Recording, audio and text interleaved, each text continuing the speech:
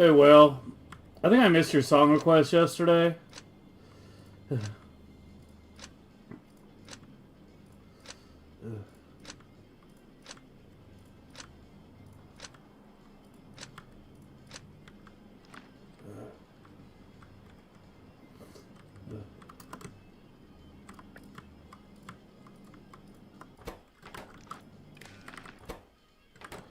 Oh, for fuck's sake.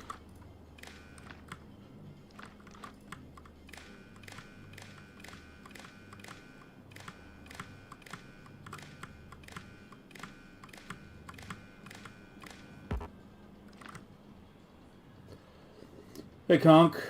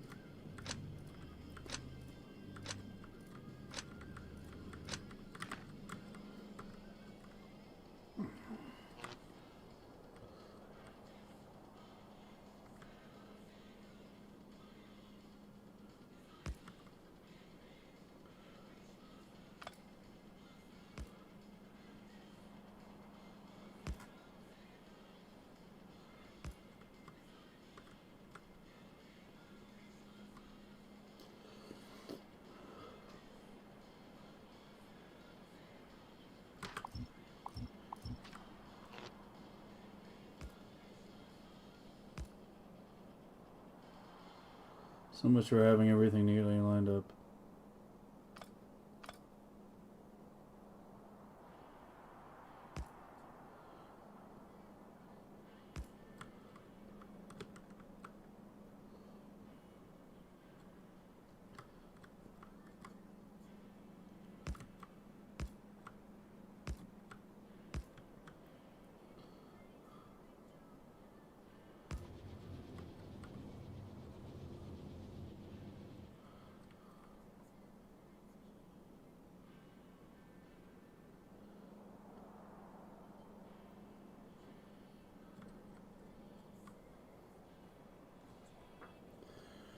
Already about the songs? Yeah, I mean, if you want, you can hit me with them right now, and I can play them. But I appreciate it.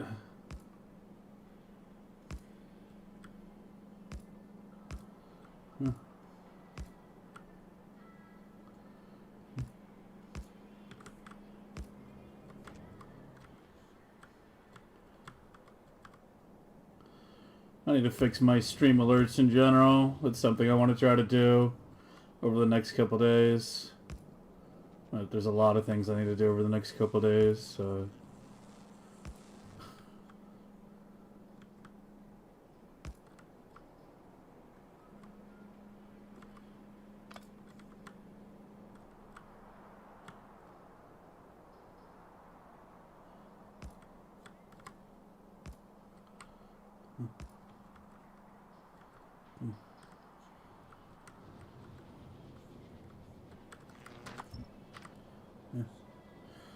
How's it coming? It's coming. We'll be deploying it today. I don't know if I'm entirely happy with it, but I feel like I'm not going to be happy with purple no matter what. If I did it on novice the old way, I wouldn't be happy. Like, yeah, I don't fucking know. The fact that LDS Shuffle essentially generates, materials for free, regardless of quality, makes me feel like I'm wasting it by doing it on rare, but it's the calcite that held us back in that regard. So I don't know, maybe at some point if we can step up the calcite, we can switch it up to legendary. The thing with this design is it works for any quality. Since, it's just built without foundries, you can do rare, legendary, whatever, the setup's the same. Just have to make sure it's fed properly.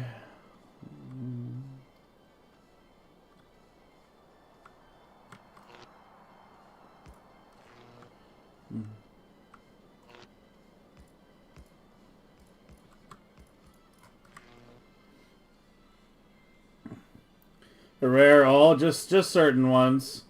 This might be the only one I go for rare. We'll see.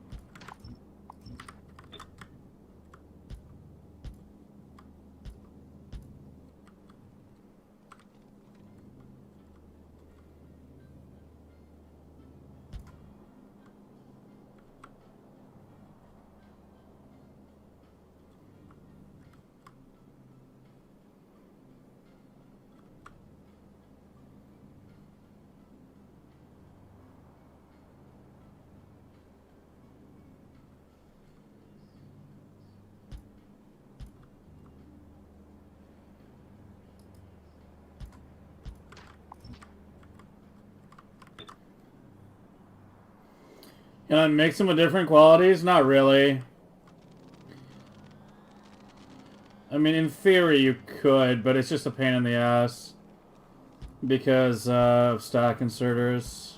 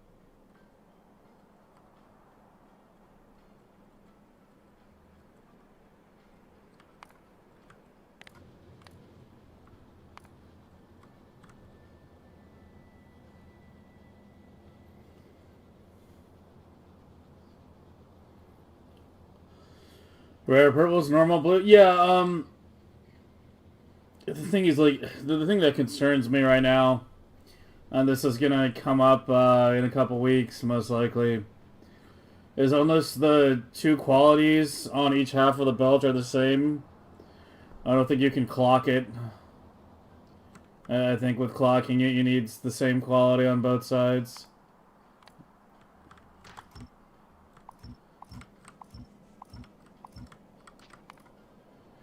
Because you're not, like, setting filters on the inserters or anything. I don't think. I mean, I haven't seen the latest version, but it would be a nightmare.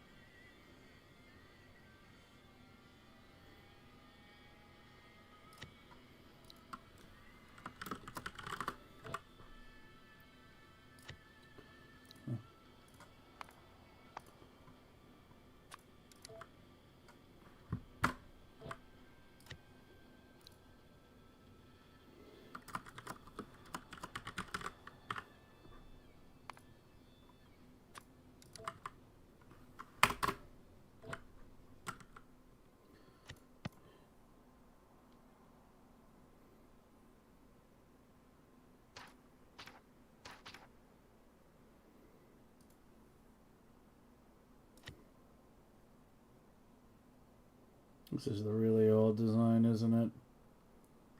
Yeah, that's obsolete.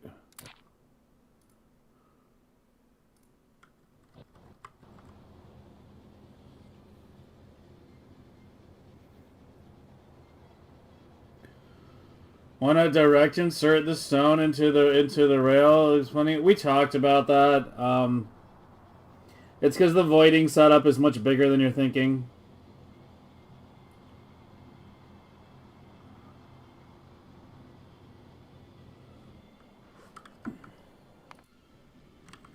Like this is the voiding setup. How do I direct insert this?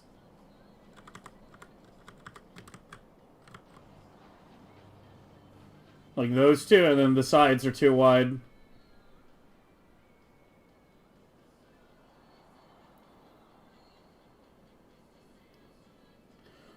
Yes, I have to. I'm direct voiding.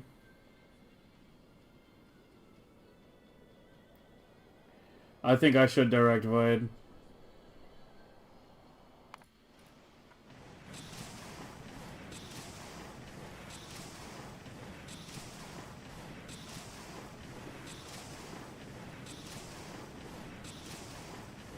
Like I don't know. I guess in theory I don't need to, but I don't know.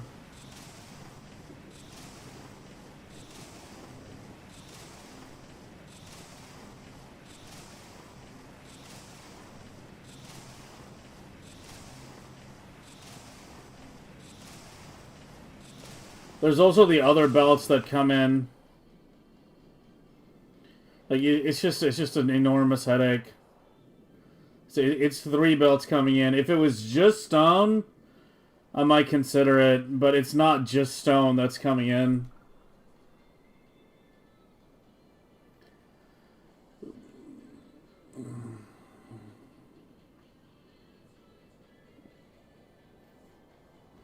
Yeah, that was Absolution.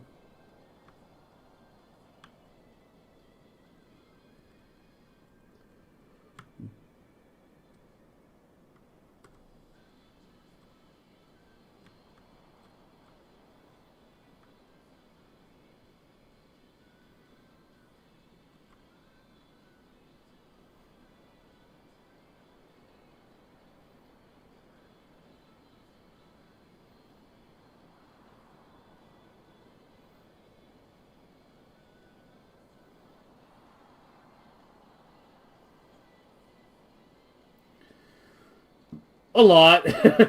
It was designed pretty late in the last run. Probably like mid-20s. Yeah, just add more reactors and slow the ship down. Add more lasers. That's what you need to do.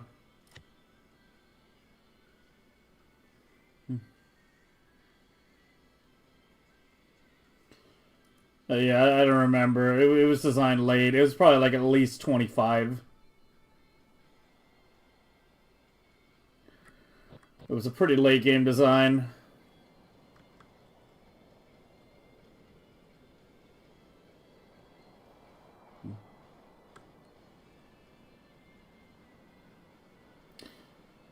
Thing is, it's only 4 belts of stone that go to the rail.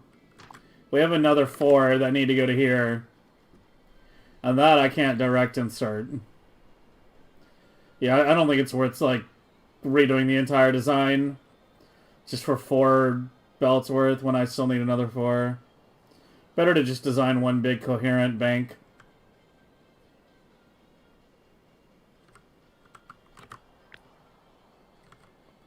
Oh.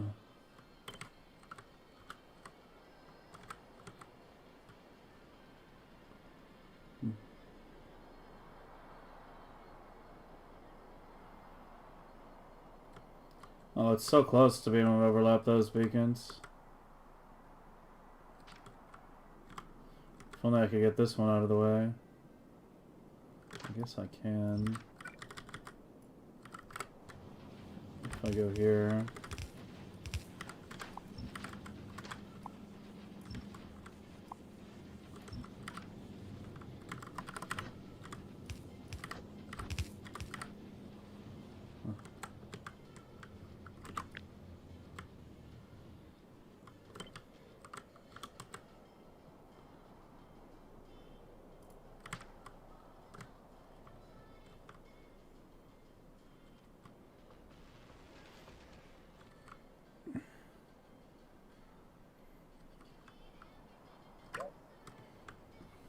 Yeah, it's why I use the terms late game and end game, like, carefully.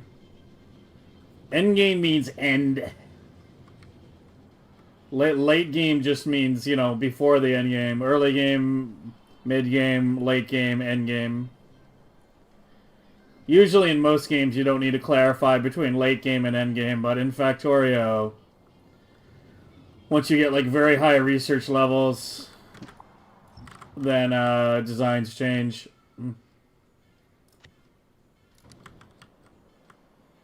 Wait, which one did I almost did the wrong one.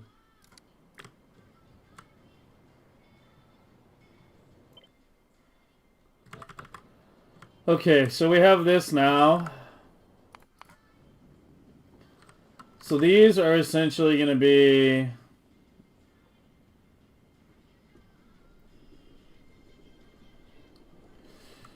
I don't know, I'm starting to think maybe I should pump it before Void. I could get a more dense layout. If I did it like...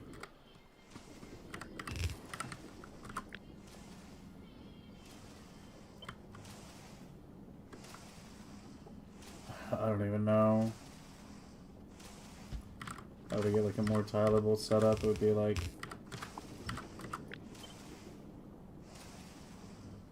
that.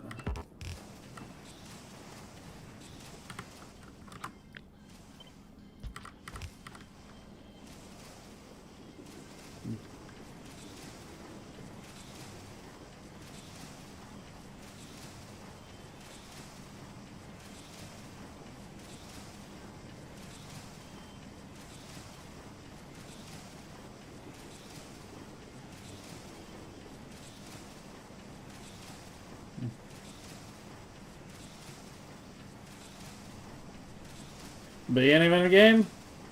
I'd say it's less mining prod and more like laser damage, Astra, like getting all your prods to 300%.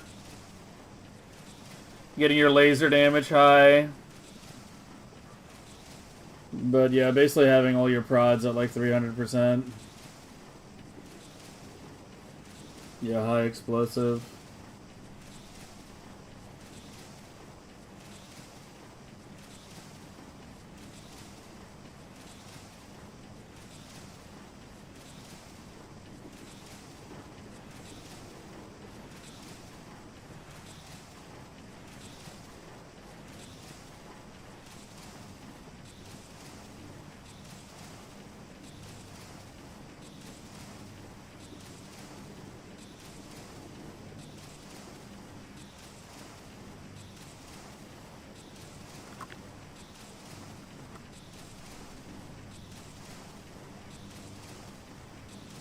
Yeah, I'm kind of thinking I should pipe void.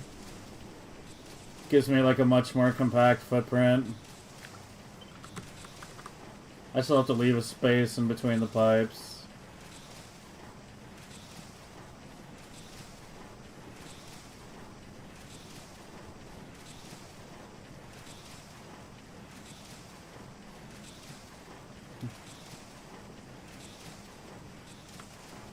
Don't gloat too much.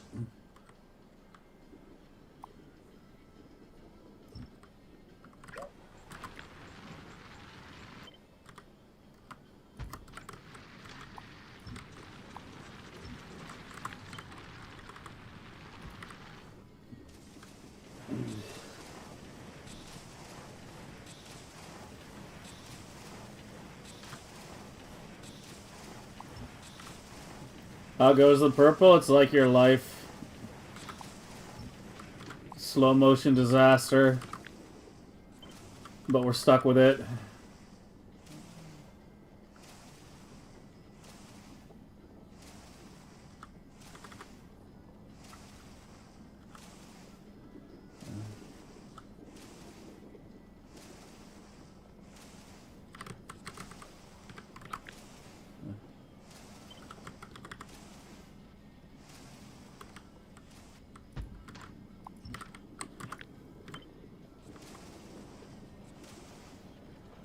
Or...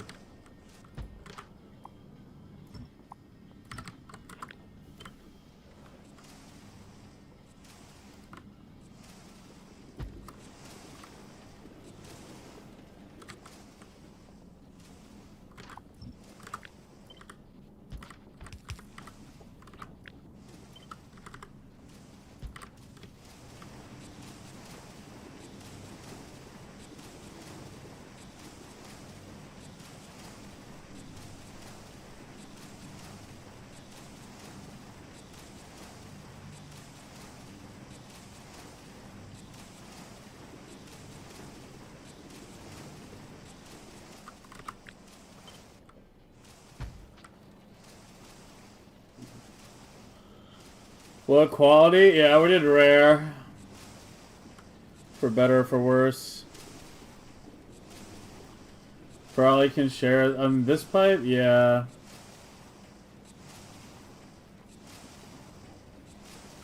Yeah, that's what I'm trying to think right now. Is like, I want to rotate this so this faces that way.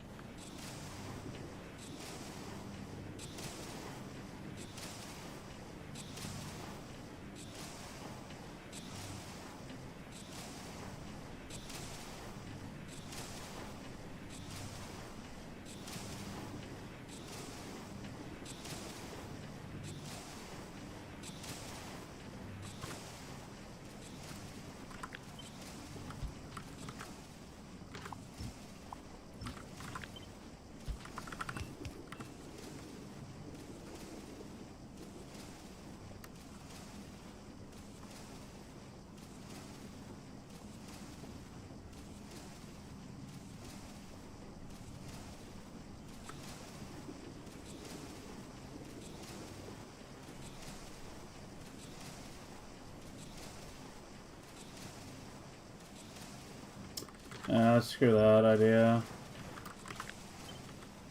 Yeah, I'll probably just do it like this.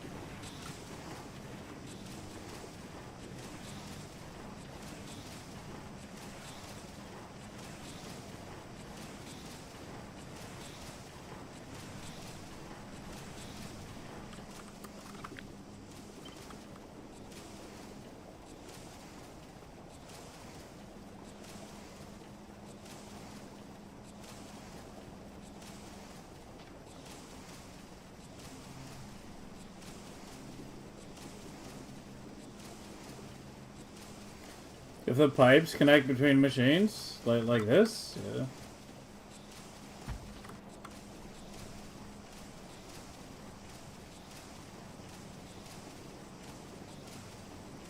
Yeah, I pasted it. Handy. A Nick.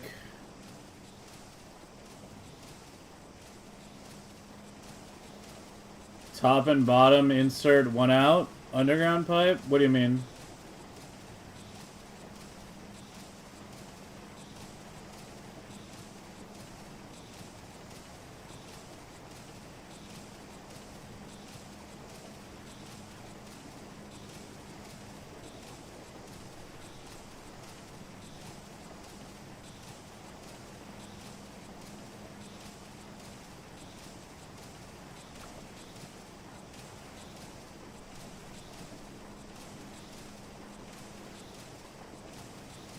When I had it rotated? Like that?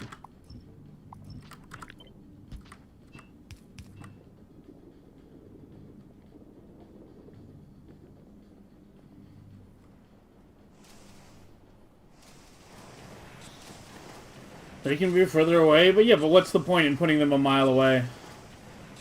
It's the line along the lava that I need to make as compact as possible. Out here, this direction is free.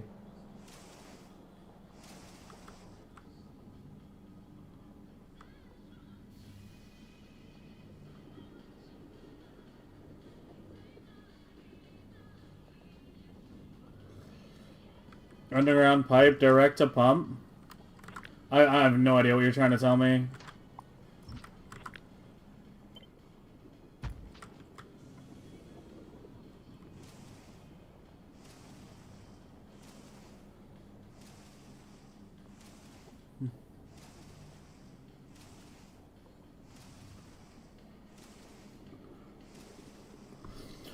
I could have a separate pumper, right? Yeah, I mean, that's true, I guess. But again, like, I don't know. What's the point in separating it all?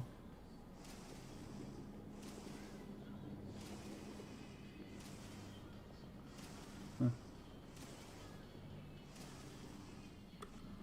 mean underground's here? Yeah, that's what I was already thinking. But this thing becomes awkward then.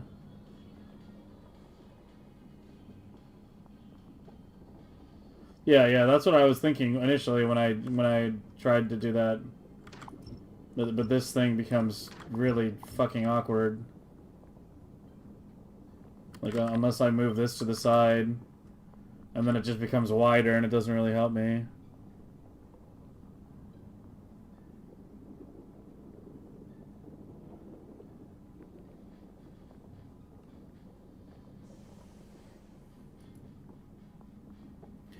Enabling and disabling, yeah. Yep, fluid voiding.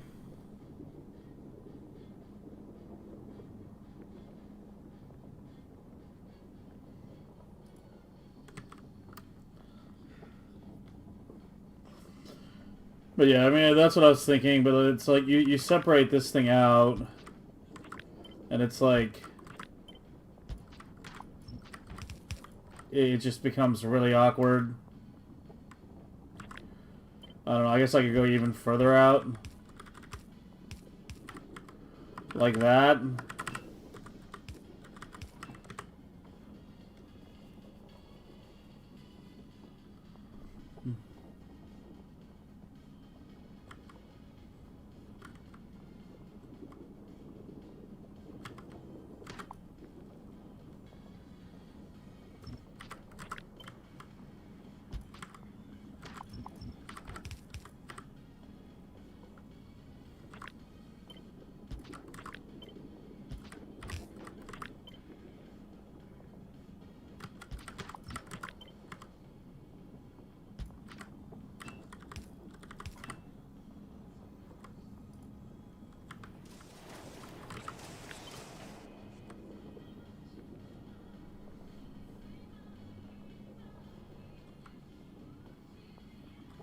I don't know where my calcite goes now.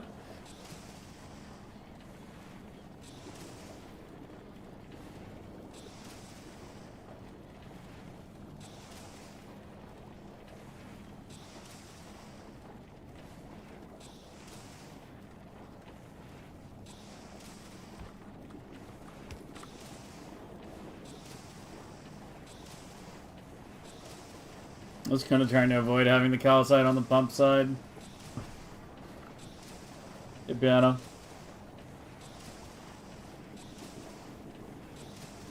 Yeah, if you're gonna paste one of the strings in chat, it has to be like really short. Otherwise, you gotta use Factorio bin.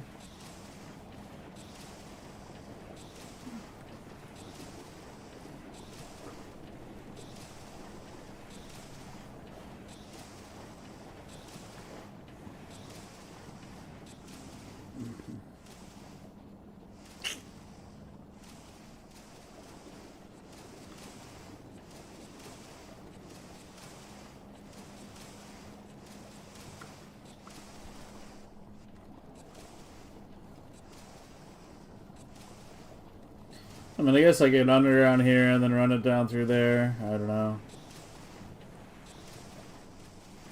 I kind of like this better right now.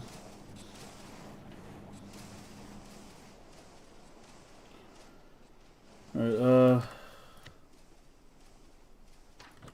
while we're thinking about that, we also need to design a big tileable version of this.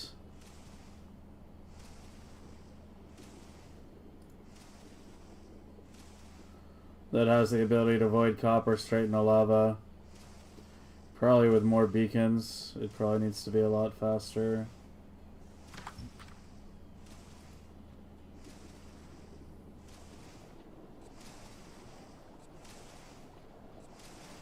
Two stackers enough? What do you mean?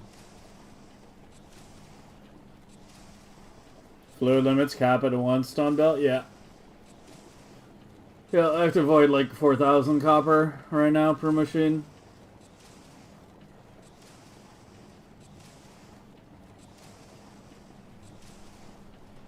I'm trying to avoid calcite from the back. I would rather do this than do calcite from the back.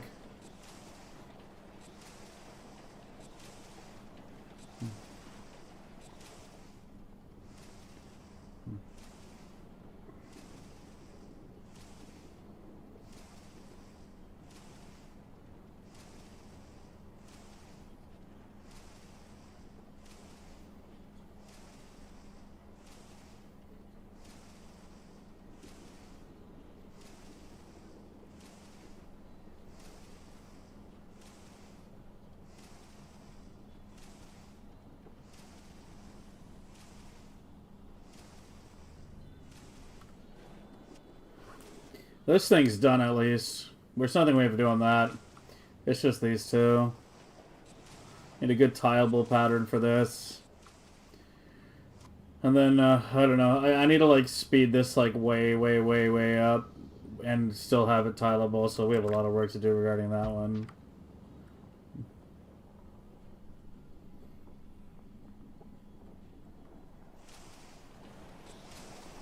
No, it's input-output locked.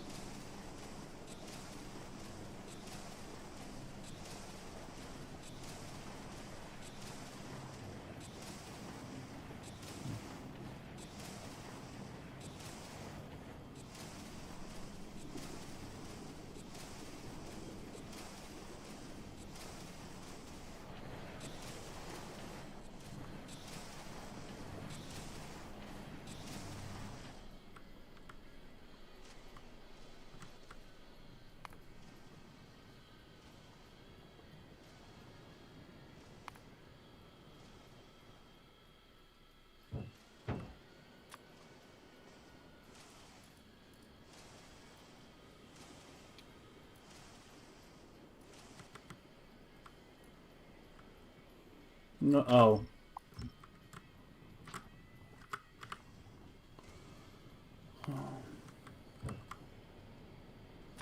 I keep trying to Q select it.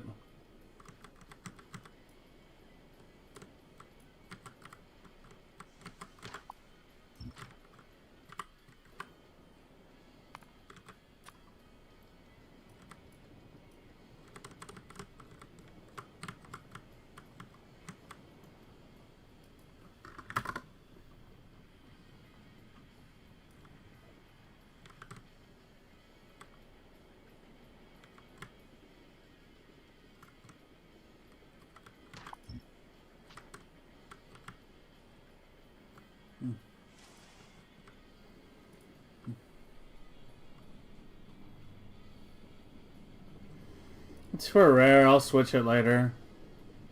It works for any quality. Okay, let me worry about you.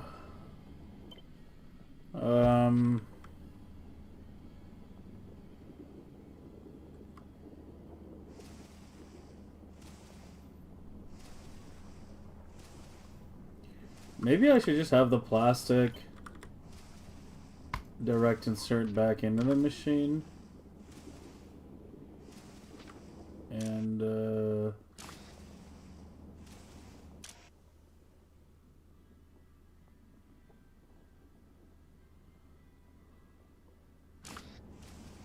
are you even hooked up to? What?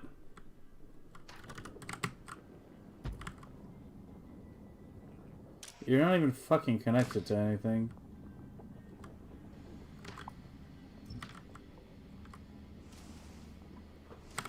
Is that how it is in my current game, too? Oh, no, you're hooked up to the belt. I was thinking it's hooked up to the power pole.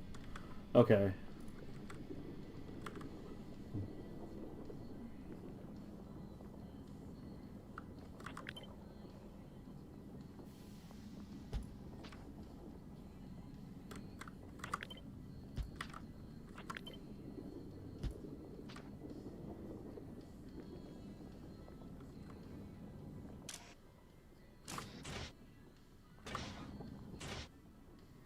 I'm not even reading anything for that. That's an old connection.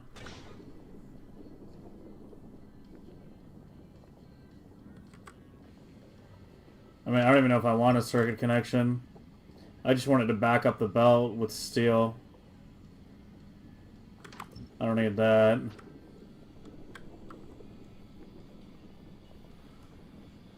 How did I set up the copper fluid recipe? Is it a mod? No, it's not a mod. Just a combinator. Just one single combinator. It's a timer where I added the recipe to the end. And it'll, as long as the timer is less than 4, it'll output the signal. Basically, it'll output the recipe for 4 out of 5 ticks. Because you have to count 0 as well.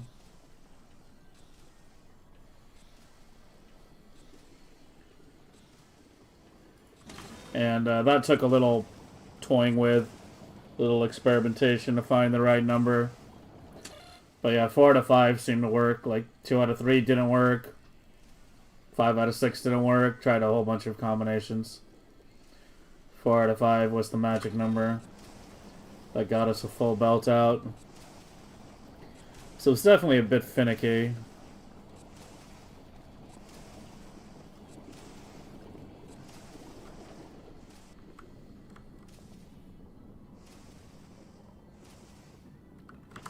You were here.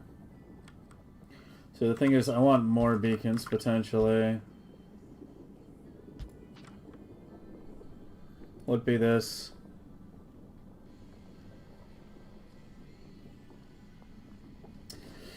Yeah, I was trying to avoid the calcite on the back.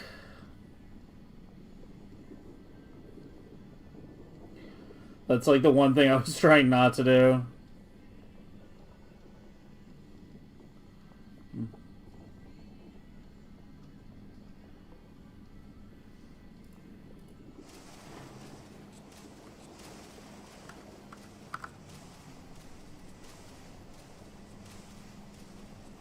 Also, I don't think splitting the belt like that is good.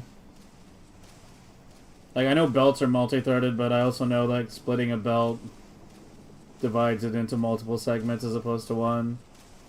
Like, using a splitter like that is, I don't think that's optimal.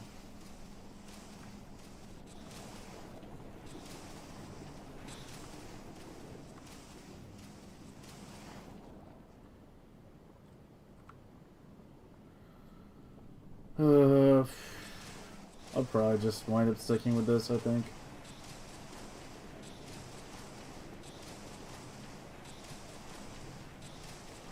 Yeah, we could separate this from the pumps pretty easily if we wanted. And then just have a lava pipe running down this side. If we really needed to. We shouldn't have to, though.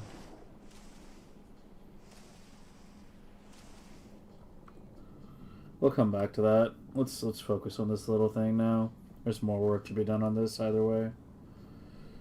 Okay, so you need to...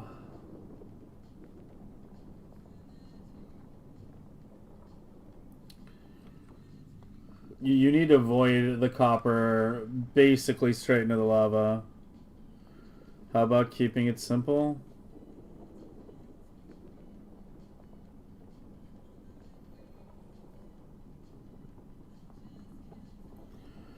I mean, that's not too bad, I guess.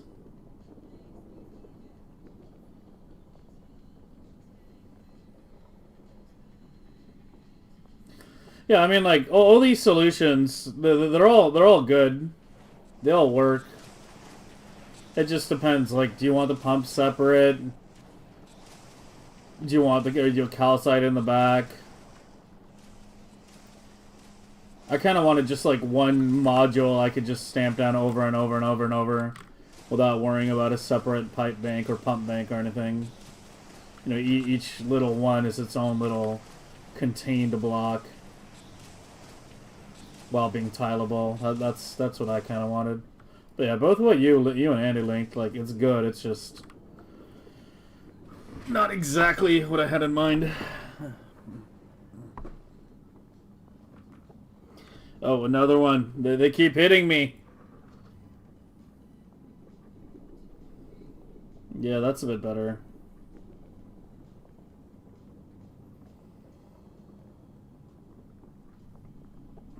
Yeah, that's not bad.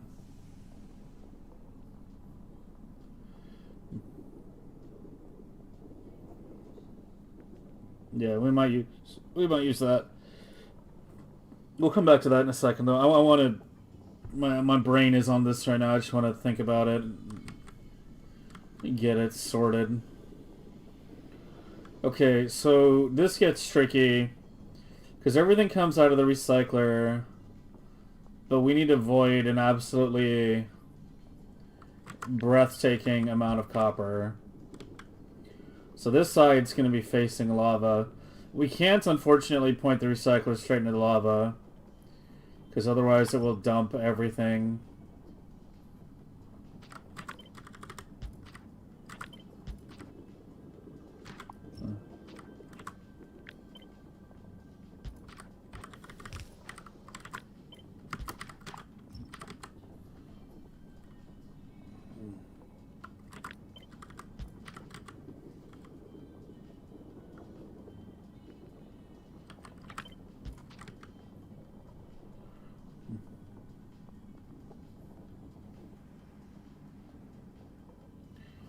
I actually think I'm gonna need, like,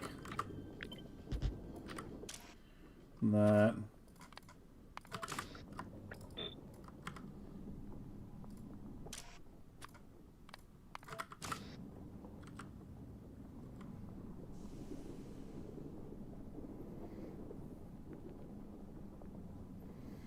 Feed LDS through a box. I'm trying to avoid a box unless I have to. Like, this is going to be a setup that's going to be constantly active. So, like, trying to avoid extra inserters if possible. Hold on, let me just play with it for a bit. Let's see what I can come up with.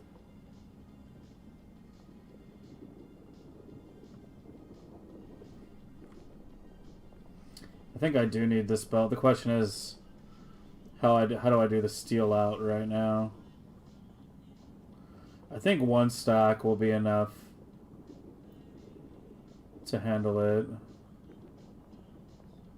I guess what I could do...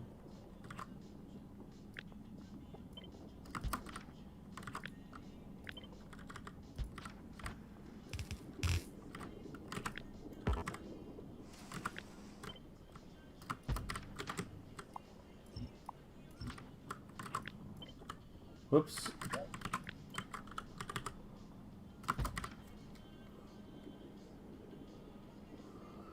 Like that.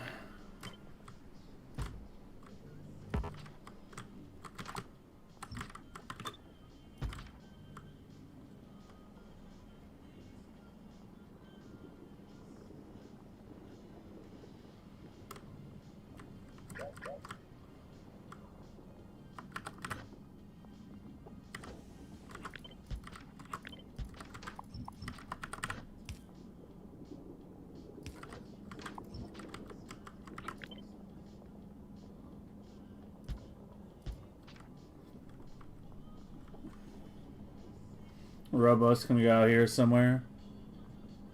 Hey, Duck.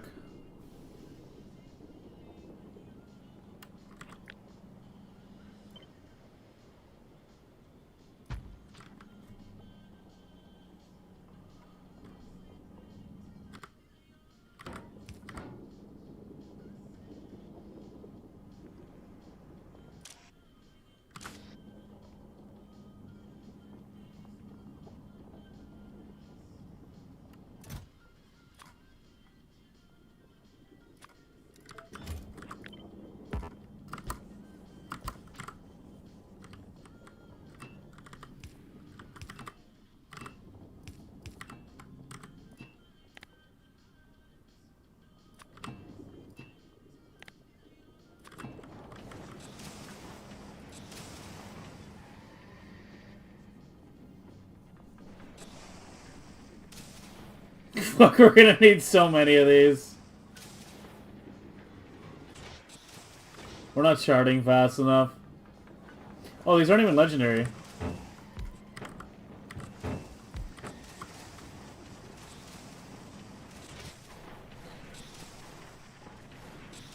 Yeah, it's not the LDS generation that's gonna hold things up. Well, actually, the plastic. No, it's just output full. Yeah, it's just output full. It doesn't buffer a lot in its output, does it?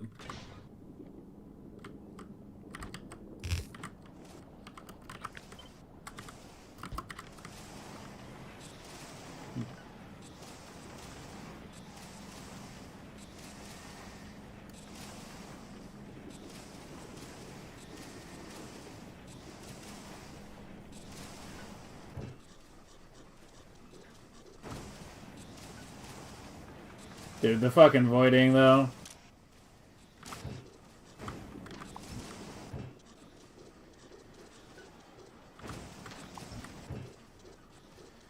Yeah, we're already using 3 inserters. It's like there's only so much I can speed it up before... Yeah.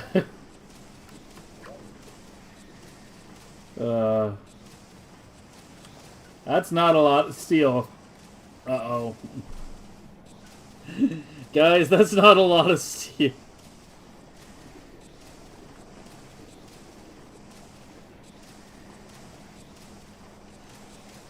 It's really funny how all these tricks that we've been calling OP, Asteroid Casino, LDS Shuffle, etc., wind up showing how weak they really are the second you actually try to scale anything.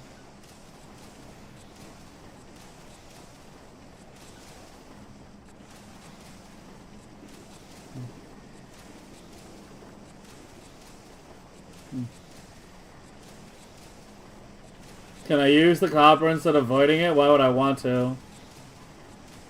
I don't need it.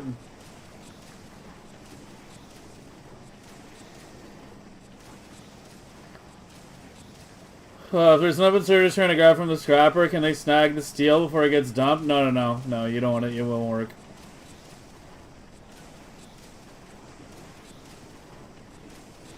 What is the big orange rectangle? Lava.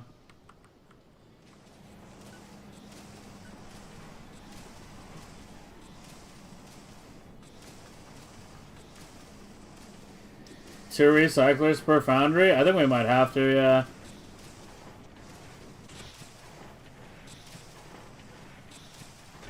I think we might have to.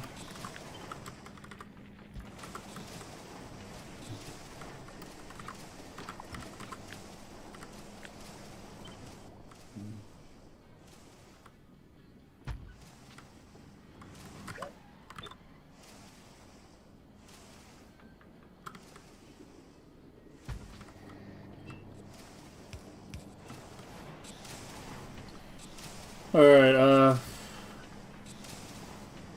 fuck.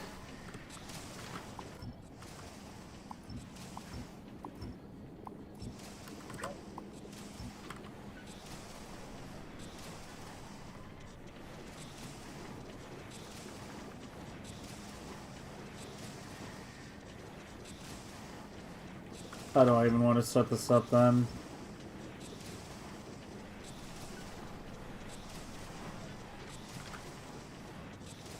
I guess we remove one beacon.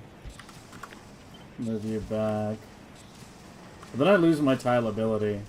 Yeah, fuck no. Then I lose my beacon tile ability. I don't know. We might have to lose it though.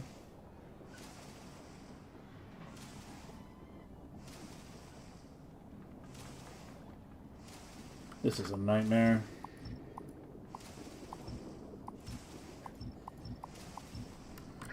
Everything regarding this is turning into a nightmare.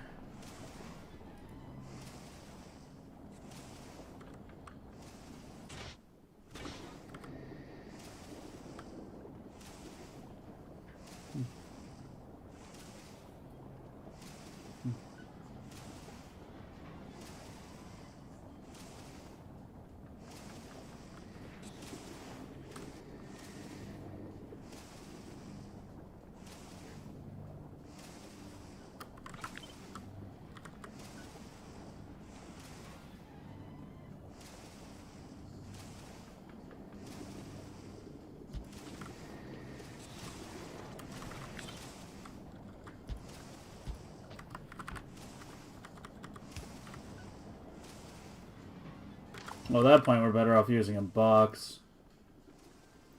Like a buffer chest. Just use a seal for now, though.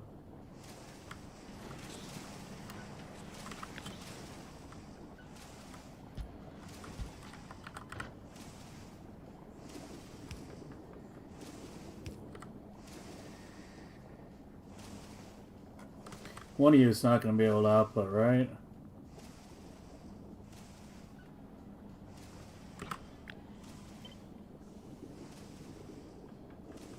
Or will that work?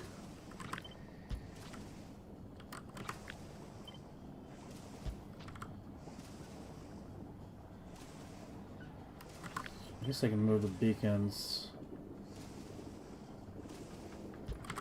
out.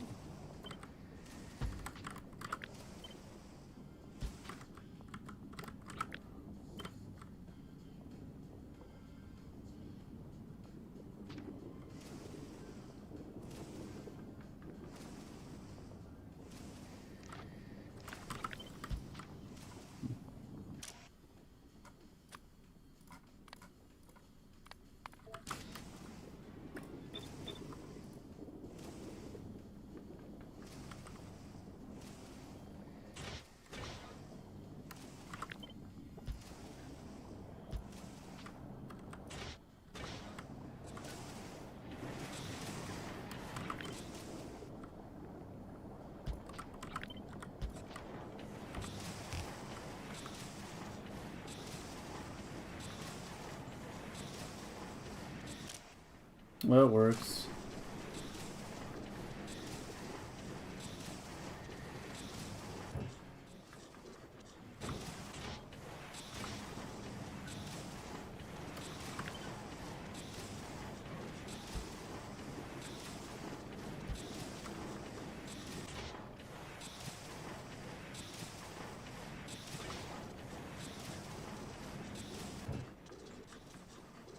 Well, they're not going 100% of the time, but they're going pretty frequently.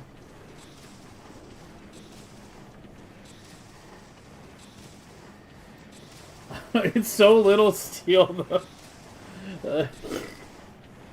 I'm kind of thinking this might be this might be a failure. Like, if I had to make a guess right now, I don't think we're even gonna deploy the blueprint we did yesterday. I think we're gonna wind up doing it on novice and normal quality. It's just way less steel than I thought we were gonna be able to get. Like, look how many actions we're having to do for that little steel. Compared to, say, just a foundry, just printing steel. At normal quality from liquid metal. They need to buff the LDS shuffle, it's not strong enough. Like, yeah. I don't know, man. Just look at the belt. It's like fucking... Like, I don't even think it could saturate a yellow belt.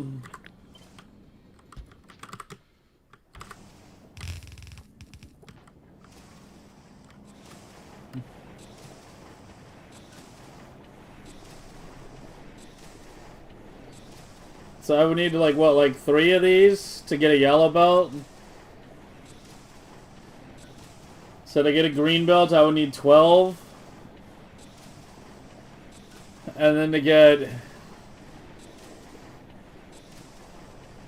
what, 8 belts of steel? I would need over 100 of these setups.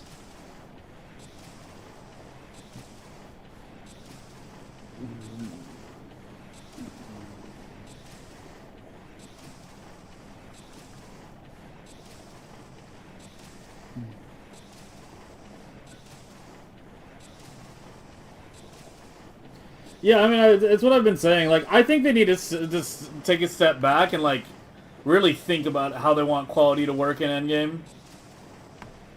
I don't know if they've ever, like, thought about it that hard. But, like, do they want quality science to be viable, or do they want just it to be quality buildings making normal science be the endgame? Like, what do they want it to be? Because right now it kind of feels like the only science that's kind of worth it in quality is, like, white and maybe cryo.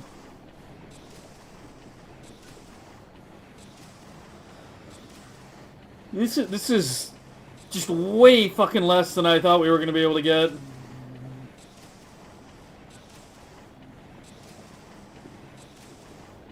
Like, I knew we were going to need a lot of these setups, but...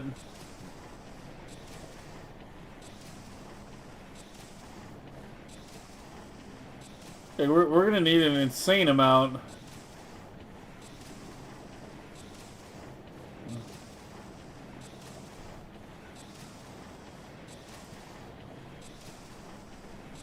And I've got, what, like, 12 inserters, like, almost constantly active? Something like this is probably just filling up, yeah. They definitely did consider UPS. They considered UPS when designing Fluid 2.0. They considered UPS when they did the water changes. So that nuclear was no longer as bad as it was in 1.1. They wouldn't have made changes like making belts multi-threaded if they don't consider UPS. I'm just talking like on the grander scheme of things, like sitting down and like trying to figure out like how they want quality to function in the game. Like should quality science be like the actual final end game, or do we just make legendary buildings doing normal science and that's the end of it? Belt everything into the sides of the hub. 90% of shit fucking winds up on novice. Is that what they want?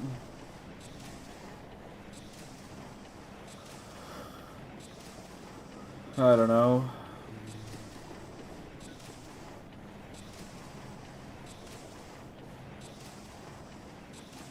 There's Shadow Planet. Yeah, but I mean, Prometheum is really bad for UPS, but that's a whole nother story. The old system sucked, but the new system has a lot of new sense. I think the new system is better than the old.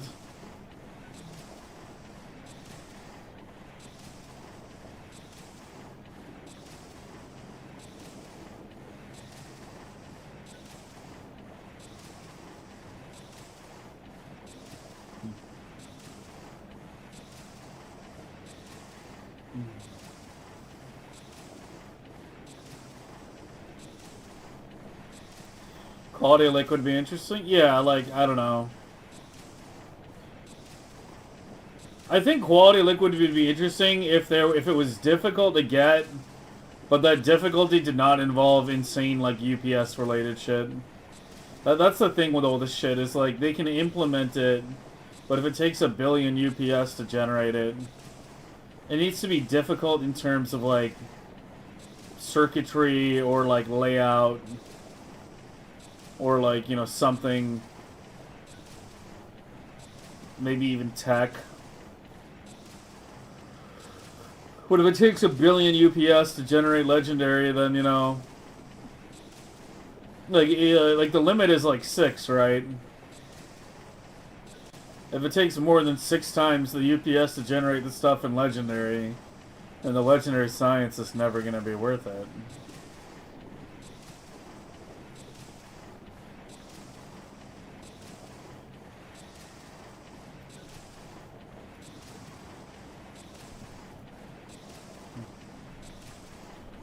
More beacons on recyclers? Oh god, it's... Has to be built on the lava now.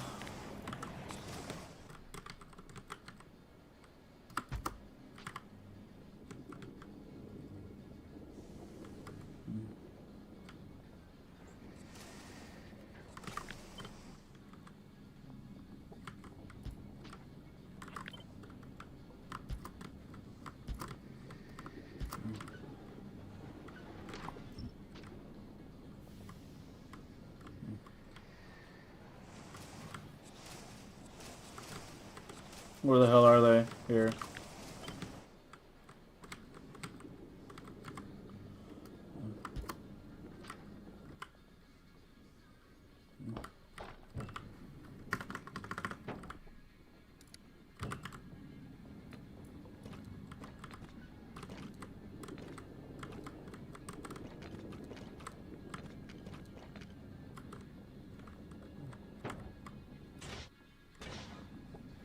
Oh, I put...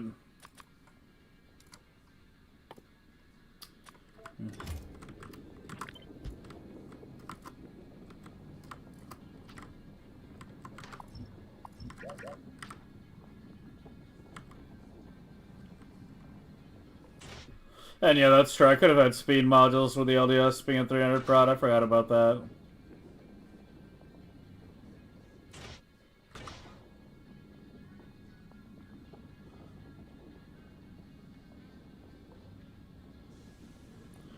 Wait, what did you do with the inserters and the... Oh, I see.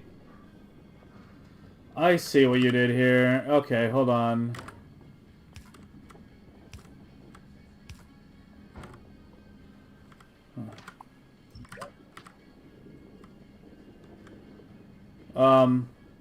Is that gonna be okay on plastic?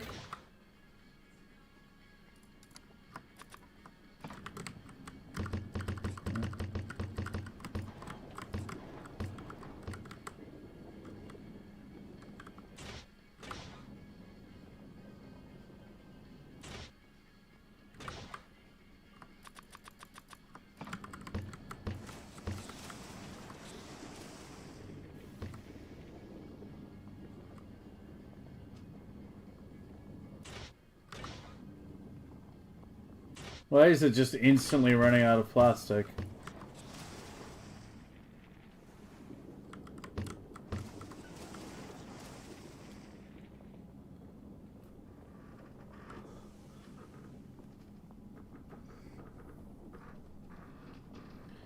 Steel belt needs foundation. Oh.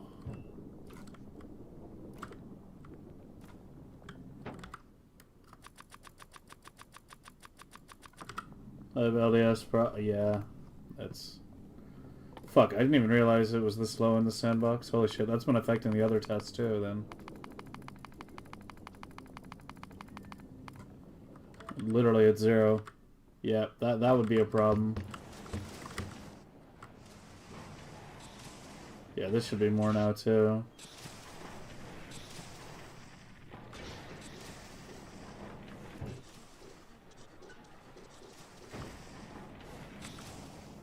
Okay, it's looking a little better now.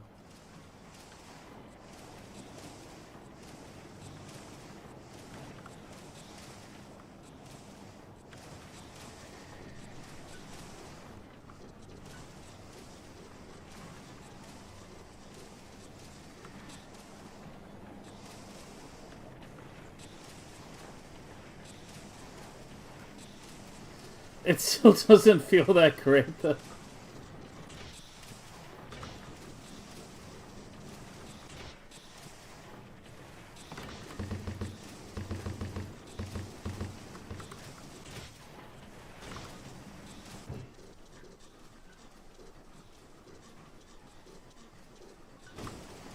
It's actually struggling to dispose of the copper.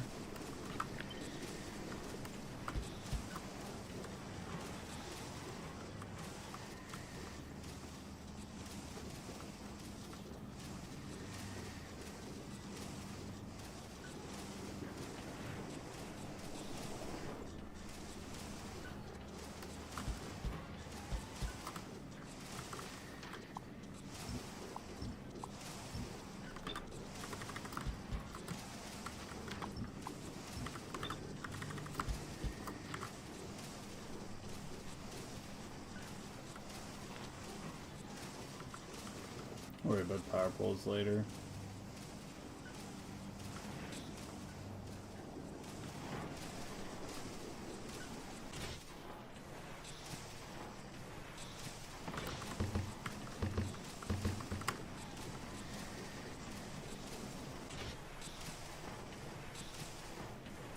Yeah, see, the drift runs it out of plastic. Well, that's fine. Obviously, there'll be a way to resupply plastic. Probably just like right here or something.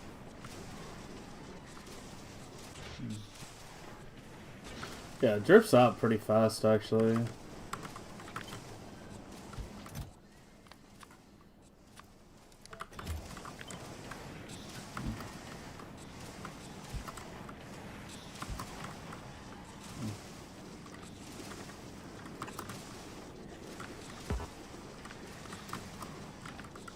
Hello?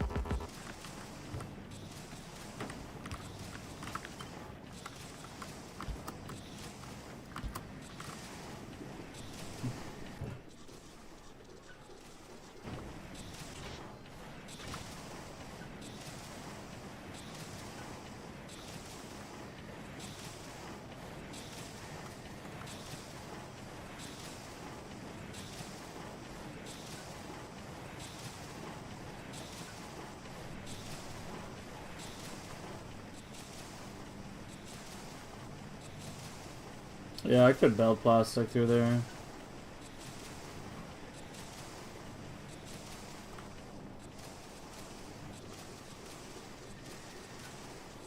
Okay, so how big does it need to be to even just get one belt?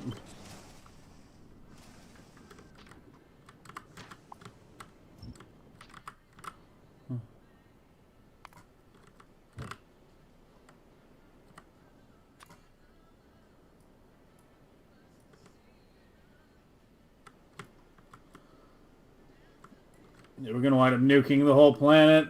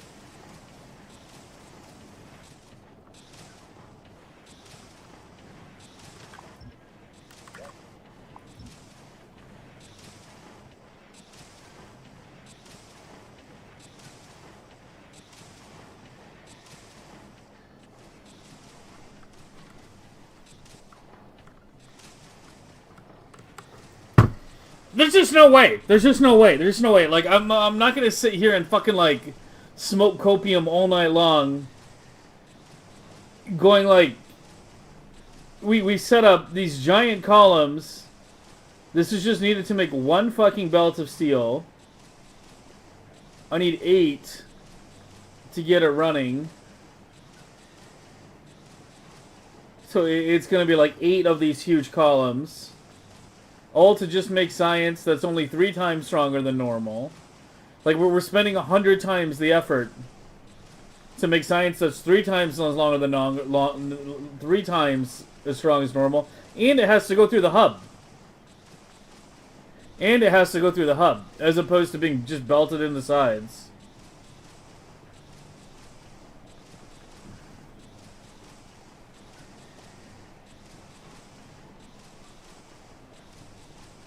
Like, if you do this, you have to do it in Legendary. I think you have to. And even then, I'm not sure it's worth it.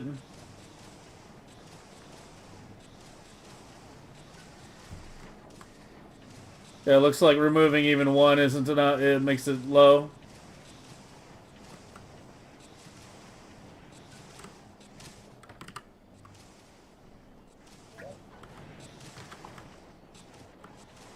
Nine. That's what we need. 9.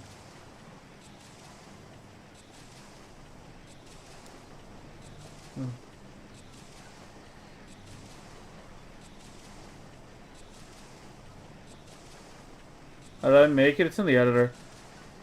Yeah,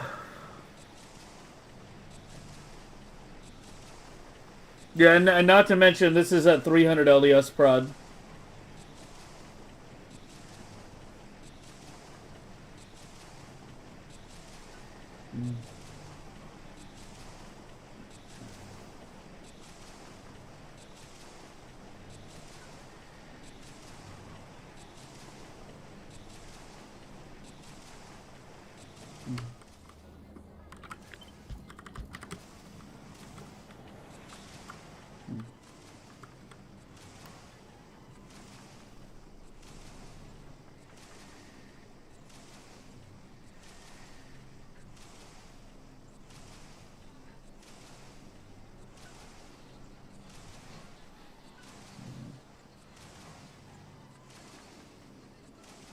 Could rare iron from Casino?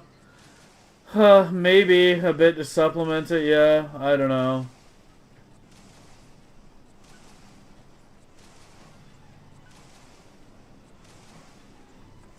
I mean, if I did that, I would just smelt it on the ship. I would just take my white science ship. I would take this, remove all the science, and just create a big smelter right here. Retool this to just swap everything in iron asteroids. And then just drop like a fucking ton of legendary iron.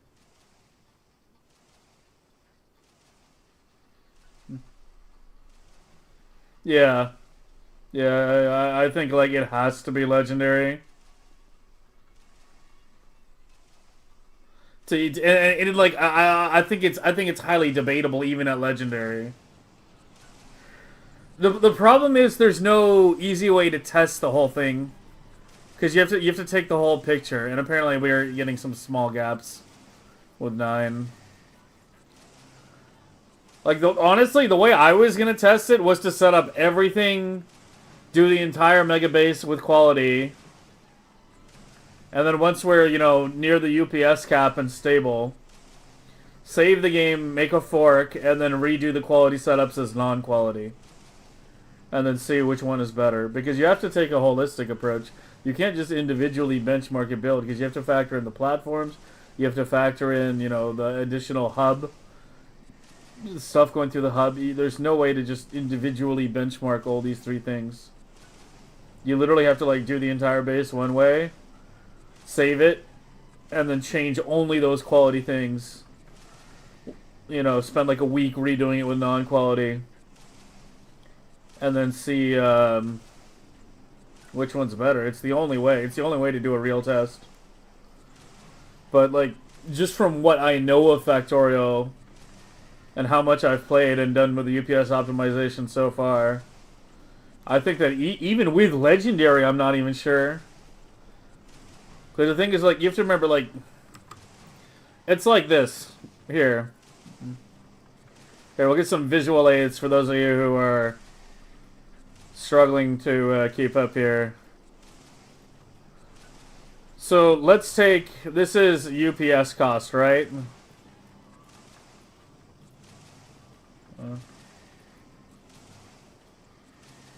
So, like, our basic UPS cost for going through the hub is like this, right? Like, this is like, anything going through the hub is gonna have this cost.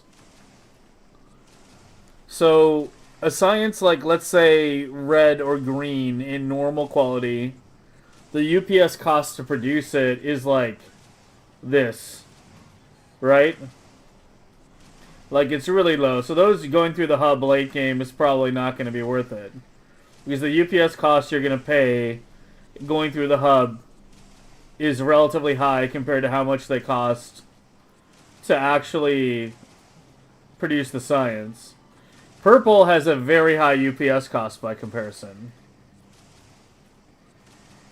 Like, so the hub cost by comparison, even doing normal purple on novice, has a very high UPS cost due to the sheer number of items and inserters and entities required. So basically, the whole idea behind all this was that if purple in legendary, right? I can't do letters freehand apparently.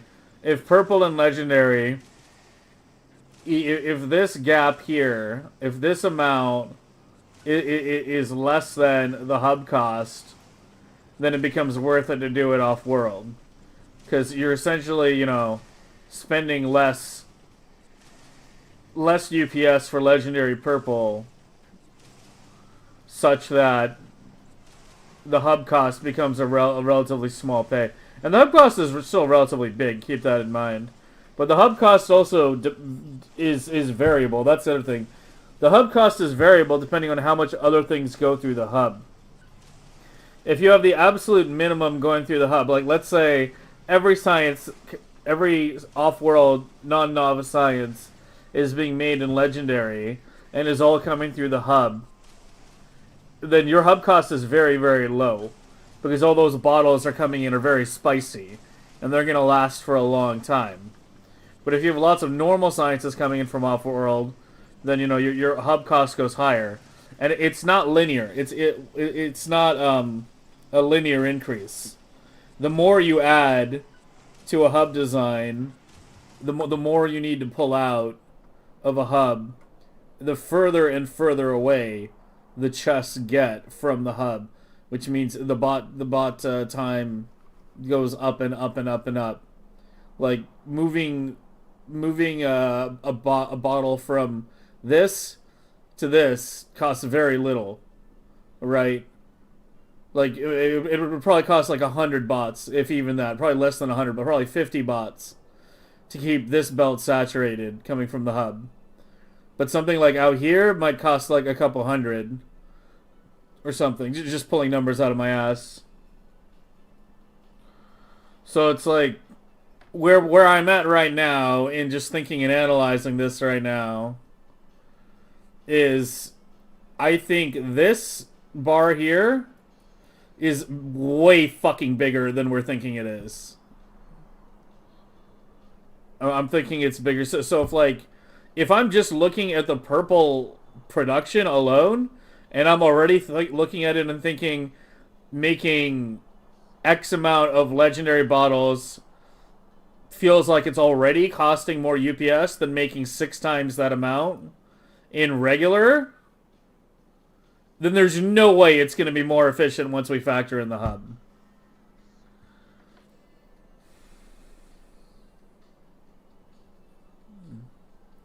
There's just no way.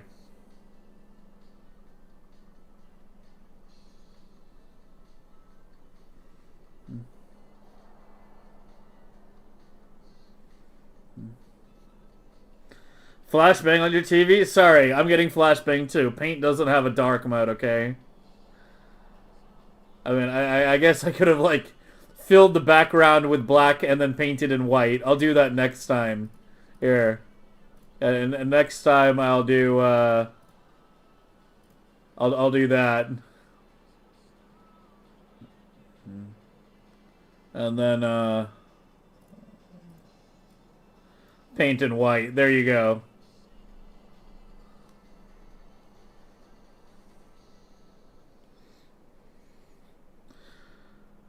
You have to test everything working together? Yeah.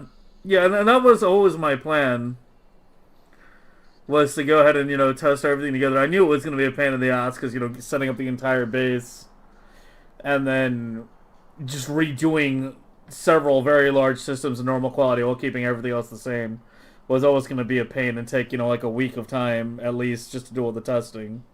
But it's the only way to know. And I was really, really determined with this base. I was like, one of my goals was like, we're gonna push quality science as hard as we can. We're gonna push it super hard and see where we end up.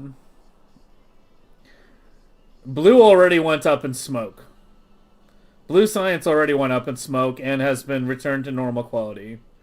I considered gray, but coal synthesis is ridiculous. I mean, like, we could do, like, legendary coal mining on Vulcanus. I mean, hell, if anything, gray is probably, like, maybe has more of a chance than purple, because, yeah, it's just a lot of fucking UPS. It's a lot of UPS to generate even one belt. Like, this is 132 inserters working constantly. Constantly. Not clocked. Not off and on. But it's literally 132 working non-stop. Like, pretty much non-stop. I can maybe remove one inserter on the backside, I think. And not have it back up.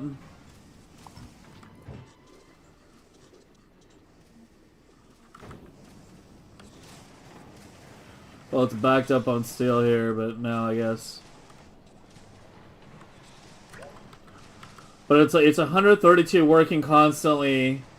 I need 8 belts of steel. Just for... Where the fuck is it? Just for this. Just for one half. Not counting the whole doubling of it. So 8 belts of steel times 132 inserters? We're already talking 1,000 inserters. Working constantly. Do you have any idea how much that is? Do you know how much 1,000 inserters working constantly actually is?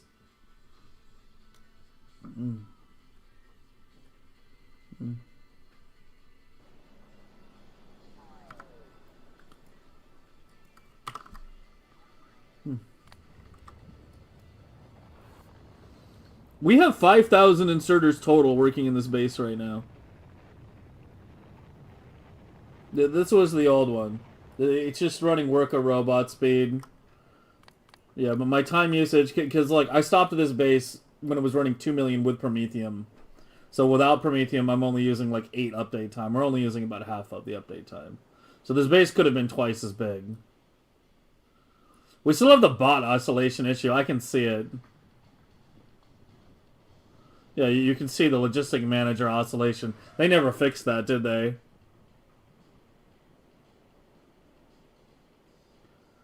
Yeah, it just oscillates constantly, like by so much, from like 0.2 to 0.6. It's like half a millisecond update time just on the logistic manager oscillations. And I had inserters are one of the biggest parts of it. Inserters are one of your biggest UPS eaters. And I only had like, what, 5,000-6,000 inserters going on here?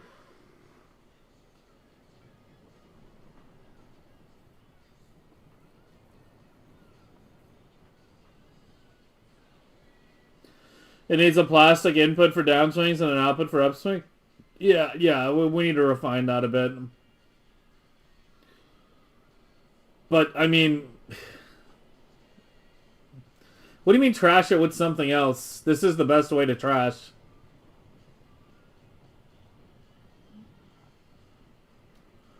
I don't think there's anything more UPS efficient than dropping it in a lava.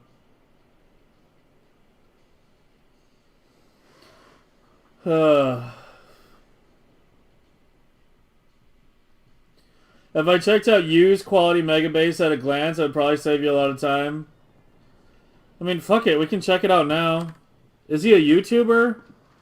These people that YouTube and don't stream are, like, hard to keep up with. At least for me, I guess.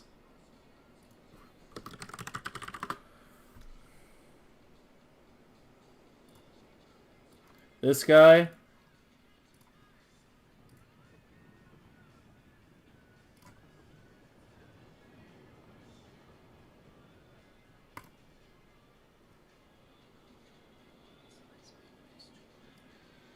Any $8? Yeah, I need to get in that Discord, but that's another story. How long is this? Hour 45.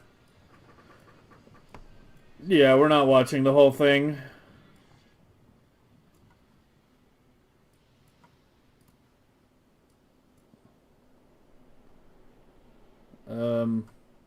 Buffering, hello?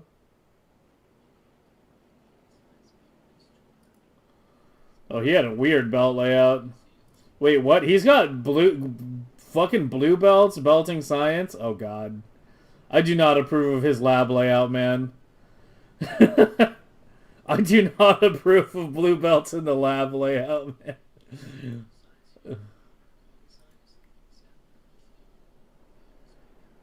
Yeah, so he did... Okay, so this is at a glance. Yeah, so he did, like, everything. Metallurgic and Uncommon. He even did Ag and Uncommon. Yeah, Cryo and Legendary. I was thinking of doing Cryo Legendary in my current Megabase. But I wasn't planning... And I was going to do Metallurgic in some quality. But Ag and Fulagora, I was tentatively planning on keeping on normal. But yeah, he did everything but Gray, funnily enough. I think Gray might actually be one of the easier ones to move to Legendary. Because you can just hard upcycle coal to Legendary on... Well, I mean, I guess I don't know. The thing with the thing we designed yesterday, or the thing we worked on yesterday, the... Oh, God. The calcite generator. Is this worked really well? Because it's rare, right? Like, it's just quality modules in the miners. So, it only needs to spit out rare, right? Out of these, and we just dispose of everything else. If you're trying to get it to spit out legendary, then you actually need to upcycle it a bit, because these aren't going to spit out legendary very often compared to rare. It's going to be like a hundredth as often or something like that. Or some really fucking low number. I don't know. We can look at it a little bit. More F beacons than speed? Does he have F? They all look like speed to me.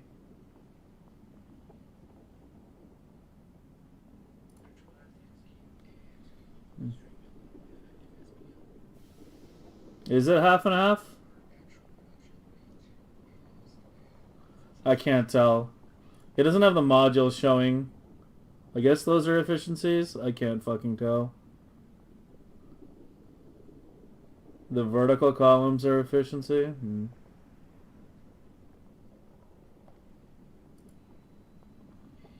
Am I colorblind? It's the flux settings. I'm not colorblind. It's the flux settings. I have my flux set up like... Okay, now I can see it, yeah. Yeah, if I disable flux, now I can see. Yeah, now I can tell. That's green, green, green, green, green, green, green, green, green. But yeah, I have flux on like a very aggressive setting late at night.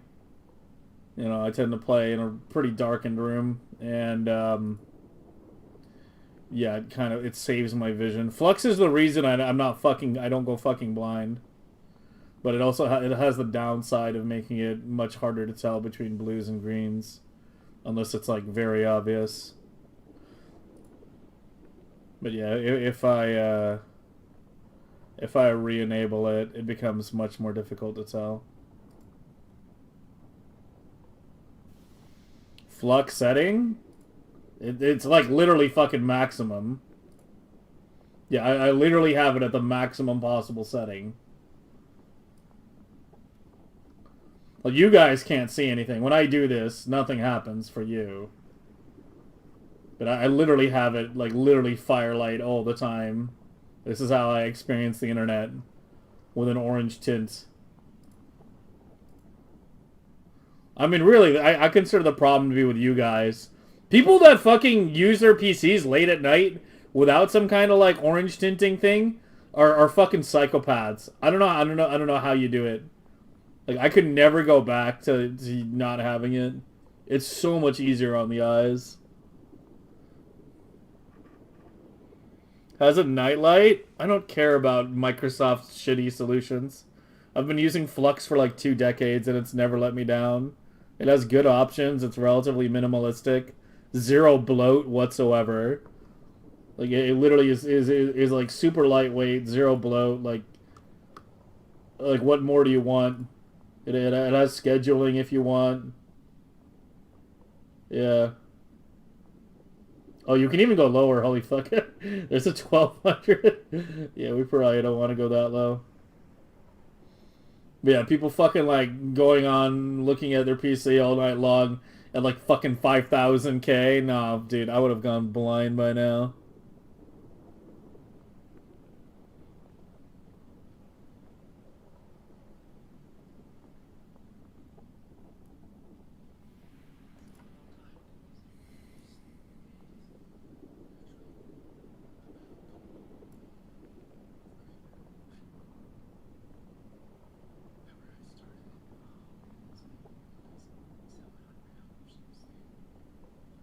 Okay, so this is a Prometheum megabase. Like we kind of have to distinguish between megabases that are trying to like scale Prometheum science and the ones that aren't. Because the ones that aren't, you get it to like research level, 80 something or something like that. Then you stop running Prometheum period and just scale the rest. The ones that are run at lower, but they're trying to keep scaling Prometheum forever. So he probably has like either 3, 4 Prometheum ships or one or like 2 or 3 very, very large ones or something. Black Mind. Your glasses have blue filter? Yeah, I don't wear glasses though.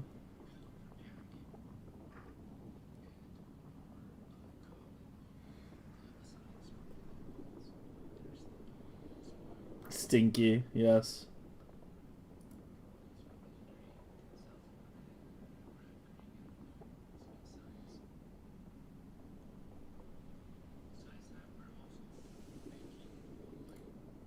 Hey, what is he at SPM wise? It's got to be under. It's got to be like 2 million or less, right? If he's running Prometheum.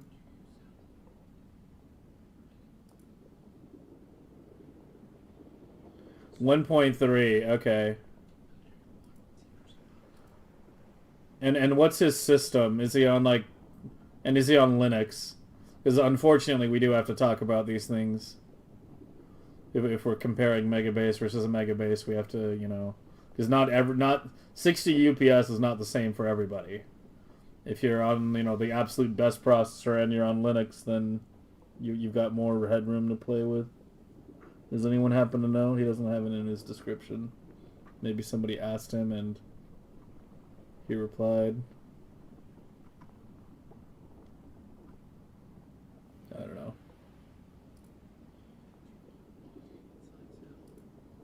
Okay, so he's using wagon unloading pretty heavily. And apparently, dude, he's using some fucking Frankenstein system. Yeah, he's using wagon unloading, but apparently one silo as well. Yeah, so see, this is the thing I was talking about with the MS Paint thing I was doing a bit ago. Before well, I closed the other one, I guess. Yeah, if you have lots of, like, quality science coming in, yeah, he's, like, not botting anything out of the hub. Like, the number of bottles coming in is so relatively low that he can actually just direct everything out.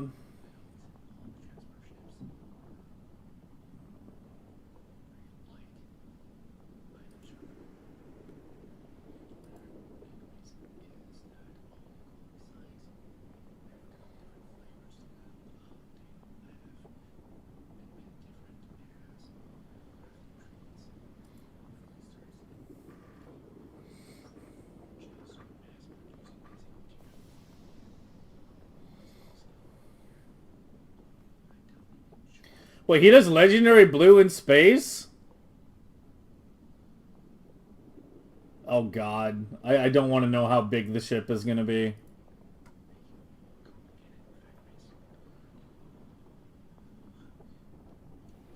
This is massive.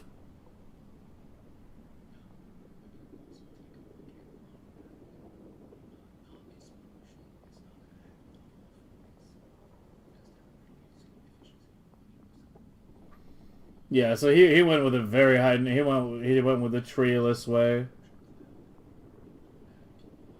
Oh, there's some trees.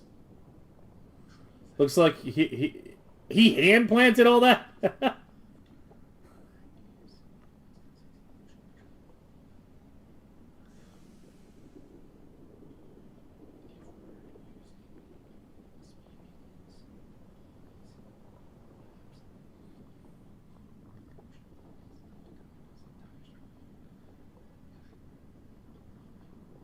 How is that so circular? How is his outer edge like so circular? Like it's like a perfect circle.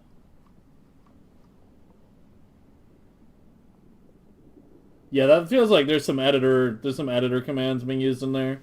I mean, not that it like undermines the whole point, right, of what he's done here, but yeah, like you can't get like a perfect circle like that naturally. That's not how things look. You know, radars don't scan like that. Artillery doesn't reveal like that. You know, as a player, you're never gonna reveal like that. Eisenfaust, thanks for the raid, man. Appreciate it. Manual artillery like that? Nah. I mean, maybe. I guess you could if you had like a big bank of artillery cannons in the middle, with legendary quality and good range research, and you just made a fucking circle. But even then, your bank of artillery, like I don't know, unless you used a very small number of cannons, I don't know. It's just an observation. It's not like it undermines the whole thing. It's like I'm just saying he clearly used something weird for map scanning. All right, have a good night, man.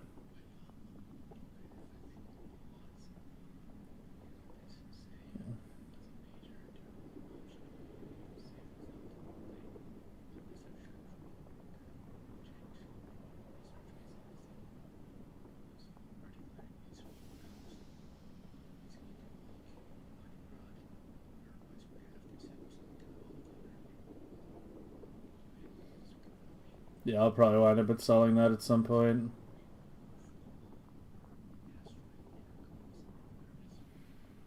Yeah, and the removing particles mods, yeah. Yeah, you kind of need those too. Random ass destroyed silo, what the fuck? Megabase video with balancers everywhere? Yeah, I mean, like, I sort of don't understand, because, like, you have to remember his belts are essentially 6 times as strong if they're legendary quality. I mean, his oranges, I guess, too. I don't know. I mean, I guess he does have, like, the unloading system is very weird. I'm just gonna trust that he knew what he was doing. I'm not gonna question it. But yeah.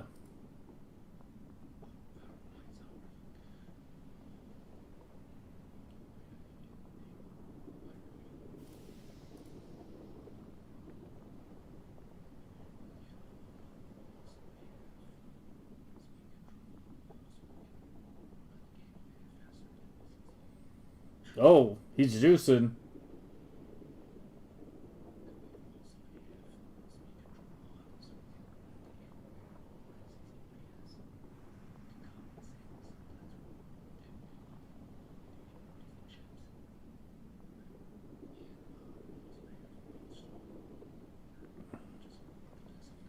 Yeah, I don't care about that shit.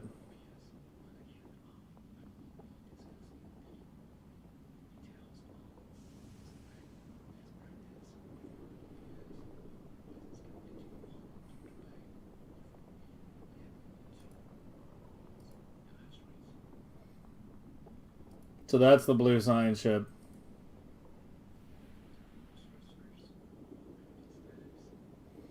Yeah, 43k tons.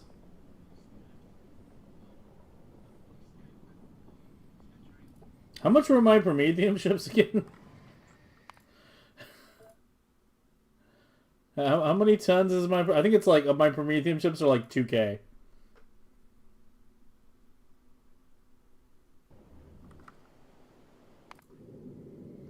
Yeah, my Prometheum ships, the non-thruster stacked flying wing versions are only 2K tons.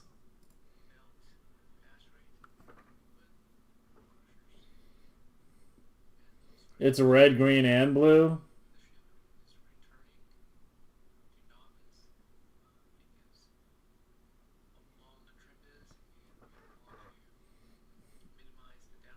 Oh, he goes a little way toward the Shattered Planet, apparently. With the ship. Not for very long.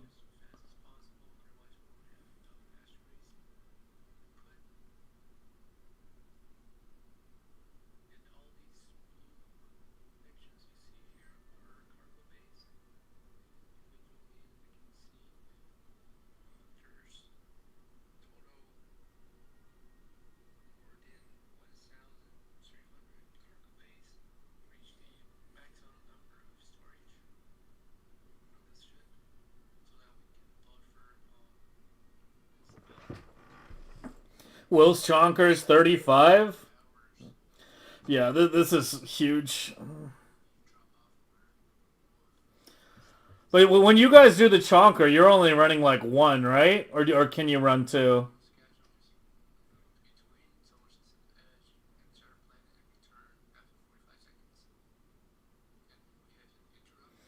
That's only one, yeah.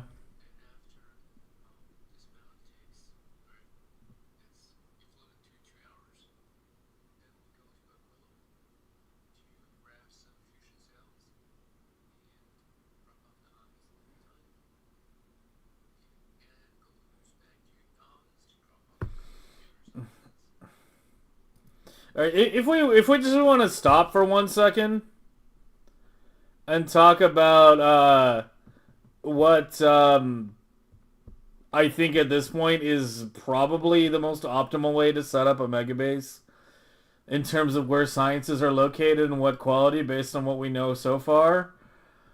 I think, yeah, I think the unfortunate reality is you want to have all novice sciences probably in normal quality being just belted in on the far sides of the hub.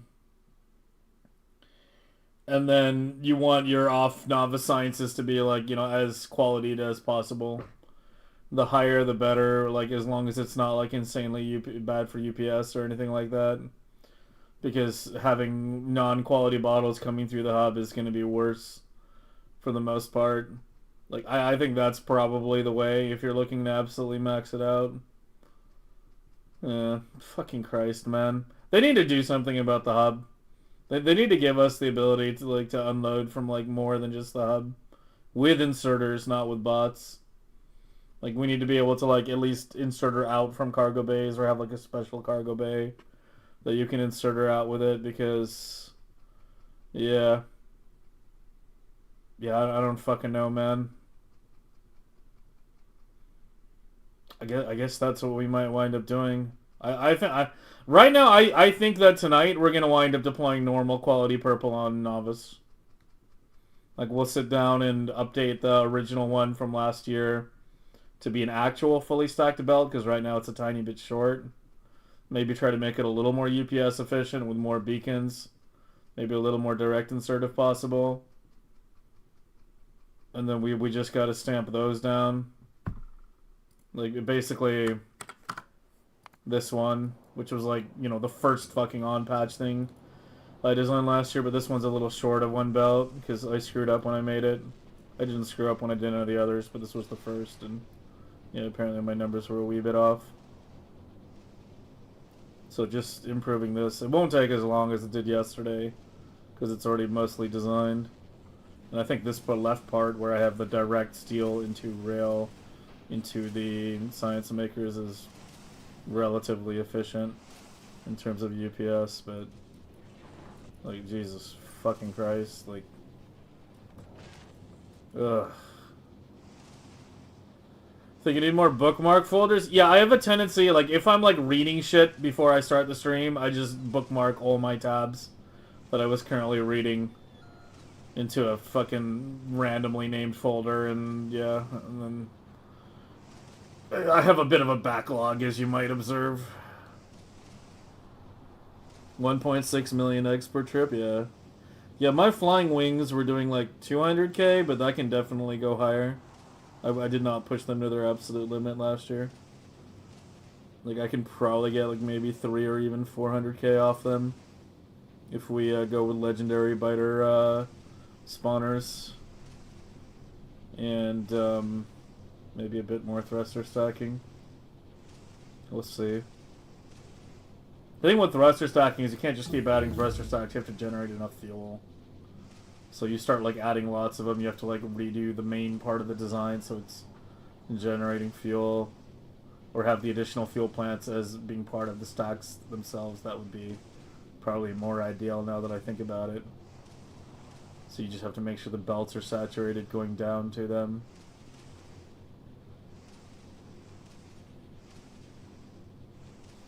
Would a larger hub be in the question? A larger hub would help, but unless it is very large, like I'm talking like 16 by 16, or something like equally like massive, then it's just kind of like a band-aid, right? And even if they do a larger hub now, you know, like 5 years from now or 10 years from now, you know, when we all have like better processors, just kidding, we're all going to have the exact same computers we have now, because, you know, building a PC is going to cost as much as buying a car in 10 years. But, you know, it's just kicking the can down the road, right? Like, adding more space to the hub, but without having an ability to continuously expand it, just raises the current limit. But what we need is a continually expandable system.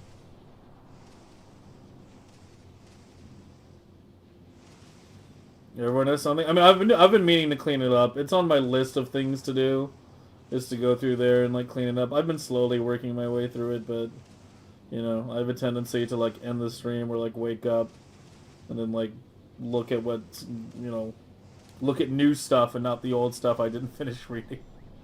So, yeah.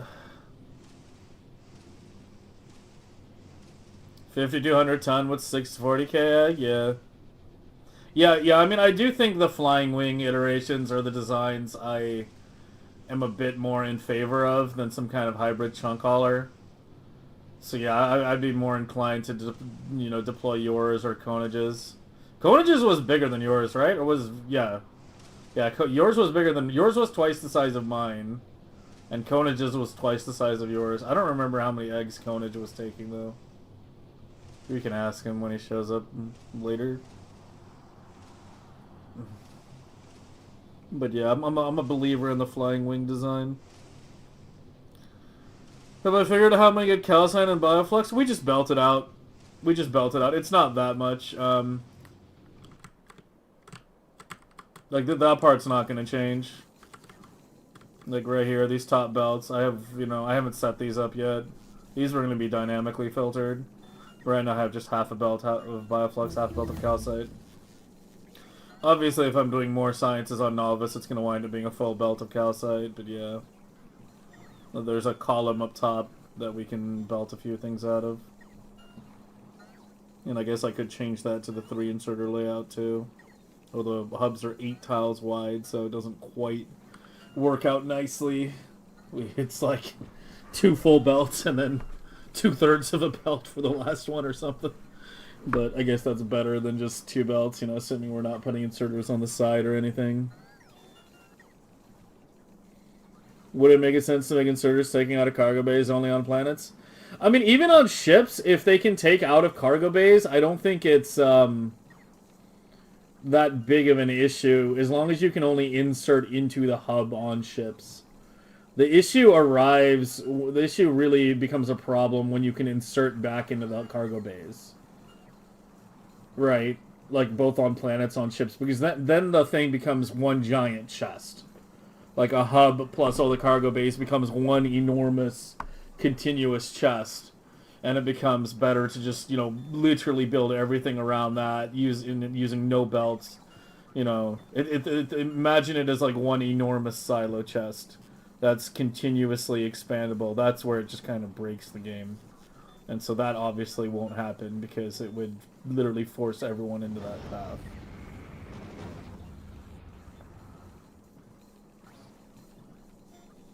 Some insanely expensive research? Yeah. Yeah, it's something that, like, you know, them adding more researches that take all the sciences, you know, would be a neat idea. I remember last year when we were talking more about thruster stacking, because Will and I were both, you know, are both in favor of it being removed. But he had the idea of adding an infinite research that increases thruster power, but have it be like very late game so people, you know, don't just randomly research it and break their ships. I thought Woob would never implement something like that, even if it was late game, because, you know, there will be people that research it and then their ships go too fast and explode because they are not, you know, making enough ammo or having enough gun turrets or something like that. But I mean, overall, the concept, I think, you know, having more like super late game researches would be healthy for the game. But again, it comes back to the whole, you know, even though all of us are interested in megabasing and to some degree, and like I think it's a very, I think the thing with megabasing is even though Woob considers it to be like a relatively niche thing, it's a very front-facing thing in the community, right? Like you could say speed running is niche, megabasing is niche, but when you open like Twitch Factorio streams, like probably like a full half of all the people currently streaming are either working on some kind of speedrun or mega basing project. So, yeah, like even if you could argue, even if you say like not a very high percent of players do it, a lot of people who look at Factorio, you know, are interested in it or watching it to a certain degree. So, yeah.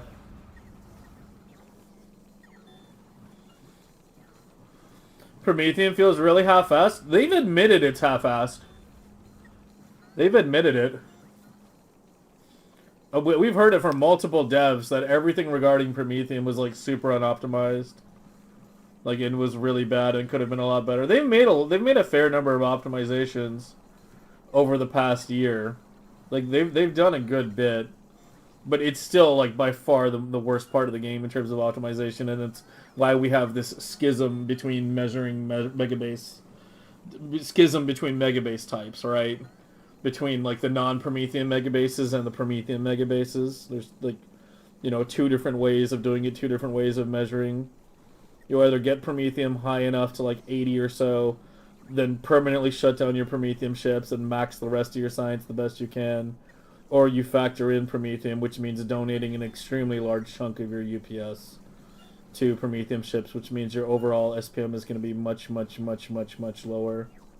You know, like you here had like 1.3 million with his quality. Clux's shit I think is a bit more optimized in terms of that, but you know he obviously didn't do quality and he was at 2 million. Like A-Bucks, you know, non-Prometheum base last year was like 4 million. I think Will's team's last base was around high 5 million. They said like 5.8, 5.9, something like that. Um, and if you do a non-Prometheum megabase, you can definitely hit like much higher numbers. Like Rajav said he had like an 8 million SPM megabase going. Like with a shitty fucking PC too. I'm actually interested to look at his save file. I don't know if he's here right now. Yeah, there he is. Yeah, if he has like, yeah, if he has like an 8 million SPM non-Prometheum, and he's on like not even an X3D processor and 60 UPS, then yeah, we should look at your save file at some point too. And we can look at it tonight if you want. I mean, that was a good night to talk about all this shit. Like next week, I just want to get back to building, right? Like these last 2 days, this weekend has been lots of like, you know, design, sandbox, theory, analysis. Like next week, I want to just get back to scaling my fucking game, man. Because I'm not even at 1 million in my current. Too much talk, too much design, too much pondering. Who gets to the Shattered Planet and doesn't know how to startle a ship? You don't have to get to the Shattered Planet to do Prometheum.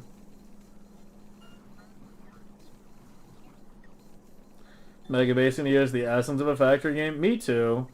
To me, it's like the purest form of endgame in terms of Factorio, Satisfactory, like anything. It's hard to Megabase in Satisfactory though, because Satisfactory doesn't have fucking blueprints.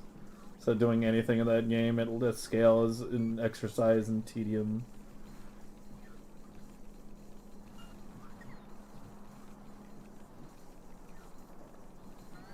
Didn't Klux change to uncommon, Fulgora? Yeah, Klux is using some uncommon sciences, if I remember correctly. No. Klux is literally using my islands. No, I forgot. Klux is literally using my islands.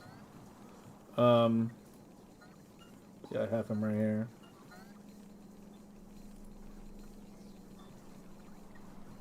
Yeah, he designed some later ones later. But in this video he made...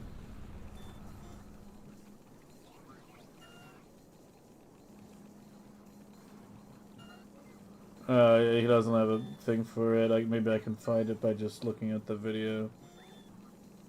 But yeah, he's literally using my Q1... Yeah, there you go. Yeah, he's using my unedited Q1 Islands. In this one, and this was his 2 million one. So yeah, I mean, he later did some design on that. Like he's got, yeah, his Q2 Sides Island video here. But yeah, in this game he just used this. He used a fair number of my designs in this one. Like he was using the Q1, he was using my Fulgora Islands, the legendary space science ship. I think he was using my cargo ships as well. I think he was using my Vulcanist designs as well. I can't remember. I mean, he gave me credit for all of it. You know, it's not like he just was using it and yeah. He just went right to it. Yeah. These are exactly my Vulcanist designs too. I recognize it easily. He just swapped it to uncommon quality, which isn't hard, right? You just need to feed it with uncommon tungsten. That's it. And the rest is easy. Well, I guess technically you need to feed it with uncommon coal too, but yeah. Yeah, the stuff that he really was focused on in this video was the hub design here. And he used cars. And he thinks cars are better than train wagons because they're smaller. But he used cars and some bots. I think he said he only had like 1,000 bots or something to keep everything unloaded.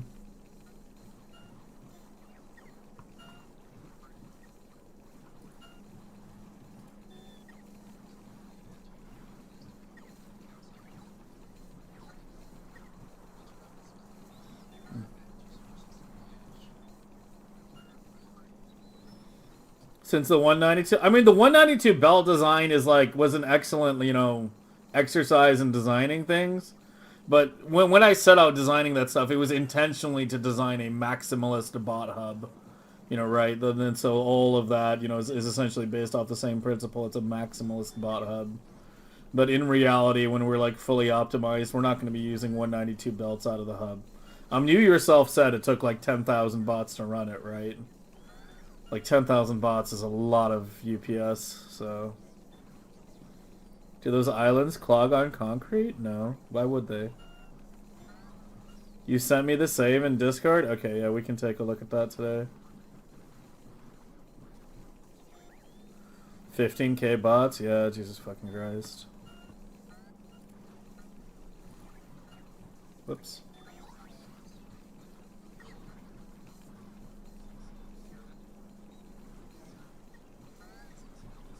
Yeah, it's very different, actually.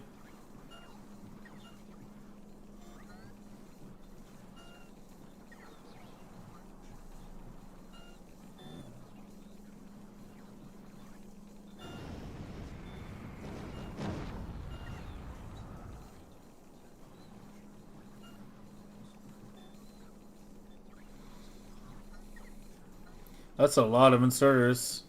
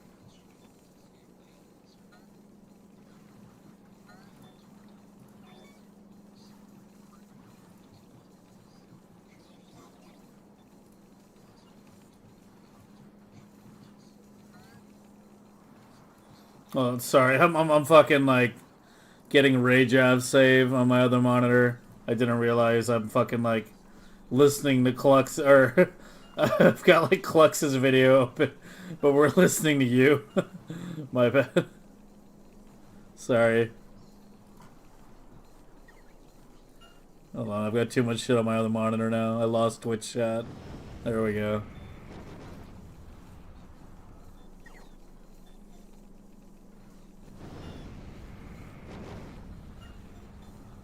Wait, why is he junking Epic Ice?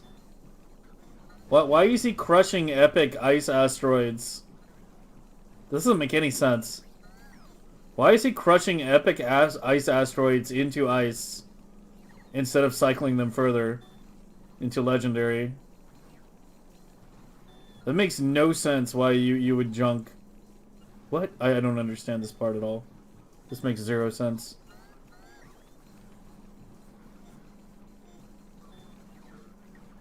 My nemesis blue belts? Yeah, I saw them. I tried to ignore their existence.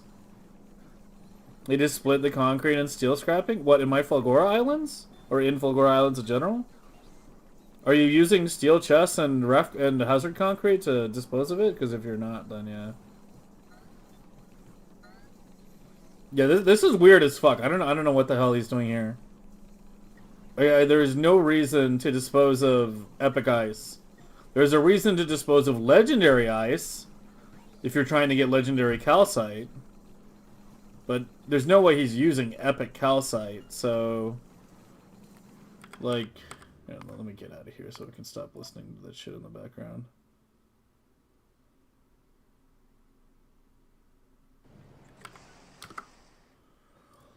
So yeah, this is... I don't know what the fuck is going on here. This is just weird.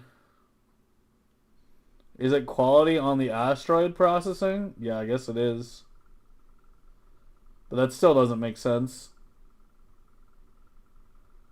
He's getting calcite like that. This is just a normal ice crusher though. This isn't calcite, this is ice.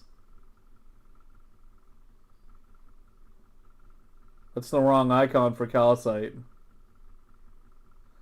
You're missing prod modules? That may be it. Okay, wait. What are you talking about? Are you talking about my islands or just island designs in general?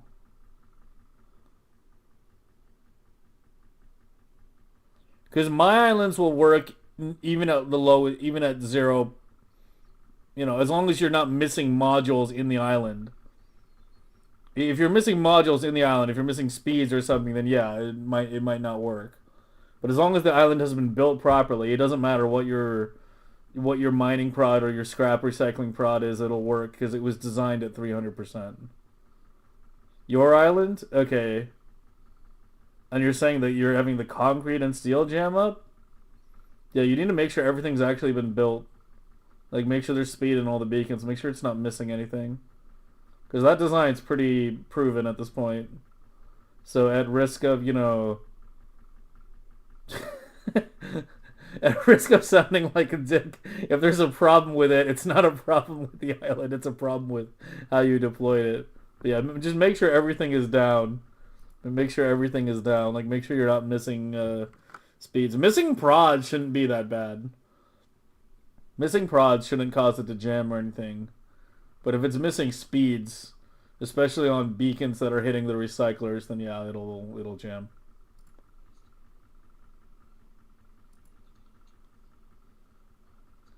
He is getting legendary asteroids, epic asteroids, and legendary ice and dropping. Yeah, but that's why I don't understand why he's dropping the epic ice.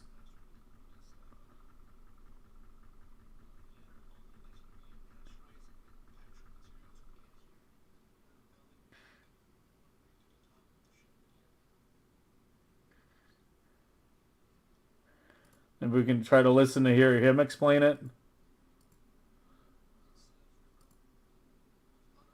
Oh, he actually does talk about it directly. Hold on.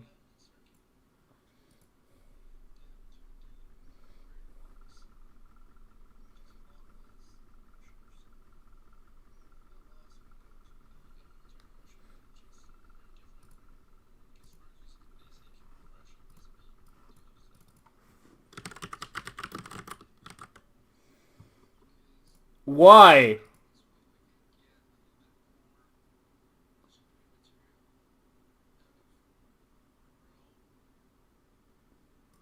No, you're not. What? I'm sorry. Like, what do you mean we can get more legendary material? You will not get more legendary material by crushing at Epic with quality modules than simply re-rolling to legendary then crushing the legendary. Like, I don't fucking know. I disagree with this. Whatever. We can't stand forever on it. It's the decision he made. I don't think it's optimal, but it's the decision he made.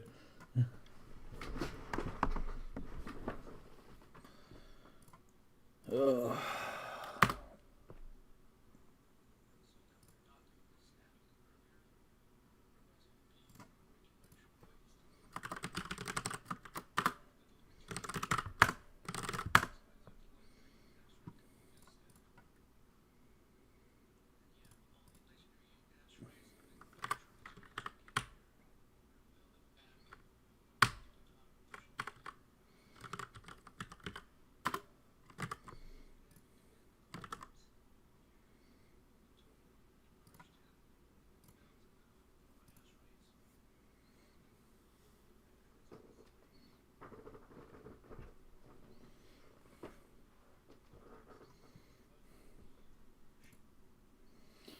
All right.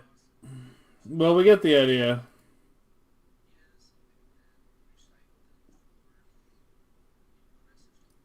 The whole lots of epic. I don't know what the hell. It's like he crafts at epic with quality. There's no way that's optimal, is it?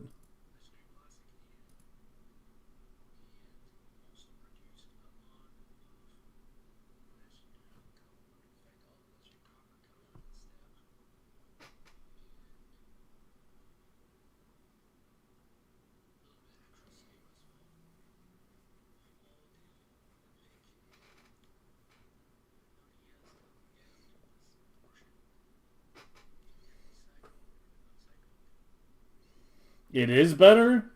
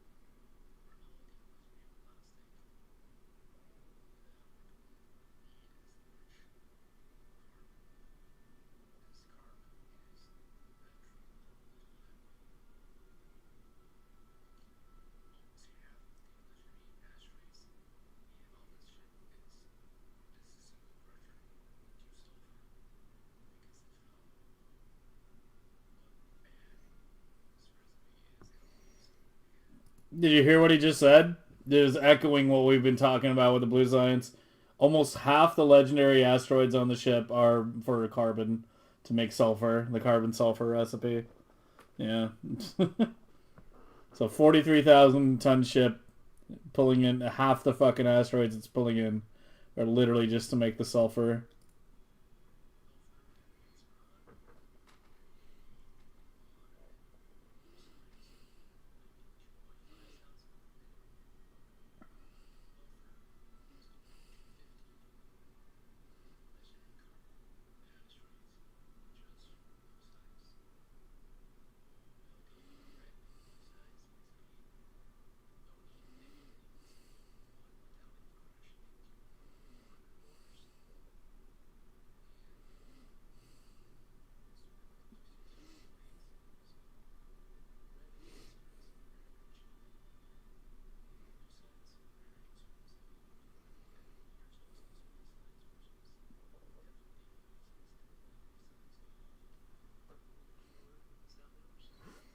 Can't hear anything.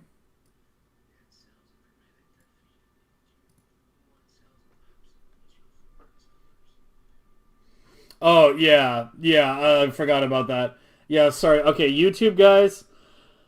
I can't have I can't have YouTube sounds being played, um, because of the way the audio setup works, and there's no way to really fix it because we also play like YouTube songs and shit from time to time. So yeah, if you're trying to listen to the YouTube video, unfortunately, you need to come to Twitch or look at it on your own time. There's really no way to easily change that right now. Um, I mean, I guess like if I just completely stopped playing like YouTube music in general, like then maybe I could set up a way to do it. But yeah, as long as we occasionally play songs on YouTube, it's a fucking problem.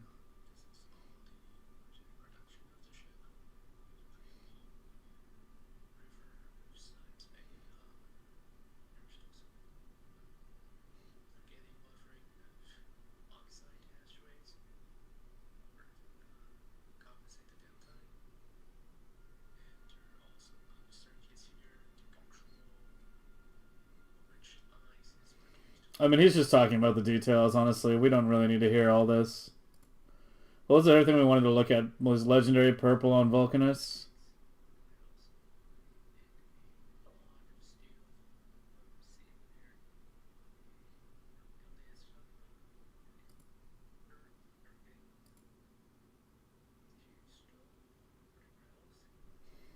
This reminds me I really need to concrete my base already.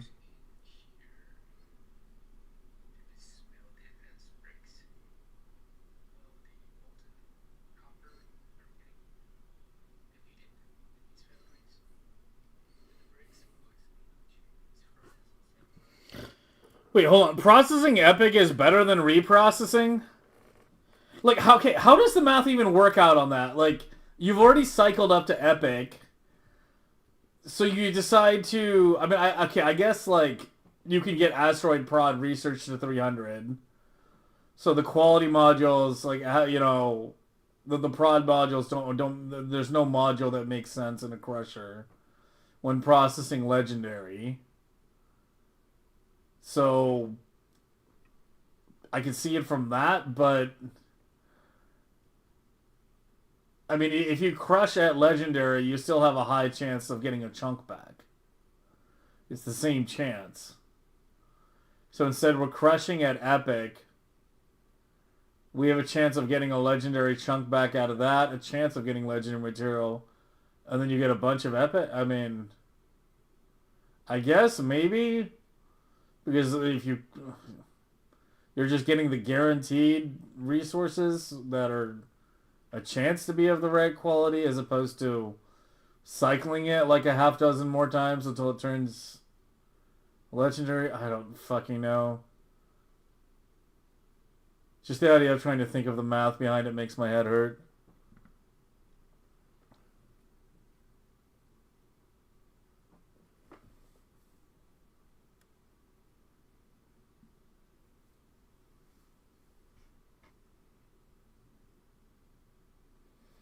Three times the chance because an upgrade because prod, yeah. I mean, yeah, like every time the thing with asteroid upcycling was like, despite all the memes about it, like people forget, like yes, there's an 80% chance to get it back, but the quality on it is only like what, like 10% or something. Like a legendary Q3 module is what was it, like 5 point something? I can't remember the exact number. 6.2.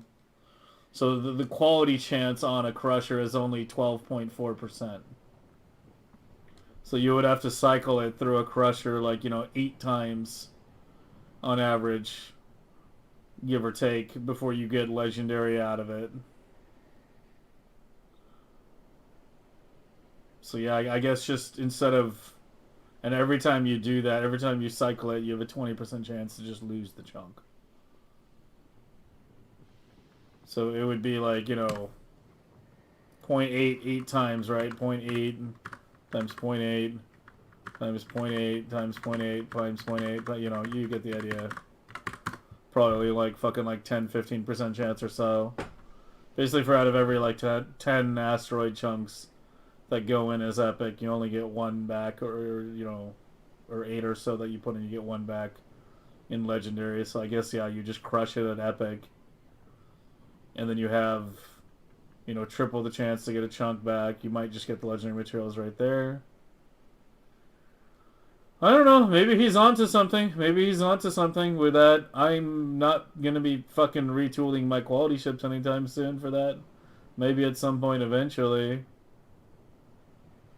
But yeah, I mean, if there is a better method, you know, I have not been employing it. Yeah, he might be onto something. I don't know. I mean, he's clearly spent more time dealing with quality than anyone else so far. So, yeah. Usually when you see someone spend that much time on something, if they're doing a weird decision, unless you see other obvious indicators that they don't know what they're doing, which I'm not seeing, then chances are they tend to be on to something.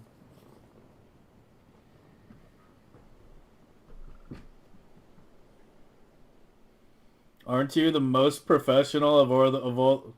What the fuck is that comment? Aren't you the most professional of all the professional Factorioers?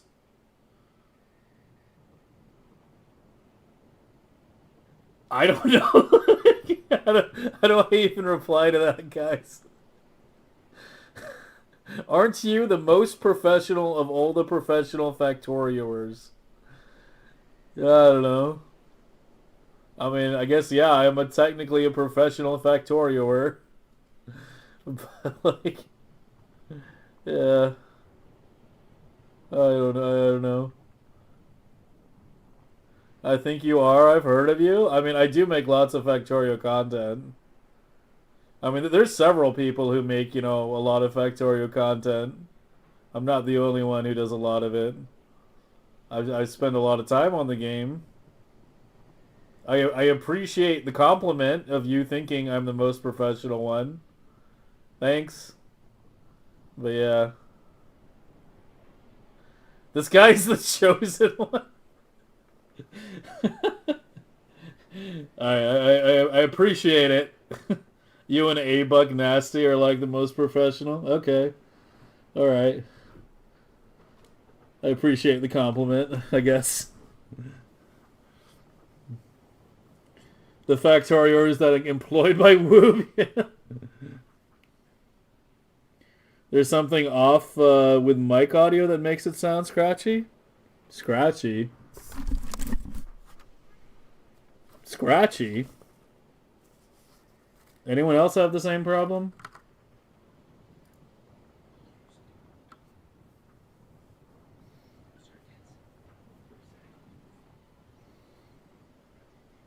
I don't hear it. Fine here. Yeah, for me too. A tiny bit. Not a problem.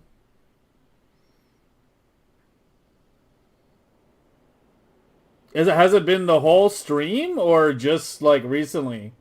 Is it just today or is it like every day? It's a bit crackly when I speak loud. Started this stream. Just... Are you fucking kidding me? New this stream. My mic hasn't changed. If I turn you up, I hear it. YouTube is fine. I haven't changed any settings. Hold on, let me check my audio.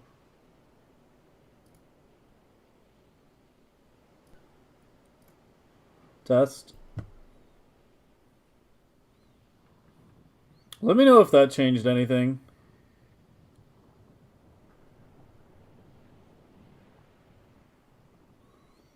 Windows updated recently? Not that I know of. I did have a fucking, I did have a crash last night, which was crazy. Like an actual black screen of death last night. After I ended the stream, after I did the raid, and I was watching the guy, this guy's name started with a Z, I can't remember. It was Zaspar. I was watching his stream for a bit. And my computer, like, just straight up fucking black screen of death. It was like K mode exception, not something. Like some kind of it just said your system has encountered an error and needs to restart, except it didn't restart. I had to hard reset it. I've never had a hard crash on this PC. Well, I had one actually a couple months after I built it, but that was like over a year ago, and I didn't think much of it because it never happened again. But yeah, this was new. I had like a K mode kernel exception last night, like 10 minutes after I ended the stream, and my PC just like had to be hard rebooted. I wonder if that like messed anything up.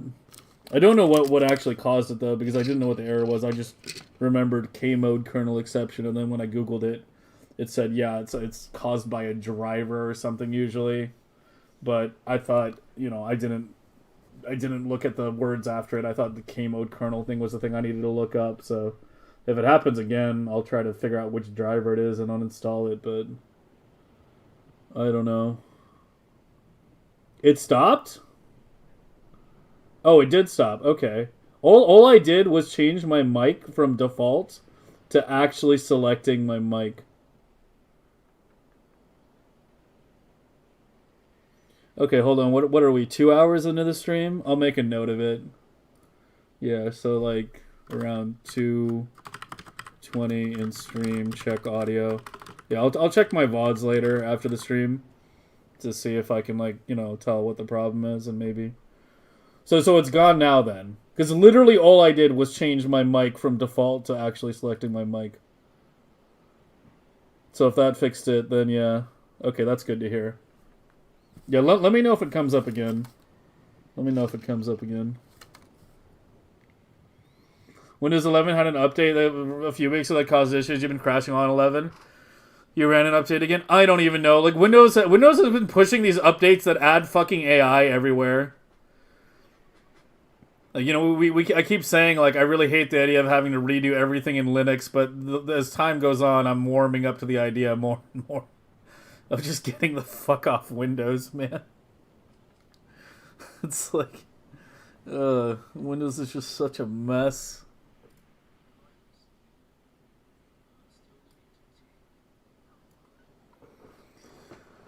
We peaked in Windows 7 and it's been downhill since then. Just pause all auto updates and security, yeah. Yeah, I wish I was still on Win 10.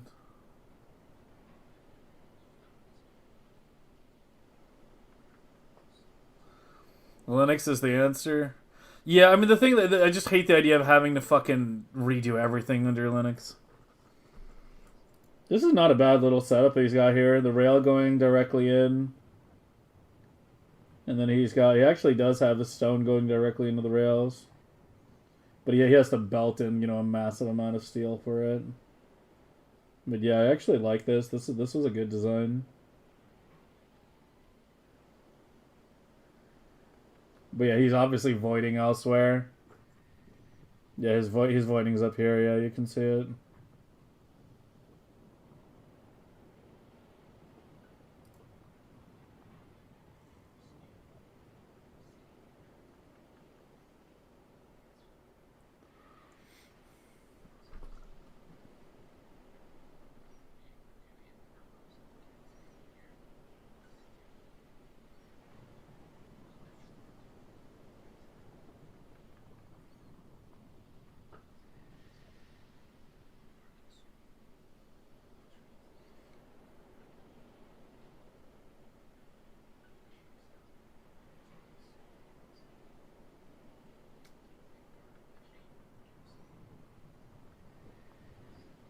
I don't have a sound card. I have a DAC.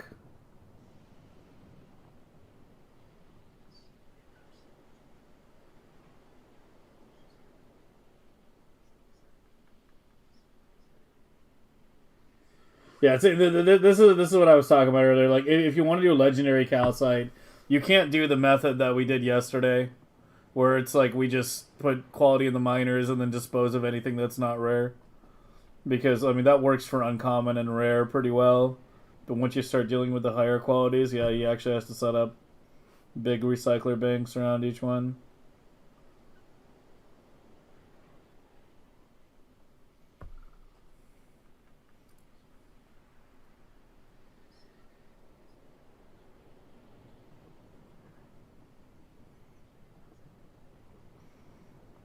Yeah, that's only 100. Like, you hear what he just said? Like, that's only 100 legendary calcite per minute. Weren't we talking about, like, it's something like 50 legendary calcite per second to run what we needed to run? Yeah, so he's got a lot of these set up somewhere. Or he's getting it. He's getting supplemented from space.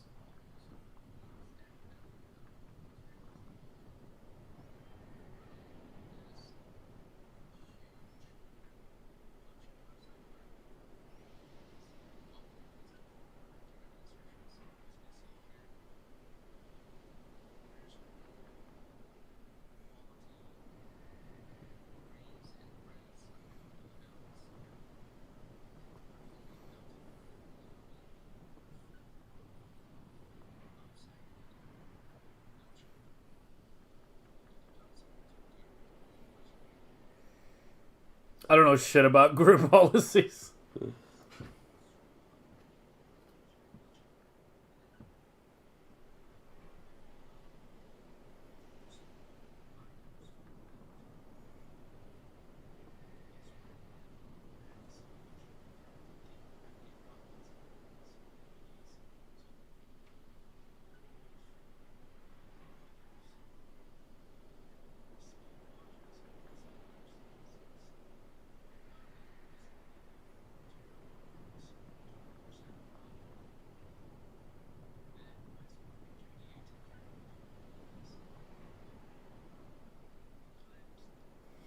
Yeah, but we're not 99% though. If you're in this channel, you are the 1%. Congratulations.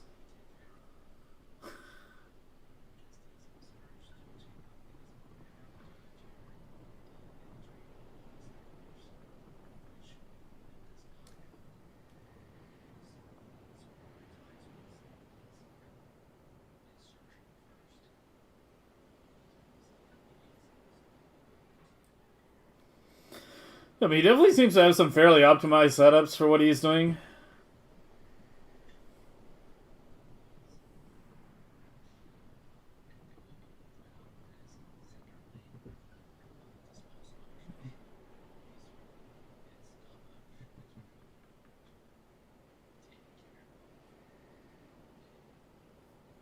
Let's skip forward a bit. We're not watching the whole video. I'll try to watch the whole video, like, you know, tomorrow or so on my own time. And well, let's not sit and watch the whole video today. We're just trying to get the gist of it. So yeah.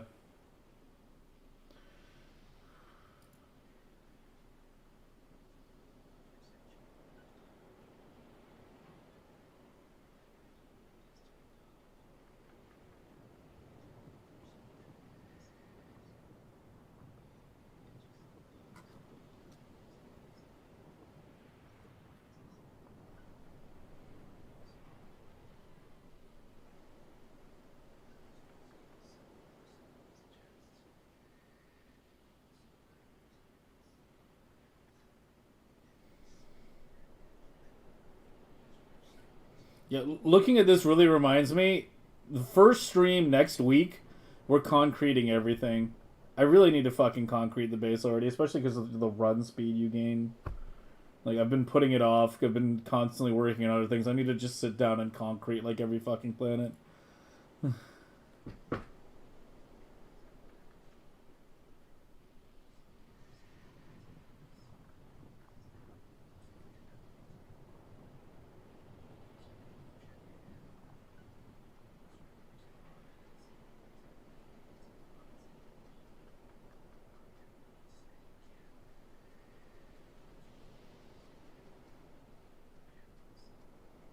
So even with flux, I can tell though it's like speed efficiency there.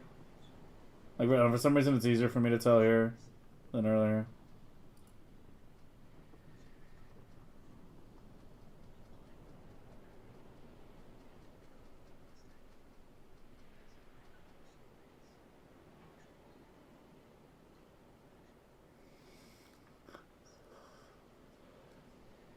The concrete shit for the bots. It's better just to do it by hand, honestly. Just like make your cursor really, really, really big. Have the bots deliver you, you know, a billion concrete, or just pick it up from the chest. It doesn't take long to do. It'll take you like an hour to like concrete everything basically, but just gotta sit down and do it.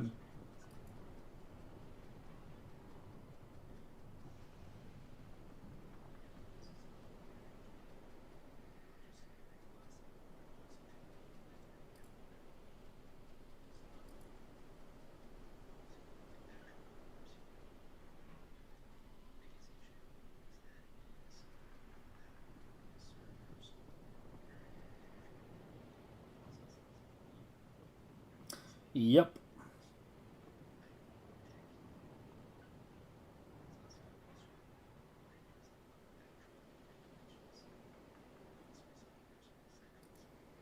Yeah, so this is his LDS shuffle. This is his version of the thing we just designed a bit ago. I mean, it's still a lot of machines. He's got, what, 4, 5, 10? He's got 10. He's got way less beacons, though.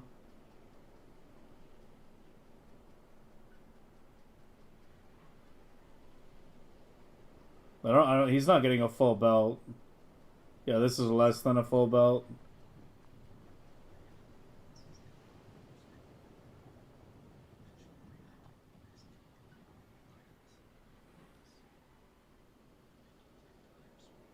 Railgun thing.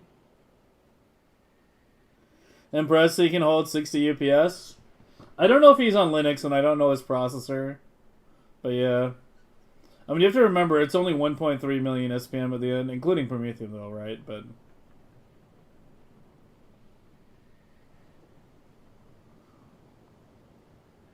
there's basically he has a lot less labs. Like that's one way you need to think about it. Is his total number of labs is way lower, right? Like if you're doing the Prometheum method, then you have like a fraction of the labs. Like if you're running like a 1 million Prometheum base, you have like 1/4 the number of labs for like a 4 million non-Prometheum base. And the labs plus all their inserters take up a lot of UPS.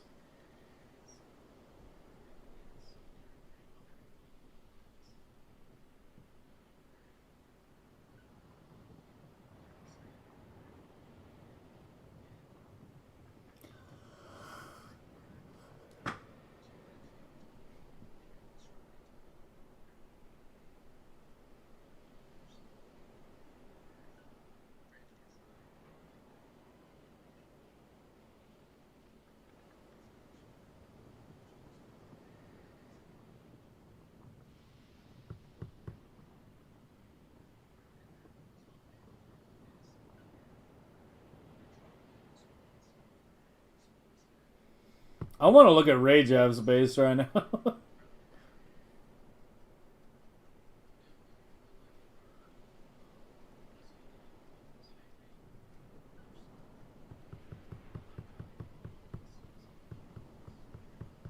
Yeah, that's right, Pick Bill. Yeah, that's right.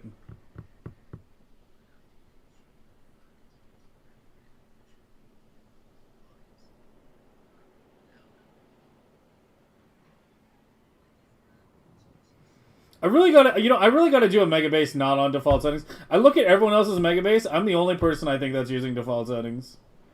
Like everyone else is at least adjusting patch richness and size a bit, if not frequency. They're usually not. Most people aren't doing frequency, but almost every other one I look at, the patches are bigger than mine, and maybe some terrain adjustments too.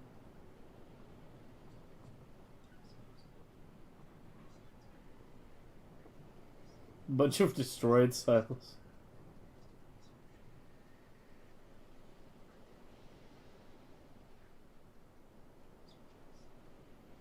Use is more interesting, yeah. Yeah, as I said, like I'll sit down and watch this whole video in its entirety. Yeah, let's just. Is there anything else we really need to see right now? The thing is, it also kind of sucks watching it on right now on stream because like YouTube can't see it. Like I don't know. I might try to like see if I can redo my audio settings so that YouTube can pick up YouTube stuff. But as I said, if I do that, it means no more YouTube songs, which means that if people request something, it has to be on Spotify.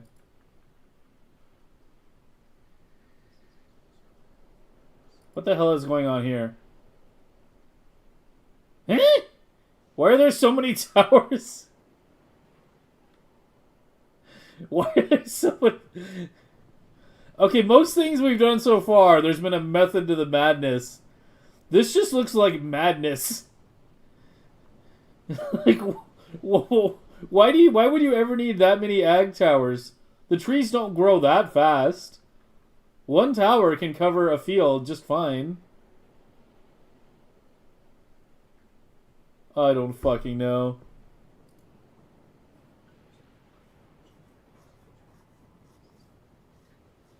Intended.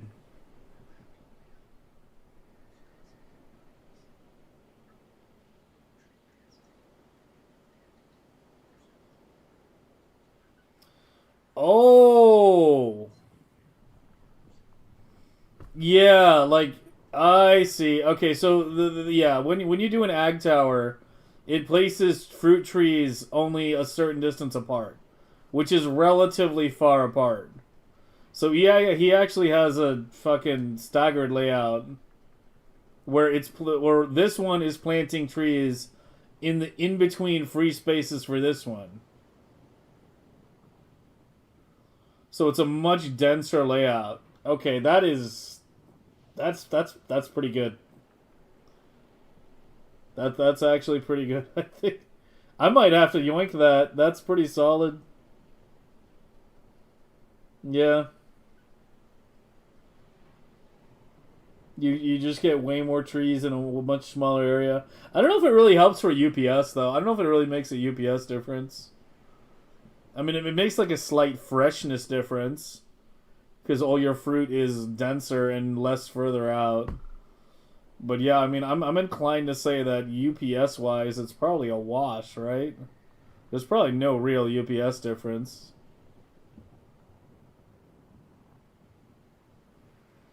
Agri towers placed on a 3x3, but the trees are 2x1. The trees are like 1x1 or something. The trees are really small. But yeah, if you look at the standard layout for a gleba, like down here, yeah, so you see that where it's placing them. He's got like another tower like here, so that it places like in between the other trees. And you need to figure out what the exact distance is for that.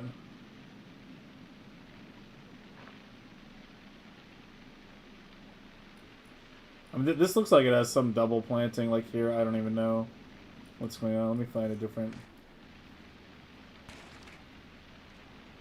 No, it's just showing a really big box. Yeah, it's the box that's big. It's like, yeah. Yeah, definitely need to play with that. But yeah, as I said, like I think like it looks really cool, but I think it's pretty minor for UPS in the grand scheme of things. Like I don't think it's actually gonna make much of a UPS difference. It'll just make like a tiny ass freshness difference or something. Nice song, yeah. I've been getting a lot of churches today. They are one of my favorite bands. Could you replicate it on Novice? Oh, now that's a question. Actually, that's a good one, Pickville. Can you replicate it on Novice to increase the density of trees for pollution? Huh.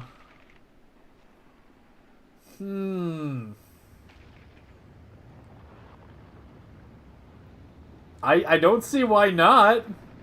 It's the same way. It plants the same way. I mean, this was something we observed last year.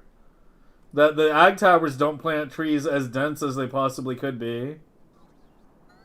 But yeah, we do one like here or whatever. Yeah, I need to play with that. I need to play with that and see exactly how much more dense it is. Because you have to remember, the ag tower itself is also blocking some trees, and you always have to have like a power pole near it. Although I guess you could switch to substation. Well, I mean, you still need the inserters, so you're always gonna lose that area. But I guess you could, like, if you added more frequently, you could switch to medium poles. And then you would gain that one top square back, right? Because right now with the layout... Yeah, right now with the layout, well, I guess it doesn't show here. Yeah, it only shows on the Gleba ones. But yeah, if you look at it closely, you know, it's all in 3x3 squares. The Ag Tower is always going to block one. But that power pole blocks two. Well, it blocks one additional one. It uses two squares from the one that is used by that. But you have to use bigs, because a medium will not reach. A medium will, even a legendary medium will not reach tower to tower. So you would get one square back there, and then lose two when you place it. But yeah, you'd get, you know, if you can put trees in between and get a denser layout. Yeah. Yep, there might actually be something to that.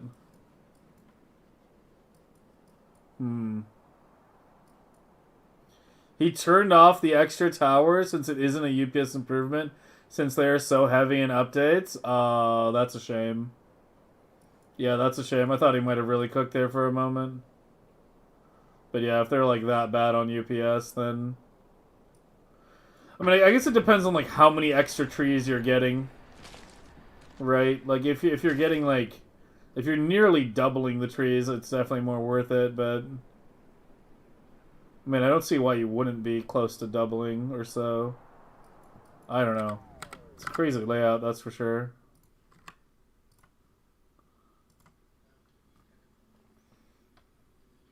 $20% extra? That's it? What? Okay, never mind. Damn. Bullshit. Only 20%? That's fucking garbage.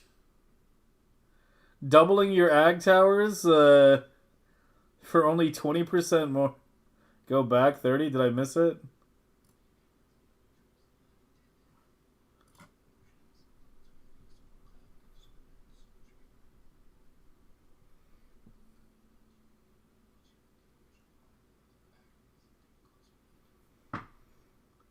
Hold on. His ag farms are enormous. See, this is the thing. This is the thing with quality Gleba science. This is an absolutely fucking ginormous amount of jelly in Yamako. Like all of these are tapped. That is a huge amount. I'm really not sure quality ag is worth it. Would legendary medium reach that? Not the original layout.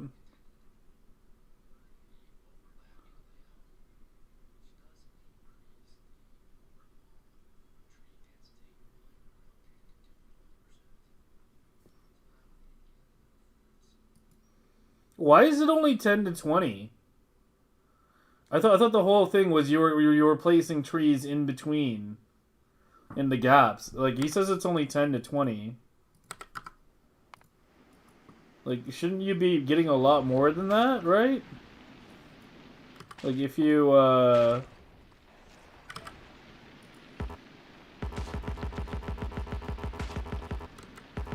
won't even let me place them here, actually. Okay, can I even place? Can the bots even place it? Can I do it somewhere and see? Can I test this?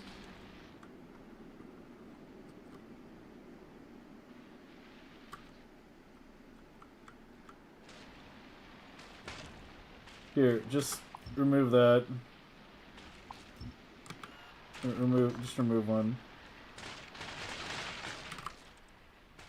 But can bots even plant? I don't think bots can plant.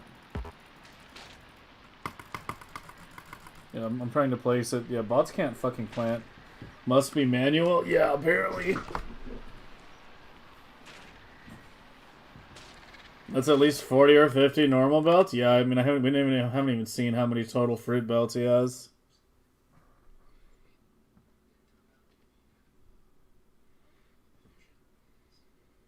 Oh! Oh, okay. Alright, thanks, Kreba. I didn't realize that. Okay, so he is not planting extra plants. It's just when one tower harvests, the other one can plant it immediately. So you get a bit more. Okay. Well, that's shit then. Never mind. Fuck! I thought he was actually getting a denser layout. I actually genuinely thought he was getting a denser layout by having one plant in between. Because here, if you go to, like here, hold on. Let me go to fucking Novice or something, somewhere where I can plant something.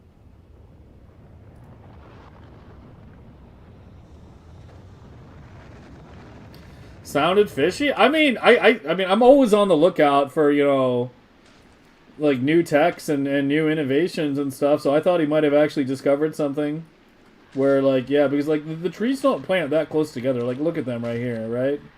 They're not that close. They're not actually that close.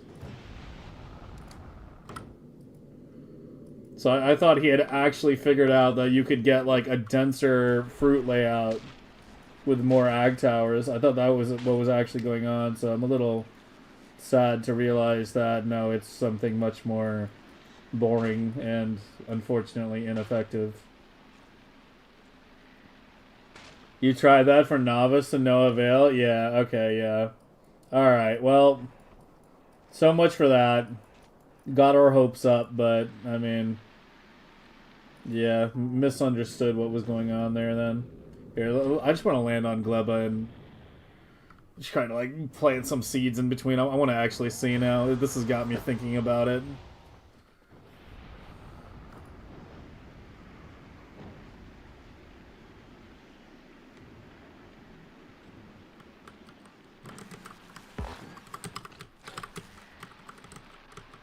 I want to see if I can manually plant in between these. No, you can't. Oh, you can't. No. Oh, wait, I got one in there.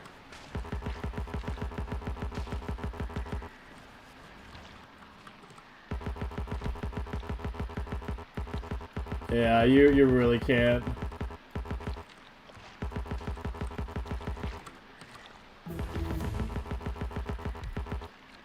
Oh, you kind of can. There's like one square, maybe? It's hard to find. I got one right there. You can see it. Right there growing. I squeezed it right in between two. Yeah, you can see that, right? The little growing one. Yeah, right in the line. See, that's what I thought he had done. I thought he had managed to get the second tower to be planting in between the squares of the first tower. I thought that's what was going on, and I was like, holy shit. Actual tech. But no, it's I can't even do it on each one. It's like I can do it on some of them. It's fucking weird. It's not even consistent.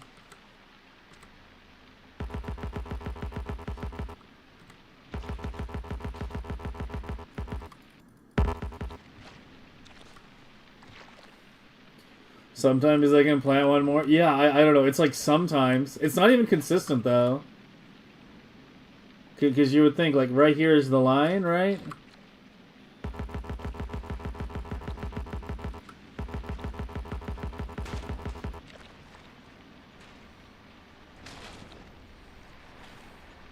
You figured out the mechanics behind Agra Tower? I mean, what? Okay, well, that time I just placed it on a square that had just been harvested, so that doesn't count. What mechanic specifically? Is this vanilla? Yeah, this is vanilla. Looking disc? I think I closed it.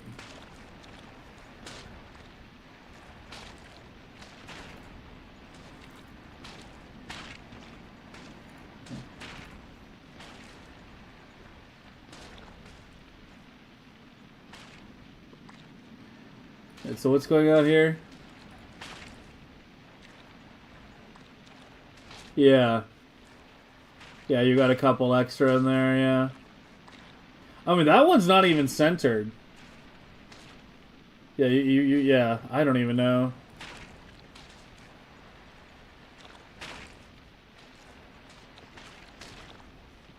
So you kind of got it working? Hold on. Let me try something. So the tower would have been here,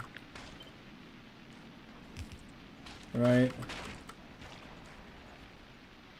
Try moving it one square over. Well, more than one. Let's do one square and then 1, 2, 3. 1, 2, 3. Yeah, plant that. Let's just see what it does.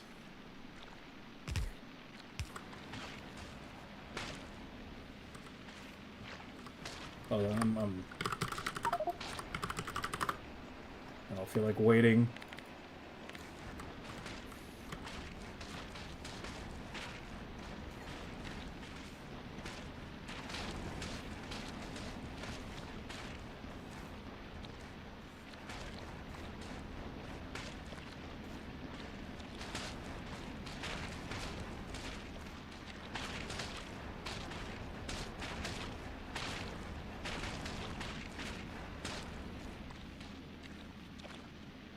I mean, it's fucking, like, weird now. I'm not seeing 2 per tile. Like, this one's, like, off-centered. Is it centered on that one? But we're looking at this, like, overlapped area right here. To see if it'll put 2 in one tile area. Or in between.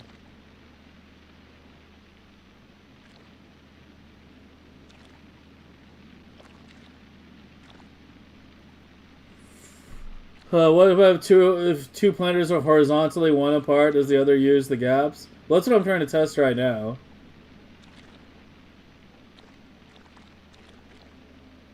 Left, right, tower sticks 1 tile in on next. Well, I have mine like 7 tiles in. I went more than 1 in. I wanted like a big overlapped area. Because I'm trying to see if we can get it to like double plant in the middle here. Yeah, I moved it 1 and then I moved it 6 more. 6 being, you know, two squares to give it a nice overlap.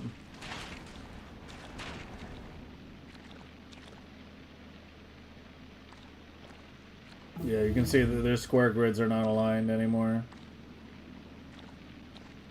Like this one aligns to the top left of that power pole.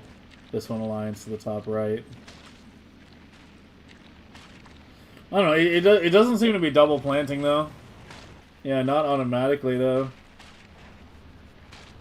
Like no matter which one I mouse over, there's only 1 tree per square.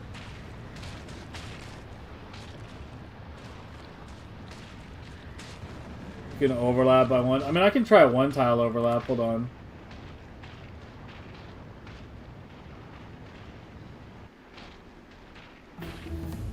So like, oh yeah, I got rid of that thing. Hold on.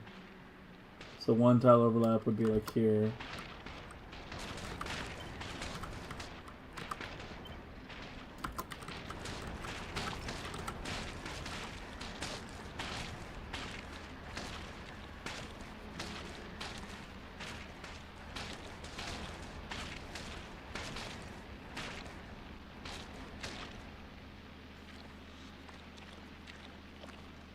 Oh yeah, you can kind of see here, yeah.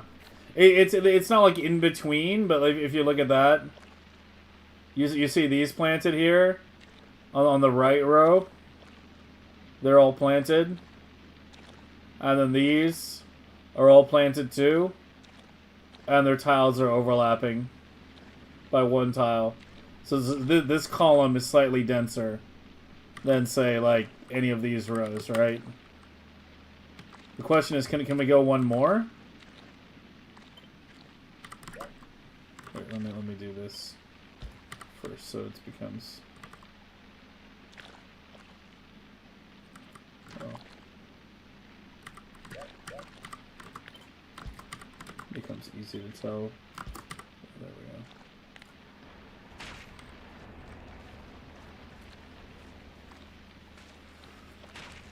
New tech. I think it's a pretty marginal tech. This is just science for the sake of science. But yeah, you can see it right now. Yeah, in the middle there. We got like 2 there.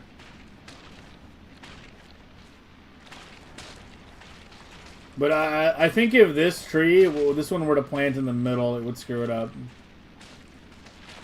I don't know. But yeah, you can see 2 right here. Like super close.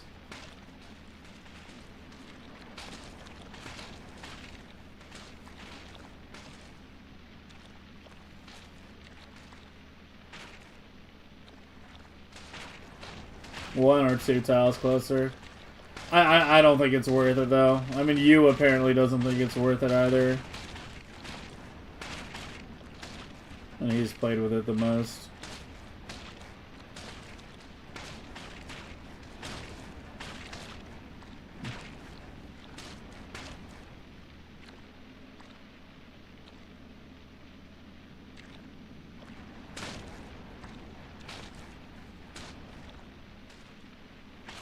One tile overlap is free? Yeah, I could see that. Yeah, now it's not even planting in that middle column at all. Yeah, 2 tiles seems to be fucked.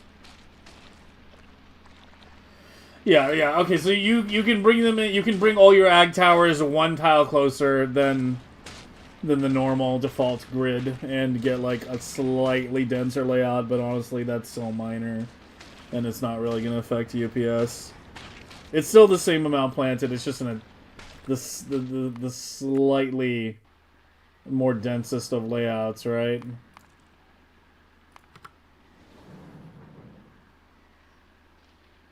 Shit.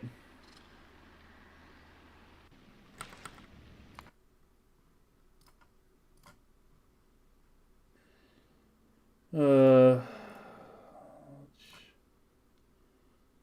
is it? Whoa, they changed the menu. You're on what, 2.75?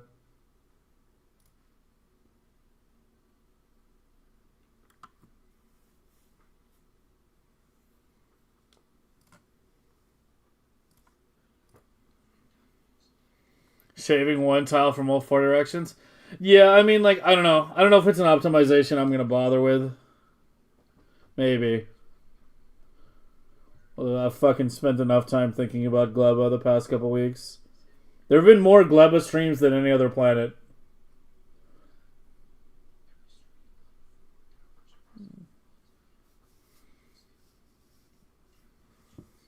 Can apply both horizontally and vertically? I see no reason why not.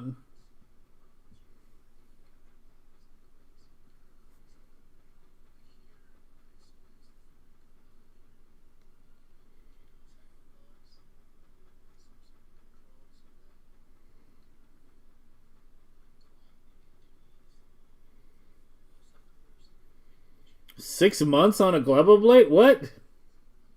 Why is it taking so long?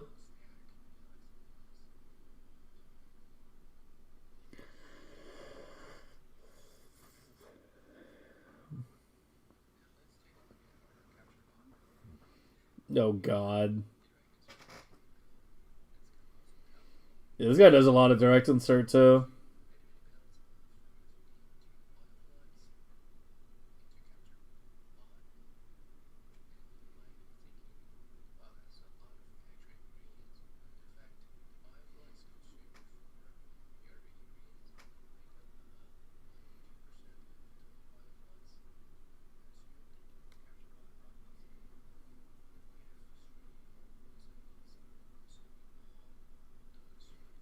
This is for legendary Bioflux, yeah.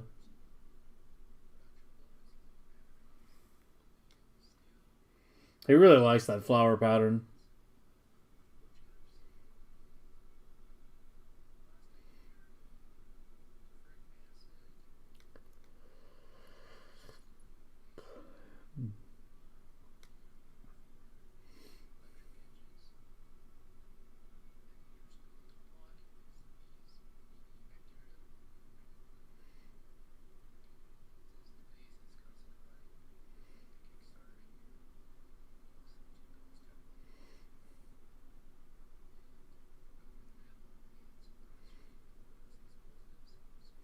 Nice blue circuit setup. I mean, that's a pretty standard setup.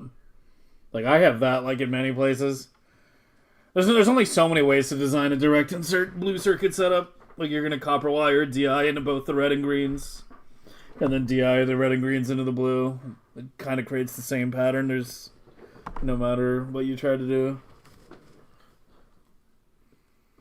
Mahalik, thanks for the raid, man.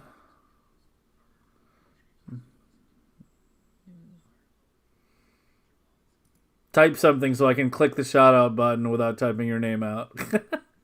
I'm lazy.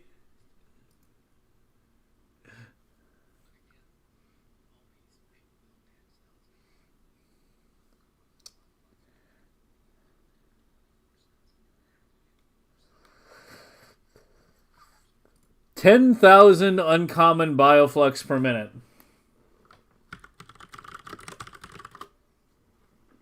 10,000 uncommon bioflux per minute.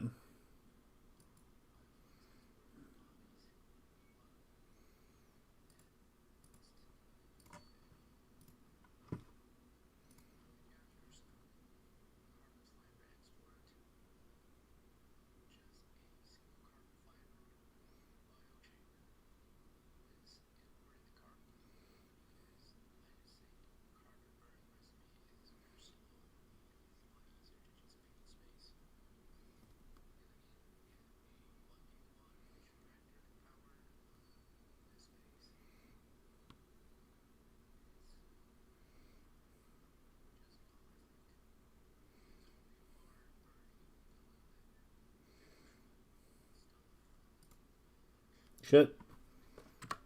That took forever to launch.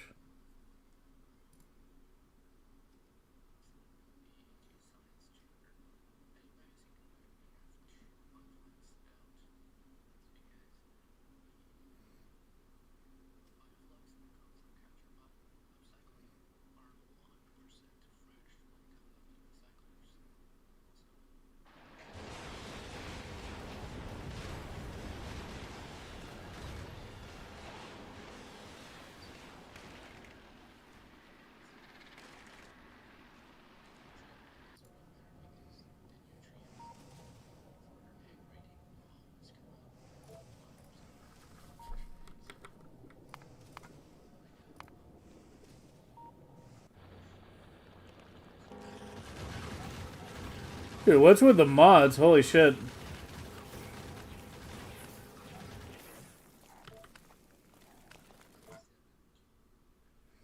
Got a lot of fucking mods in there.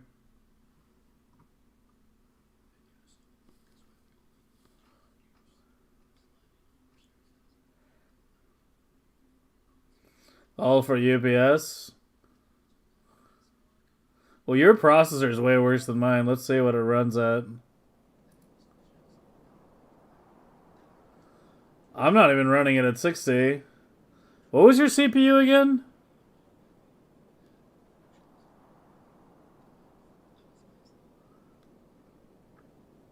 Yeah, I know it'll stabilize a bit. It'll be a bit higher than that, but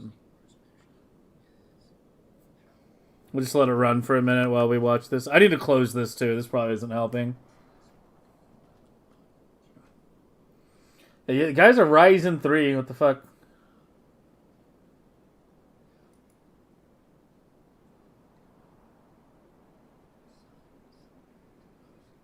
He needs to remove this. Yeah, like I keep seeing like little random things, like little random optimizations that he hasn't done yet. Like uncompressed belts that have no reason to be uncompressed. Like he should remove this. I mean, I know he has it inactive. This still updates heat. This still takes calculations even when it's deactivated. You need to remove it. There's a bunch of like little things I keep seeing like in his run that he still needs to optimize, but yeah, this was in April.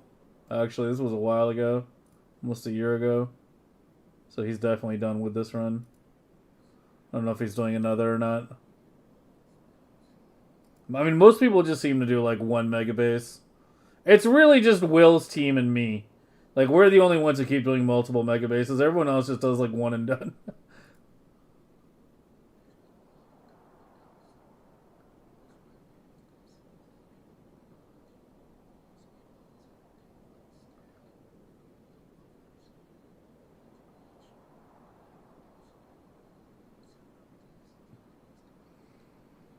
Yeah, like here, like these belts, why aren't these compressed? Like these should be compressed. They haven't gone to the labs yet. I mean, belts are multi-threaded, so I actually don't know how much of a hit it is. But ideally, those should. I don't understand why those aren't compressed coming in. Well, I mean, I guess they're compressed down here because he's breaking off here. Maybe they are, and I'm just not realizing it. Yeah. I don't know. I just saw a gap there. Yeah. I don't know.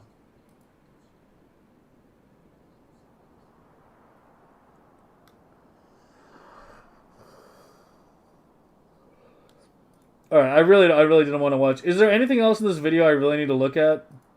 I'll watch the whole thing tomorrow, and you guys can check it too. It's UYUU on YouTube. Like I really want to get purple science deployed in my base today, and we're not gonna get it deployed if we're just sitting here talking like Megabase theory the whole night.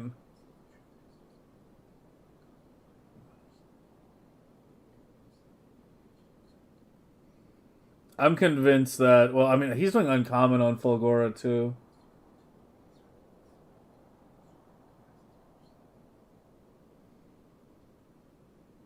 I mean, if I did an uncommon science island on Fulgora, I would just scrap with quality into a silo and then just immediately delete anything that's not uncommon. That's how I would do it. You know, like we did for the calcite yesterday, and then just build the island fully off that. It's not that complicated in theory. For uncommon, legendary is a whole different fucking story. But yeah, I don't know. Maybe it's something to consider. I think we might be designing an uncommon island at some point. How much scrap a minute are you taking in on Fulgora? Am I? I don't know right now. I mean, my current mega base is still a baby, so there's only 2 islands down right now, so it's probably not a very high amount.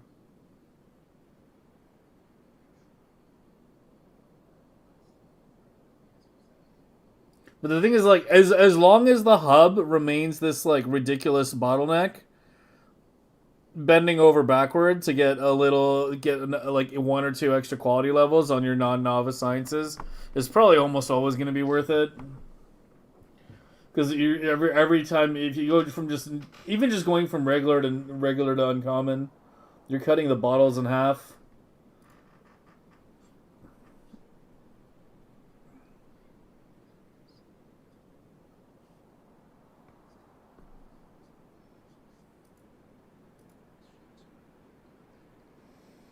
That's a little box.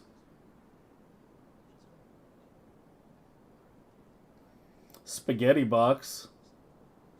I'm sorry, what does this ship even do? We just make iron? Oh no, this is his cargo ship. What the fuck? I guess like yeah, if you're using like quality science, your cargo ships are going to be a lot smaller because you're transporting way less. That thing is fucking tiny.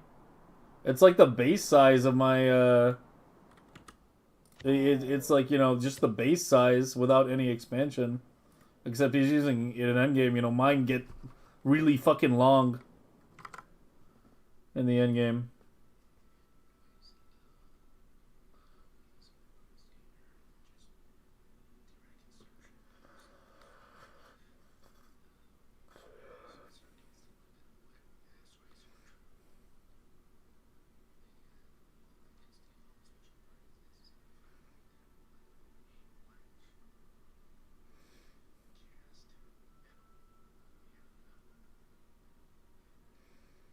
The fuck is the point of this? What are these? I guess for the output. I don't know.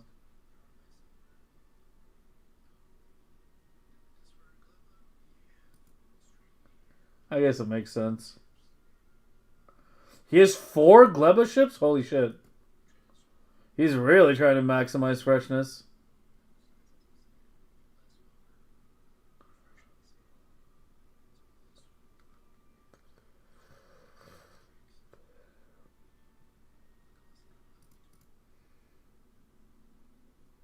All right, I think we've seen enough. Yeah, as I said, I'll watch that video in its entirety tomorrow. Oh, let's take a look at his Prometheum ship.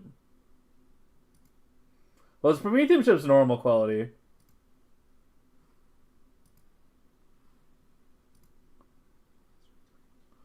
Oh, he's using a chunk hauler? What the fuck?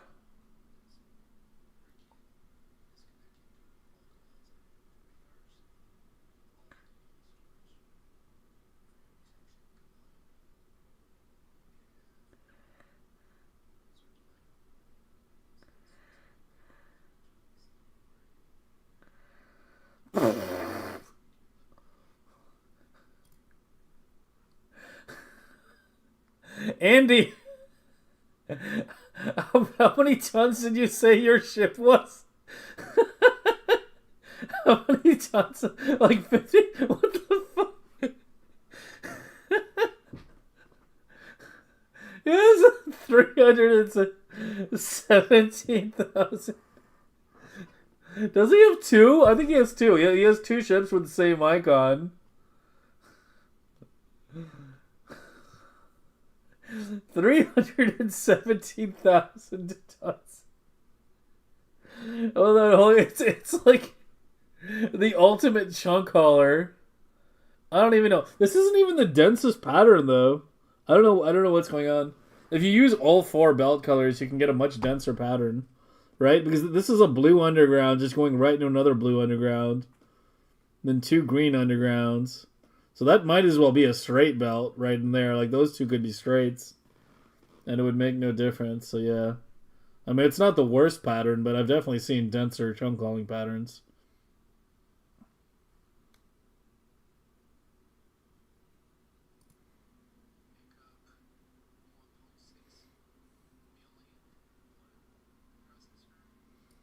Don't tell me he's using like quality pistols as his bathroom token. Did he actually suicide like a million times to get those?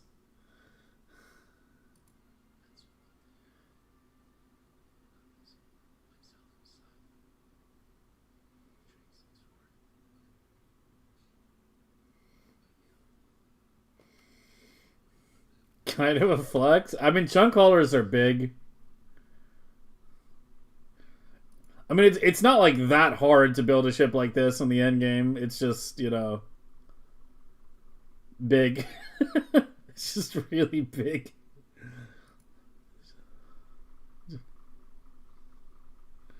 Oh, with the pistol, I don't know.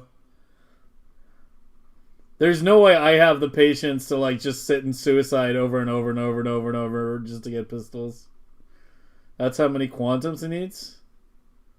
Why is he launch? Don't tell me he's picking up the quantums on the way out. No, don't know. He's making a big mistake. If he, well, I mean, I guess it doesn't matter because he's not hauling eggs, is he? I mean, yeah, I guess he's not hauling it. I'm so used to thinking in terms of egg haulers.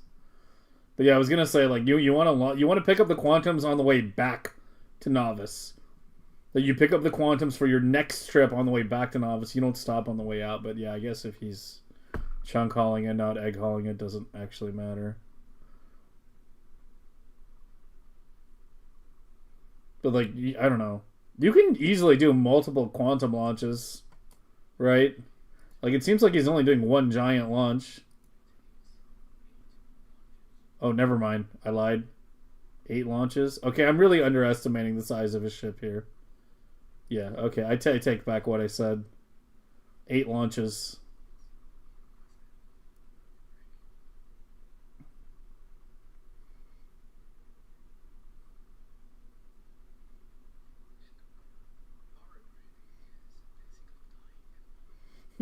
Yeah.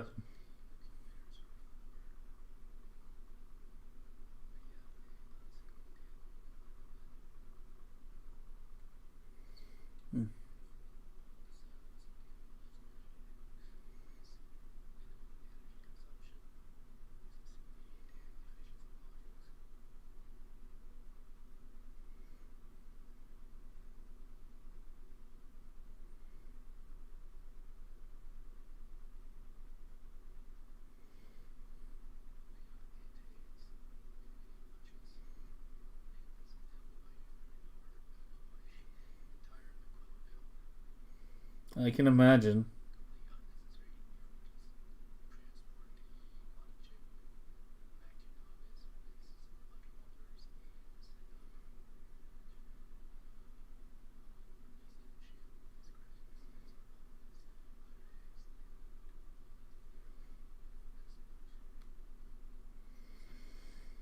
How many quantum does this ship request? Yes. The answer is yes.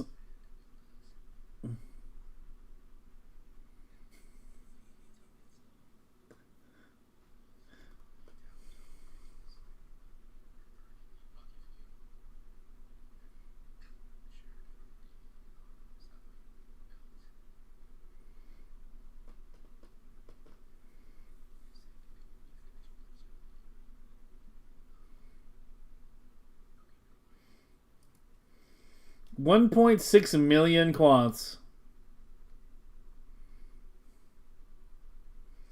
Apparently that's what he's picking up. 1.6 million quants. All this just for 1.3 million SPM with Prometheus?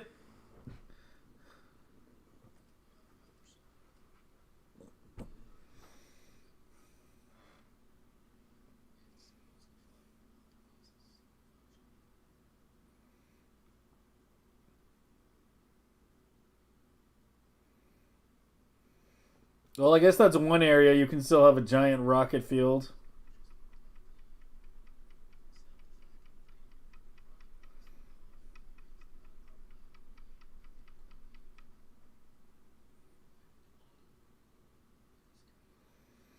How many quants fit in a rocket? Either 500, 1,000, or 2,000. I can't remember. I want to say 500.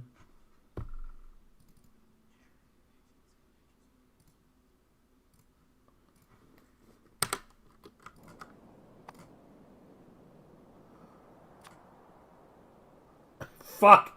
It's only 200. Yeah, it's really bad.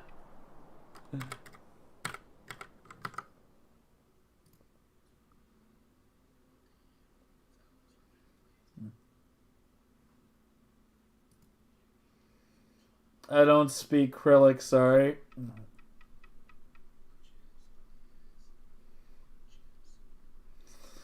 Exported overgrowth starts to pre this ship? I don't really agree with that at all. The soil only launches at like 14 or something per rocket launch. Biter eggs launch at what, 500? Yeah, I think the soil method is garbage. His grabber layout is kind of shit. Like, unless there's something I'm missing. Yeah, first of all, he only has rares. But it's not a very dense layout. I guess if the ship doesn't move that fast. Oh, yeah, that's probably what I'm not thinking. The ship is probably slow as fuck. Yeah, I'm comparing it to my ship, which is like cruising at like 1,000 kilometers a second out of the Promethean fields. There's no way he has this thing at 1,000. Not unless it's thruster stacking, like, for a light year behind the ship or something like that. Yeah, it's probably very slow. Let's see how high that gets. Wait, is that it? Is that your top speed?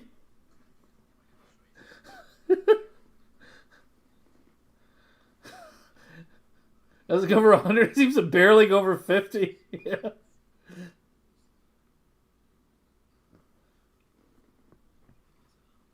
Yeah, I mean, I guess if you're going like so much slower, you can get away with way less grabbers and way less quality.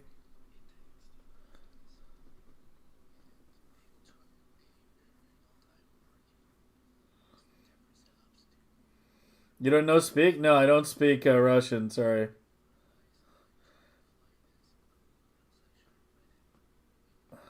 Soil method is no good, but if you're going for quality eggs, it's fine.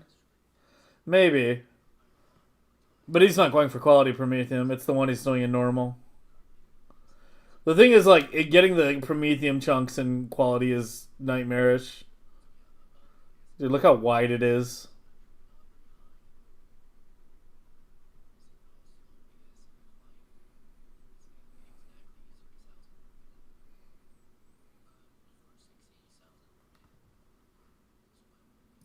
That can't be right. It's only 30,000 per minute? What? That's low. My ships are like 20K, I think, if I remember. I can't remember the exact number. I think my Prometheum ships were like 20K each. 30,000 per minute is not high, yeah. I expected way higher.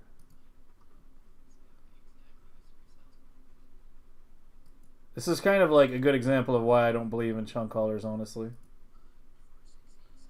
Stalin, the Street King, maintaining. Very nice. What is my favorite planet? Probably Vulcanus. Fulgora is interesting, but you can just do more on Vulcanus.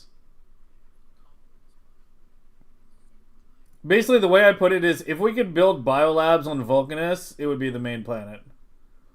Like, lava is just too good. Lava is amazing.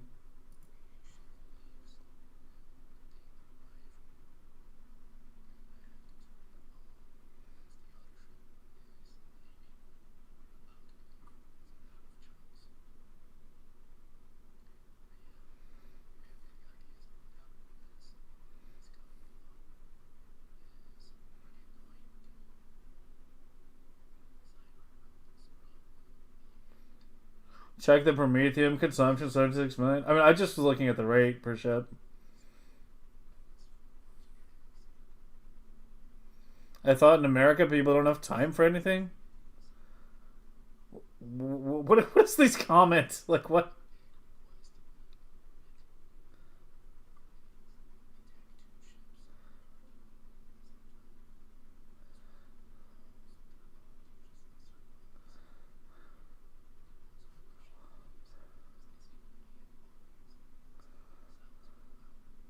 Yeah, see, like, he doesn't need a bathroom key system because it's just chunks waiting in orbit.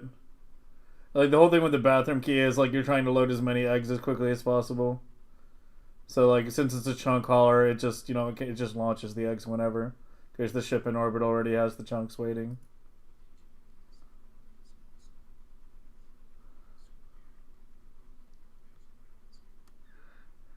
He has two? I mean, I think he has two because it is the same icon.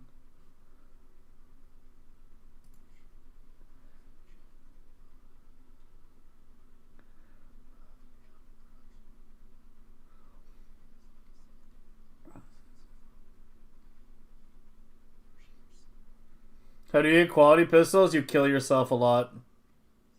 Like, a lot. Hundreds of times.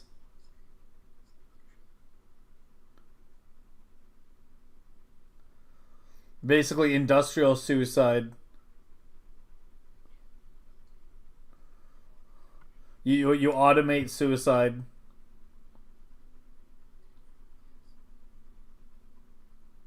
Oh, he's a little thruster stacking.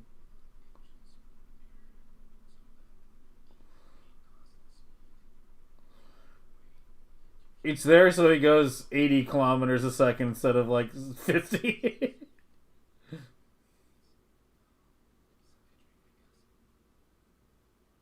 Just the giant fucking rectangle.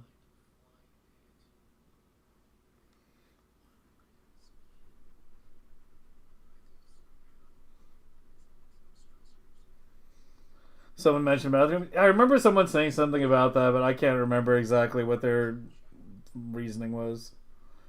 But the bathroom key is a good solution. It's a good solution. Like, there's nothing wrong with it.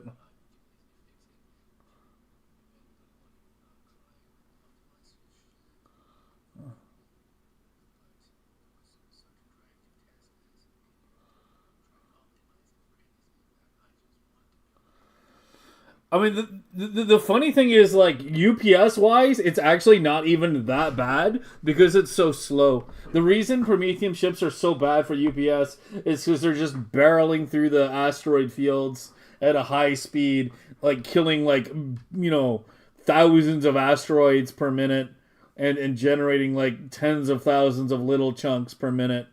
And those all have to be tracked. That's why they're so bad for UPS, but because it goes so slow, like look how few asteroids are getting generated at a time. But yeah, I don't know. Of all of his designs we've seen, I mean, it's visually impressive, but I'm a big biter egg believer. I still am a biter egg believer. I think it's better to iterate on flying wing designs than to do chunk haulers.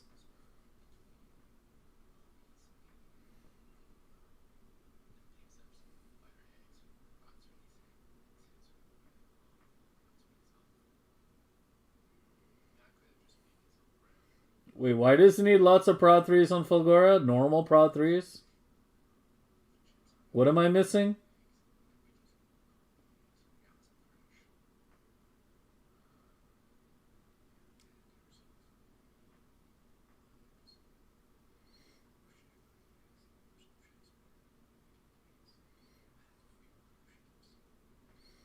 Pistols recycle into themselves, Ringingy.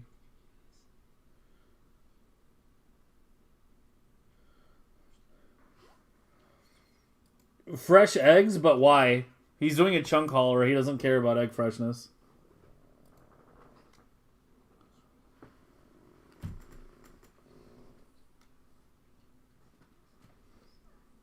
There's a wing right there. Got some funky ass designs here.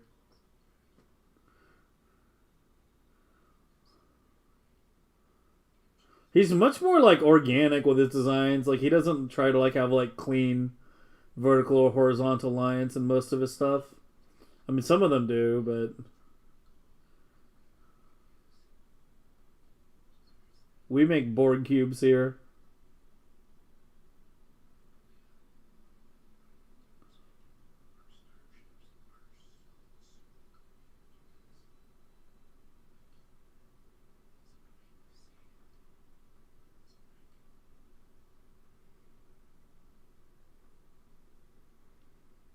All 4 module upcyclers on Fulgora.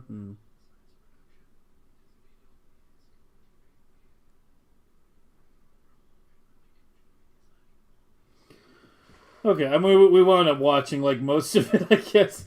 But yeah, I'll watch the whole thing in its entirety tomorrow, I guess. And you guys can check it out too.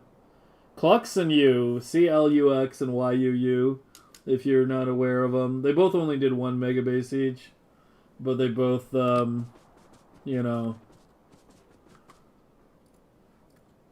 have spent quite a bit of time on theirs. I'm still at 46 UPS on yours. Do the mods really make that much of a difference? Because your CPU is way worse than mine.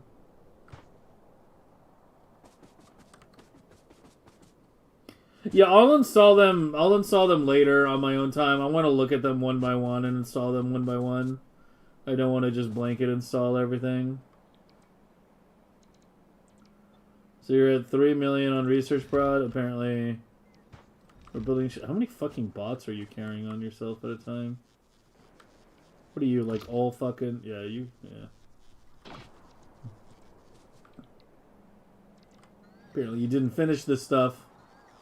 What is this, purple? What even is this?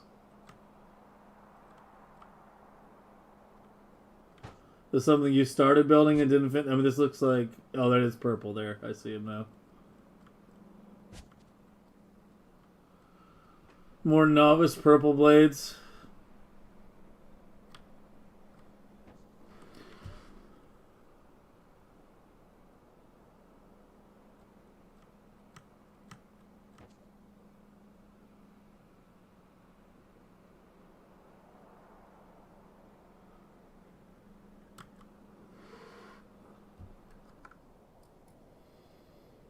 All right, what? It's your base. What are these? Solar? What are they? Or trees? It's got to be trees, right? Accumulators. What is going on here?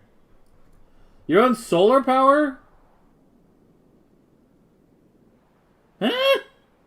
Why are you not on fusion?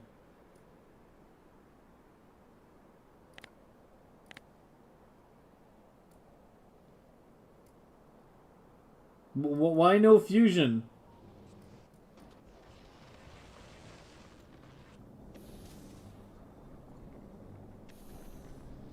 UPS? I don't think fusion is bad for UPS. There's no heat calculations or anything. I keep finding purple builds.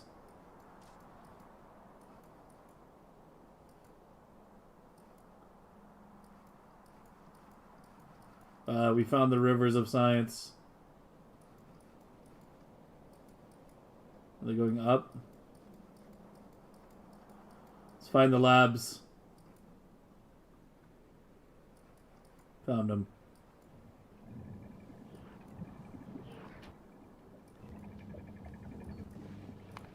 I want to see that.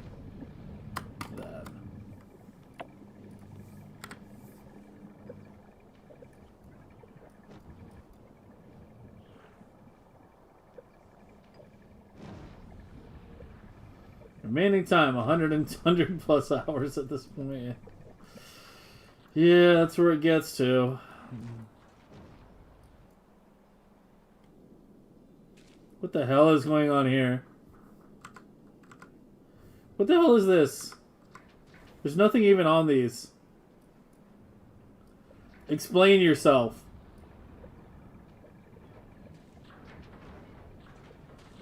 What the fuck are these combinators?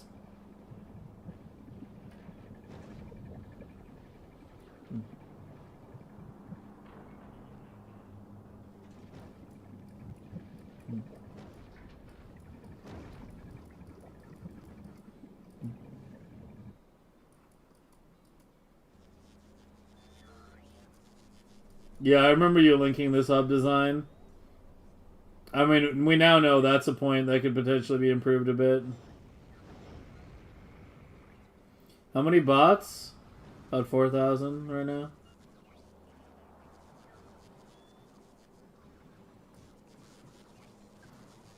Pass the signal? But why all the constants?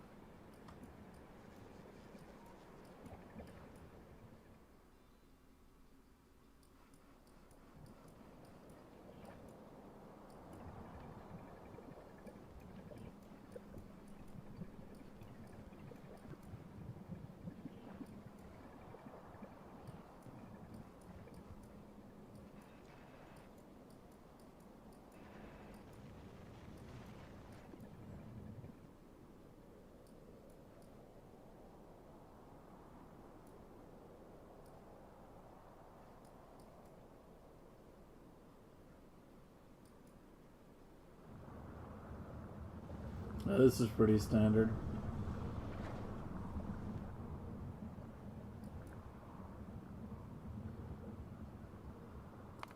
Hey, that looks familiar. Kind of. Oh, wait, no. It's not my design. Similar, but it's reversed.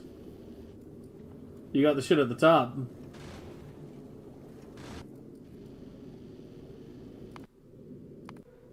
It's backward. Oh, here's the Prometheum ship.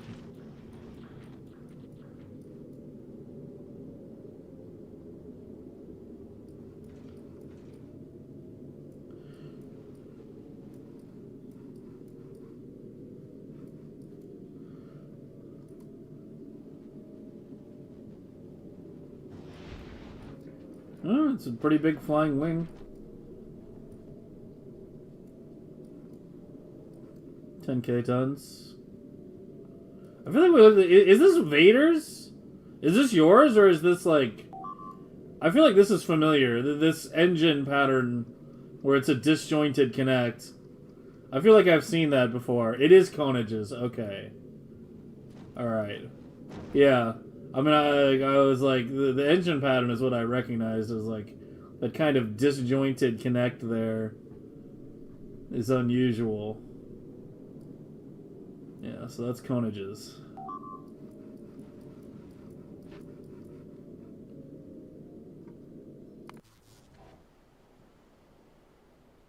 Dude, really love solar power. What the fuck? Don't tell me you're using solar power on a kilo too. Where's the orange? Down here? Oh, that looks familiar. Kinda. It's a bit different. I mean, I guess if you're designing an orange blade, it's always going to wind up looking a bit similar. Looks a bit different from mine. Yeah, mine's smaller. Oh, yours is way wider. But yeah, I guess no matter how you design an orange blade, it's going to wind up, you know, somewhat similar. Right? With the carbon in the middle, orange on the outside, 2 tungstens, 2 triangles per section. Some things are unavoidable.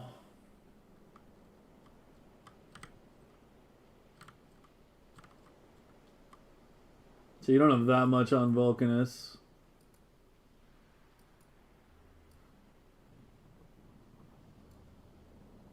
So Vulcanus is just orange then. Yeah, this is what? This is quality. Wait, you're launching the quality tungsten? No, these aren't launching. Never mind. That's a quality tungsten thing. Yeah. Okay, that's your quality tungsten for your orange. Yeah, that should have been obvious. What else? What else do we need to look at?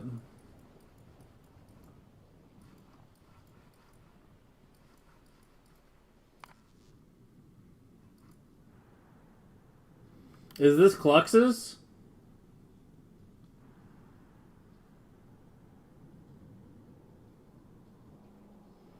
So you are doing the curse shit.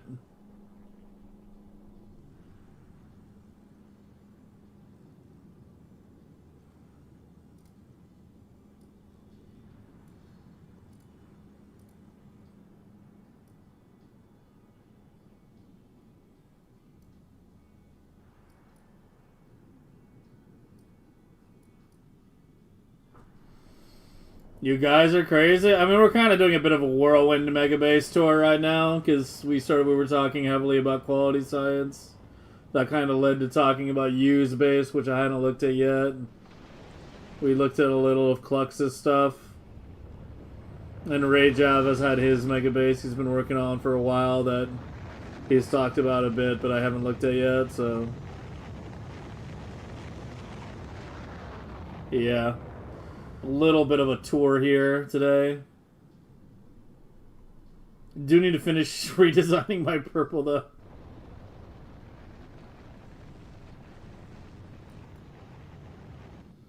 The cars on rails? Yeah, I was asking if it was Clux's.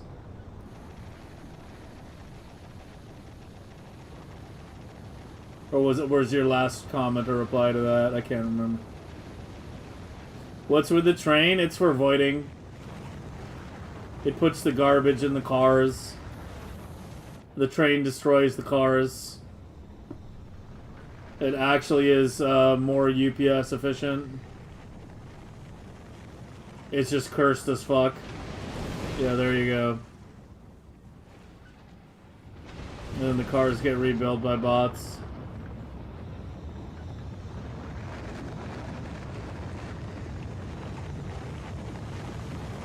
The purple on Novice is good. I mean, I could yoink it. Maybe. And just use that instead of redesigning my own. Yours seems like a lot bigger than mine, though. If it's, you know, assuming it's producing the same amount. Hold on, let's finish looking at the other planets first, then we can go back to that. You've never seen it? Yeah. Yeah, I mean, that's why it's good we're going through all this.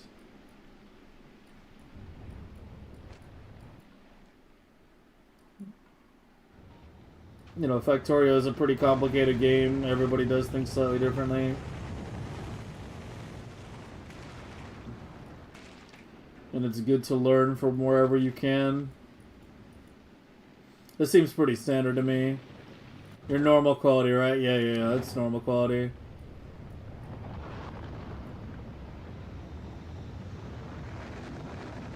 Is that even hidden? No, it hits those two.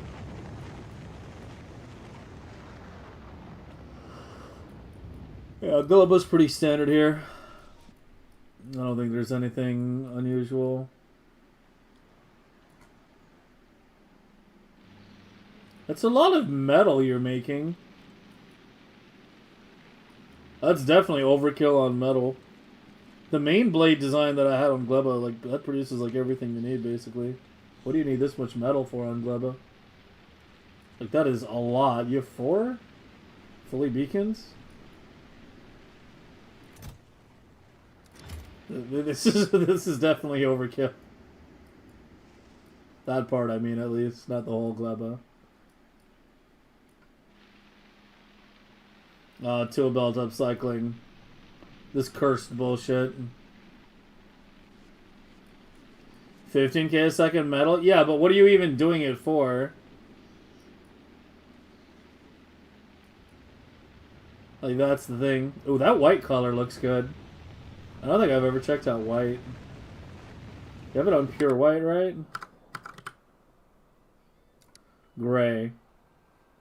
Let's see how white looks, actually. I don't think I've ever tried white.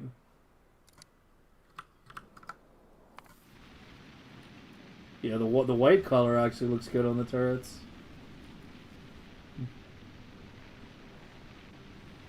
It depends on ingredients. It depends on it's anything made that has a spoilage value inherits the value from its ingredients. So the fresher the ingredients, the fresher the glub or whatever the fuck you're making.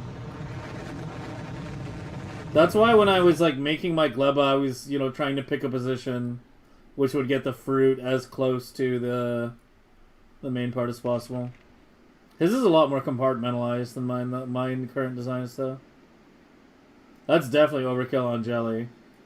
I can tell just by looking at the amount of Yamako fields and the amount of jelly fields that the ratio is, you know, high on jelly compared to Yamako. But it looks like you've got that pretty aggressively circuit controlled, which is good. So it shouldn't affect UPS if they're just off.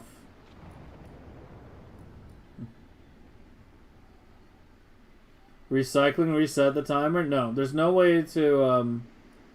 The only way to reset the timer on spoilage is if you craft it into something that doesn't have a timer, and then recycle it back.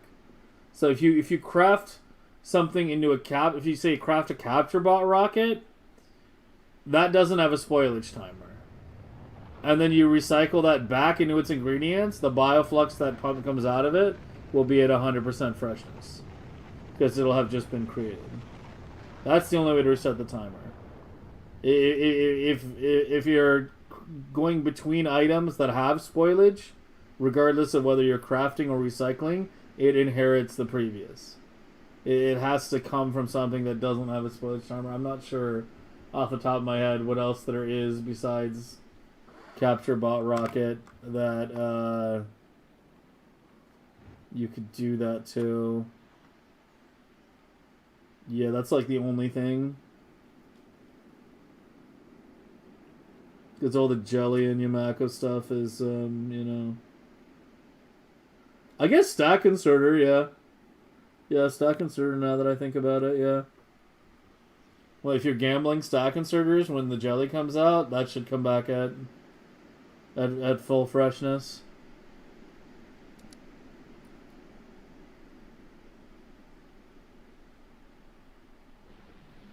Egg start at 100? Everything starts at 100. Yeah, everything starts at 100.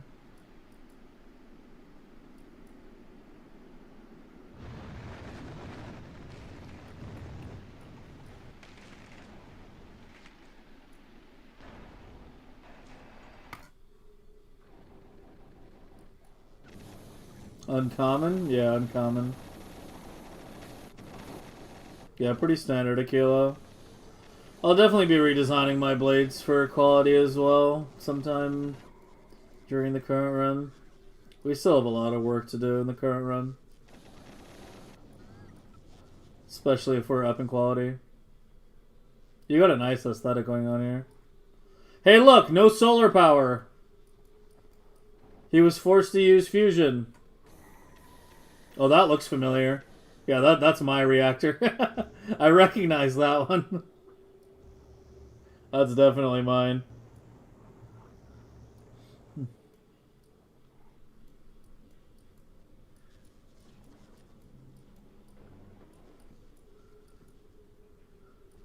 lot of quants. I never had that much quant launching in my old Megabase. Like like fucking you and you meaning YUU. God, that's such an annoying fucking name. Have a name like that just sounds like you. Like I'm saying like you has a lot of quantum launching and it's like no, I mean YUU. Not like you as in Rajev. But both of you guys have like so much quantum launching compared to how much I had in my last Megabase. I had one blade. In the base I did last year, I had a single fucking blade. This was it. I had one of these. One. I had 8 silos launching quants, and that was literally it. I think I might have extended it a little bit. I can't remember. I can load the save in a minute here.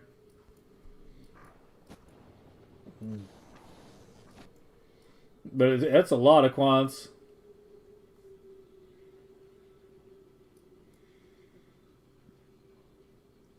So much solar you need on a kill? Yeah, it would be like that or something.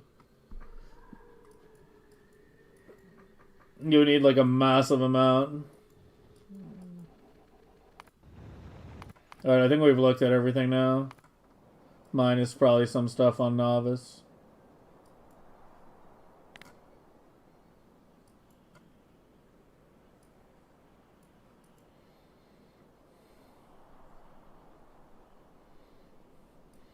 Are you Chinese or Hispanic? Because you've got Spanish here and then Chinese letters here.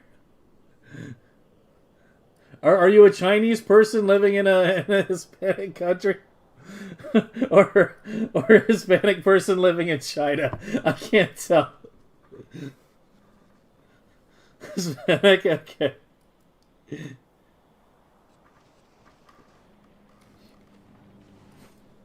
What is this? What does this say then? I actually can speak a bit of Spanish. Like I can understand these comments. Kind of. But I can't read that.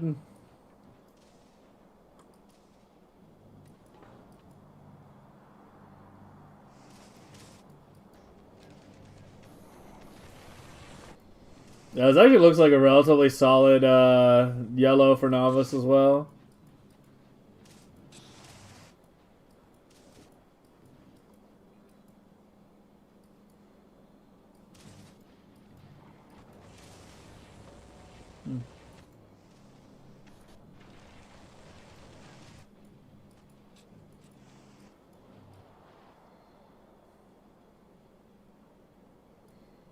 I like your blade designs, honestly. They look solid.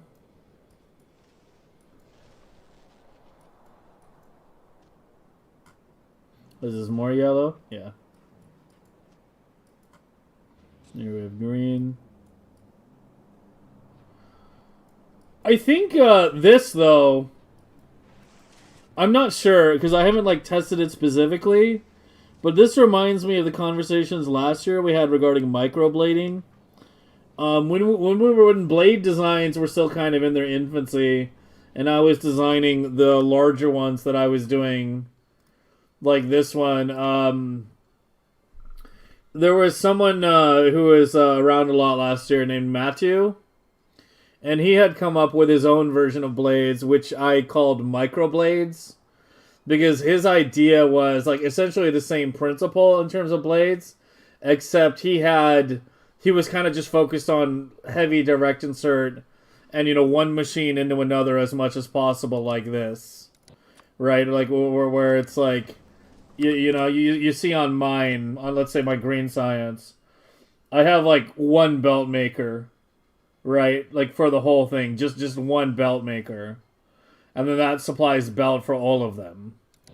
Like you have one belt maker for every 2 machines, which means this works very, very, very briefly, and most of the time it's off. And that's what I was saying. This reminds me of Matthew's microblade system. I mean, obviously you've got it in one bigger system, but it's the same principle, where he had these like smaller chunks, right? Like you actually kind of have a hybrid design between his designs and mine, where you know you've got the larger column, and then like some stuff being made down here. Like you've got the inserters here, on the GC here, that are well, the inserters. The GC just goes to the inserters, but you know you've got the inserters down here, but the blades direct, the belt direct. I was really interested when Matthew like came in here and started talking about the microblade stuff, because I thought it might be a good alternative. But unfortunately, when we UPS tested it, it wound up being worse.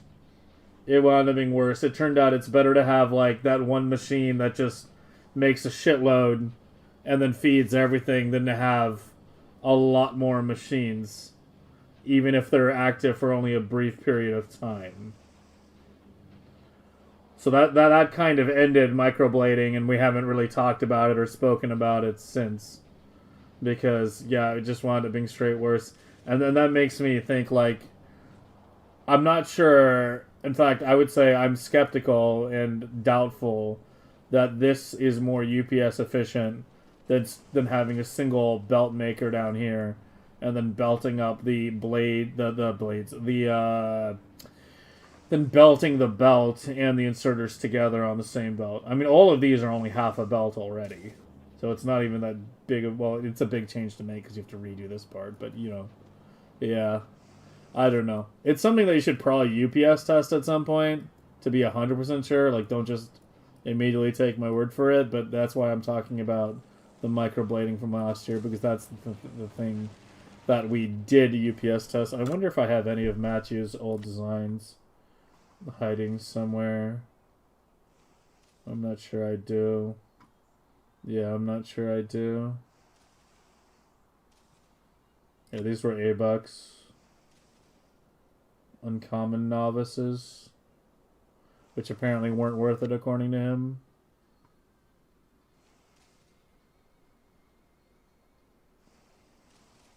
Or like 3% difference or something.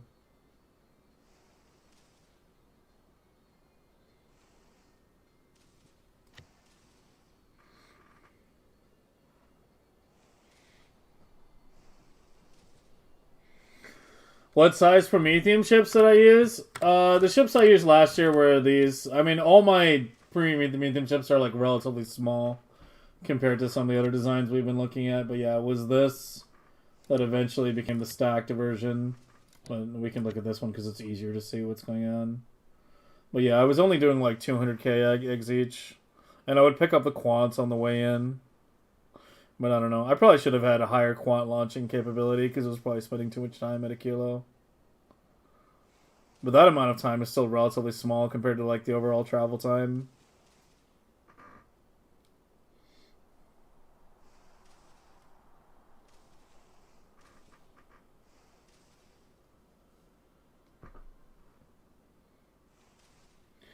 I prefer the green blade. This is too many entities to avoid belts. Yeah, I feel the same way.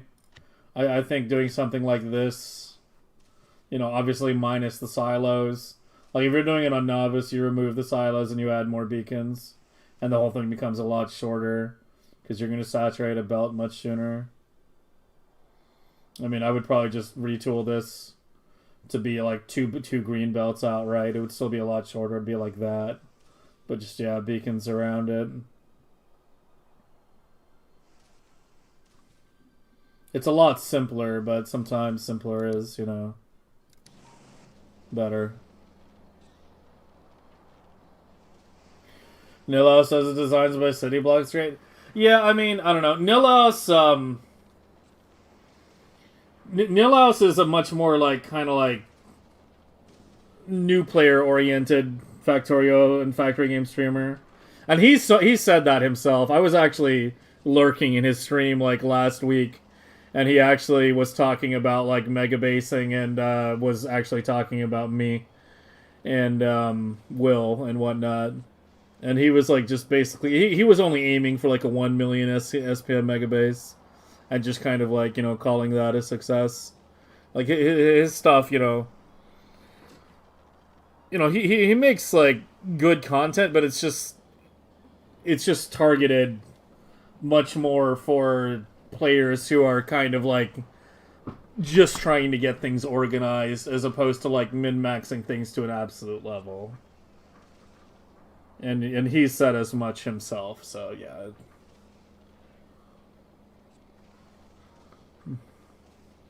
Whose base is this? Rajav's. You're still happy you're only picking asteroids on the side? Yeah, I mean, I'm running this one in my... I'm running the first one. This in my Megabase right now, and it's working just fine. This one picks up some resources in the front still. The late game, the stacked one, you don't do this one until you're, like, really high research levels. Like, if you're trying to deploy this at, like, research prod, I don't know, 15 or so, or asteroid prod 15, then yeah, you're gonna have problems. I can't remember which one's on my sheet, though. I think I might only have this one on my sheet, and not this one. But this one had a lot of extra features that never got backported to this, because this was like the earlier version, and then as we played and developed things, it eventually turned into this. I added the stacking, but I also added like a ton of extra features in it. So what I need to do sometime during this run is take the extra features that were in this and backport it into this, so that this is essentially the same as this, just minus the stacking. Essentially, this is the one that can grab asteroids from the front. And these only reinforce. But on this one, like the middle ones, you can see if you look carefully. You see these undergrounds here? That goes to the main circular belt, which goes all the way around.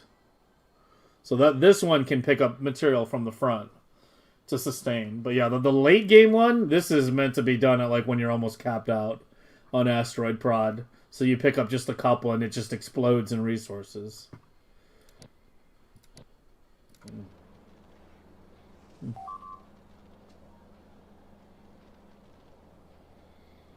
This was the old design belt based.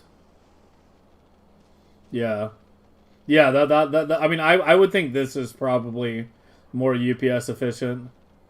That's so many fucking circuits though. Why do you... Is it all for clocking? I'm guessing it's all for clocking. I can't imagine what the hell else it could be for. It still seems like a lot of circuits just for clocking. Aren't these designs from A-Bucks UPS? No, these are Ray Jav's designs. I don't know if he submitted them to A-Bucks competitions. But these are Ray Jav's blade designs. The stacked is on the sheet. It's also got some wiring problems. No, it doesn't. It doesn't have wiring problems. It's because you're fucking trying to make it with a normal hub. It uses a legendary hub. That's why your wires aren't connected. Because if you launch with the wrong quality hub, then the wires won't be connected to the hub. So yeah, you need to make sure you launch it with a legendary quality hub.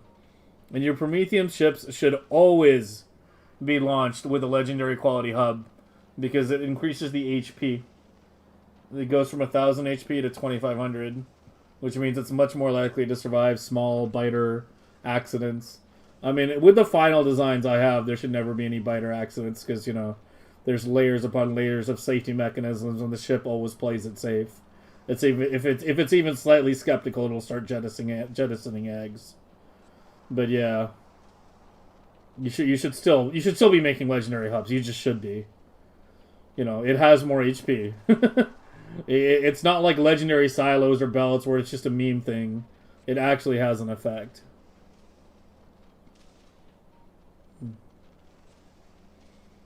Only yellow and military are yours. The rest are from A-Buck? Really? Wait, even the green?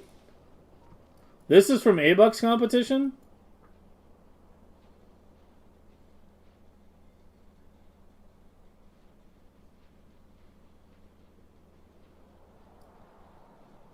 This one over like something like this? I find that hard to believe. I might need to enter these competitions.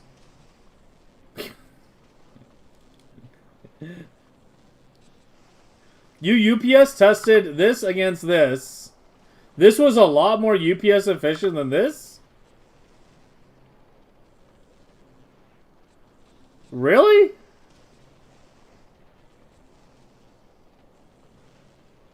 By a lot?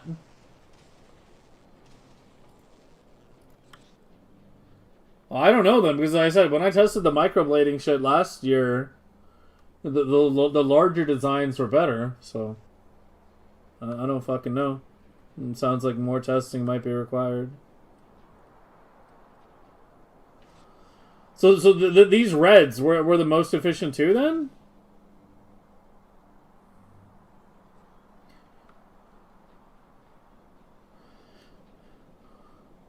I mean, I guess you're saving an inserter, and then that makes all the difference.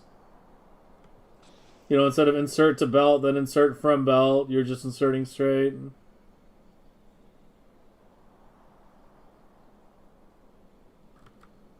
Well, fuck.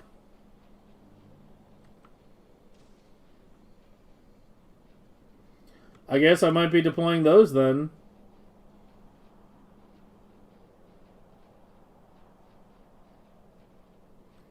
Inserters are evil? They really are. They really fucking are.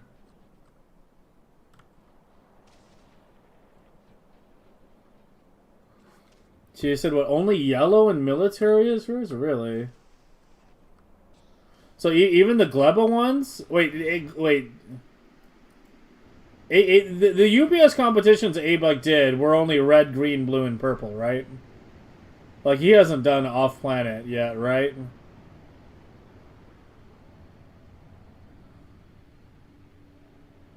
So these are yours, correct?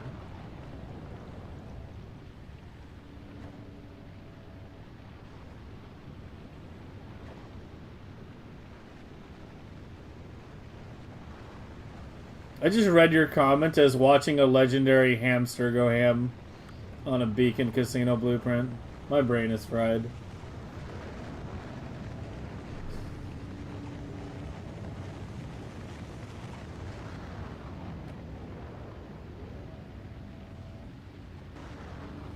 He's only done red, green, blue, and purple, yeah.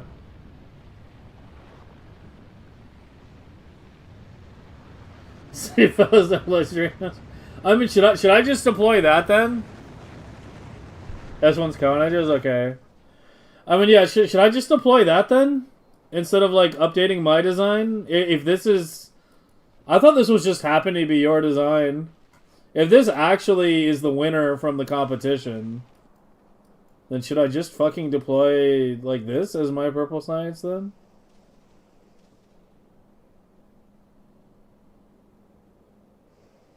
I mean, I guess I should, right? Shouldn't I? I mean, we can always try to improve upon it later, but... You know, we're talking about my original design from, like, over a year ago. Versus, like, you know, the competitions that a lot of competent people have been spending a lot more time on.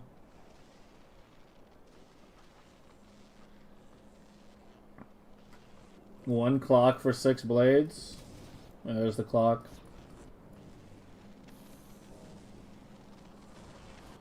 Fucking medium power poles, though. You guys are cursed. Why do you guys hate substations so much?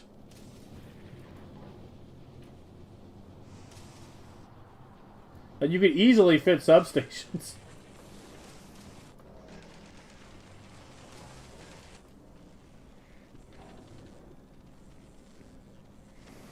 How are substations less efficient? What? How is it less efficient? It's so much less visual clutter.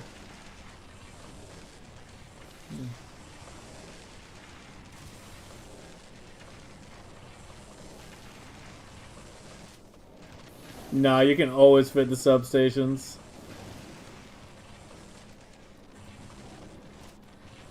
Their coverage area is huge.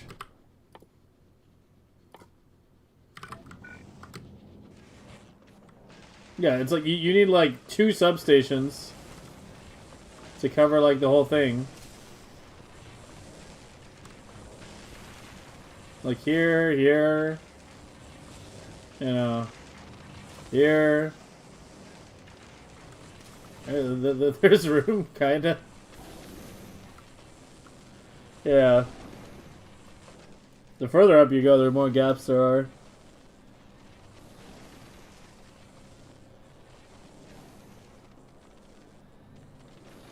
I mean, they both serve to pass signals. You can pass signals with a substation, too.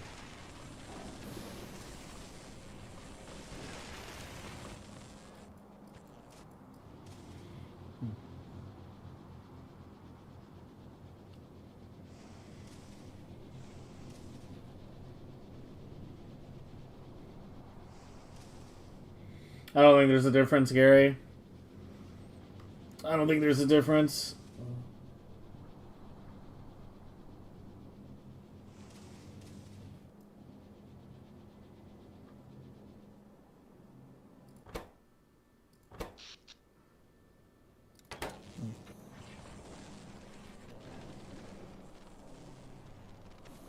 I'm gonna use small poles just to spite me? That's what Will's already doing.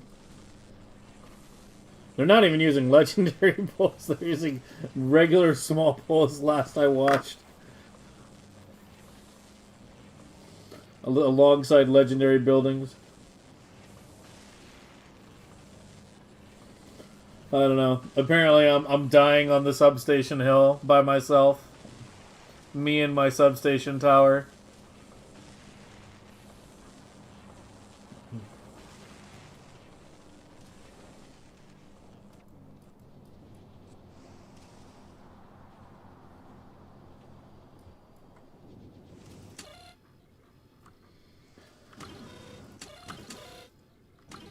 Just the different clocks.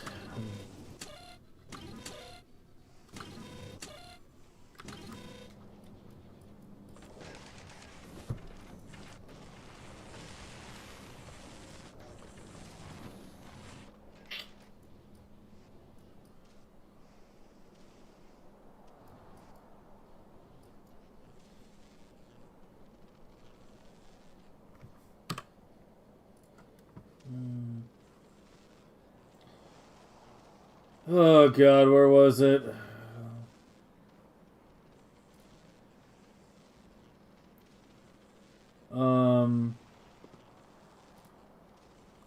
Woof. Where was A-Bucks? Fuck. I can't remember where I put it.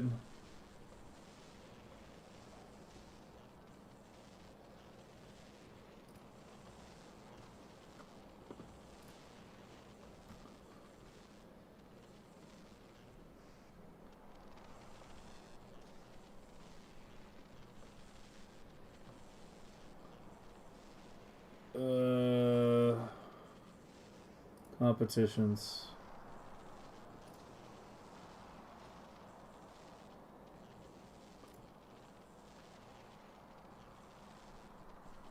Production science entries. So how many people? Yeah, there's a fair amount of people.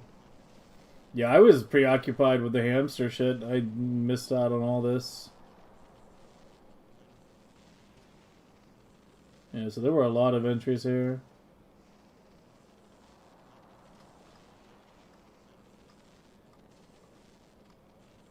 Designs that pass tests.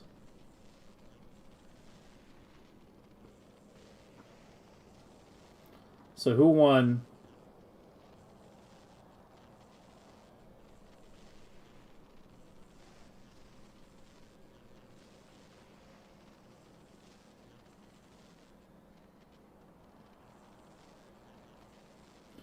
Whole update time.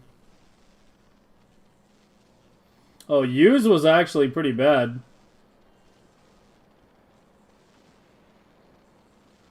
Yeah, it looks like Thalen's design one.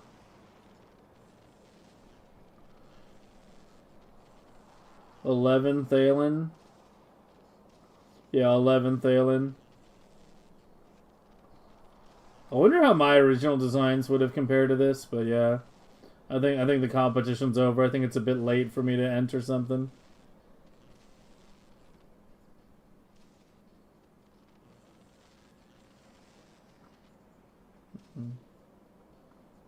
So the winner is then where is it?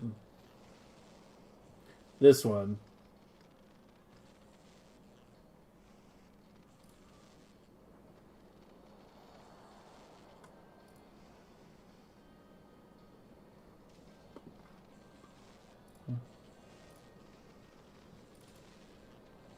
Wait, why is it a zip file? Just give me the fucking blueprint link.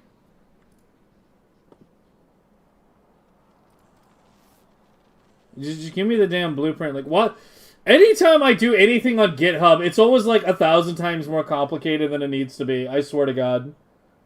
Like, there's something about, like, people that use GitHub where it's like, just getting the basic fucking thing that I need is just, like, just, The text? Okay, there we go.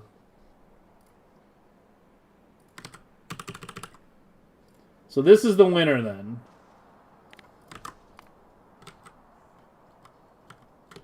And that's this one? Or wait. Is this the same as the one you used? No, it's different. All in. It's an on patch. I can't use this. I can't use this. Yeah, I can't use it. It's an on patch. It needs to be on not default settings. Yeah, it needs to be on not default settings. And it needs to be a juice settings one. Yeah, it's on patch, and look how far apart the miners are. It has to be a really big patch.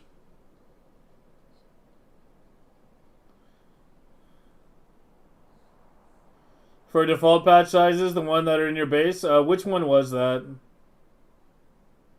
Just tell me which one it was so I don't have to fucking look it up.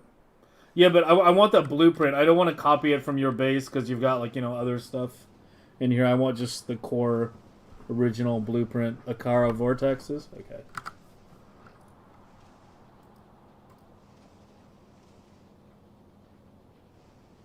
This one.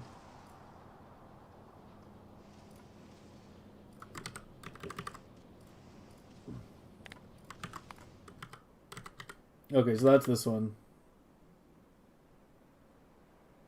I think. Or...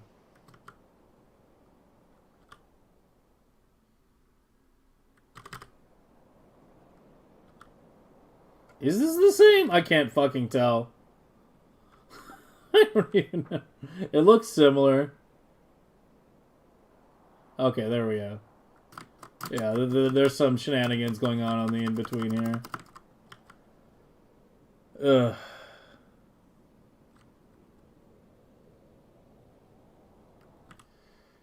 Okay, we'll put that aside. Okay, good. He already has his name on it. That's a stupid name for it. So this is going to be Purple Science on Novice.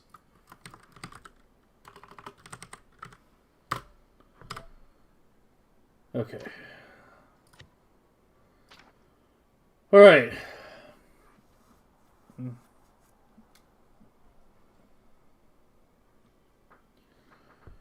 So do we just deploy this, I guess? Or do I try to, like, improve my own design?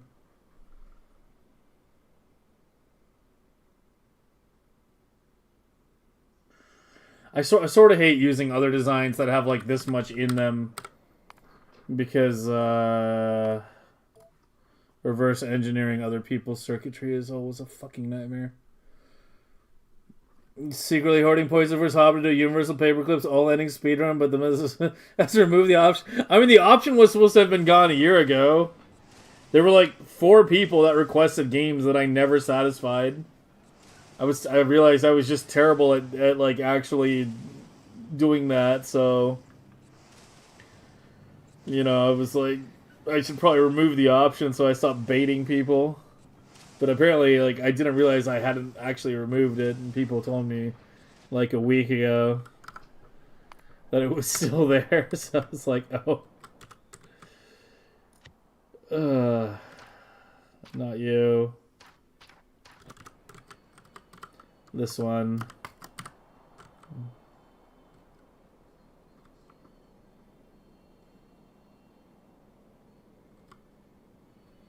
What does it mean? Ensure that stream is only stack of 4? Does it mean fully stacked belts?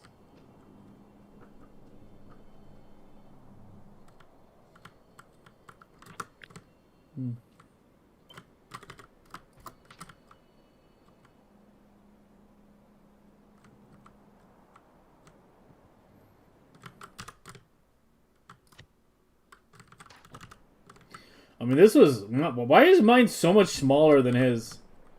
Like, I guess it's maybe not even that much smaller. It's just longer.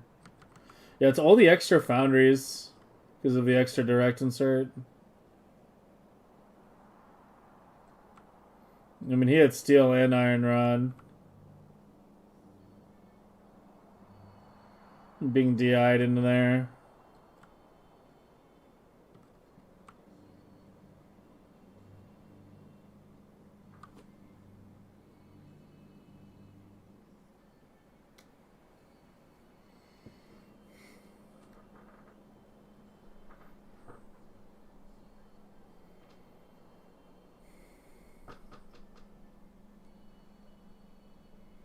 Yeah, that's what I'm trying to decide right now because we need to at least. I don't want to fucking like start streaming again next week and still be worrying about purple. I mean, we're obviously going to be iterating on designs and improving on them and doing lots of UPS testing in the future, but I just need.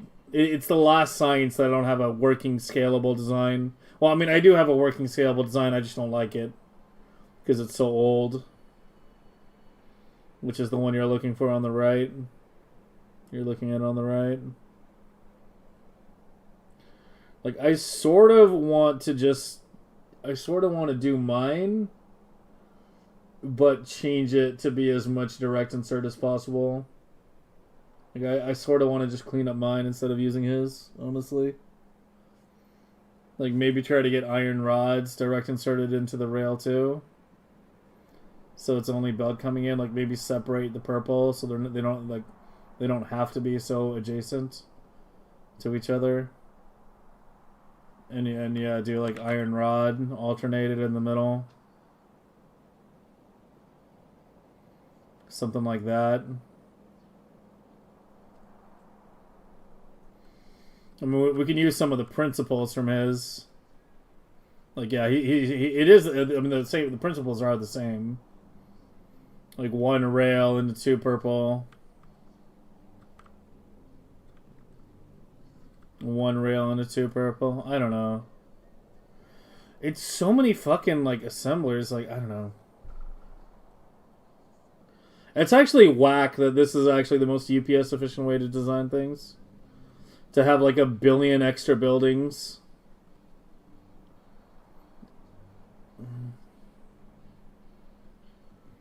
Abandon the science experiment? Oh, you mean the legendary? I don't know. I don't know. After what we've talked about with use base and everything. I mean, it sucks to abandon it because I literally spent all day yesterday working on this. So it kind of sucks to abandon it. But, I mean, I did acknowledge before even starting that was potentially going to be a possibility. I mean, I don't know. It's too many inserters on the LDS shuffle. It's too many inserters. It's just way too many inserters. Like, we did the math. It's nearly 1,000 active inserters. Like, this is 132 inserters that are basically almost constantly active. Like, you know, you can maybe do a little clocking here, but there's not much. They're swinging pretty frequently. And that's 132 inserters just to create one belt. And we need 8 belts to run one thing. That's 1,000 inserters right there already that are just constantly active. That's just a huge amount to be adding. So yeah, like it just echoes back to what we were talking about before we went on the Megabase Safari, which was that there's no way this is going to be worth it unless we have Legendary. And we have 300 LDS prod, so maybe we can return to it at some point, but I don't know. I'm kind of at this point just willing to just capitulate a bit and just accept the fact that we're going to have all novice sciences on novice and then try to get like uncommon quality or legendary quality on as many non-novice sciences as possible. And I'll probably design an uncommon quality of Fulgora Island at some point. Actually, designing an uncommon quality Fulgora Island isn't even that hard. Because you just dispose of any scrap. Right? Like, you just dispose of any scrap that's not uncommon.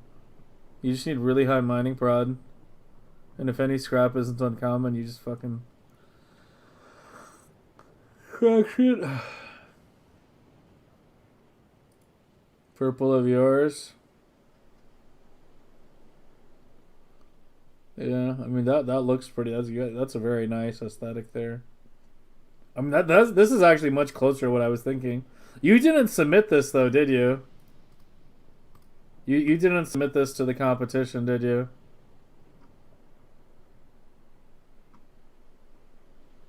Yeah.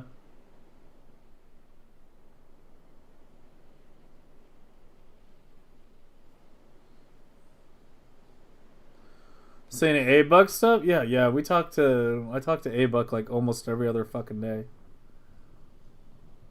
We've seen everybody's stuff. Our eyes are open. Quality mine scrapped up unwanted? Yeah, exactly. Same how we did the calcite. And then you only process the you only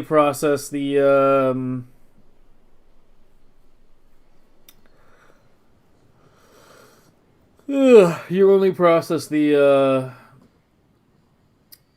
uncommon scrap.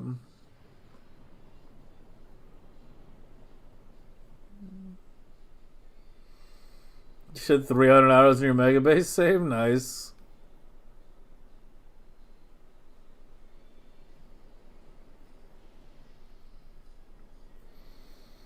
I think I'm probably going to create like a Discord group for people that have like actually created like a late Megabase. I haven't decided yet. I was planning on creating more Discord groups for people that have like either, you know, made a late Megabase or who are like actively, you know, trying to contribute and help on designs. It was something I was going to set up over the next couple days. I was still thinking about it. But like looking at yours got me thinking about it again, Rajev.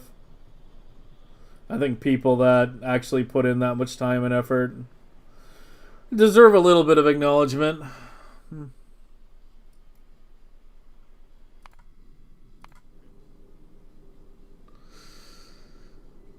Oh, God. What do we want to do? What do we want to do? What do we want to fucking do? Whose was this? Comrades?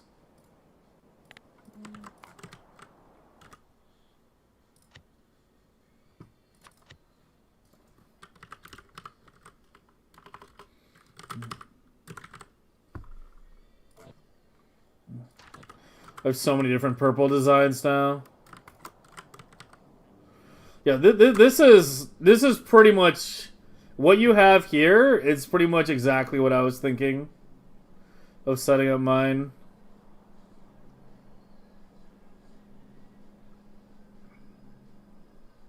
At least for this part. I feel like yours might actually clock relatively decently. Oh, you do have a lot of direct insert here.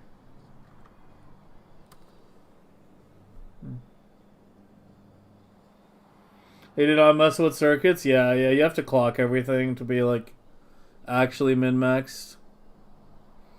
It would be nice to have a place to discuss stuff. I mean, we discuss stuff on my Discord all the time.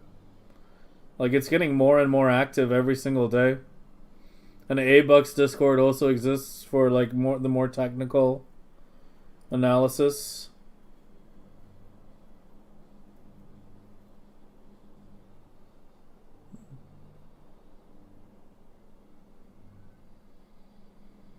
Speed for prod and so in the suit, yeah. Yeah, yours is very close to how I was thinking of redesigning mine. Like, I'm actually tempted to just use yours. You at least use substations. It's at least fucking substations, man.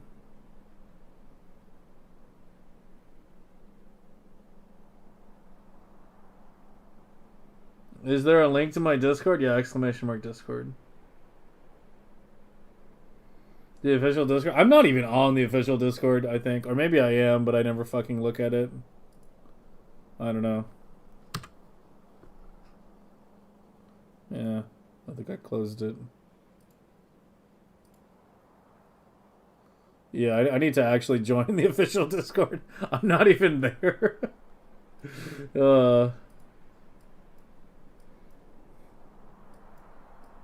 But I mean, that's the whole reason why I didn't have a Discord for the longest time.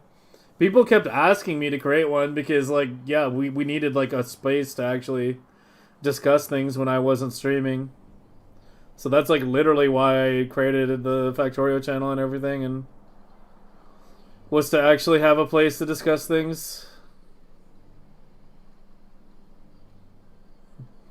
But yeah, I mean, I just have one general Factorio channel, but it's like 90% Megabase related discussion.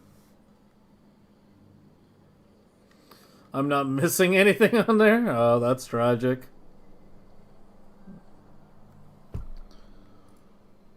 What do we want to do? What do we want to do?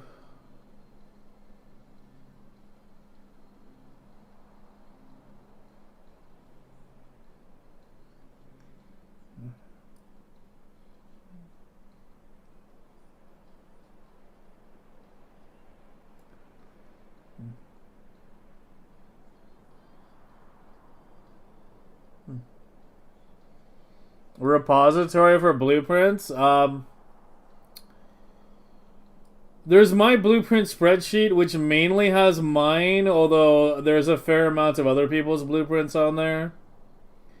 I'm gonna start. One of the things I'm planning to try to do over the next couple days, I might take Wednesday off as well. I don't know. There's a lot of shit I want to do this week, so I might take an extra day off to make sure I get it all done. But one of the things I wanted to do was like actually start putting like more blueprints, like fully update the sheet with all the current stuff. And but yeah, a lot of the books on there will have like other people's blueprints as well. Like there's a few, like the hub design blueprint book has like 5 different people's hub designs, including mine. But yeah, I mean, you make a good point though. Like it would benefit the community a lot if I just sat the fuck down and like just fully compiled all the good blueprints that we all are aware of into, you know, sets of books. Like, here's all the best purple sciences, here's all the best hub designs, etc., etc., and then just fully updated the blueprint sheet with everything. So yeah, I don't know. My list of things I want to get done like this weekend for me is really high. So I'm actually thinking, yeah, I might take Wednesday off as well just to make sure. Because it just keeps getting bigger. My to-do list just keeps getting bigger and bigger every week.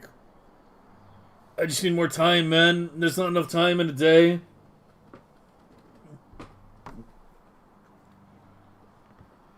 The official Factorio Discord is like 80% political discussions, and the rest is Factorio.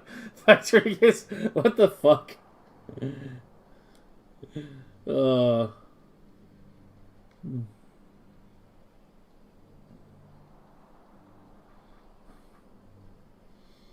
If it's 80% political discussions, I should join and just ruin everybody's day. They'll be funny.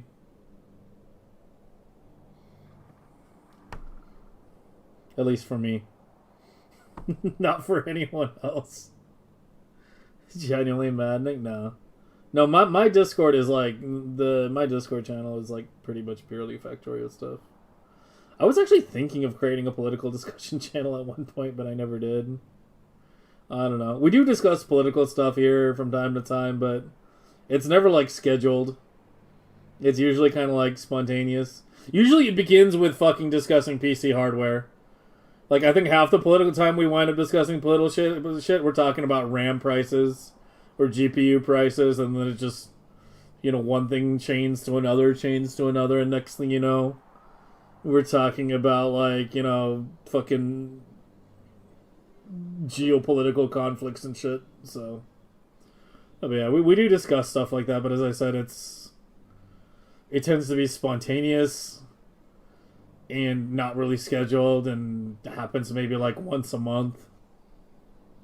It's been about a month since the last political day we had, now that I think about it. But yeah, that's a whole nother fucking story.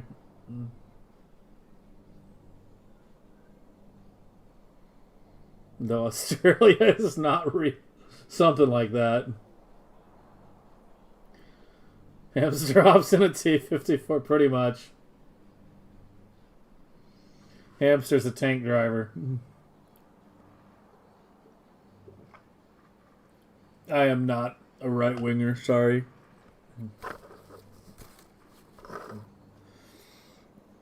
Anyway. So what are we fucking doing here? What are we doing here?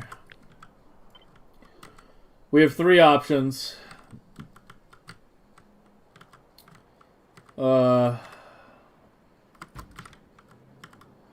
Option A, I try to make my own quick design. It's probably not going to be as UPS optimized as this, but it'll at least be my own design, and one we can at least start with to get, you know, the purple science going on the Megabase. Option 2, we use Comrades, which I think is already, like, pretty close to what I was going to do. I mean, I mean, this is literally what I just described here, right? Like, I wanted to have the iron rods here for DIing that. And so this would wind up looking pretty damn similar to that. I kind of wanted to have more beacons around the purple, though. See if we could get away with less machines. So yeah, option 1, we copy the winner from A-Bucks contest, which is very large and has circuitry that I'm not even going to begin to try to decipher. But it's all clocking related. Yeah, option 2, copy Comrades. Option 3, design my own. Do I want a fourth option? What? Hamster goes off a cliff?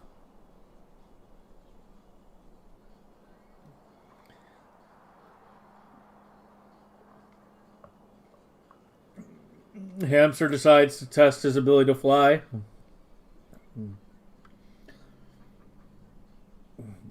I spent 2 fucking days. I hate purple science so much, man. I hate purple so much. What is this? There's no name on it. Oh, there is. Is this your original design?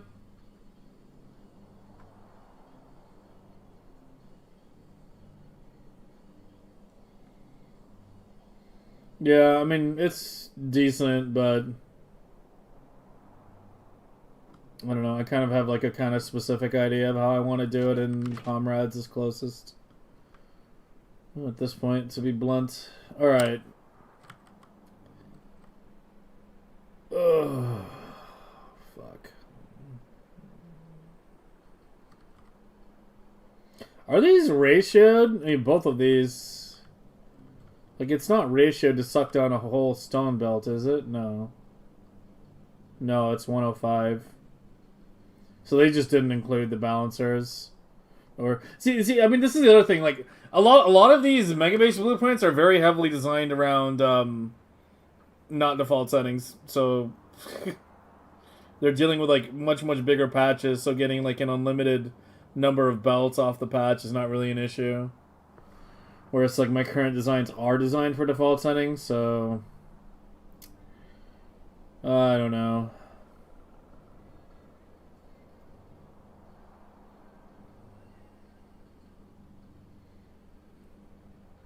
Fuck it. Let's try to do our own design.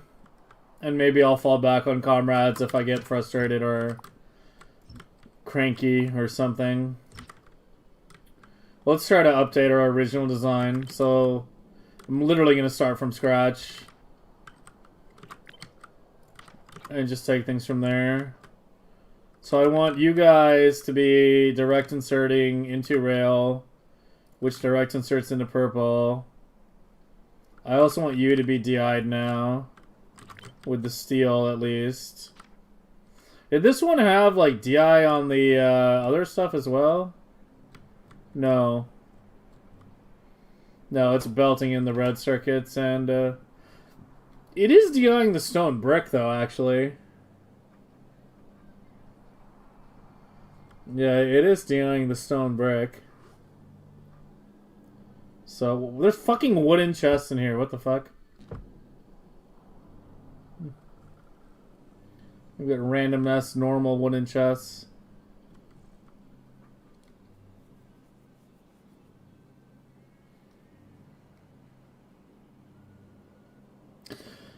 I kind of just want to try to design like an absolute maximal direct insert, like potentially even more than this, minus, say, the circuit portion.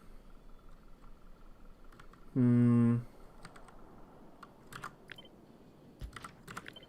this would have to be like that.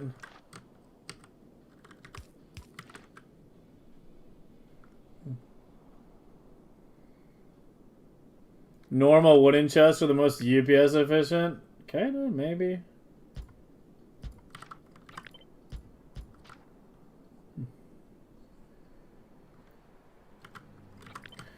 Yeah, hamster is ball, but I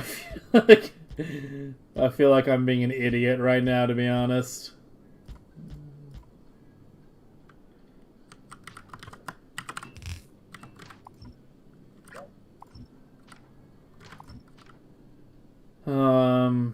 You don't need to be sped. You're at 123, 50, well, depending on how many more beacons I add here.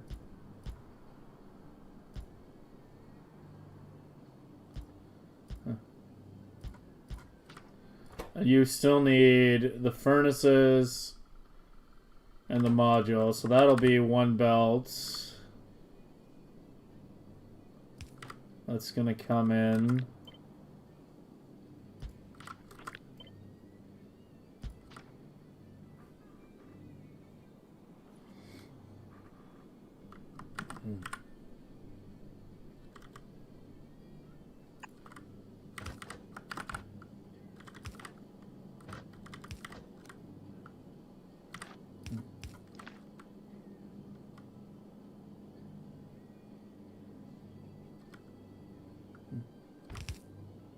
I can't do what I'm thinking, can I? How do I want to have this other belt come in? What's my method of avoiding extra spoilage on Novice? Burn it. Just burn it. I actually don't know if burning versus recycling into nothing is faster. Burning's pretty fast. But yeah, I burn it or recycle it into a burner. That also works too. That's how I did it on Gleba, actually. Is recycler into a burner. Is also pretty effective.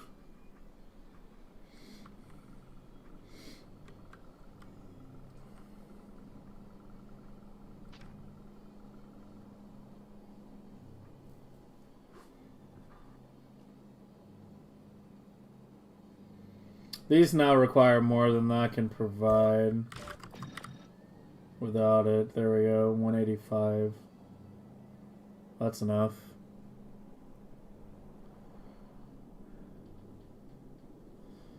Yeah, because but the thing with like heat calculations is like you should only have like you shouldn't have that many spoilage burning towers to begin with, right? the thing with a recycler is it has an output. Like if you insert into a recycler, it has an output. A burner tower has no output. A burning tower just ends. If it gets too much material, it just takes more time. Whereas with a recycler, you need to like do it into another recycler, you know, or whatnot, or into a burner at the end. Probably going a recycler into a burner is fastest, but I don't know what's actually most UPS efficient here.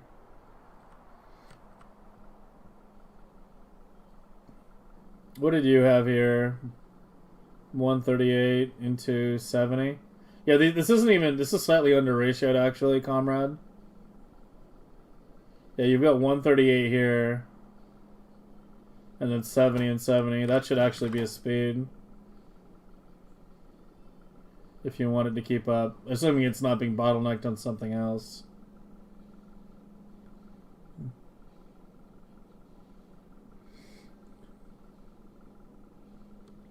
Yeah, exactly. Like I don't think a heat calculation from a single burner is noticeable either. Even like a half dozen, it's not really gonna matter if you have like no heat pipes attached to them. Like heat calculations mainly matter in like a kilo.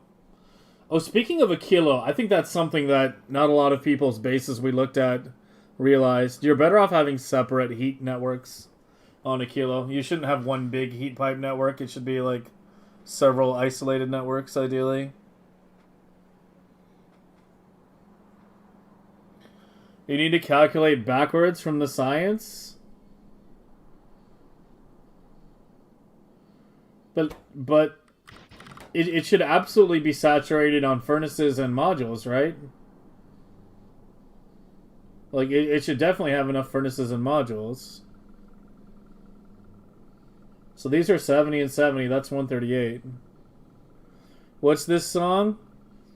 Lies by Churches. It's funny you asked that because this is like the song that clued me into the band.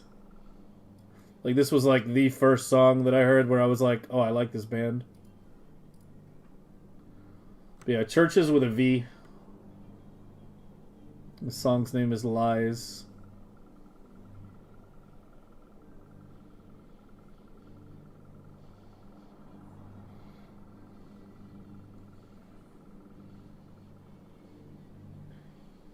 $240 purple requires less than what rail?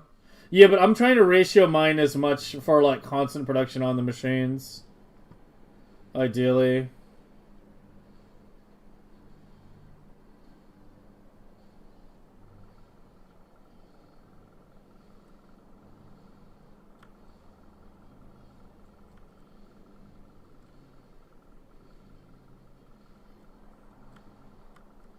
I don't know. Actually, I'm gonna say the more I look at it, the more I think I might just use yours.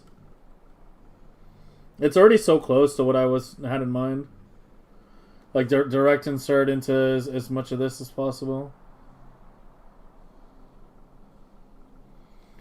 Demon Hunter Undying? I'm not familiar with them. I can make a note and try to check them out.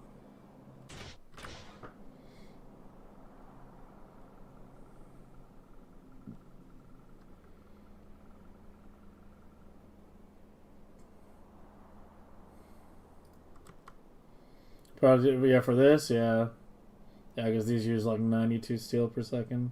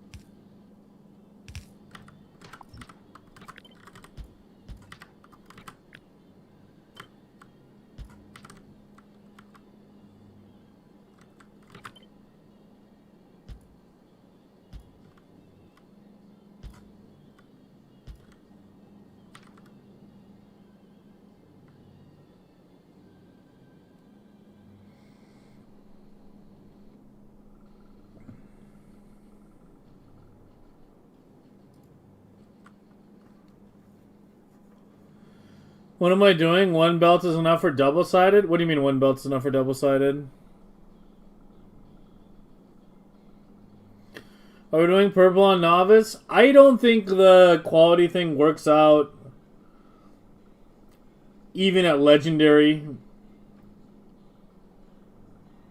Assuming you're getting steel from LDS Shuffle.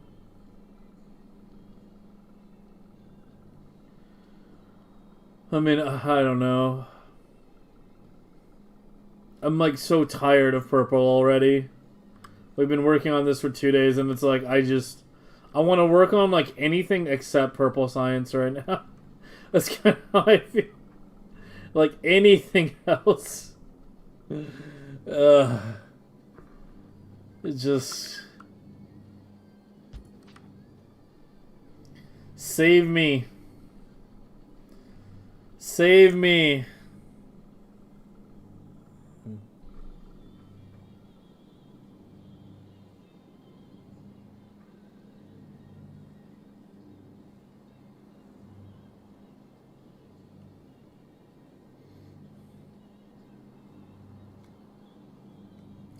I have enough space to close the rectangle layout with beacons. With the inserters and the double... wait, what? With this and this double? In this case, I should probably work on something else. I mean, it's got to be done at some point. It's got to be done at some point. It's either that or I just copy something. Look at your layout for the in and out. Yeah, I saw what yours was, I guess. That's true. Maybe I should just fucking use this one. Here.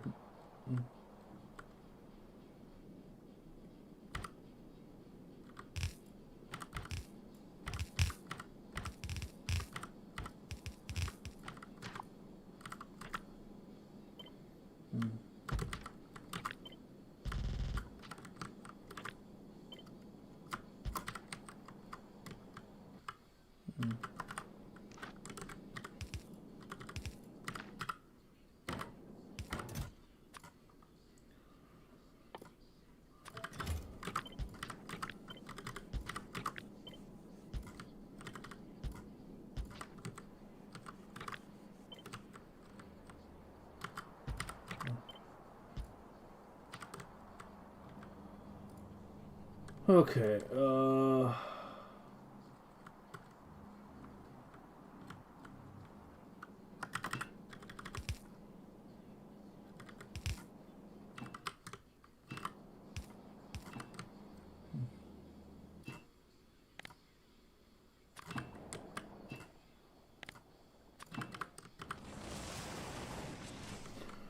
and the last connection should be oil, right? Or plastic. You don't have plastic in here, do you? No. So it needs a plastic in. Where is the plastic belt? The plastic belt is...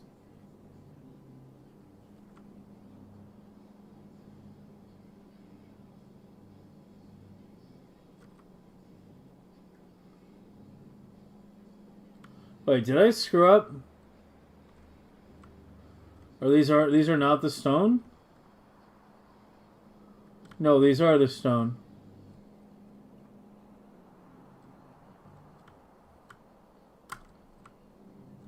The inner belts are plastic.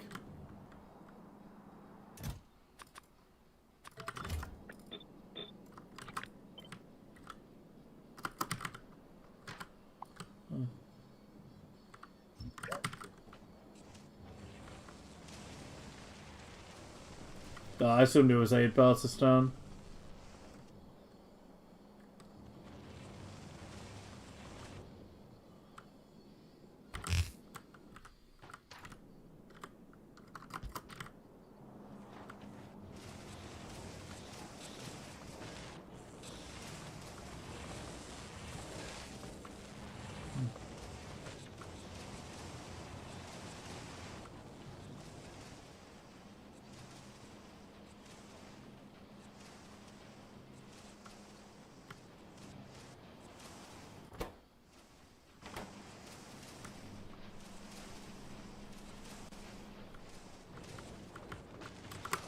Yeah, yeah.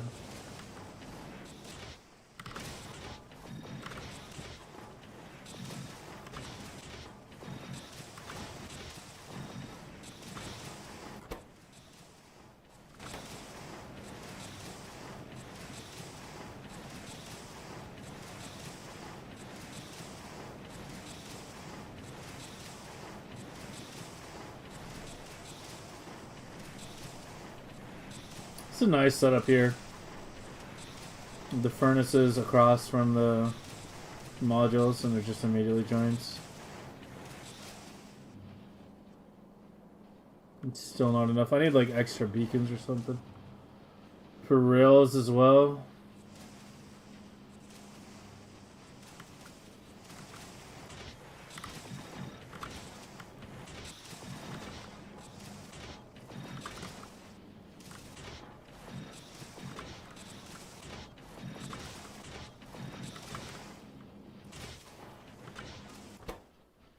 I mean, it's still going to be low because now I need to add more beacons, right? Yeah, this is only making 87. Yeah, I would need to add more beacons.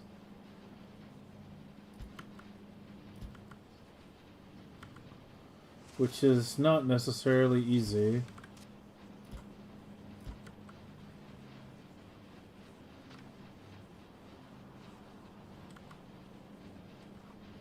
What is my steel... Oh, I'm at steel prod 1 in the fucking save right now.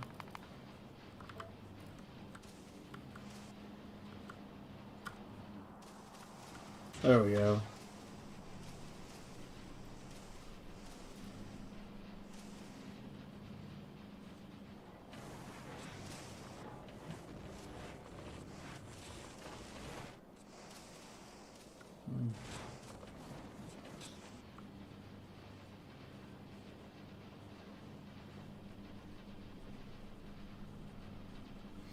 See, the thing is, like, I essentially want to design something similar to this, but what I kind of, like, have in mind, what I kind of want to do, is I want to have it to be, like, a more coherent, like, sort of, like, tileable thing. You know, with, like, overlapping beacons or something. Like, you know how I can just stack these? Like just straight up adjacent, like that. Like, that's what I kind of want to design right now. Is all the stone just comes in the bottom. The pipes are going across. And then just, like, the science comes out the top. It is tileable? Oh, I guess it is.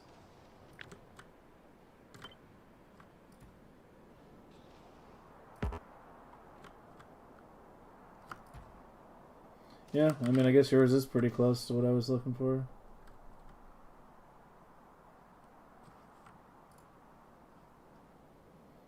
What is this?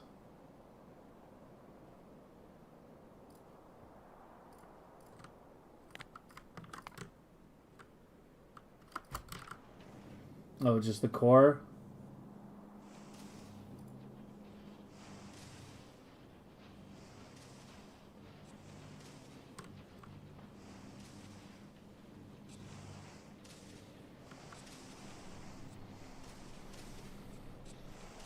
Yeah, I mean, that's pretty much the evolution of what I was trying to do here. Yeah, doing the space in between the beacons was the way to go.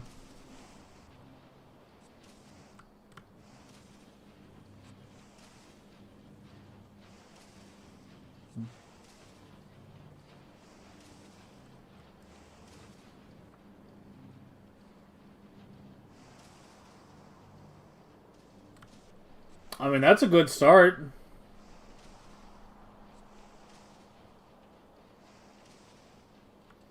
We can definitely build off that.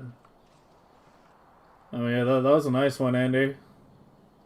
Yeah, just splitting these apart.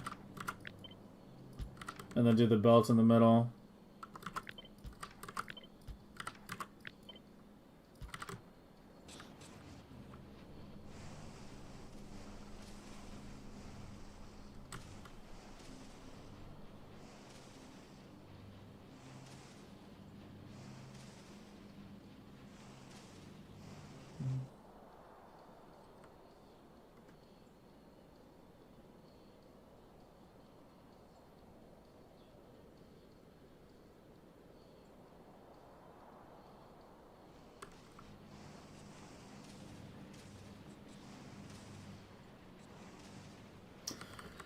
Alright, let's build off that, I guess. Is there anything from here I care about? No, it's pretty much the same thing.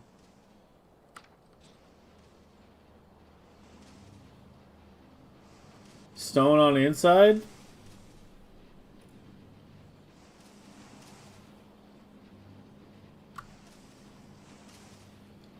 Yeah, I'm not sure which one I'll wind up using. I need to design the rest first. Here, let me make some room.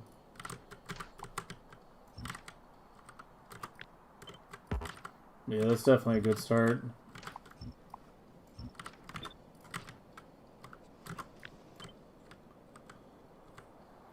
Purple was faster than blue and gray combined. I mean, I didn't change my gray much. I don't know. That's the thing. We're kind of in that phase where we've got functional designs. Like, some are kind of old, but they're functional, and we can deploy and expand them. But in terms of improving them for UPS, there's probably a bit more that we could do. You can kind of see, like, what I was thinking when I designed this. I was just like, share beacons, share as many, beacons as possible. Just do columns. Like here, I kind of did the whole direct insert principle we keep, looking at in all these designs where we just have the machines DI as much as possible. I mean, this is coal coming in, so that's always going to be belted. I guess I could have done something. I could have done something with the iron. I could have put the iron plates in between.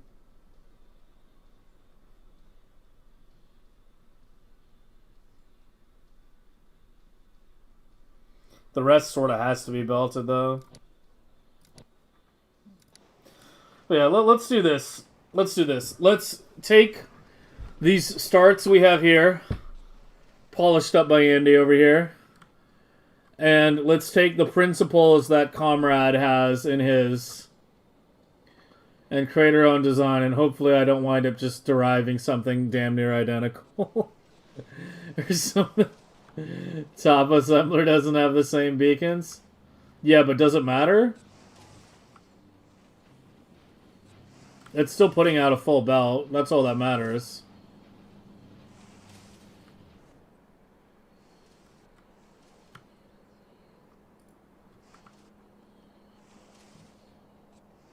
See, now, what I'm thinking of when I look at something like this is if we could keep this same width going all the way up and down, right? Like, for the rest of it, and then tile it like that, like, oh god, that would be fucking perfect.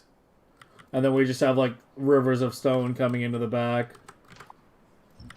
Like, that's what I kind of have in mind here.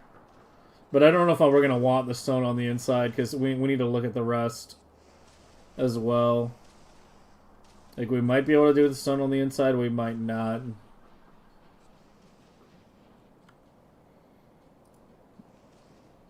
It's your gray. Oh, yeah, we could do silo chesting for that, too, yeah. This actually looks really solid, dude. Yeah, I kind of like both your gray and your purple.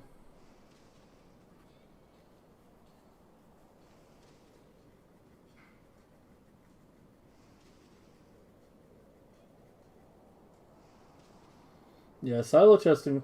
I'm curious how silo chesting for wall compares to the belt in terms of UPS. But that's a nice little gray. Too bad I already deployed. This fucking monster the other day on mine. Ugh.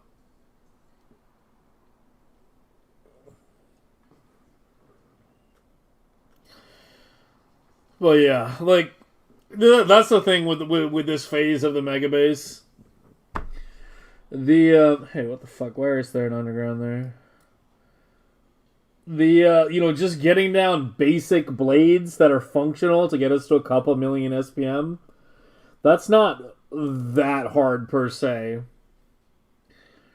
It's the refining of designs. It's the like optimization and designing new blades that are just slightly more efficient than the previous ones.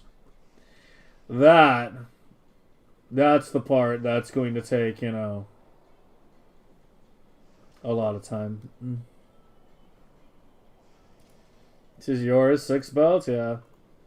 Yeah, I'm gonna start compiling all these, like all these are all solid. Like I'm looking at all these and it's like, you know, they're all pretty good. Like they're all, you know, it's all different approaches, and there's different ideas we could take from each one. But yeah, I think I'm gonna make a big effort to do that this on my days off this week. I'm gonna try to like compile like big compendiums. I'll make a message in Discord too. You know, not just the winners of like A-Bucks thing, because that only covers 4 sciences anyway. But just kind of just start compiling all the best blueprints, you know, with the names of the people who designed them. So basically, I want to create a library. That's the word I'm looking for that I should have been using this whole time. We need to create a blueprint library. Our own fucking Alexandria. Where we just have this, you know... I mean, I could just put it all on the blueprint sheet. I might do it on a... I don't know if I want to do it on a second page. I'll just have it all on the same page. We'll just make it really, really big. Like you know...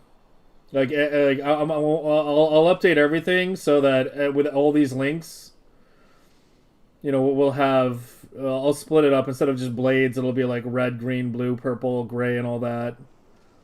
And then it'll have like everyone's design, so that, you know, if you're looking for like red blades, you can click this link, and you get not just my design, but like, you know, half a dozen others, and you can pick which one you feel like using. But yeah, any like solid design, it doesn't necessarily have to be the most UPS efficient, but you know, it needs to be relatively UPS efficient. Although I'm not going to be like, well, I might eventually UPS test all of them. But for now, let's just start gathering. Let's just start building our library. Everything, because that's where we are as a community. In terms of megabasing, is we have lots and lots of different iterations on how to do things. But yeah, at what SPM should I move away back to Vulcanus from Novice for science production? Probably once you start getting above like 10 on your update time. Like if you press F4 and go time usage, once you see this number getting like 10 plus, because the limit's 16. The limit's 16 milliseconds. Once you go above 16, that's when your game will start slowing down. So I would say once you start getting to like the upper 2/3 of the UPS limit, that's when I would start worrying about actually doing all the fine tuning.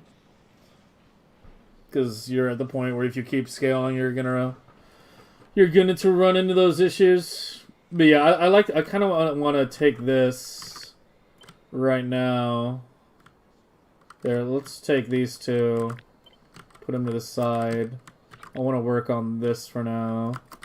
If I can make it this work in one just giant column, it's gonna be the sexiest fucking thing ever. Like that. And then we just have the rest in there. With all our stone belts coming in here.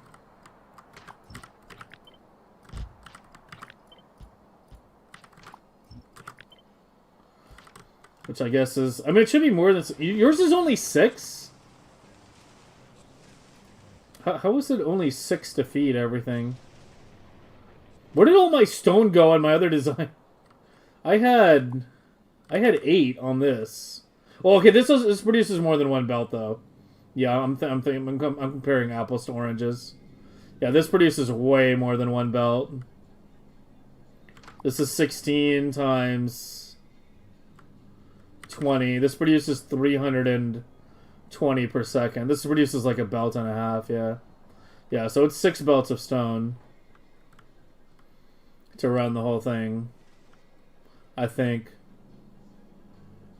I mean, I can't tell what this one is. I'm not even gonna worry about that one right now.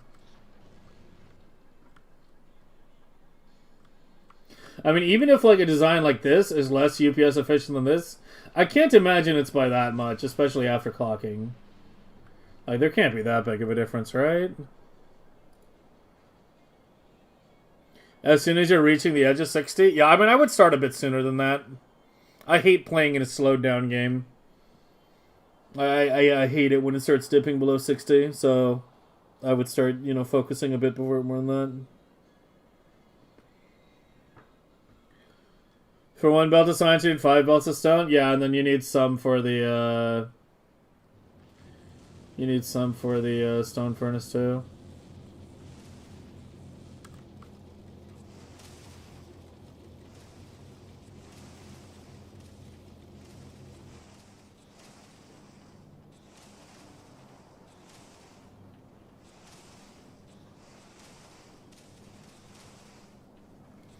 Five to 10, yeah. I mean, as I said, eventually I will do some. I don't want to do any UPS testing today. Like we will worry when we get into the UPS testing phase of the Megabase. We're going to be spending a lot of time on it. So like we will worry about that later.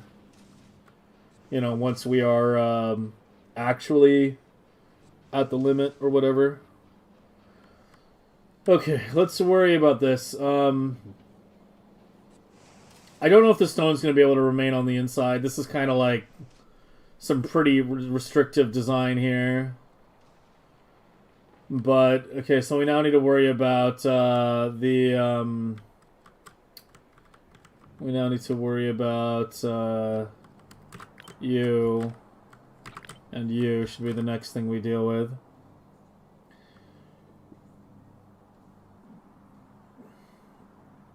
And then I guess the modules. I'm okay with belting the chips to the modules. I might DI a little bit. Here, let me organize this in a way we can... with what we're actually looking at, because this is the one I'm actually interested in looking at when designing mine. The vast majority of my calculation from pollution? I'm pretty sure the vast majority of UPS is drained by inserters. When it comes to, you know, at the end of the day. I might actually wind up ripping out your core. Straight up. Or at least basically mimicking it, because I like that.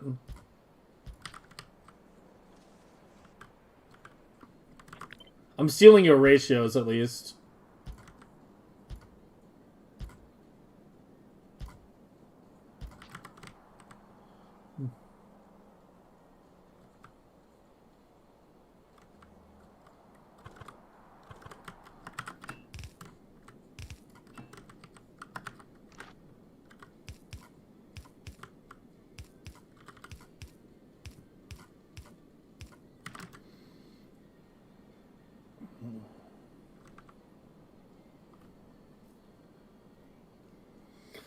Did I side against Rare Purple? We might revisit it at some point, but it's like when we did the math and the testing for the generating the steel from the LDS, it winds up being an obscene amount of inserters.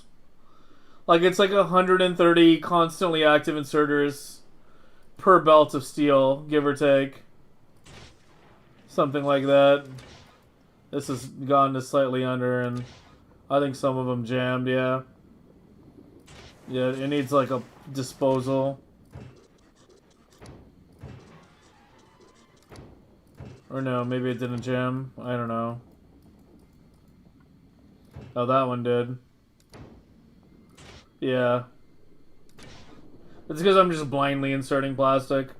That needs to be circuit controlled. To only insert if the plastic gets below a certain number.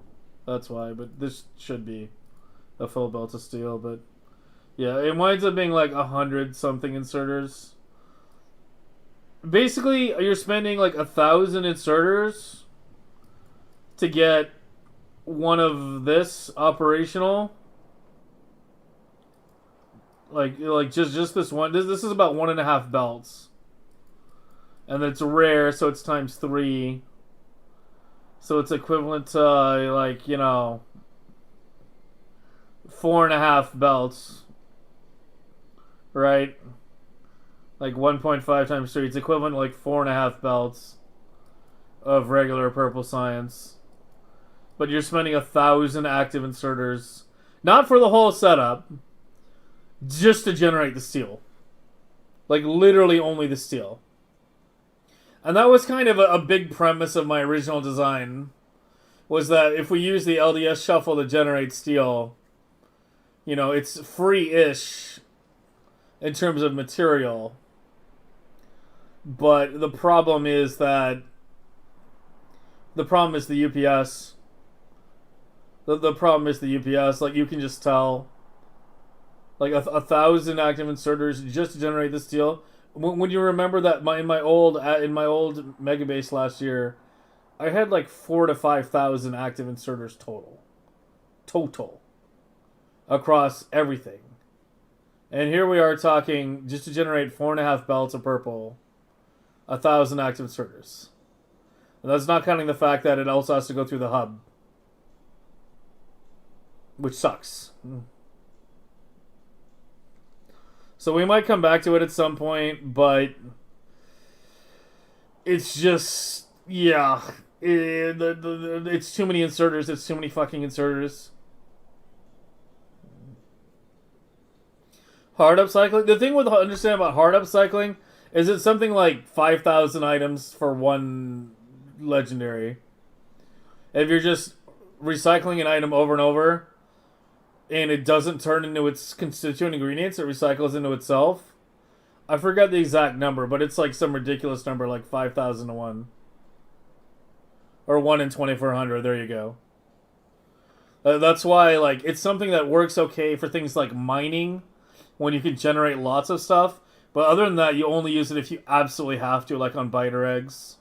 And it sucks to use it for biter eggs, there just isn't a better option. I mean, I guess you could use soil if you really wanted to, but soil is a pain in the ass too. It's better to just hard upcycle it, because you don't need that many legendary biter eggs, per se. Alright, let's see if we can get like some nice, super fucking clean shit. Although I need to actually have things on the side in order for these beacons to be worth it, but... if I can get the modules out there... That would be good. I'm stealing... Let's just steal all the ratios first. I mean... They should be the same as this, right? I mean, I guess this was slightly under ratioed. Well, the thing is, it also depends on beacon count. Yeah, it also depends on beacon count. Because I only had 4 machines here. Versus the 6. But you have these running at 9.27. I had these running at 14.8. I would prefer the higher machines, higher machine count, if possible. Okay, let's see if we can actually make the stone on the inside work. I'm not sure if we can, but let's try. So let's put the stone here.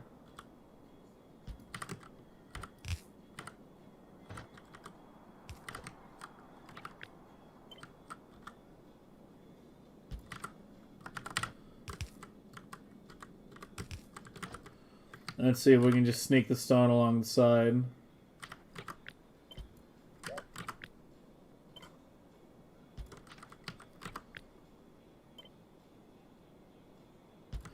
This is definitely a bit of a form-first design that we're doing here.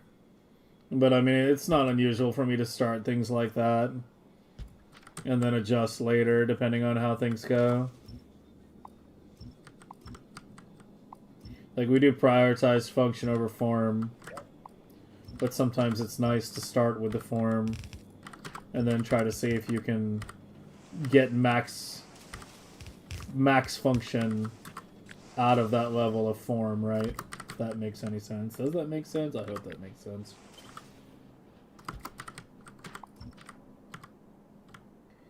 One of you is not hooked up, right?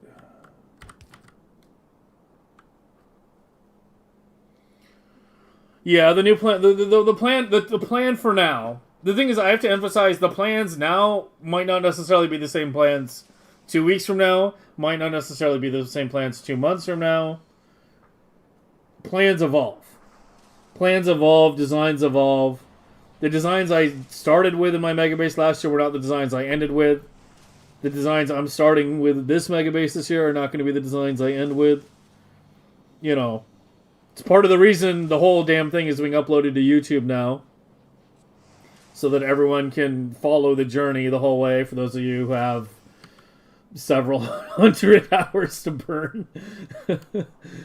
But, yeah. There's absolutely no way I can DI the stone, can I? Can I? Where were my... I can't DI the stone, can I?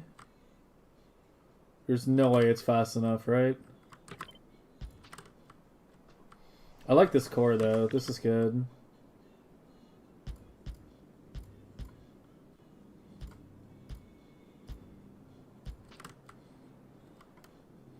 Then we connect to the outside.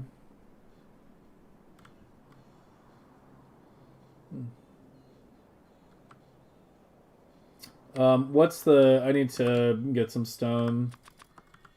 Not legendary. If these are here...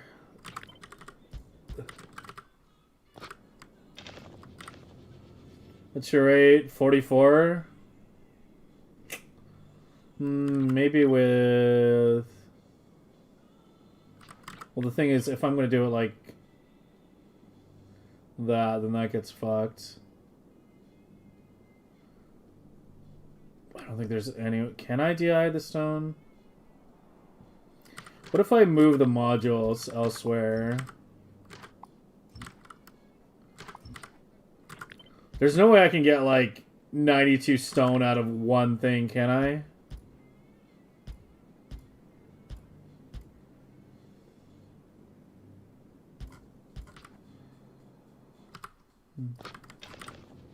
Nah, the max you're going to be able to get is like 50 or so. Okay, there goes that plan. Okay, let's put you on the outside. Use the outer beacons. Yeah, we're gonna have you use the outer beacons. And then just do something like that.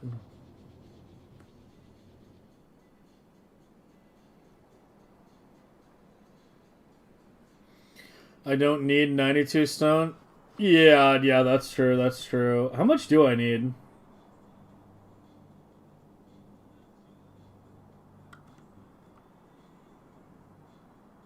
Well...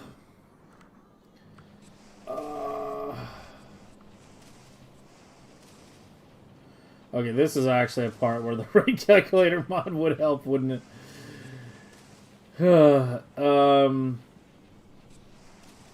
Well, kind of. Maybe not, actually.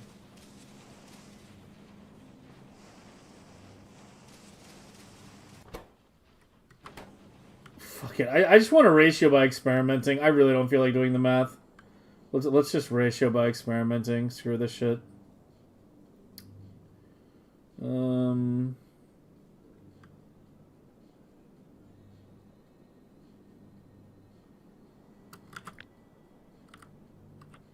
That's already max distance, right? Yeah.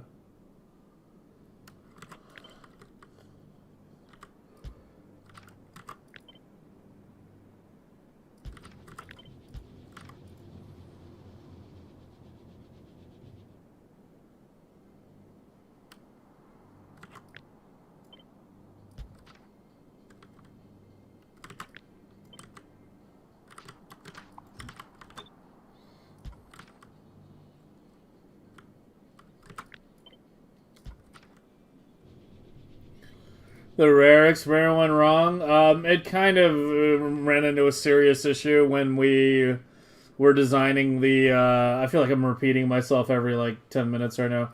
It ran into a serious issue when we were designing the LDS shuffle block, which was like the last thing actually. We got the voiding block designed, we had the calcite block designed, and on like the final design step, which was designing the block to generate steel from LDS, it was the realization that it was way bigger than we thought it was going to be, and way more inserters, because that's a hard thing to ratio, right?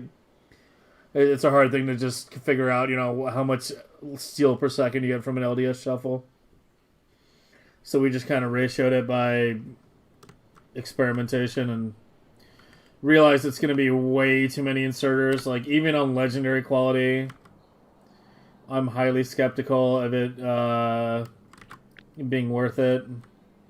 Because it's just so many fucking inserters. It's like an obscene amount of inserters.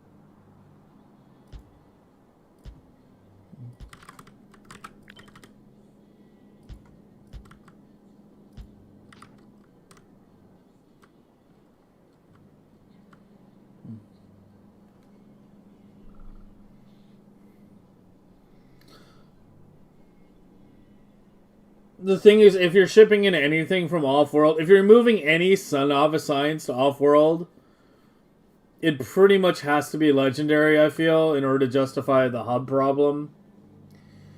And it needs to be,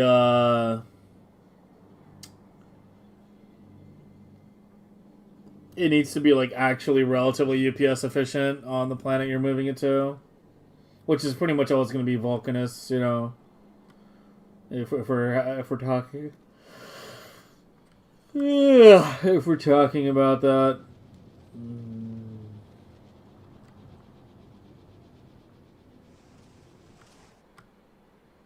I feel like I'm just making a worse version of yours right now. What am I doing with my life, man? I feel like my outer beacon columns are too restrictive here.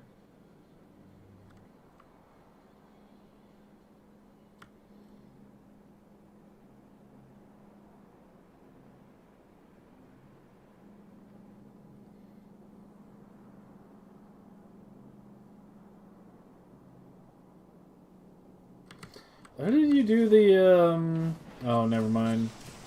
It's different from what I'm thinking.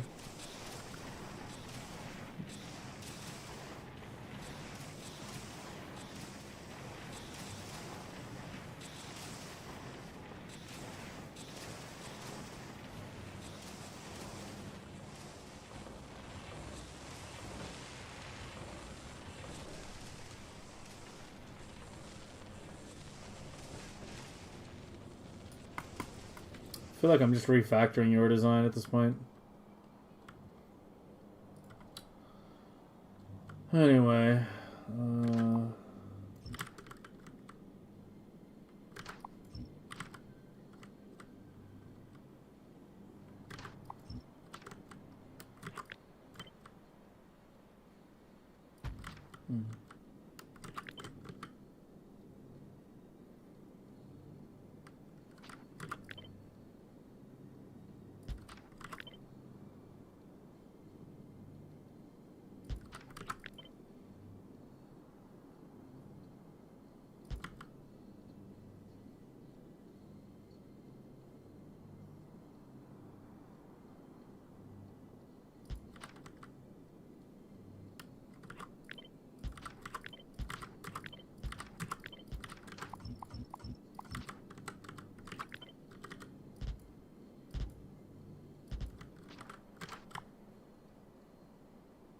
Yeah, forget that shit.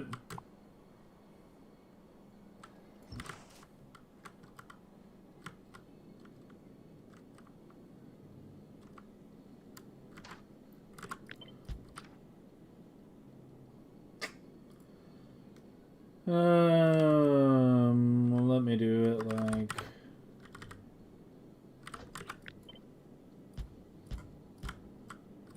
There we go.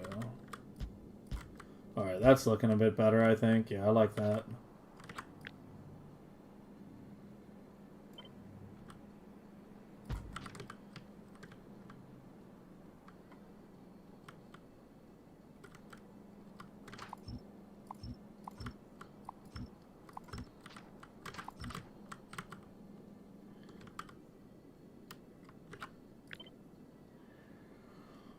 That's assuming we can actually get enough stone, that is.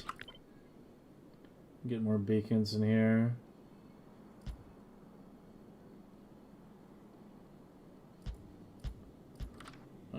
Beacons. Oh, it's pretty even actually.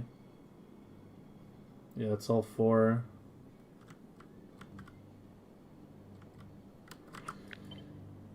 And 1 stone belt here.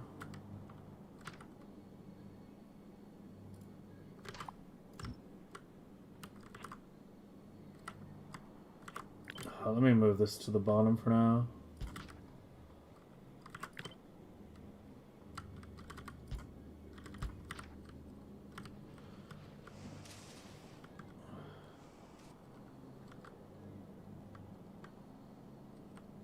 Forgot something? Yeah, I did. The red chips, didn't I?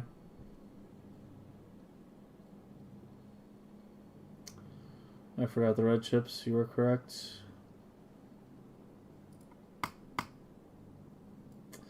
I forgot the red chips. I mean, that's assuming it's even enough stone. We're at 30.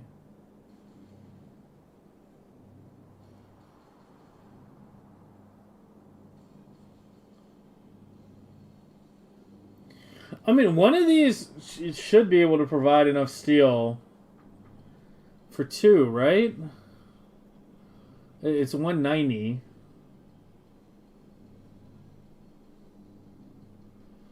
It's 190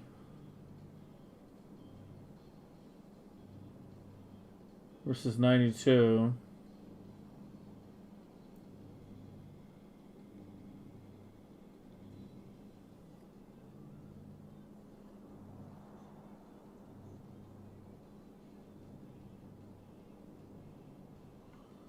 I have a different idea. Hold on.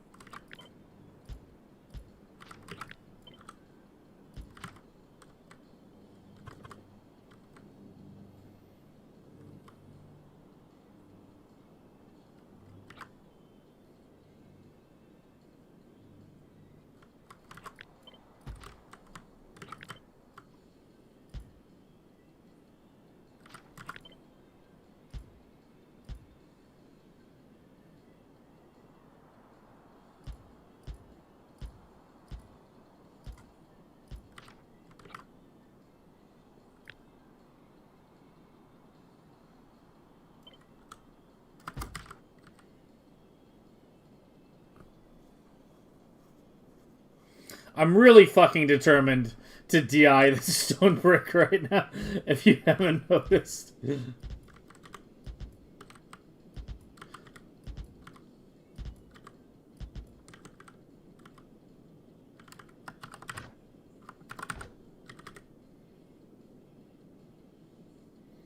But I feel like I haven't given myself enough room for beacons now.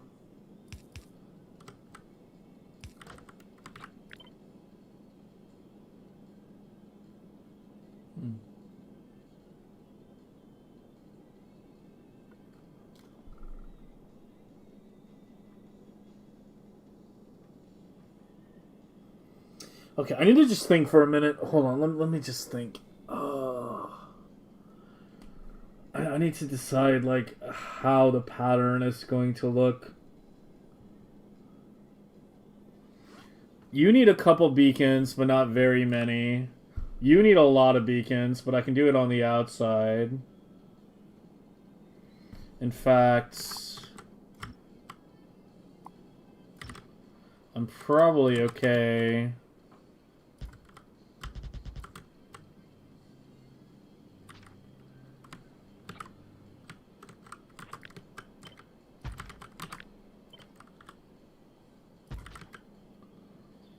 Doing that.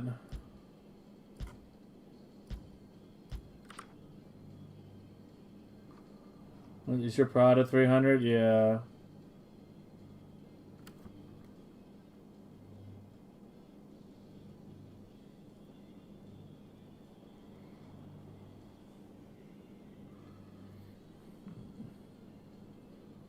But what if I just do a 1 to 2 block? Well, I think I'm getting ahead of myself trying to do a 4. What if we just do it nice and simple?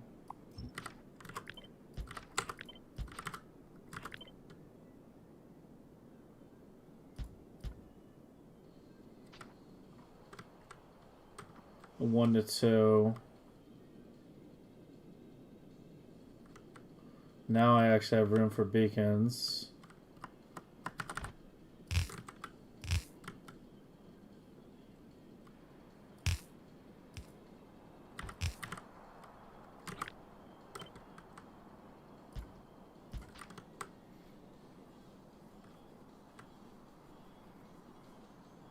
You can't feed 4 furnaces, only 1 foundry? Yeah, I just realized that. That's why I'm trying to lessen it right now.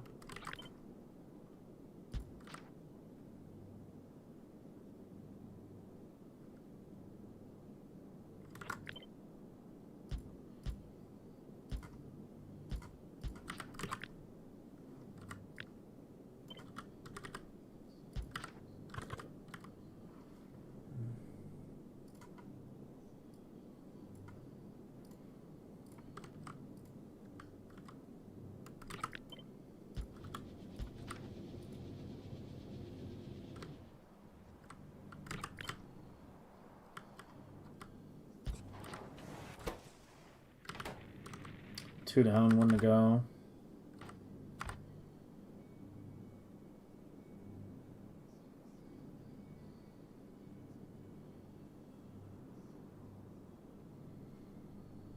Okay, so I still need an output and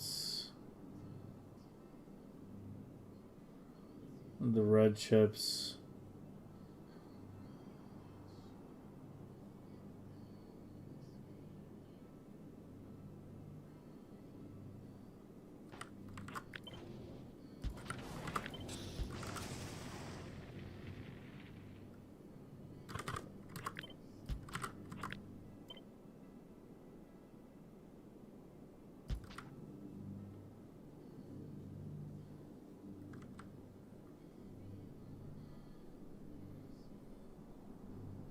I mean, we could actually make this work with a very small number of assemblers, potentially. Wait, well, why am I thinking the red chips need to go through? If I can, like, literally beacon these hard and speed these hard enough, that, like, it's what, 13.3 per second? These take what? So these take 2.84. And then the last ones are barely working. So if we just say, like, what, this is 8 machines times 2? 2 point something? Let's just say 3 to be safe. Like, I don't need more than, like, 20 at the upper limit. 20 per second. This is 13.3. Okay, so I probably need 2 blocks. But I keep thinking, like, running the belts through. I don't have to run the belts through if they just terminate here. Like, that is output.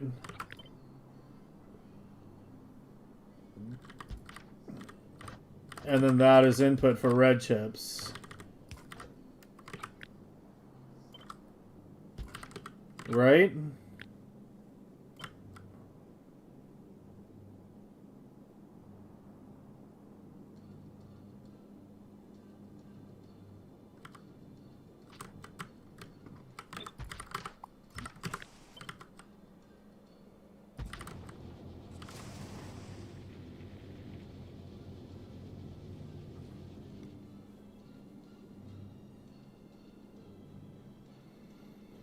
20 per sec each side, 40 per belt, yeah. Yeah, I'm gonna do the sides separately. I'm not gonna, like, join the belts together.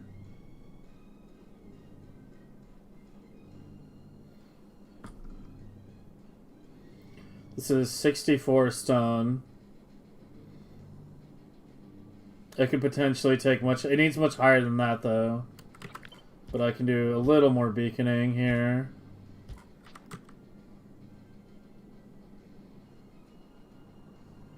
That hits this too, but that gets you to 74, which is half of that. So this is going to make 7 per second. So I guess I would need like 3 back-to-back.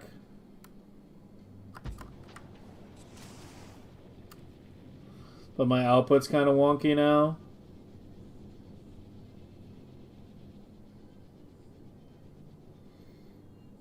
These beacons don't need to hit that. Hold on. This doesn't need to be hit by any more beacons. These things are already, like, too fast. We're not going to be able to feed them with enough stone. So I can raise this.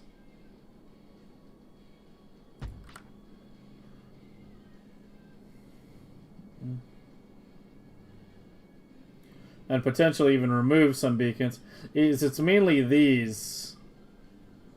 It's mainly these that we need to hit.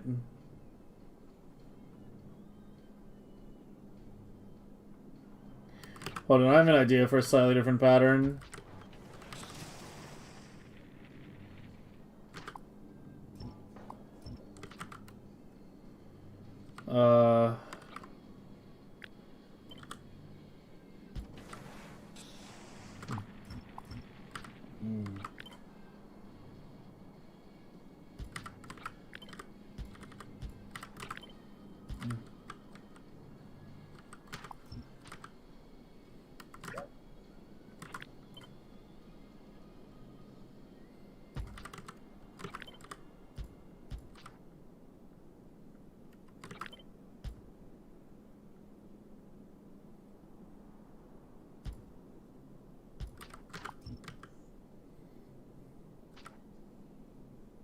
This is 5. How many did I have hitting these? 6. Well, that's not counting the top.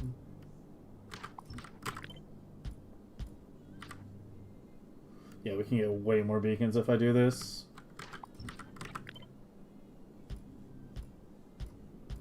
Yeah, just create these boxes around those.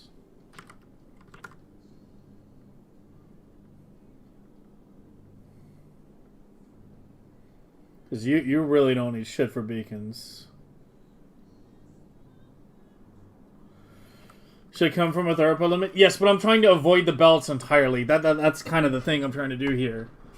Like, I know you keep telling me, like, work backwards, you don't need as much, but that's not how I'm designing it. I'm trying to literally DI as much as I can here. Why no separate furnace block? Because I'm trying to DI the stone. The stone brick is literally only needed for these. That's it. If I can DI the stone brick, I think that's good. I think that's good.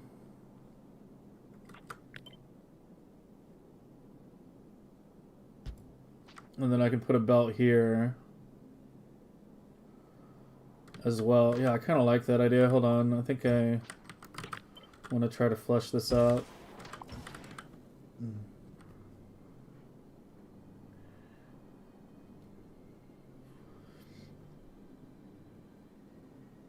Because I've got 9 beacons on here now.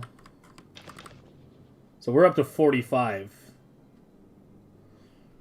Which isn't quite enough to satisfy that 105, but it's fucking close. And we can just pull a speed or two. So we know we're going to be limited by 91 stone brick. Yeah, something like that.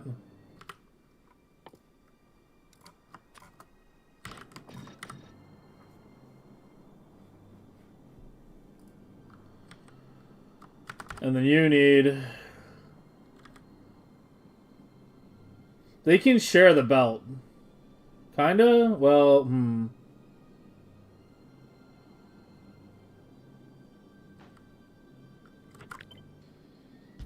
You can go up.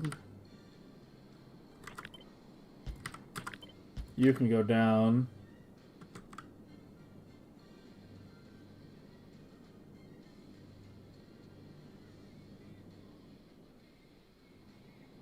I mean, you're at what, 161?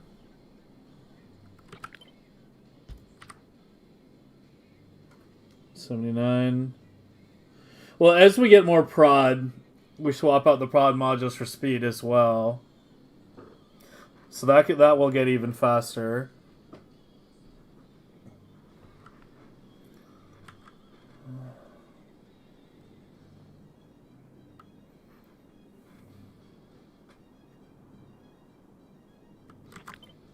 You can move inward. Yeah, there we go.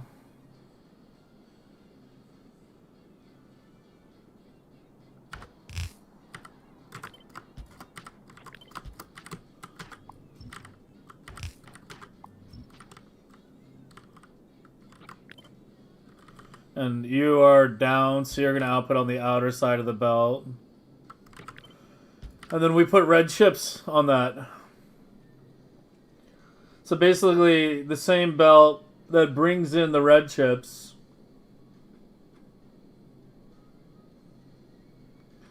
outputs the steel furnace. And then we have our stone on the outside. And our second stone belt can be here.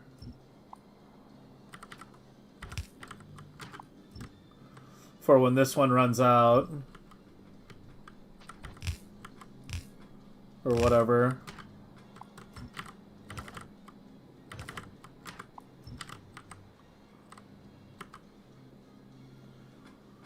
We might be getting somewhere.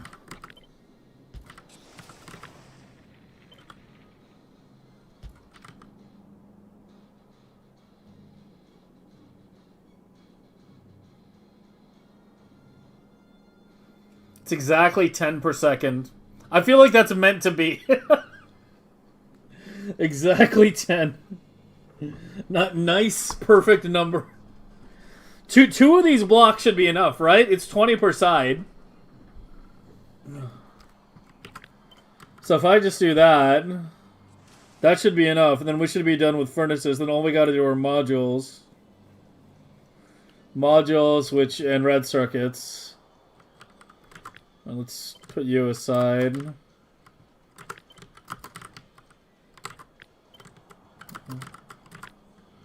I kind of like it. Yeah, I kind of like it, honestly. We're back to normal quality. I think I'm just back to losing my fucking mind at this point. I know I keep making jokes like that for the past 2 days, but I think it might actually be happening. I could run another belt here. Wait, hold on. No, this can be red circuits here. Oh, wait, no. Not really. Can't jump that far, can you? No. I mean, I could go like that. Yeah, I can run another belt. I can run another belt. But yeah. Purple is the worst science, man. I would literally rather go design a quality Fulgora Island right now. Like, I feel like once I finish this design, like, we'll come back to purple eventually to make it, you know, even better. But I think it's going to be a while. Like, purple is just so fucking miserable. All my homies hate purple. Gleba is the worst. Nah, dude, I don't think Gleba is the worst. Once you kind of, like, get in the fucking groove of dealing with spoilage, I don't think Gleba is actually bad at all. I genuinely don't think Gleba is bad at all. These belts are already perfectly lined up. Right here, these two. I just have to be careful because it's going to be on the left side for both these steel furnaces. So I have to make sure the modules come from the right. But I want the modules to come from up here.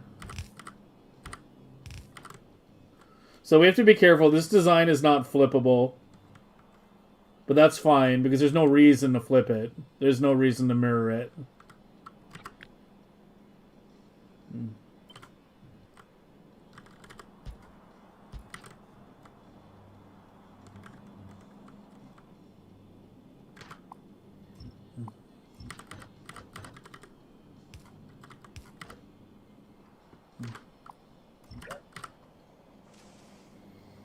Gleba's better than purple. Yeah, I don't think anything's worse than purple because the numbers are just the numbers and the amount of material and the number of belts is so high.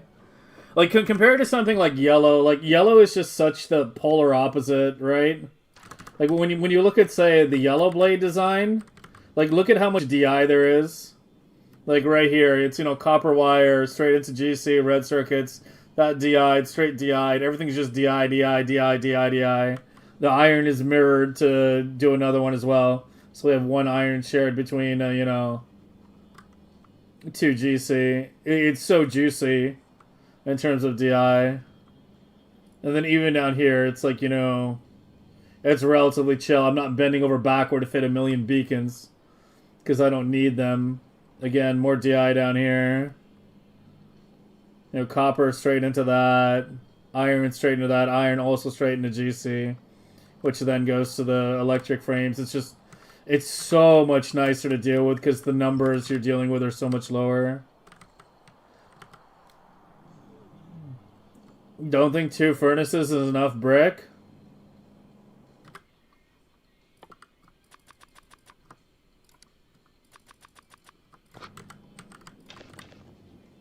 I mean, it's 45.5.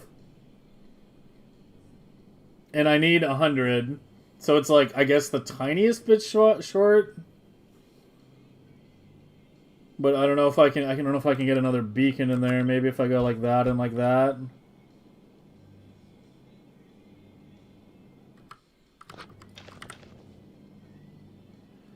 But I can't repeat that up top. Yeah, that's the thing. Like, we're at the point of the beacon DR. Where you just get less and less. For each one.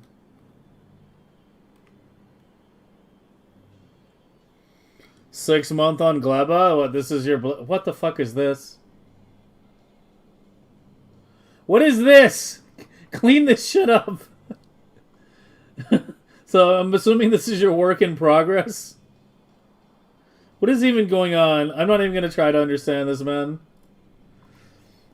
Like, this is the thing with Factorio. No matter how much game time you have, no matter how knowledgeable you are, no matter how much of an expert you are on the game, when looking at other people's like, equivalent skill level, looking at their advanced designs, it's fucking impossible to decipher.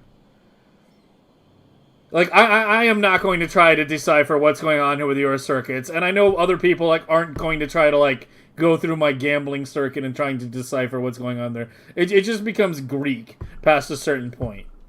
Like, you once there's more than, like, 5 combinators in a setup, it's just like, yeah. It's like, that knowledge exists in that one person's mind on planet fucking Earth and nowhere else in the goddamn universe. No one else is going to attempt to fucking decipher it because it's easier to just make your own setup from scratch. Like, it would actually be less time for me to design an equivalent setup from scratch than to decipher what the fuck is going on here. Circuitry-wise, I mean. The layout's pretty obvious. You're cargo wagoning? Why is that necessary?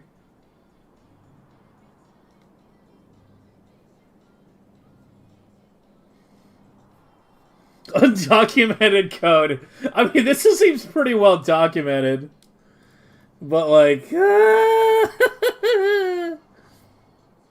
It's 2 chamber into 3 silo? Oh. But why, though? I don't know.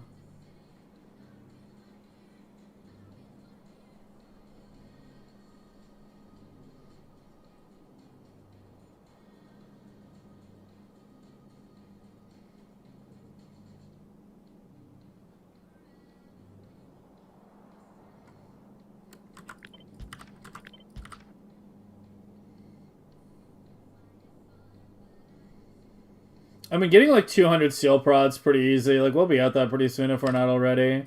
Let me do like at least 2 speeds in here.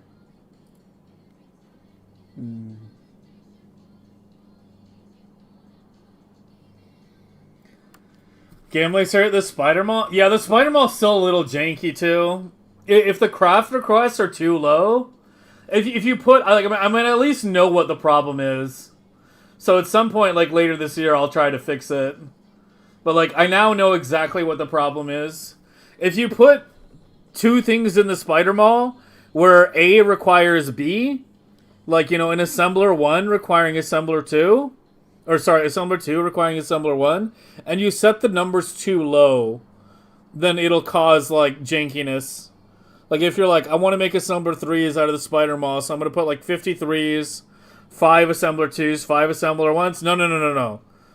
Do like a stack. Do a stack. Do like 50 assembler 1s, 50 assembler 2s, 50 assembler 3s. It'll be fine. But if you try setting those values like really low, then what happens is as the items are being moved, the system detects they're no longer being the items available to craft. Right? Because when the items are being moved, there still needs to be enough left in the network for it to detect, like, yes, there's enough available. Because if it detects that, like, something else has taken the material out of the network, and it doesn't have enough to craft, it'll cycle. And there's no way for it to tell that it is the one that took the materials out, because bots transporting materials do not show up in the logistic network. They're just not, they don't exist as far as the network is concerned.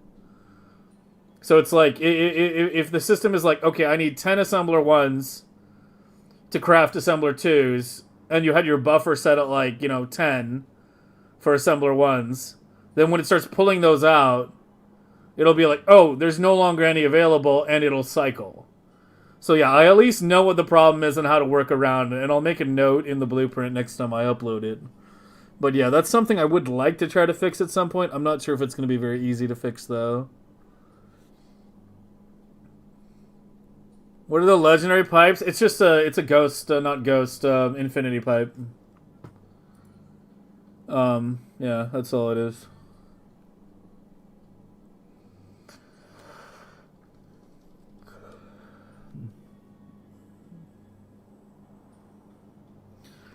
Wait, this needs to not be modules. I put the wrong thing. It's not modules, it's red circuits I need here.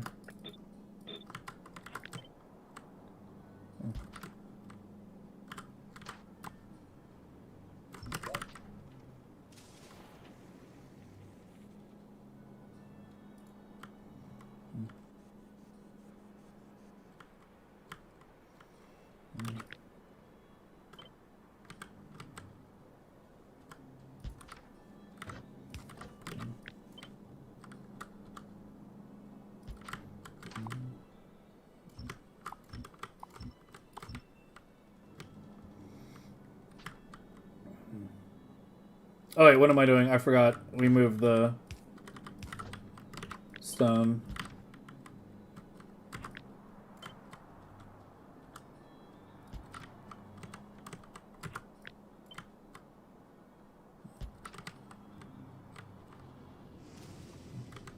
Fuck, those almost line up perfectly too.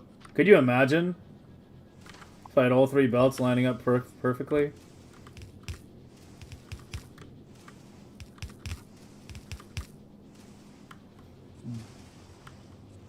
Well, so we need 6 belts of stone, don't we? Yeah, there needs to be 1 more that, like, comes down the outside or something. I don't know.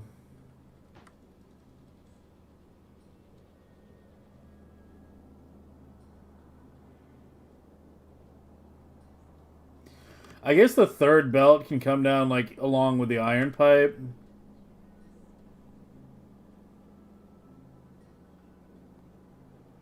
Yeah, I don't know. One thing at a time, man. Compare the yellow BP.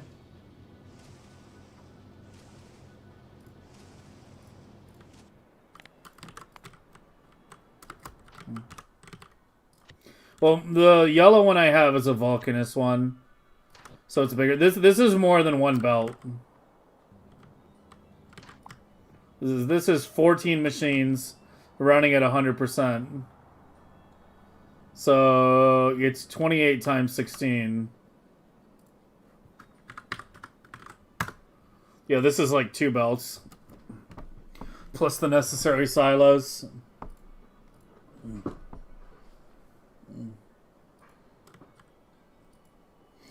But yeah, it's a good example to show just how small yellow can get. Silo chesting here is good. Silo chesting is something that we started doing very late in the last Megabase. So I really only have it incorporated on Fulgora.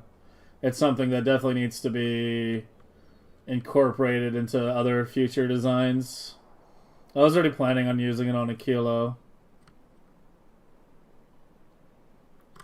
Mine is less. I mean, it's kind of hard to give a direct comparison because, yeah, this is like 1 belt. This is like 2. Push the silos. You wouldn't silo chest up here, but maybe you could do something like down here. I don't know. With the robo frames, yeah. Yeah, that's where you did it.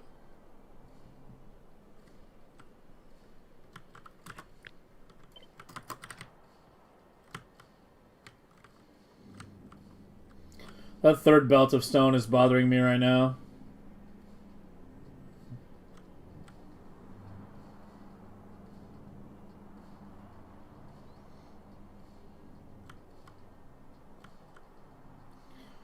Well, 1 belt of stone should be fully consumed up here. Yeah, it should only be 2 belts of stone coming down here anyway. It's hard to tell with yours because it's like so much, you know, whatever the fuck that is. But yeah, 1 belt of stone gets fully consumed on each of these sides. Because there's going to be 2 of these. It's only 2 going down there on each side. Given the spaceport? Yeah, I mean, it's I need to make like a short video explaining everything. I feel like half of today's and yesterday's stream has been explaining the same concepts over and over. I need to have clipped the MS Paint that I did earlier. Remember the MS Paint? Yeah, that was the long explanation. If you want to check the VOD, like a couple hours in. But the short version is that if you save enough UPS by making it elsewhere, then the hub cost winds up being worth it.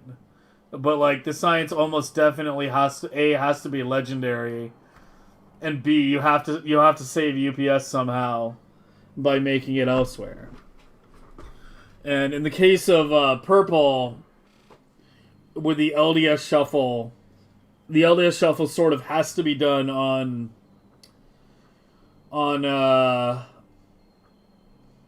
Vulcanus, because otherwise how else do you dispose of the fucking material? You kind of have to throw it in the lava.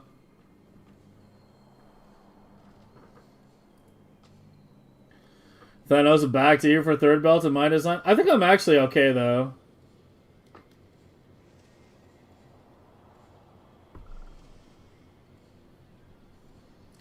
I think I might actually be okay.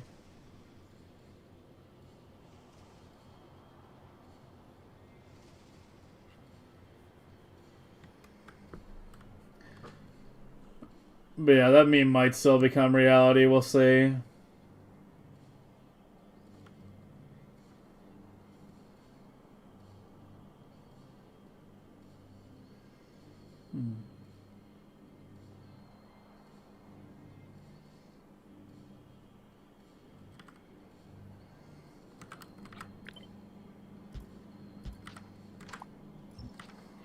I think this should be toward the top or toward the bottom. And not in the middle. That way it gets edge beacons. And now... Yeah, there we go. There we go. Okay, now we're getting somewhere. I think, I hope.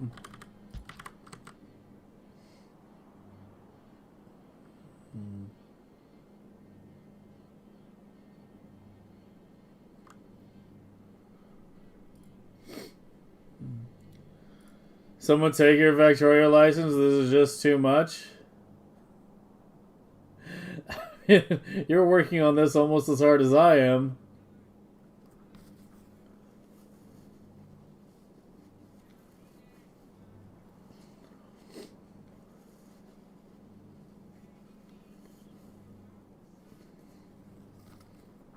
The hell'd you do with all these inserters here?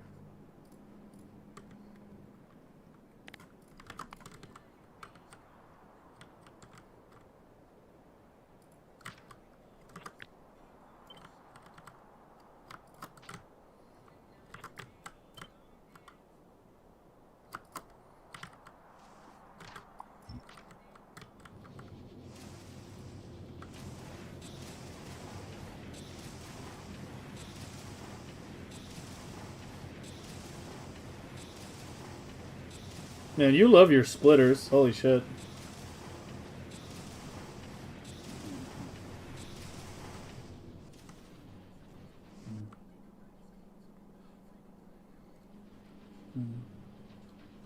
Am I missing some prod? Oh, there we go. Now it's good.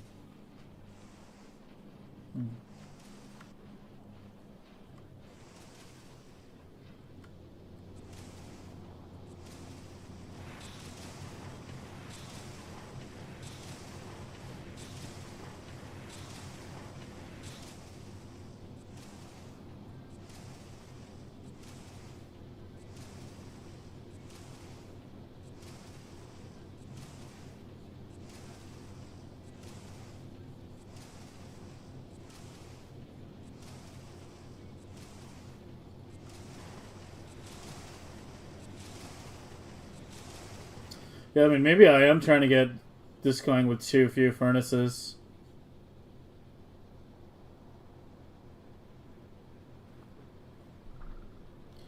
The only way you found to feed the furnaces? Yeah. Yeah, I need to, like, hold on. Let me get mine running so I can actually see what the problems are, because I just discovered a better way to do the belts.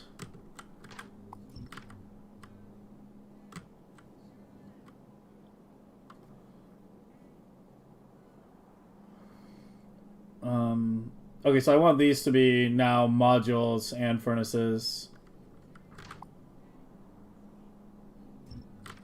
So these are the red circuits now.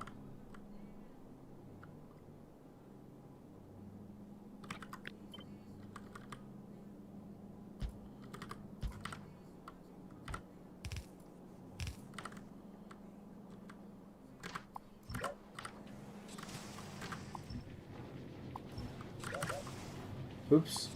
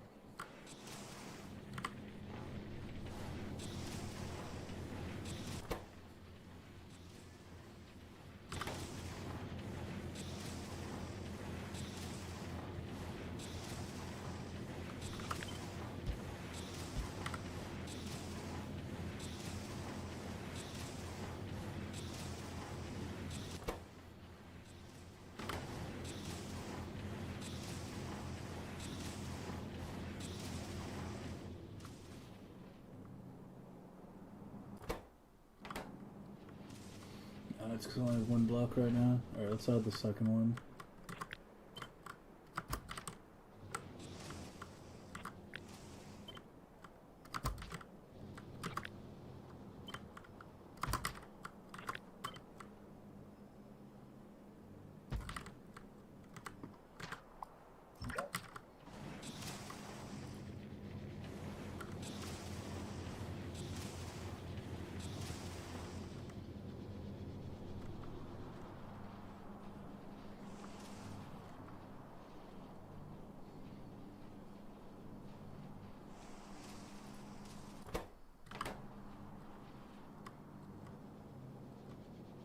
Oh.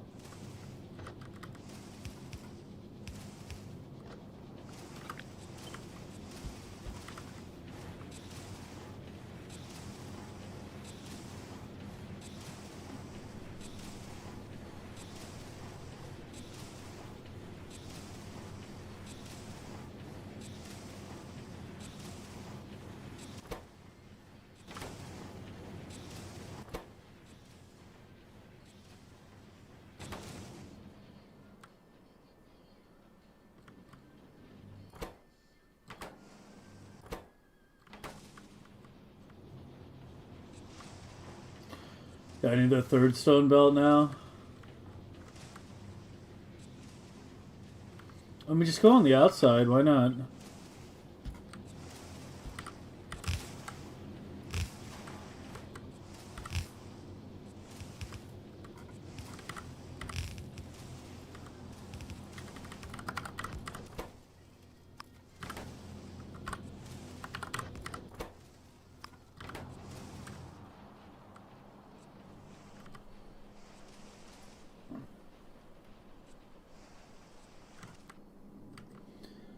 Yay! Oh wait, gapped.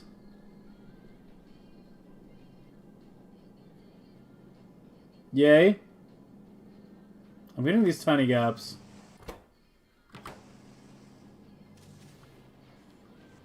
Oh, I just need the double output, I think, and I'll be good.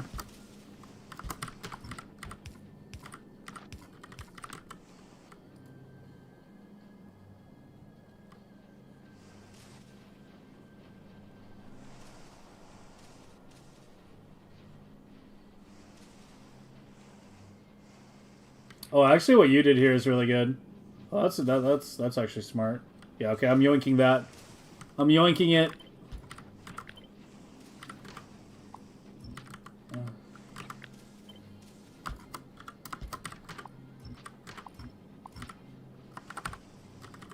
Because that way you use part of the belt as the buffer. Yeah, usually I just do the double inserter, but yeah, that's better.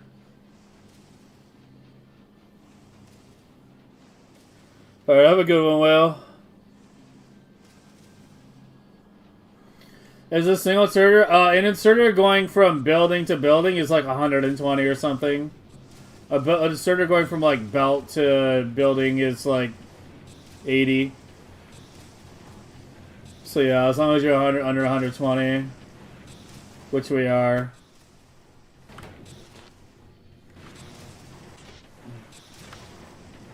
These are good. These are very slightly starved on stone.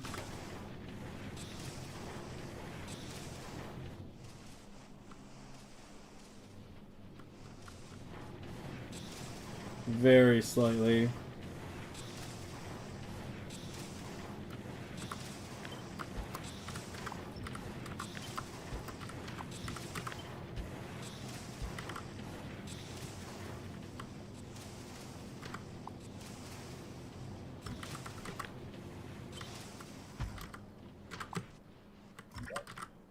We're getting somewhere, though. I actually feel like we're getting somewhere.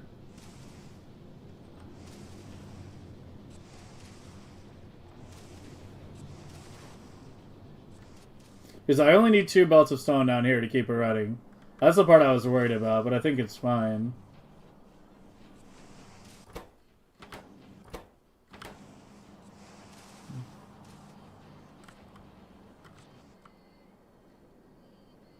Yeah, let me make it longer so it's easier to see the gaps.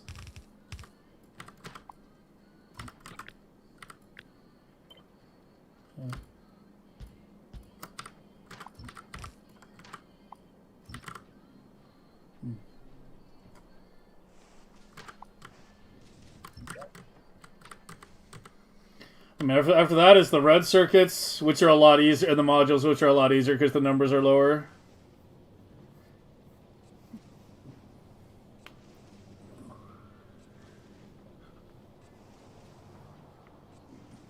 Pipes won't be hard. I can rotate these sideways and run the pipe down a side.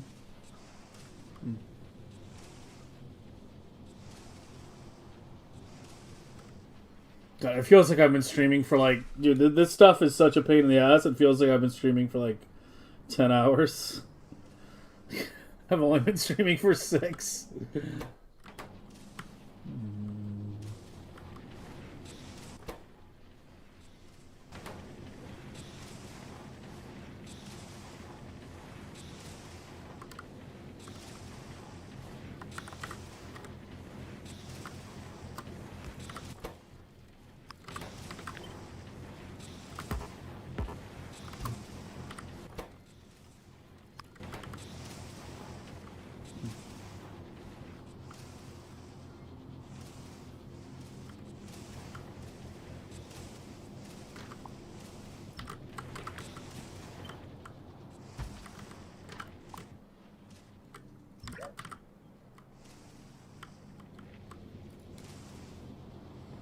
I mean, this is way better than the previous design I had, though.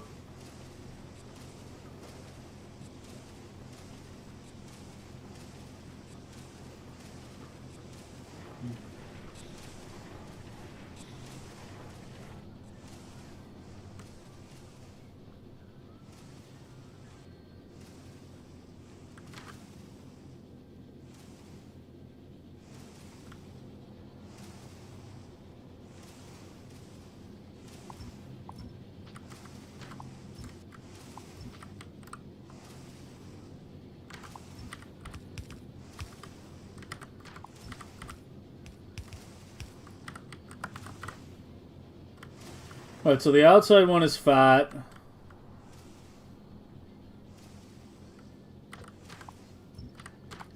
So you actually go straight in.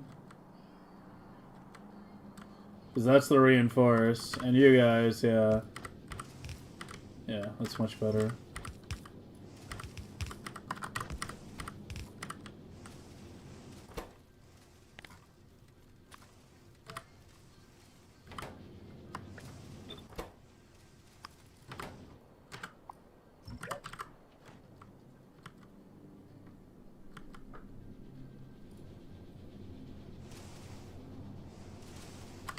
Where's that? Let's get the fancy one.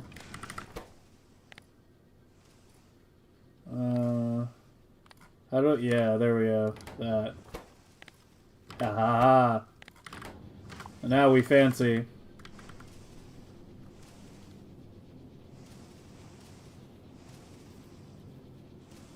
The Vader symbol.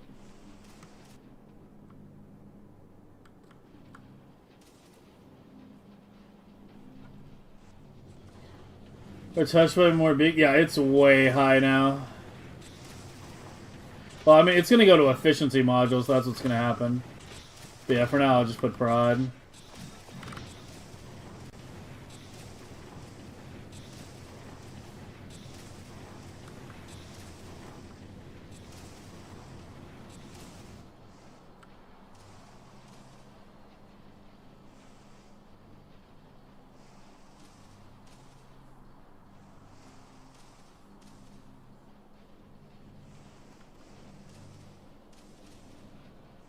Takes a while to saturate.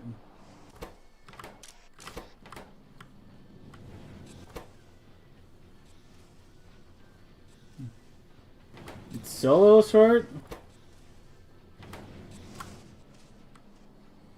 I mean, I could just add a third block. I don't have to like keep tweaking it. I could just add one more. I would like not to though, because we're so close.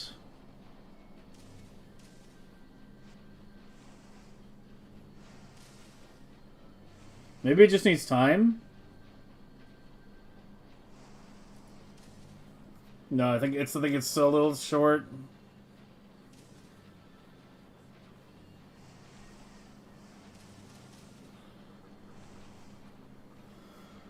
Instead of filtering that side, maybe use a belt to feed. What do you mean the belt to feed the unbalanced side? Oh, yeah, I mean... Yeah, I could just do that, yeah.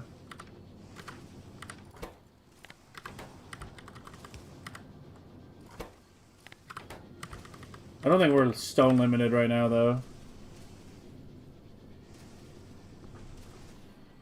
Is it the half belt? No, it's the furnaces.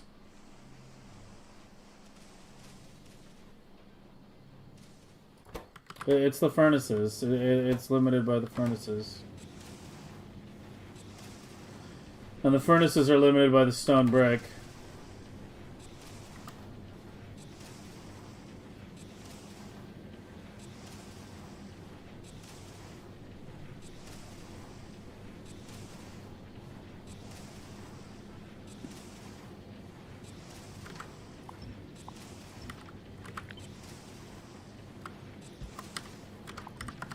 Aha! Ahaha! Ahaha! Ahaha! Ahaha! Ahaha! I got it. Comrade got it too, right at the same time I did. Yeah. Comrade figured it out at the exact same time I did, yeah. Just get rid of one beacon.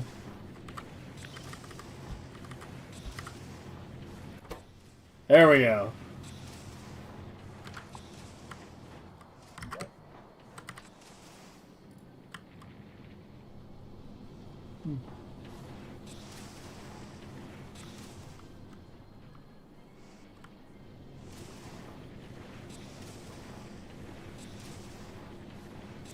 Alright, now we're definitely not starved. In fact, I might be able to cut some of the beacons.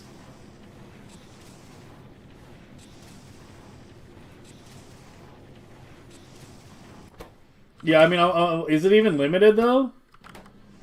I don't know. We could try going max speed.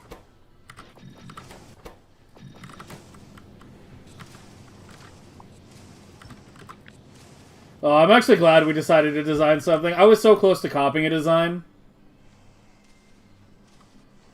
That I feel like we're actually cooking a bit here.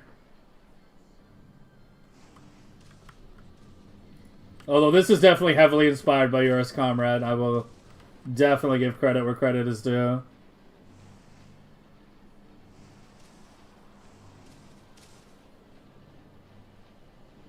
But I wanted my direct insert stone. Yeah. I wanted that direct stone. I was determined. Yeah, it's actually keeping up. Holy fuck. It's only 10.5 though. We went from like 10 to 10.5. Are we good down here? Holy fuck, we're actually good.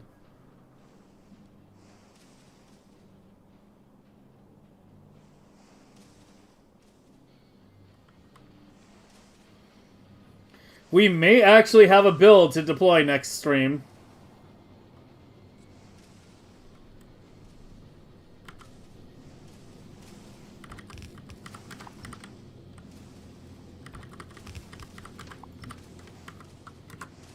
Dude, I'm gonna have so many blueprints after we're done with this Megabase. There's gonna be like 10 different fucking variations for everything, I swear to God. It's gonna be like, you want purple on Vulcanus? I got a blueprint for that. You want purple in Quality? I got a blueprint for that. Like, I'm gonna have designed like everything there is to design in the fucking game. Because I keep designing stuff that we're not even using, man.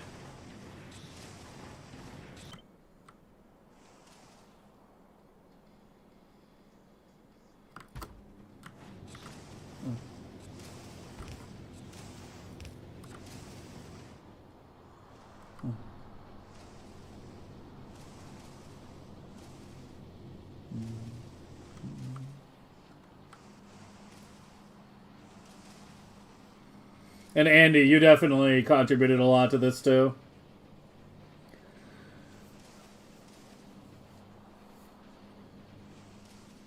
The belt buffer trick? Yeah, that was Andy's idea.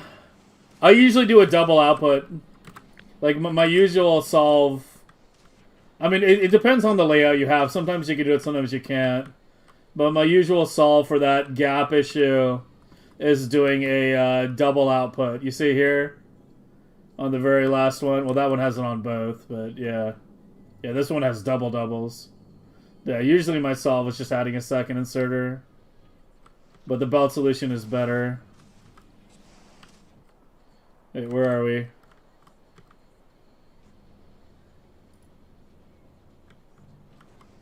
This was the other one, yeah. Yeah, this was the Andy's iteration. Why am I gapped now? What happened? Modules ran out? Oh, did I not connect it? Oh, yeah, that would explain that.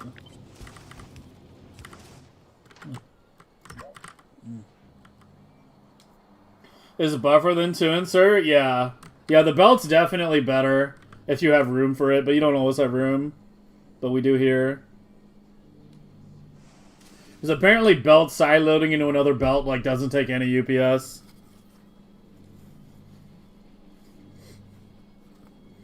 The stone at the bottom of the furnace stack.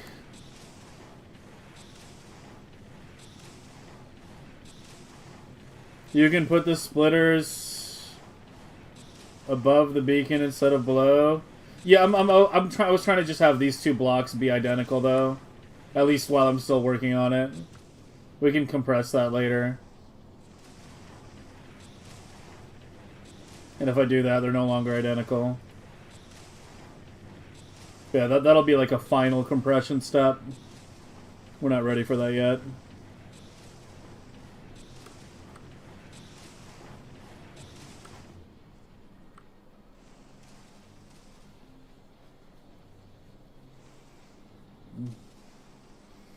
The biggest pleasure of this game is design something for yourself and see how it works. That's true. Purple, I maintain, is the biggest pain in this game, though. By far. The third stone belt in between the furnaces as well. Ooh. Yeah, that kind of... I mean, the thing is, like, the design is already this wide, though. That's the thing. If moving it to the inside... like shrunk the width, sure, but it's already like wider than that, so it doesn't really matter. Okay. We still got some time tonight. Let's try to get the modules done.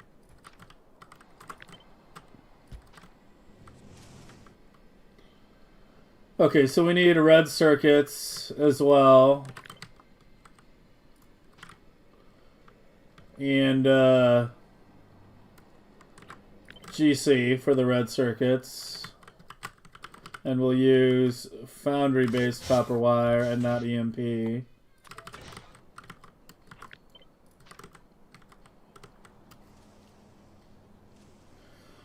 So some red circuits need to go through, but not all. So how many modules a second do I need? It's like the same-ish, 20-ish. 20-ish per side. And for the red circuits... Okay, let's see.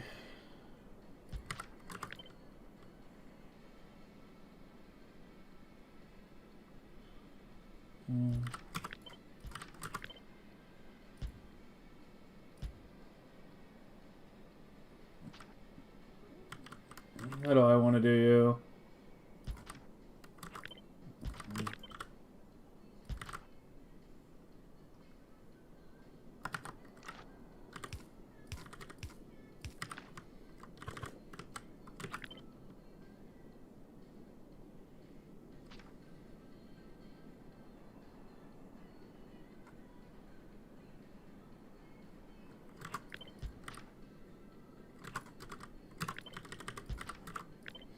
You guys are gonna hate me.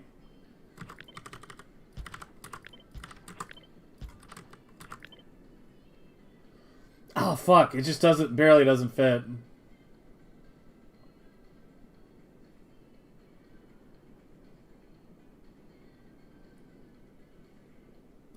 Unless I move you over.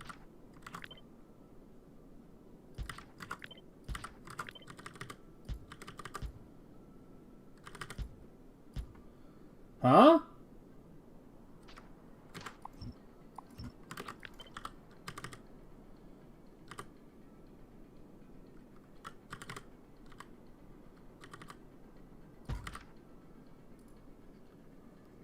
Circuit store? Anyone?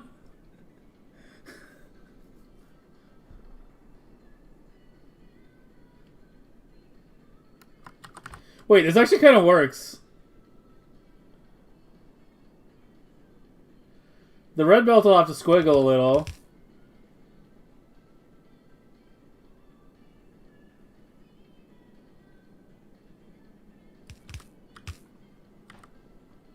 Yeah.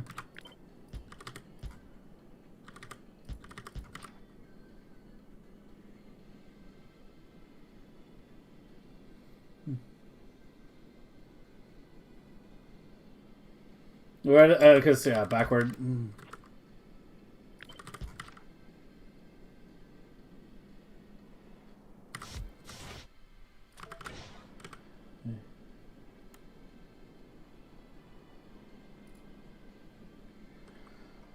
I mean, how did you do it, comrade? Yeah, you had a box. Yeah, you had a box. You had 2. At 45.8. Yeah, red circuits take forever to craft, so you need a lot of them. This is a pretty good setup, actually. If mine doesn't work out, I might just yoink that. Holy god, that's a lot of lights.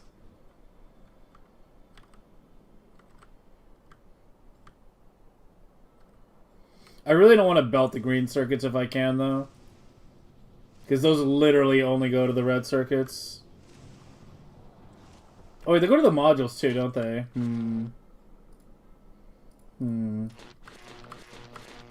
Yeah, they do go to the modules as well.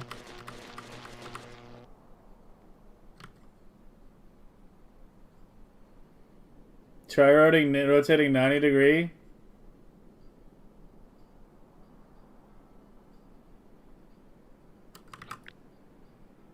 What, like do the belts with a 90 degree rotation? Oh, that kind of, yeah, that's not bad. I guess.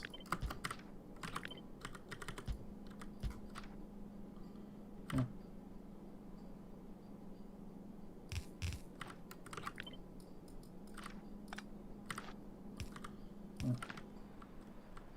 Yeah, that's a little cleaner.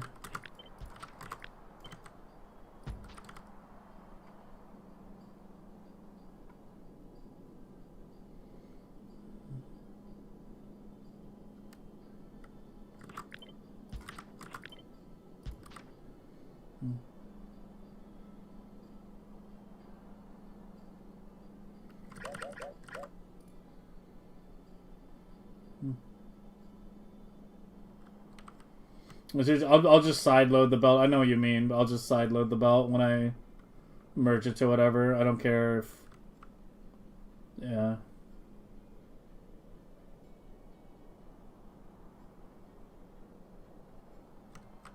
I can't really get any beacons on that, though, can I? Yeah, we're kind of struggling to get... I don't need that many beacons on the middle, though. That's 295. That's probably already enough. And then we need absolute maximal beacons on the reds.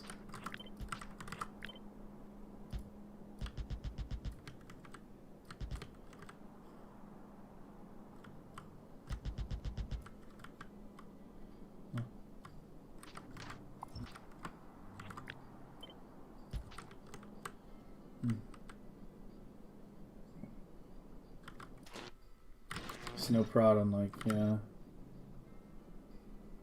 Yeah, 461. I mean, the green takes a lot. Yeah, the green, well, these don't need that many.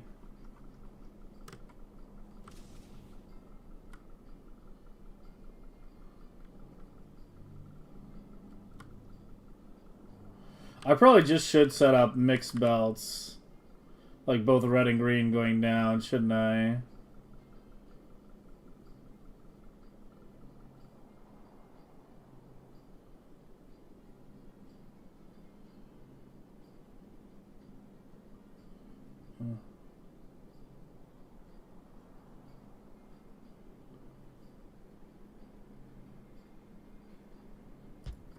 Are these numbers going to be high enough? 32, 30, 30. I don't think it's high enough, right? I mean, your last ones aren't working very much. There's that's gonna have to be belted. Yeah, that would have to be belted, I think. Or doing one at the very top, one at the very bottom. I guess could work too.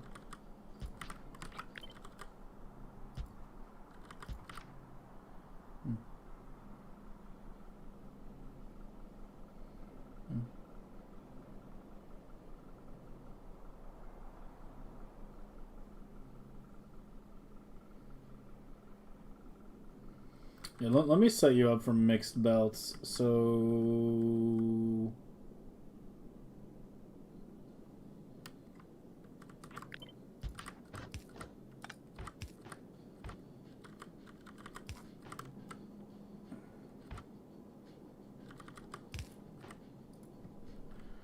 I mean, is that even a good idea? How many red circuits you need again? 52? 52?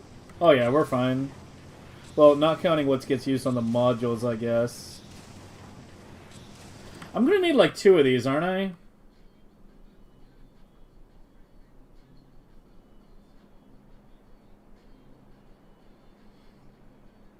I don't know if I'll be able to get enough beacons.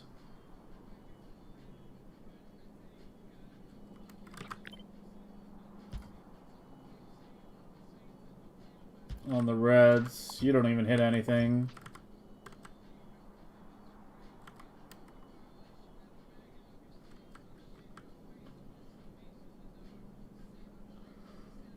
Yeah, red just makes too fucking slowly. Red just makes so slowly. Prod modules eat red chips? Yeah, that too.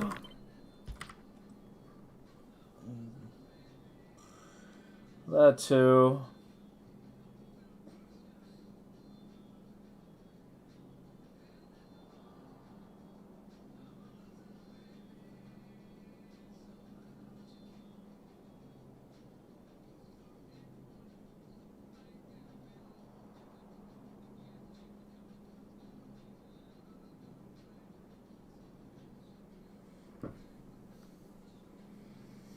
There's purple Fulgora Island left. The thing is, you say that like a joke. Like, you just throw out LOL purple Fulgora Island. I actually did consider that at one point. Because Fulgora shits out stone and steel. Well, the thing with Fulgora is... you realize the amount it shits out is a lot less than you think once you actually start using it all. Like, it feels a lot... like, when you're making, say, like... Electro or something, you're like, oh my god, I have so much extra stone and steel I don't need. But as the thing with Fulgora goes, is once you start actually using those things, going like, I'm going to put some high demand stone or high demand steel on Fulgora, you will, yes, Archdruid said, yeah, you will quickly realize it's nowhere near enough, even at like endgame levels. The amount you think you get is a lot less than you actually get. It just feels like it when you don't want it, because it's so much surplus to deal with. Did purple and yellow for Fulgora first 100 hours? So did I on the speedrun. I don't know how much you watch the hamster stuff, but for the speedrun stuff, I was doing purple on Fulgora. My main purple builds were on Fulgora for like the first 10 hours. And then I later did add yellow to Fulgora for a while. I think the setup is still there.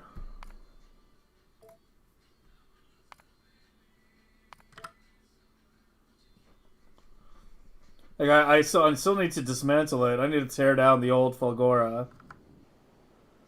But it's still, yeah, it's still there. Yeah, I had yellow here. No more purple though. Oh no, purple's still here too, actually. Yeah, yellow and purple are both still here. The old ones. We're no longer using them. This island is dead. It needs to be dismantled. And by dismantled, I mean... I'm going to remove the lightning rods and just let the storms destroy everything. I'm not even kidding.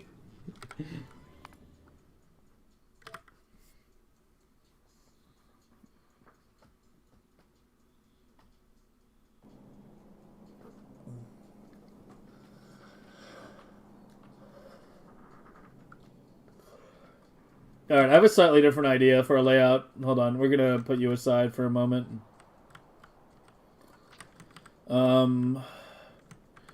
Let's do a module first setup.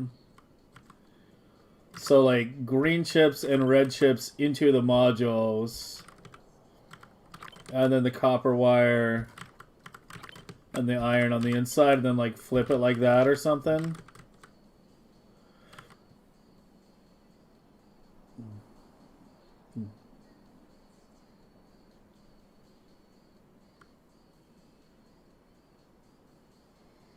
Because the green chips need to go to the red chips and the modules.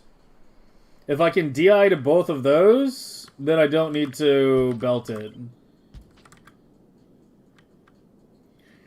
Thing is, the copper wire foundry isn't big, but that's fine though. If we just do this, put the iron in the middle, and do a second copper wire here.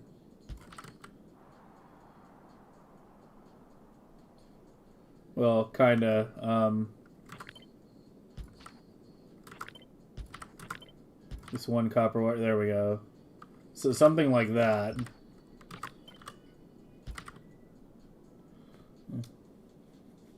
No beacons for iron. I can get one on top. I don't think we need many. Yeah, the inner ones don't need. That might not be enough though, actually. Yeah, it's kind of fucked for beacons, isn't it?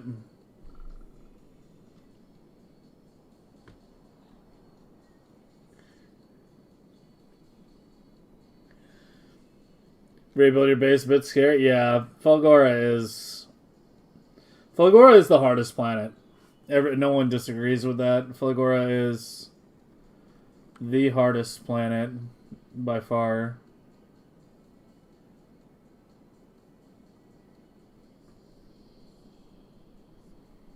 Trying to think of any other ways I could lay this out.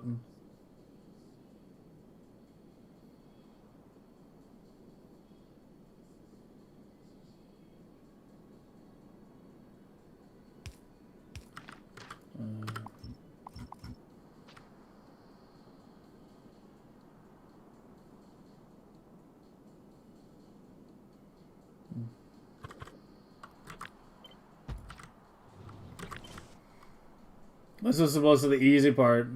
People hated Gleba. People who are new to the game hate Gleba.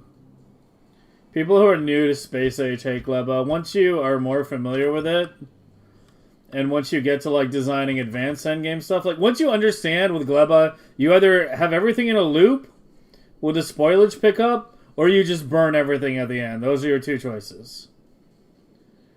You have your bioflux and nutrients going in loops with a spoilage pickup, or you just burn everything. Once you understand, those are your two options. Gleba becomes a lot easier, but Fulgora becomes more complicated. Like the more you understand the game, and because you know it all just evolves to silo sorting at the end of the day. But the road to getting there is, you know. The first time you design your first silo sorting island, it's very intimidating for people, I think.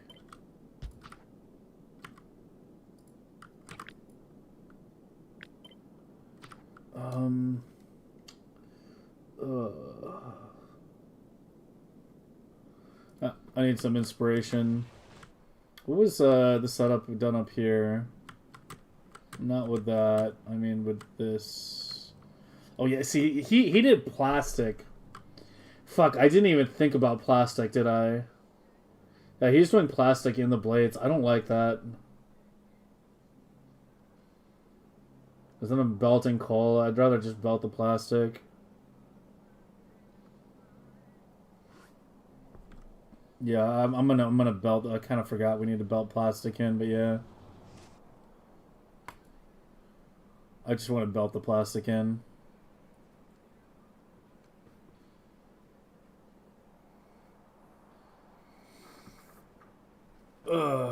Or Vader, yeah. Maybe try Silo? Maybe try Silo, You know, maybe you're right. You love that it's in the game itself? Yeah, I think Gleba and Fulgora... Gleba and Fulgora are like the true space age planets. Like, Vulcanus is fun. I love Vulcanus. It's fun to build there. But it's honestly relatively straightforward and on the easy side. Gleba and Fulgora are the real challenges. Aquilo is not really a planetary challenge. Aquilo is a logistic, a space logistics test. Like, it's a test to make sure you have good ships and good like request setups and that kind of stuff. A cargo ship with a proper cargo route. That's what Aquilo tests. But Gleba and Fulgora are like the true tests of space age in terms of like learning how to do things differently on a different planet. Yeah, Aquilo I think can be a little underwhelming. I do think they should have added a lot more text at the Aquilo level. Aquilo should have been like the endgame tech planet, where you're just exporting a ton of different materials to Aquilo to get like all these different researches and fancy things built. There should have been like a lot more endgame stuff at Aquilo. That can only be built on Aquilo. That requires Aquilo materials as well as imports from other planets. I think they should have done more to make Aquilo like the endgame technology planet. But you can kind of tell they were rushed for time toward the end.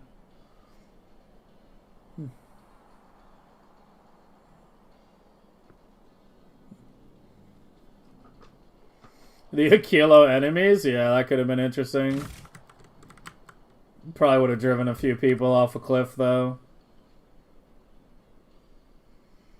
What am I even putting in this silo, though? Like, just the 2 circuits? That's it?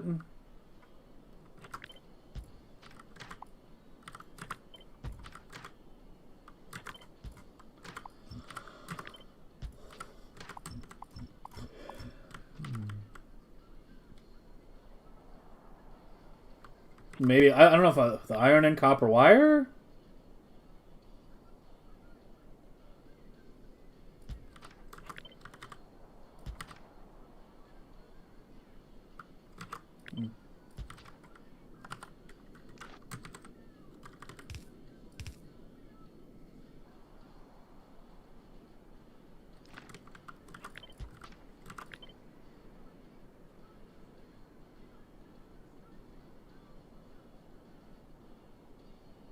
Oh, GC needs to go to the red circuits and the modules. RC needs to go to the modules and to the furnaces. It's annoying because both of them have 2 places they need to go to.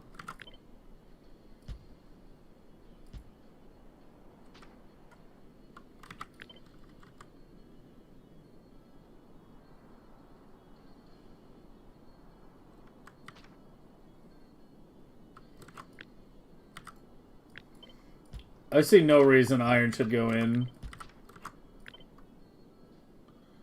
Maybe just circuits go in.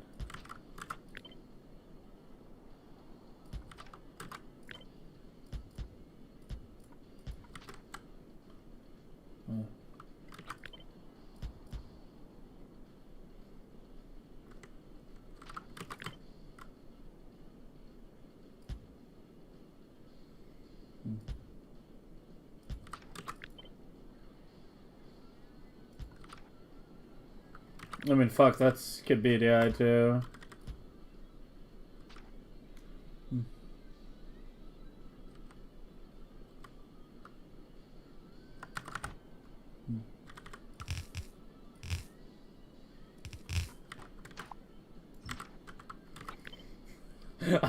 I'm not gonna finish this today, am I? There's gonna be a day 3 of purple sciences in there.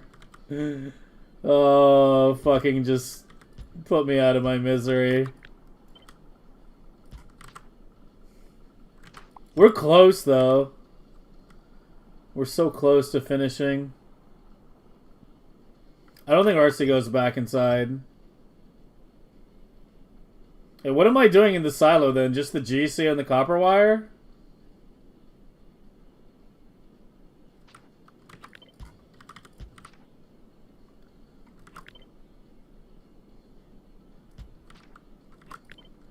I don't know. I don't know if the silo feels good here.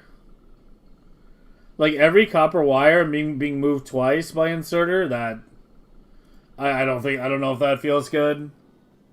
Like think about it, every copper wire has to be moved twice.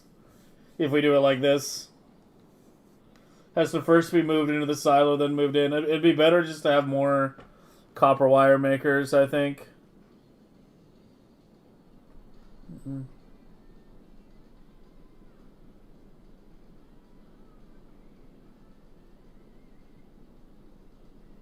RC and back for modules.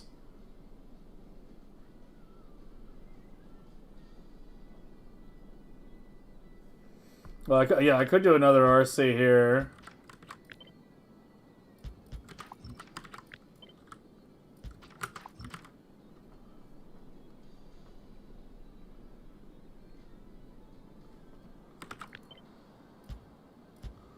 Of course, this isn't, you know, plastic will probably be on the outside too.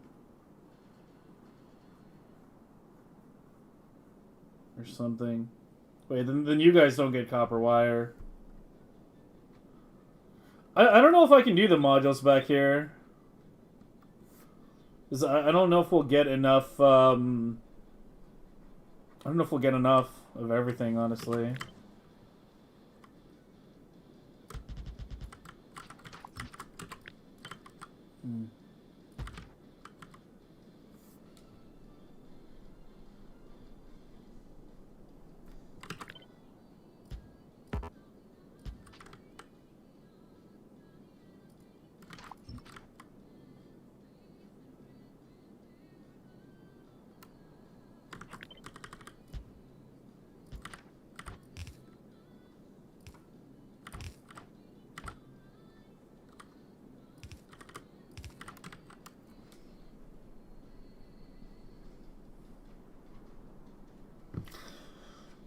Yeah, I don't know if I like the copper wire getting moved twice. That's the part that bothers me.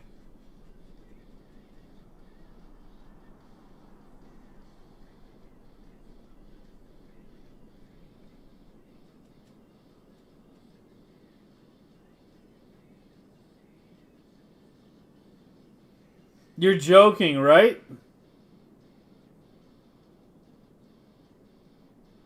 Wait, Thunder, seriously? They fixed it?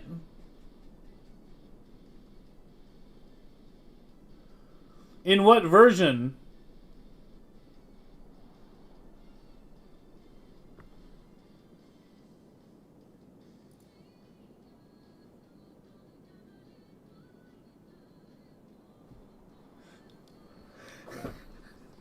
So how many of us are just not going to update to 2.1? Why do I feel like 2.1 is going to be, like, bad? Like, why would they fix that? Why would they fix that?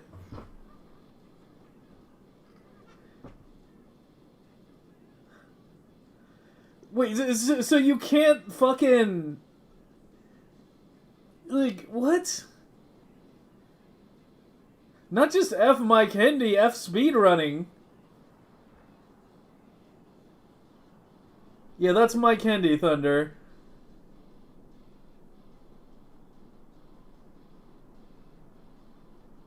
Why would they fix that?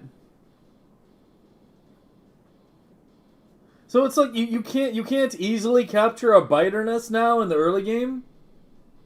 Like you just have to surround it with turrets, filtered turrets, and then just make sure they're always fed with ammo until you're ready to capture? Like, holy, that's miserable.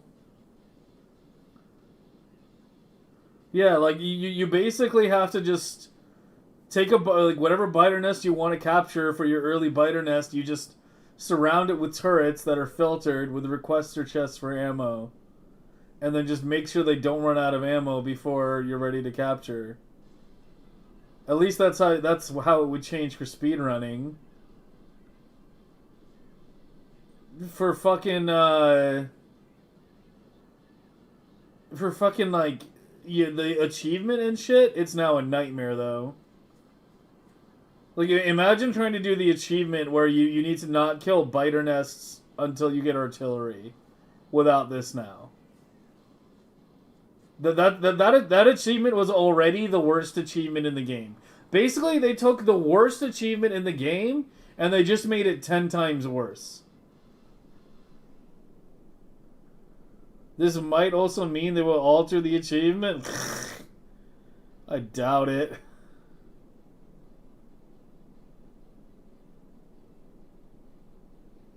Yeah, he was only doing the Death World to prove a point.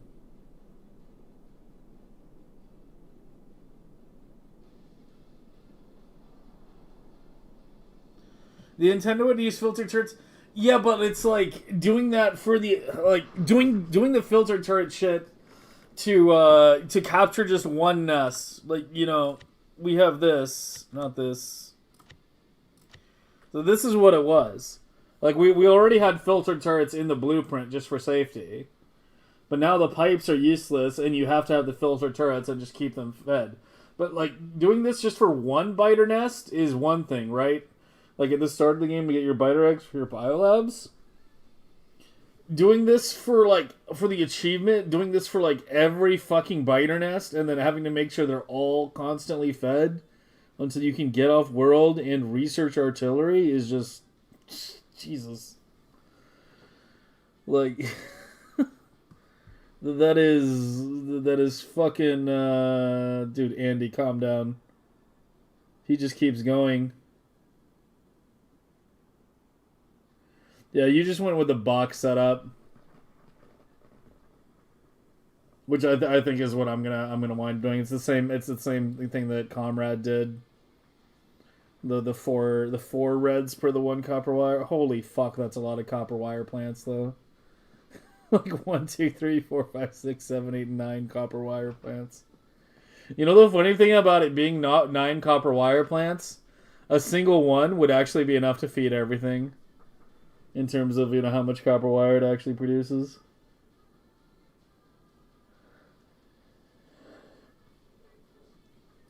What is it going to do to UPS? It won't change UPS. It's an early game thing.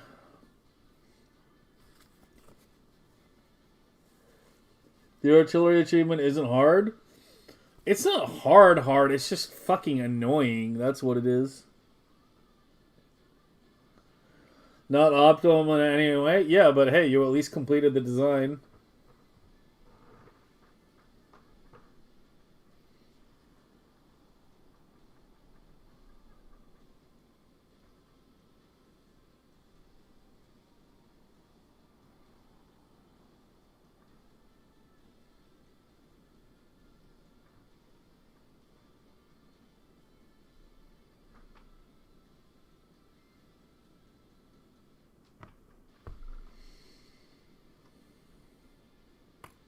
I think I should just go for the 1 copper wire to 4. It's the one I was kind of thinking of using because it's like the logical one to use, but I was kind of hoping I could come up with something better, but let's just fucking...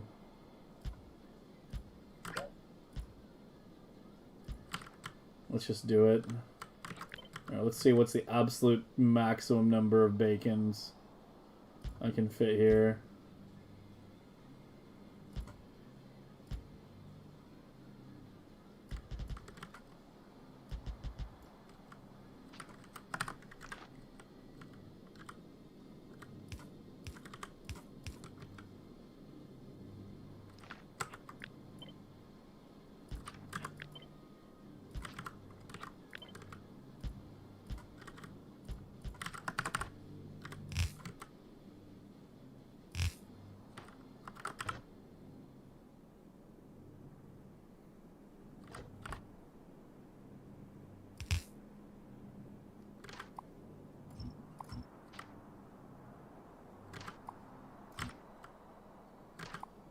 Yeah, forget this silo bullshit. Alright, you, and you.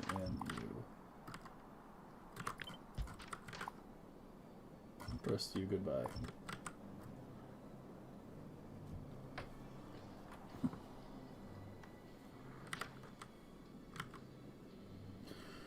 Okay, and you need plastic and juicy.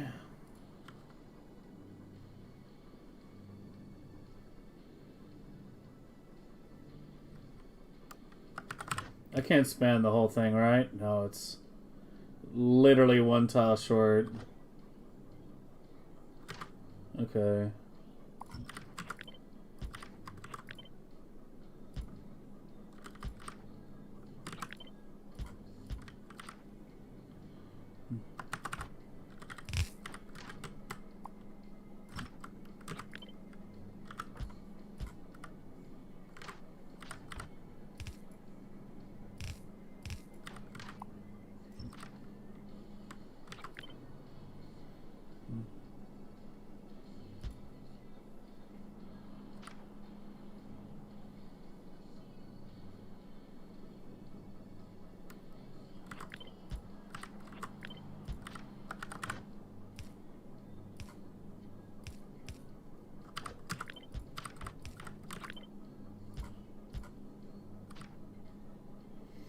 I mean, I can get these pretty fast.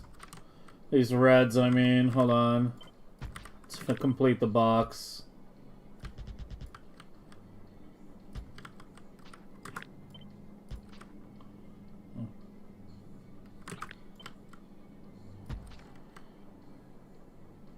I'm kind of liking this pattern that we came up with here. Where it's like, we just have like these vertical belts. And then just with a box beacon, and then we just... You know, it's essentially the same thing we did here, right? Like one big box. A bunch of vertical belts that just go straight through. And then fit as many other beacons as you can. I think this is a good pattern. I like it. Reminds me of the box oil. It's actually like the inverse of the box oil. It's like inverted. So what are those up to? That's 45.8. What was yours up to? Yeah, it's the same pattern, more or less. It's the exact same amount. I just re-derived the same thing from scratch. Yeah, 45.8. I was hoping I could get it faster. It's literally the same fucking number.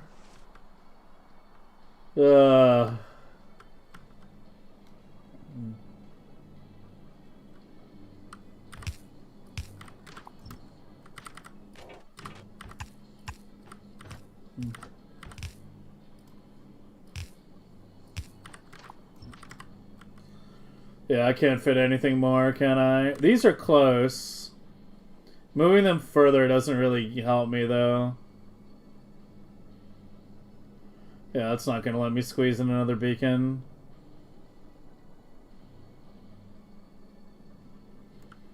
And the pipe will just go, like, out to, like, a side or whatever.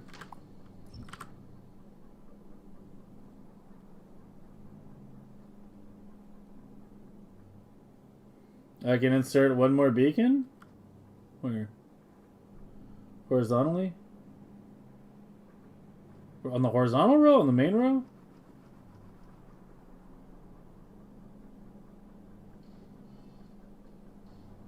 Oh, I see. If I go like this... Yeah, I see it, I see it. No, that's the same number. Because this beacon hit both. If I do this, it's just two beacons that hit one.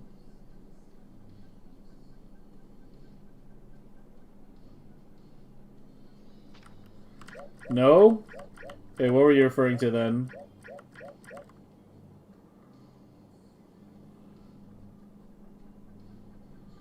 The side beacons?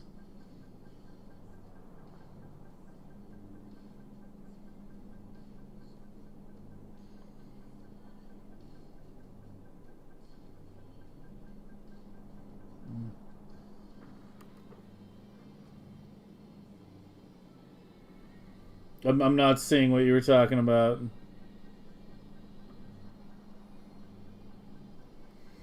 I was doing the right thing expanding these?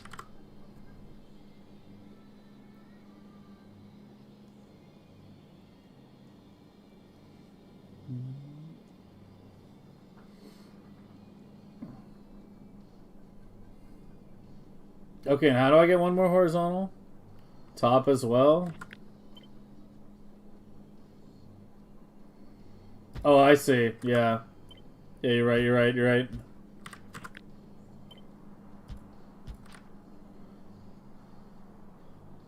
It's the same number, though. No, it winds up being the same number. It's still 45.8.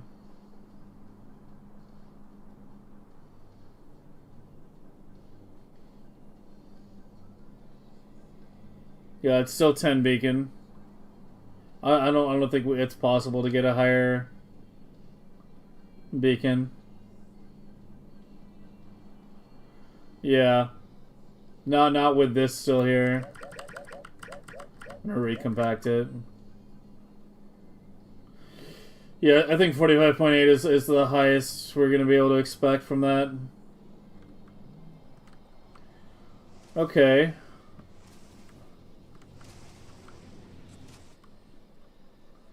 Fuck, that gap in the middle sucks.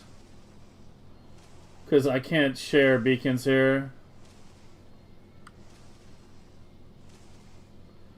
And I can't really make it any wider, can I? No, I can't.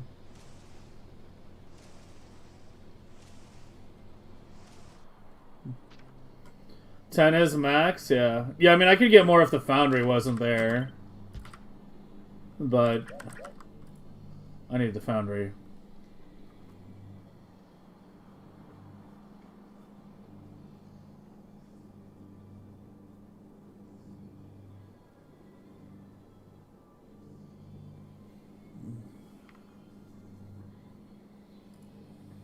Can't I make a gap on the furnaces?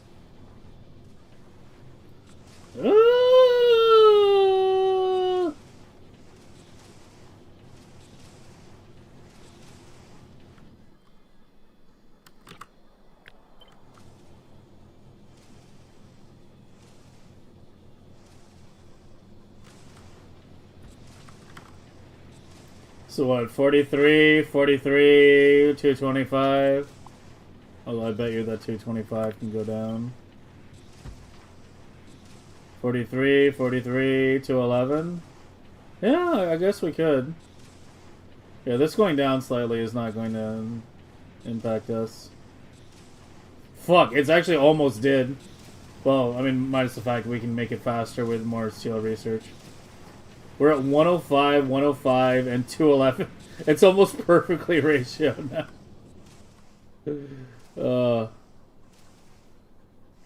Well, I need to do the modules too. Hold on, hold on. Wait.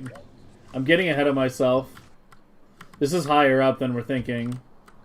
It's GC at the top, then red circuits, and then modules.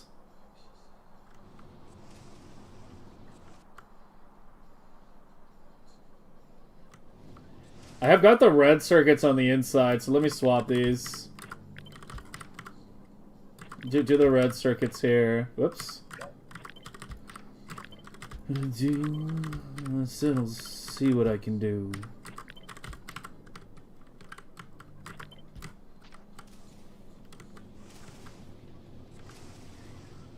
The stones might get wonky, but we'll worry about that later.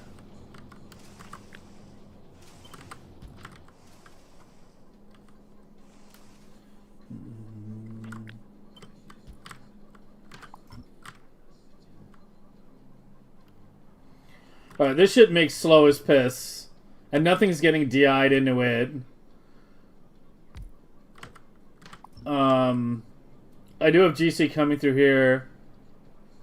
Am I gonna have enough GC coming through here to feed both this and this? I don't know. Let's find out.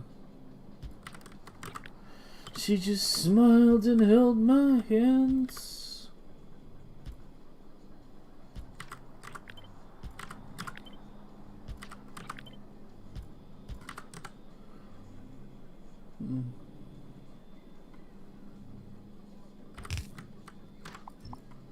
So that doesn't go further down than that. I mean, we're probably gonna need more than 2 module machines, but just bear with me here. Whoops. What did I do?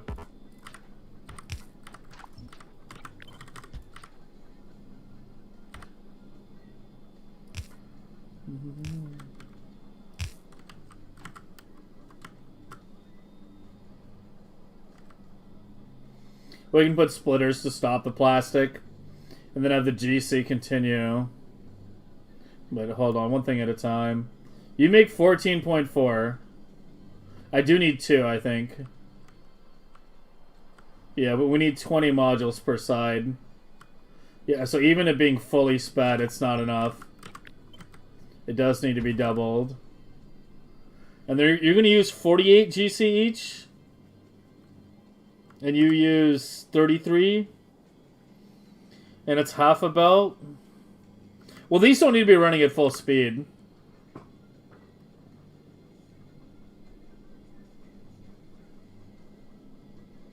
Let me steal a ratio. I'm stealing a ratio again. Wait, how much GC do you have flowing down here?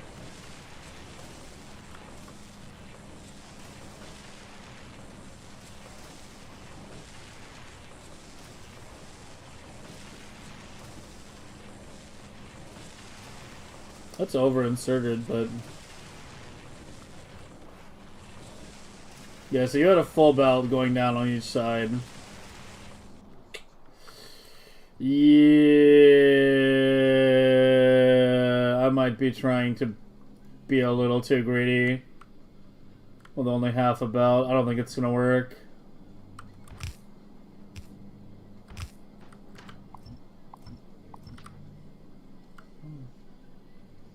Even if we dial that back down to 10 per second, it's about 2/3. Let's say 30 a second GC. That's 60 here.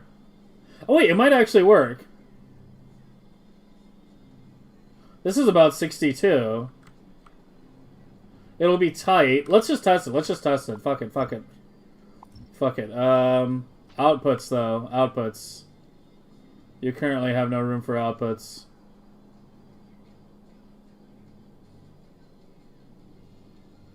Go up.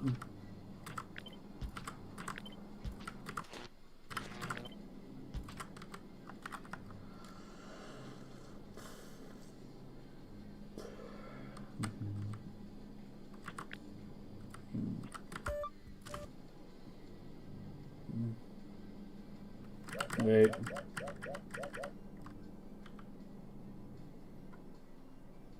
Yeah, let me just make this bigger.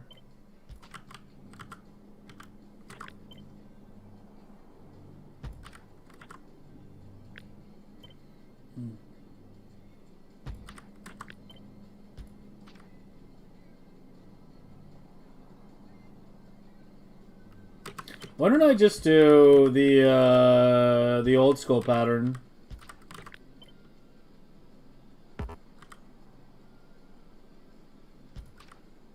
Well, that one, right?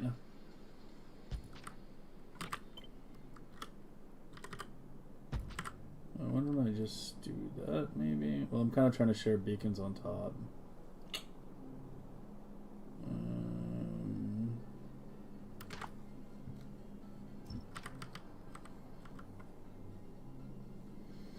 Inserters grabbing beacon modules is just fucking weird. Like, when would you ever actually want to do that? It's completely beyond me why that's even a thing in the game. Every time I've grabbed a module out of a beacon, it's been on accident.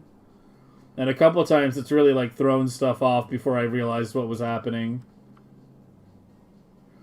Usually while I was in the middle of working on something, some inserter happened to face a beacon. Like, usually, what usually happens is, like, I'm rotating an inserter. And then it happens to face a beacon for, like, half a second. Yoinks the modules out. I don't realize it. My setup's now producing less than I expect. And I'm like, ugh.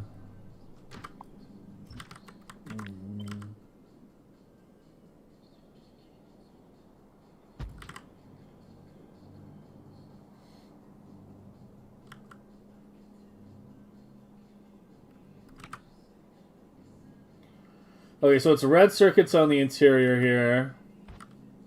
Those, whoops.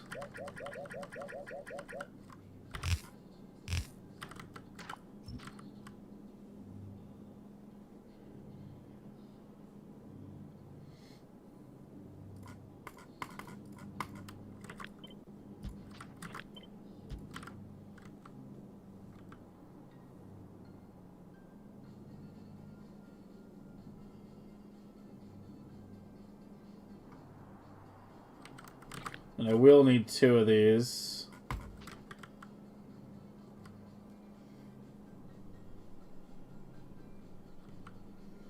Has that always been a thing? Instead of just pulling beacons? Yeah, I'd spin it for a while.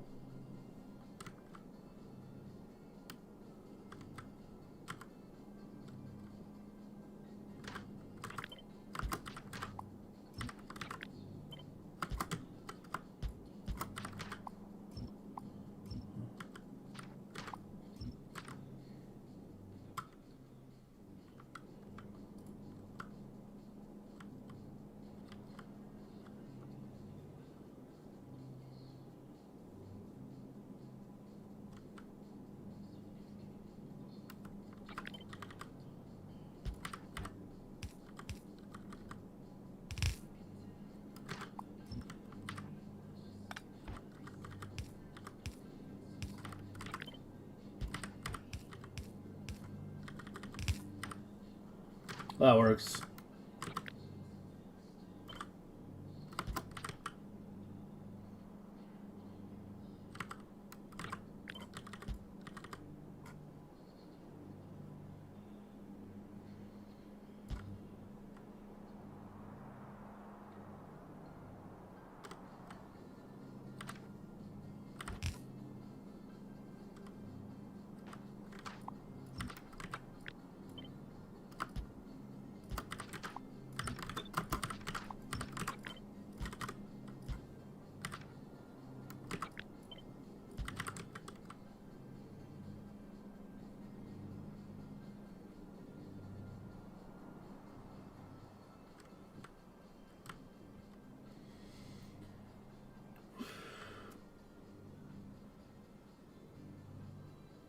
Okay, so it did wind up being the same beacon pattern, and changing this, you know, it slightly reduces in the middle, but it's the outer 2 that matter.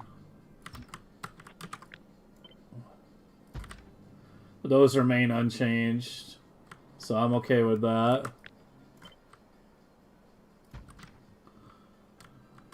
Oh, the beacon sharing in here is like, actual perfection.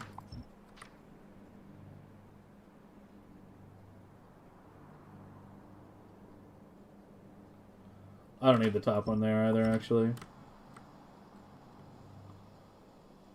Because this only feeds 1. Well, I guess they each only feed 1.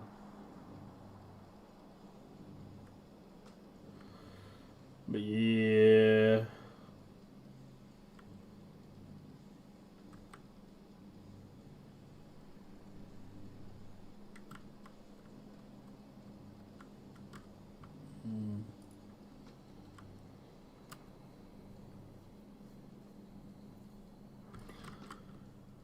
Okay, let's get you tested. So you are... Doesn't matter what side I do it on, right? No. Okay, the stone needs to come through here. It's red on the inside. This is GC. So you need to go up.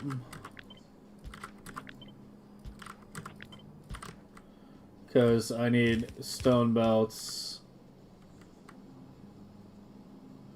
We're slightly tight on space here.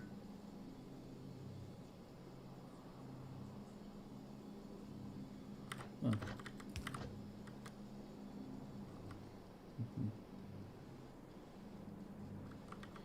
So I need the second stone in there. Can I move you out by 1? No.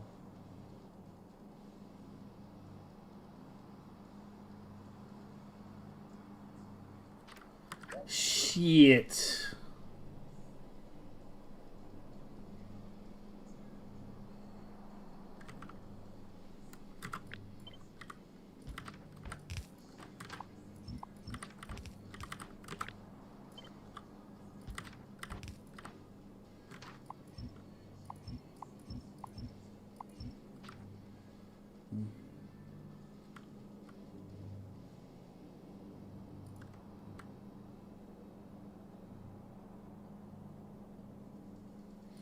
There's no easy answer there, is there? Oh, I need to stretch.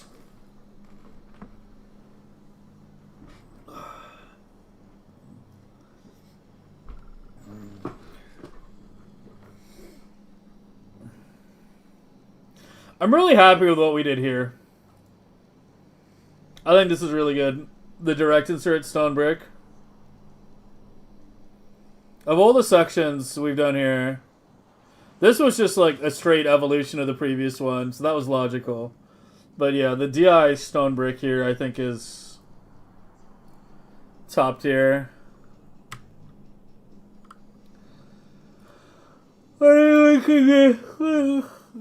What is this? For the...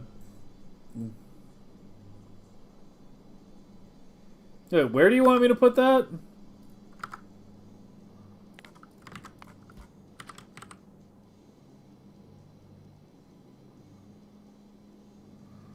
Where did you want me to put that? Near the beacon? Here?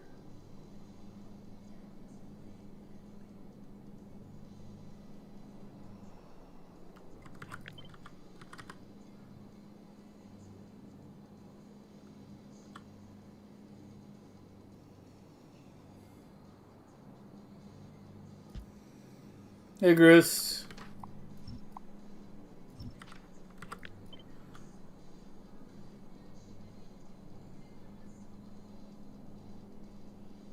And then what? Do some fucking...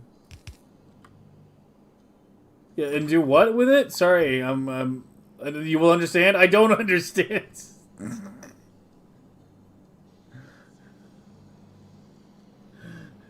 Use that for the inner, but then it blocks the other one.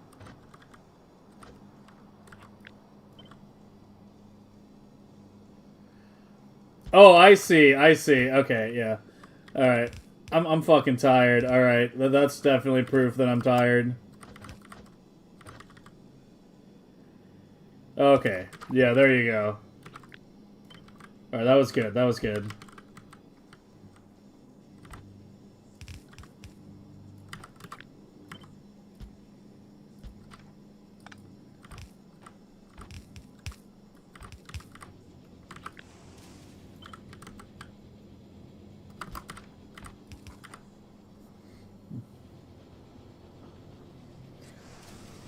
Yeah, Comrade's been coming up with some good shit lately.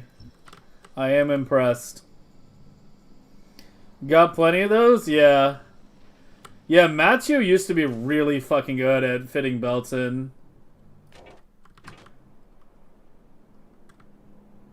Like, he was around a lot last year. I haven't seen him at all this year. I actually checked the other day. Like, he's still following the stream and everything. He's just probably busy with real life or something, or moved on from Factorio. You know, happens. But he was, like, really good at, like, compacting belts. Like, some of the stuff that he did here, this was my design that he compacted. This trick here, where it's, like, you unload here and then go straight underground to the outside, that was his idea. And we wound up using that a lot in some of the blade designs. That little trick you did reminded me of that.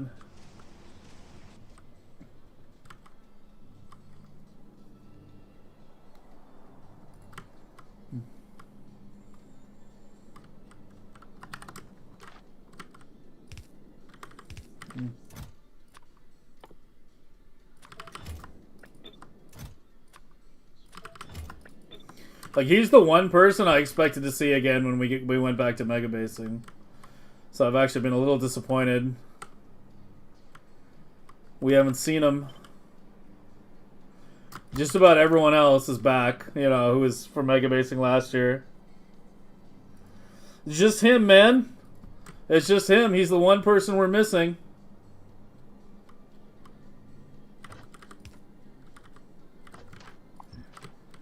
Copper,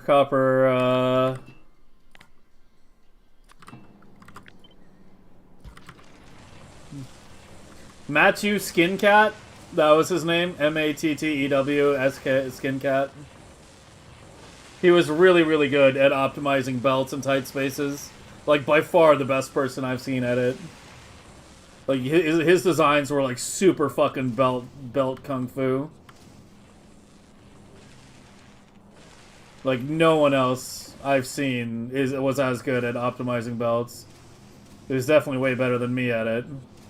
It was like his specialty. It got to the point where I would give him my blueprints to compact. Like, I would design something, and then he would take it and then compact it. And he would actually, like, come to me say, like, hey, do you have anything else for me to compact? Because he enjoyed doing it.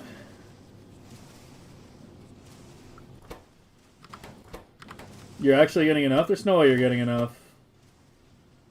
You're like the tiniest bit low on red circuits now? Yeah. Are you fully fed? You are? Yeah, you had to have two. I think I gotta redo the plastic and GC belts.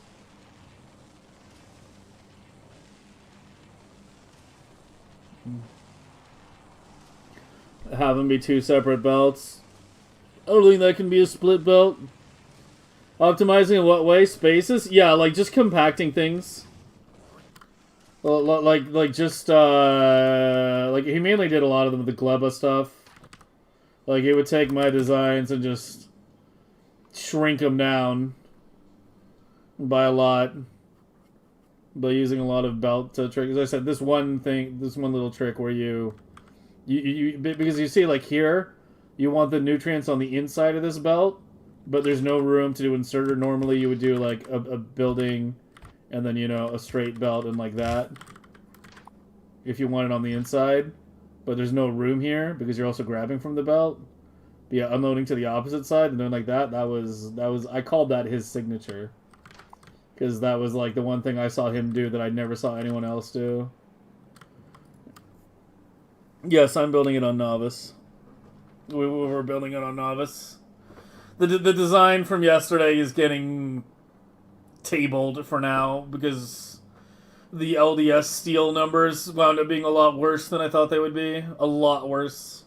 Like, I was prepared for them to be a little on the bad side, but they wound up being, like, really fucking bad. But yeah, I mean, the thing with, like, all the designs I table, we often wind up coming back to them at some point. But yeah, that one's being tabled for the time being. Because it's just way too many inserters is what it boils down to. The number of active inserters required for a fully compacted steel belt made from LDS shuffle is something like 130.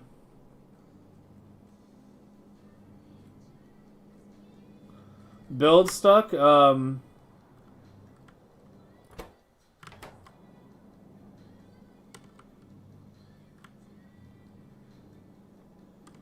Yeah, the module connection's not in yet.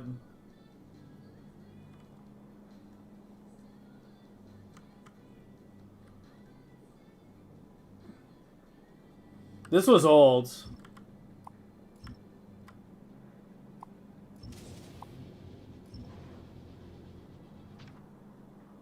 That was old.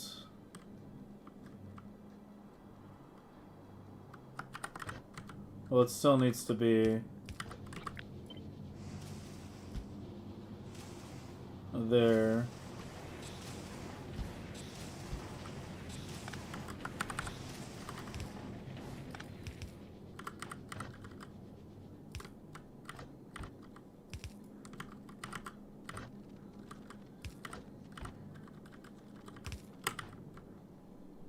Oh shit, this one's different, yeah.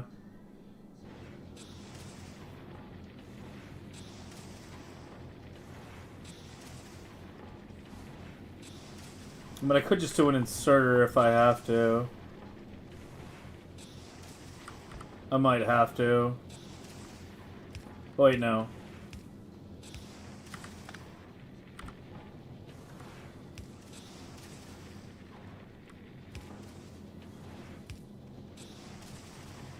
No, I think I have to do an inserter.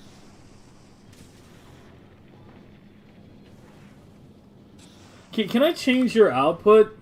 Here, like, so this fucking direct shit is so ass. Here, do this.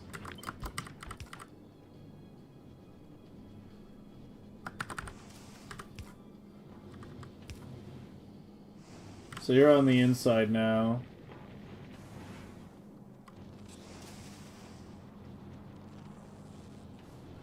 You're also on the inside.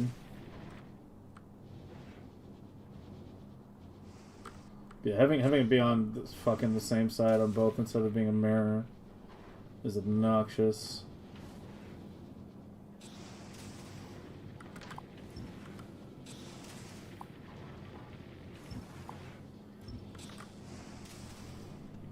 Oh, I could probably do it up here.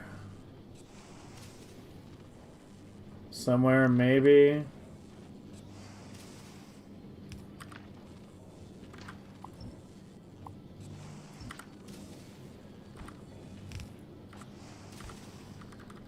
Yeah, that's better.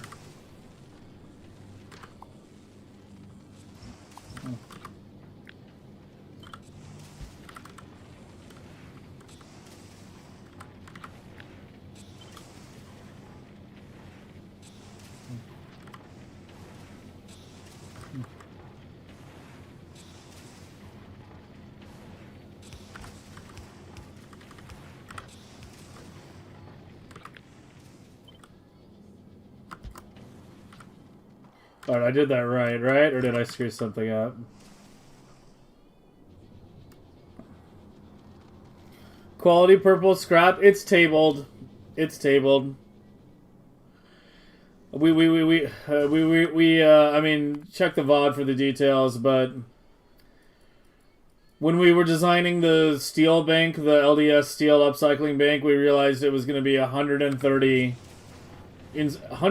constantly active inserters per belt of steel made.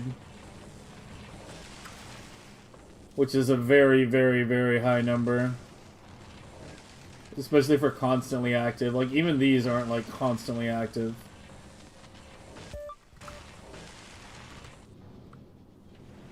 I did do it right? No, I put it on the same side again.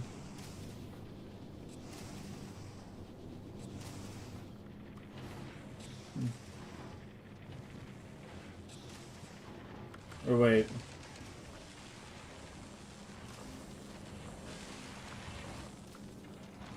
I need to fix this one.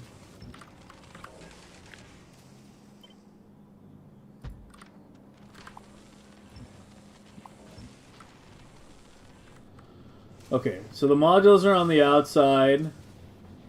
And you're on... Okay, yeah, now we're good, Yeah, I did have it right.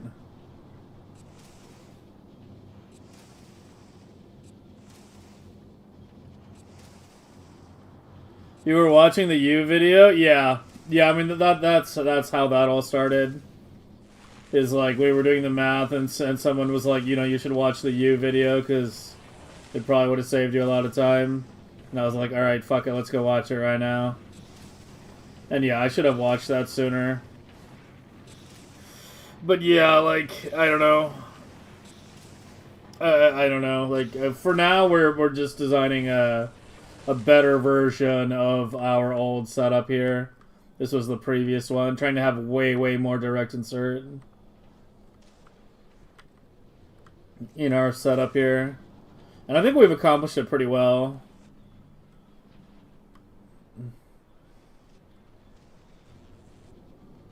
Like, I'm reasonably happy with what we have so far. I just need to get... you're working constantly, right? Yeah. Yeah, you guys are good. It's you missing GC.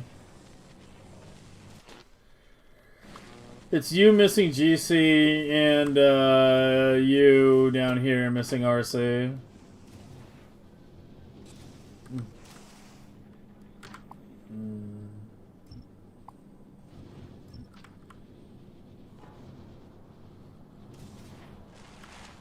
So I need like full belts of GC and then a second RC block. Alright, let's try to wrap this up. Missing underground for green chips? Yeah, I'm about to redo the whole thing. Just hold on. So we have our extra block of reds. And I think I need to make it bigger. And move these out. Because I'm probably going to run the... another belt right down the middle there. So let's get you out as much as you can. We can compact it later.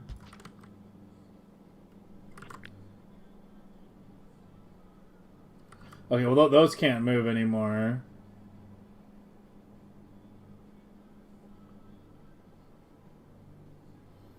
Yeah, fuck. I can't do a belt in there, can I?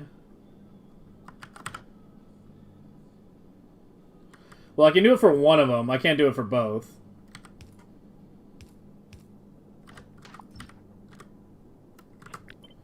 Yeah, I can do it for the bottom one.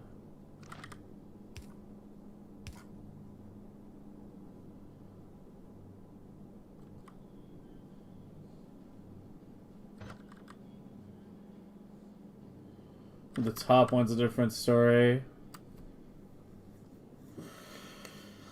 Yeah, we need one more belt in here.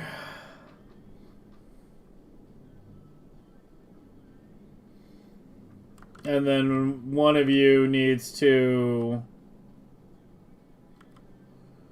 One of you, like the top one, needs to go...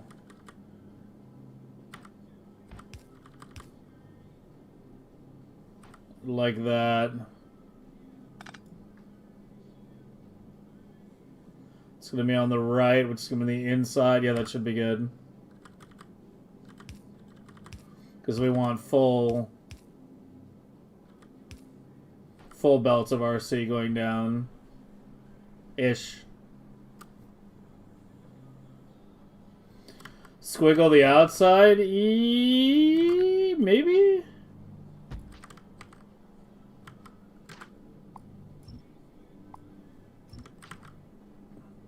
Oh, I probably need the extra room.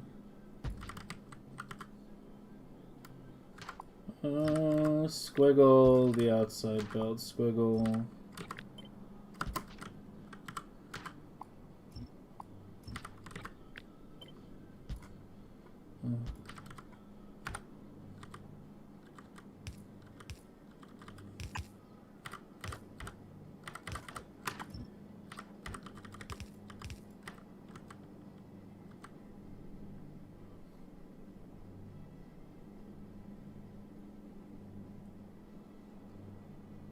Has to be the other way around, I think. You need to be down here.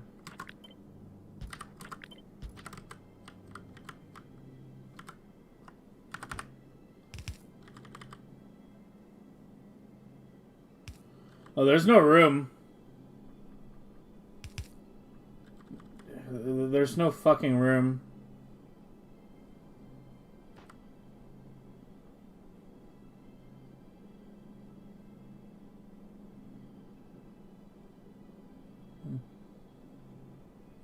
There is if I move the beacon.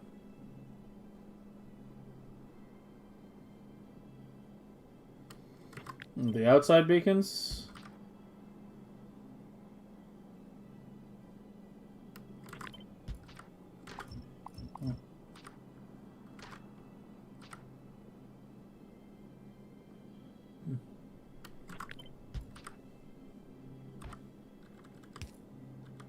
Oh, okay, yeah, I see it now.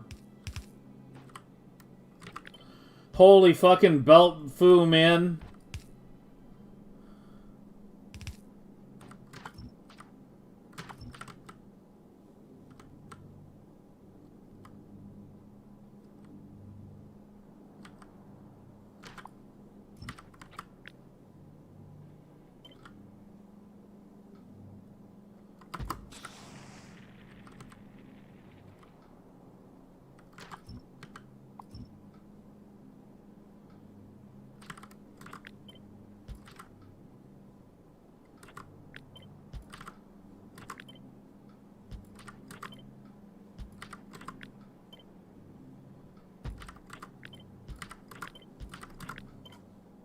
Oh my god, it actually recompacted too.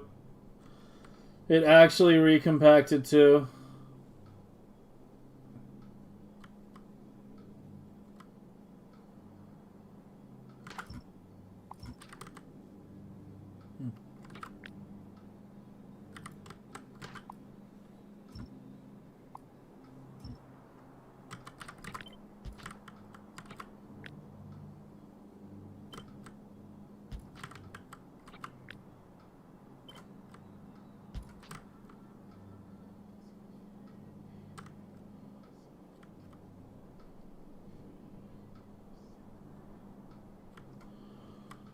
Okay.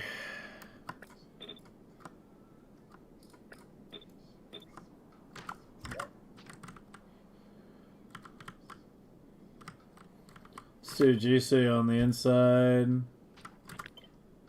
Plastic on the outside. Alright, here comes the real test. The last part is the GC, and that's going to be relatively easy. Alright, here comes the real test to see if everything else is good.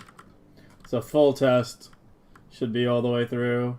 The stone will come from up top. Or it can come from the sides, but I'll run the belts to the top because I'm probably going to have, you know, a whole bunch of these pointing toward a stone patch.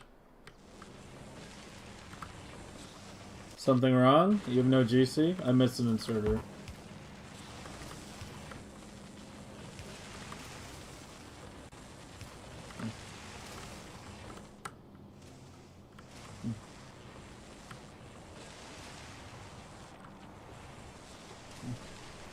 How will I get pipe in there? It's a very good question.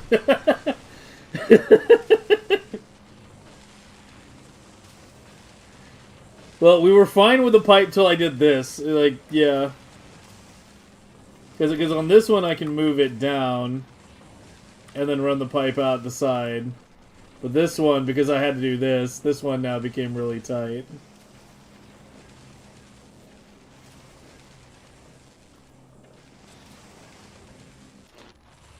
Is one input enough? One input where?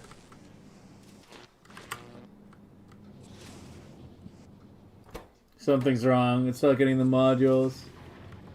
Did I miss a belt connect? Hold on. Oh,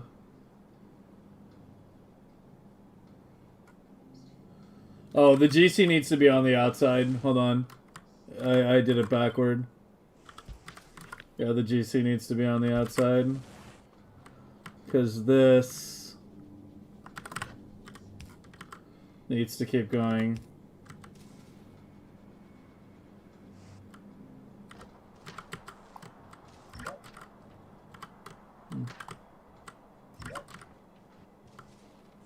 Oh, hold on one second, guys. I just want to make sure it's running.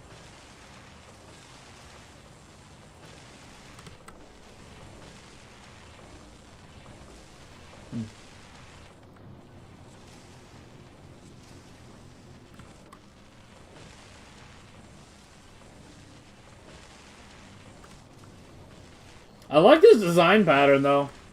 Yeah, the big boxes with the cross. Like, we've done that multiple times. It's all just a variation of, you know, the box pattern. I think he's good.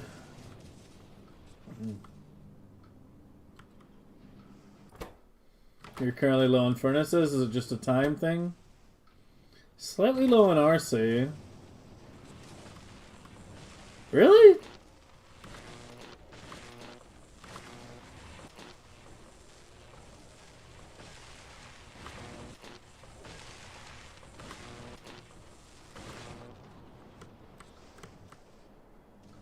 Is it just a time thing? Does it just need a minute? No, it should have saturated by now.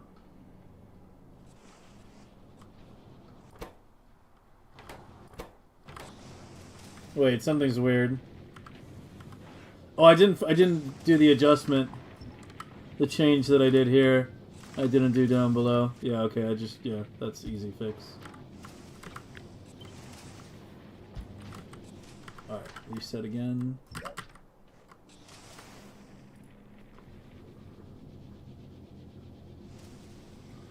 How can I clean belt? Control X and Control V. Yeah, we're in the editor. We're in the sandbox right now. And just Control X and Control V.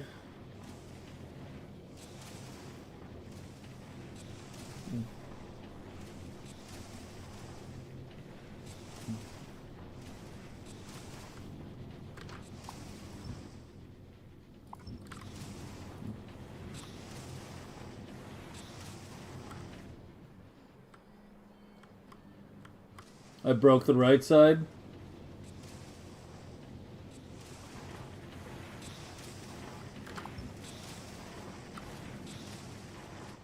Oh, fuck it. Let me reset one more time.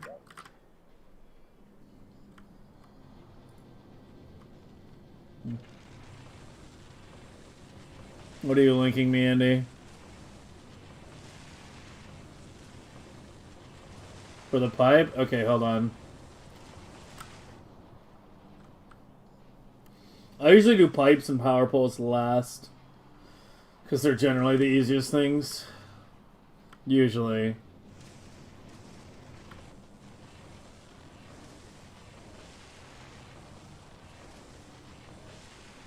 Oh, I see what you mean to do, though, yeah. Yeah, I need to turn this. Oh, no, I can't turn it. Hold on. One thing at a fucking time. Oh, I want to make sure this is saturated. If this isn't saturated, we still have an issue.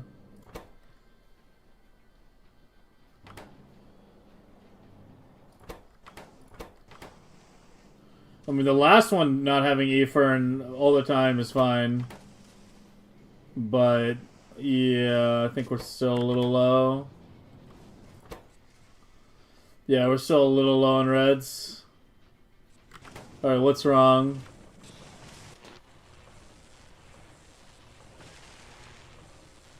Hey, how am I low on reds? You're all making all the time. I have 8 machines making reds. Wait for modules to back up? Perhaps. I think they're close to backing up. Yeah, you know, you're probably right. When the modules back up, it'll probably be good. Speed up a little bit.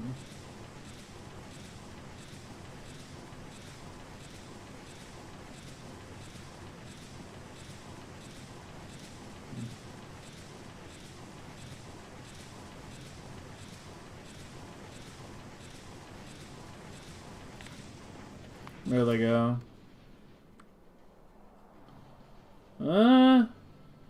It's looking a little better. Wait! I don't think it's gonna back up further than that.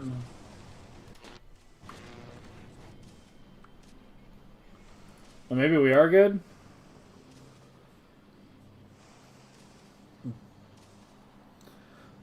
Why don't I use the calculator mod? Because it only helps you so much. It only helps so far. And I should have enough reds.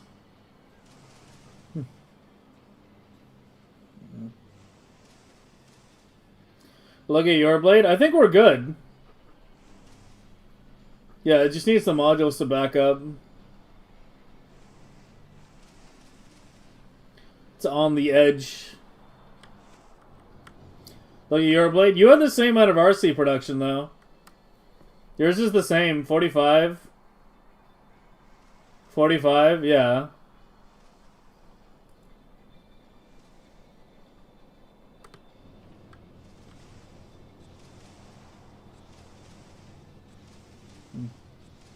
What you thought of designing builds in the editor? Well, the thing is, like, when you're megabasing, you actually want to design things in your Megabase run so that your SPM runs while you Megabase. Like, I only go to the editor when I absolutely feel like I have to. Usually when I need infinity chess. Like, if I'm designing a full blade, then yeah, I go to the editor. If I'm just designing some circuit setup, I'll just do it in my live game.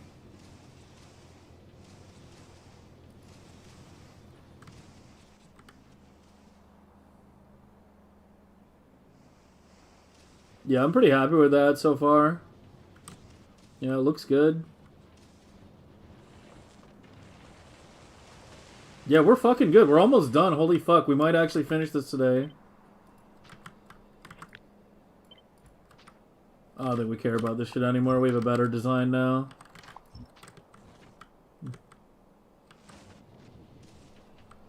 Yeah, it's staying fully backed up too. Oh yeah, we're definitely good there. These things are so long.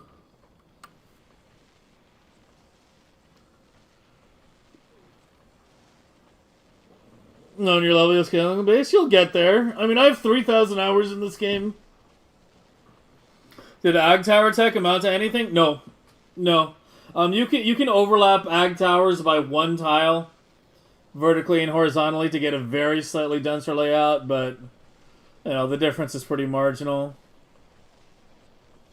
Leader follower? What's leader follower? Yeah, crafting mod was the rate mod was a lot more useful when the numbers over here didn't take into account modules. Like in 1.1, those numbers didn't account for modules, but now they do. So it's like you can actually see the real numbers.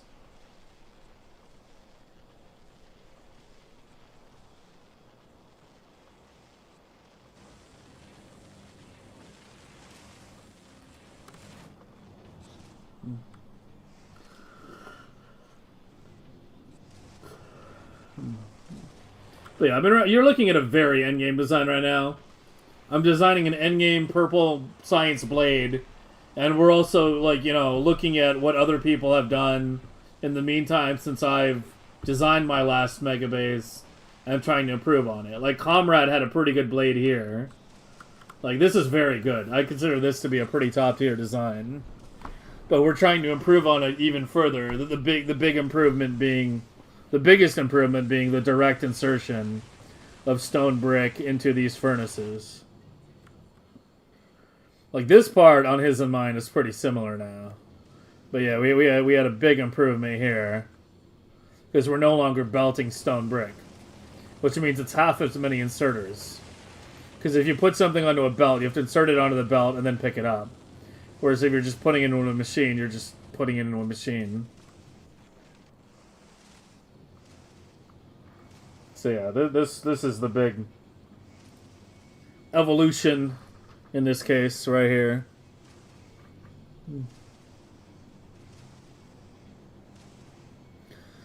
You'd rather in Southern Clock? I mean, I'm letting A-Buck do all the clock science. I'm just gonna copy like the setups.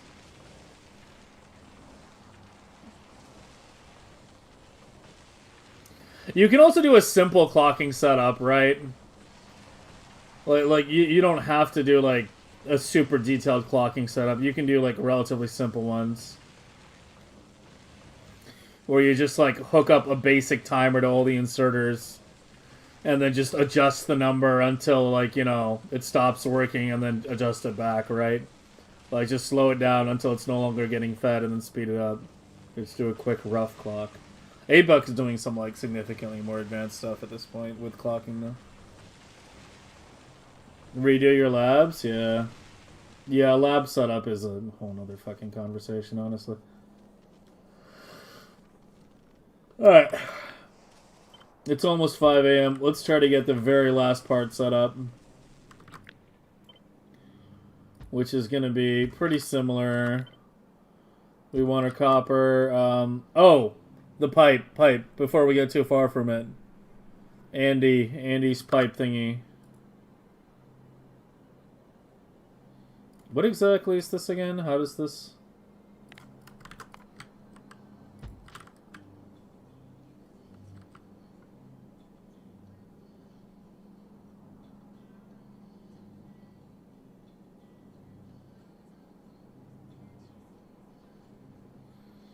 This is some cursed ass shit. You mean for this to go here?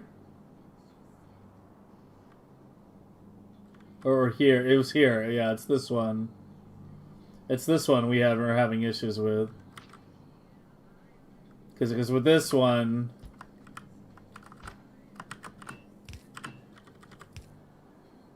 Oh my god, it doesn't reach. Well, I can move the output down.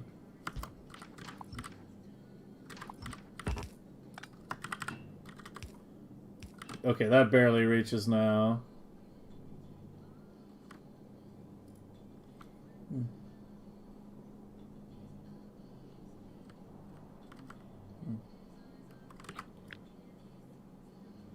Is this functionally the same as this?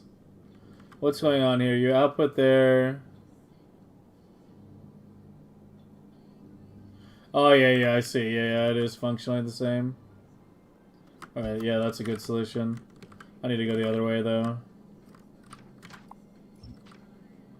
So they both need to be on the same side.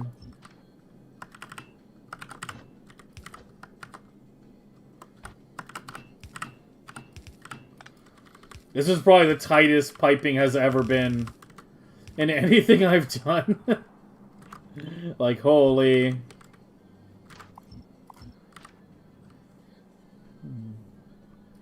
That's a good little trick. Yeah, it's basically the equivalent of this. Here, we're gonna get fancy though. Hold on a second. We use the fancy symbol. So that when people download my blueprints, they're like, how did you get that symbol? And I can be like, I can act all clever. I don't even need the splitter.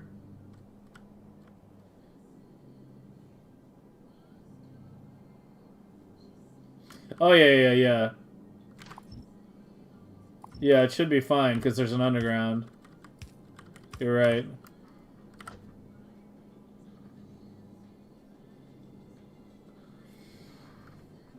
How do you get that symbol?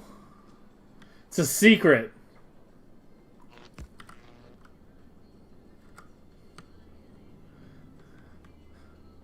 Should we tell him, Vader?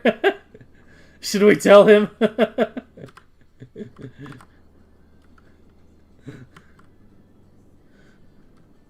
Sure, okay. Alright. You hook up a wire to a splitter, and you do set filter, and that gives you that symbol there. And then you can Q select it, like in a normal, you can Q select it, and then place it. That's the only way to get it. It's not normally selectable. Like, if you click this, it doesn't appear. But yeah, you can pipette it into there. It was Vader who figured it out, so... Or at least he's the one who told me. I don't know if someone else figured it out before him, but...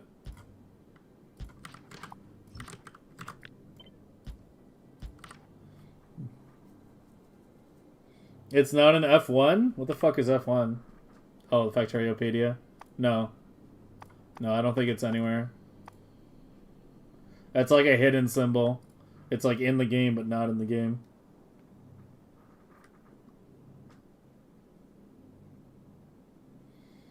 Create a B piece, you don't have to grab it. It's not like I have to grab it very often, and it's not like it takes a long time to grab, you know. It's fine.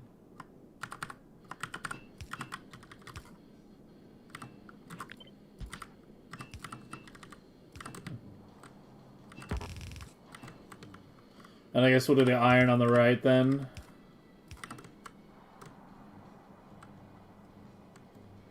Yeah, we gotta do these too. These are easy though.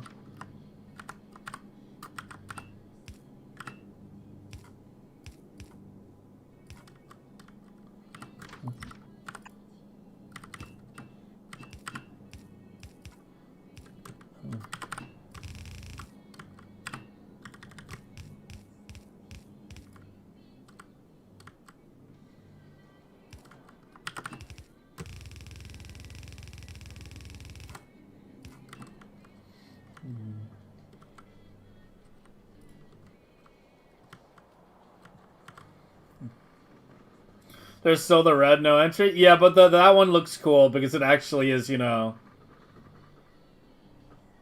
It just looks cool. And Will's gonna be all confused? Yeah.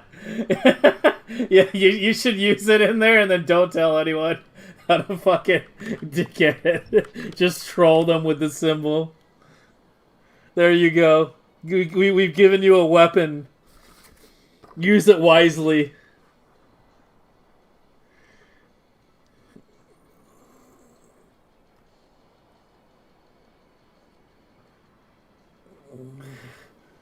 Every time your waffle cone has rat shit? Yeah, I don't know, dude. My computer, like, hard fucking crashed last night. I'm, like, so paranoid doing anything with, like, adjusting anything tech these days. It feels like it's so easy for things to break these days. Like, PCs these days feel like they're made of glass. Like, it's like, back in the fucking, you know, early 2000s or whatnot, it was like PCs used to crash all the time. BSODs didn't used to be that rare. And then things got better for a while, for a couple years, for like a decade or so. You know, it was like late 2000s to like 2020. PCs were generally rock solid. You could pick like any RAM, have it work with any motherboard. You know, it was relatively plug and play. People used to compare building a PC to like putting together like Legos and shit. And then I feel like within the past 5 years, we've just like regressed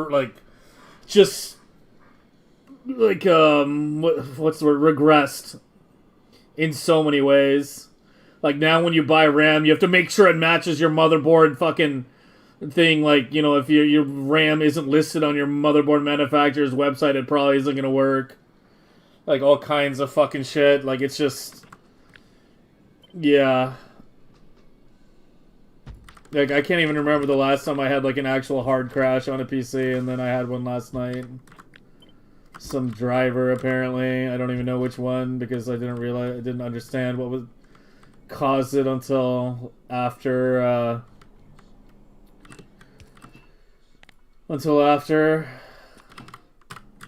so I didn't write down the full error code because I didn't realize what I needed to write down. But yeah, that's another fucking story. Alright, so you're the plastic.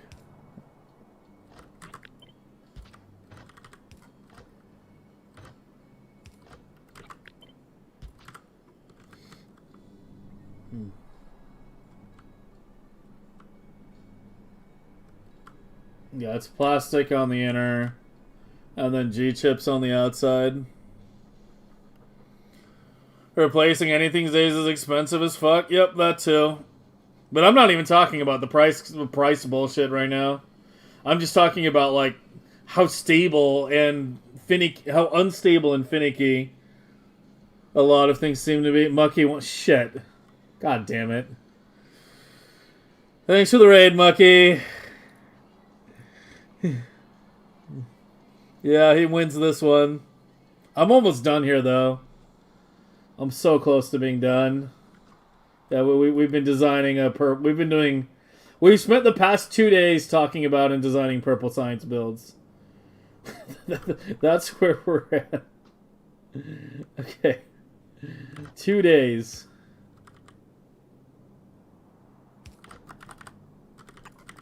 Is 2 inserters enough, or am I gonna need more? I might need more. Let's find out. I only need the plastic one now. Alright, so it's just, other than liquids, it's only plastic and stone input. Something's wrong. You're somehow facing the wrong way. Alright, let's get a full reset of the system.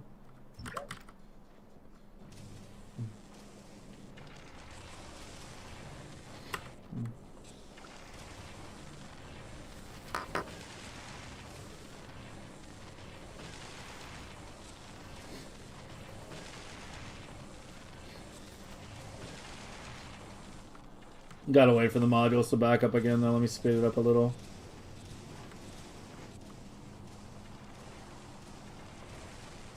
Are you getting enough GC? No, not even close. Yeah, I need more output.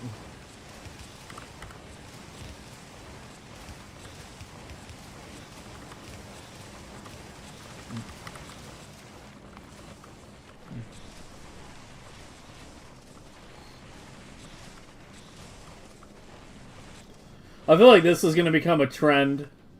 Having the foundries in the middle, like right in the fucking middle. And then the buildings surround it. And then we just do like one stage, go down. Next set of foundries, next stage, go down. I have a feeling we're going to start seeing that design pattern a lot in some of the 2026 Blade versions. I was going to say 2.0 Blade versions, but that's kind of misleading with Factorio 2.0 and all that. But yeah, with the current year Blade versions, the next generation.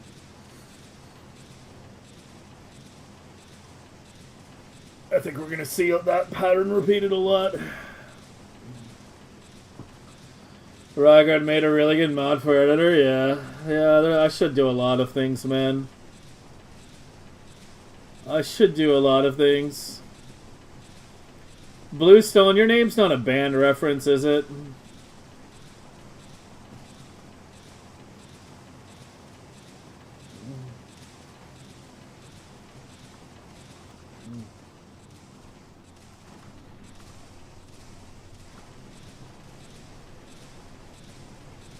It isn't? Yeah, there's a band called Bluestone that actually does music quite similar to what we're currently listening to. On this particular song, that is. Yeah, I actually like them quite a bit.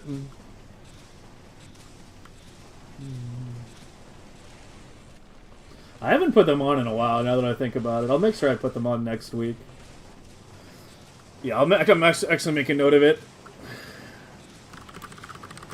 One of the days next week, we're going to do a Bluestone radio. Are we actually good? Holy fuck, we might actually be done.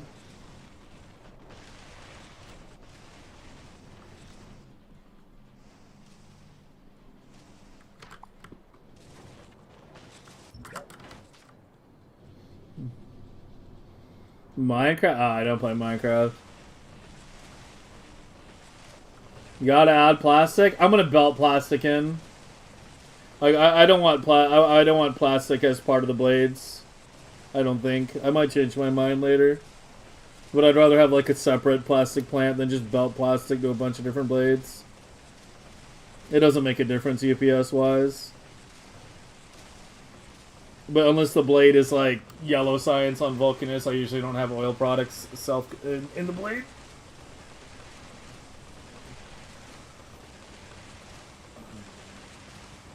Yeah, it's literally one plastic machine. But the thing is, it's the difference between having to run... I either have to run both petroleum and coal to the blade, or I run just plastic. That's how I view it. It's simplicity of belting to each blade. Like I either have to run like one pipe and like a coal belt, or I can just run 2 belts of plastic from wherever it's being made. I know it's pretty cool, guys. It makes no difference UPS wise though. It makes a 0 fucking UPS difference how long the belt is. It doesn't matter if I'm making the plastic at the at like an oil plant and then belting like 500 belts of plastic across the map, or if I, you know, have it as part of the blade.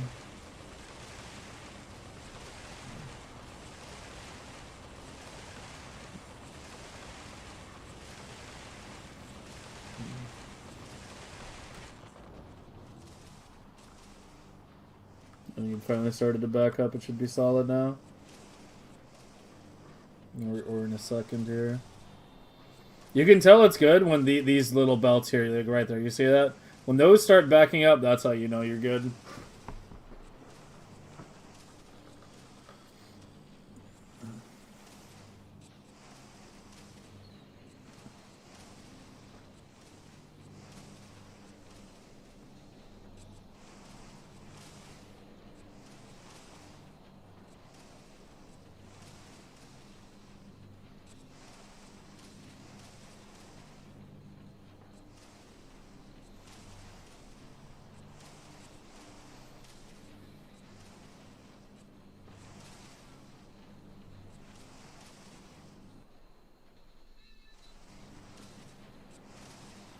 We've now spent 2 days trapped in Sandbox. At least next week we'll maybe be able to focus on just scaling things up. But I spent this entire weekend in the Sandbox, man. I designed 2 different purple builds from scratch. 2 completely different purple builds.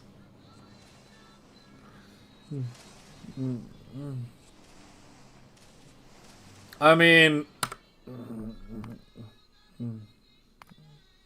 880 hours in the sandbox. In this sandbox, I have more than one. Although the other is, it's the other, I only really have one other one, and that's this one. Yeah, 60 hours in the ship box. This one I had to create for the testing high UPS stuff, or like, you know, stuff I needed to run at high speed and at different research levels. Because like switching the research levels back and forth in one sandbox is annoying, so you need to have one with high and one with low. That's the low one.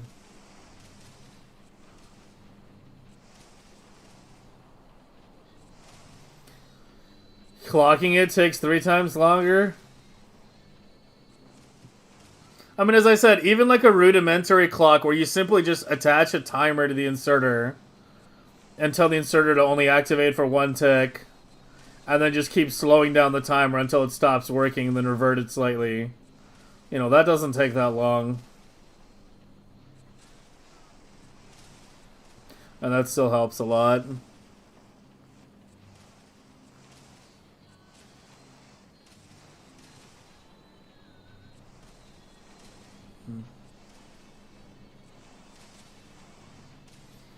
Submit it to A-Buck? It needs to be clocked before I submit it. It like 100% needs to be clocked.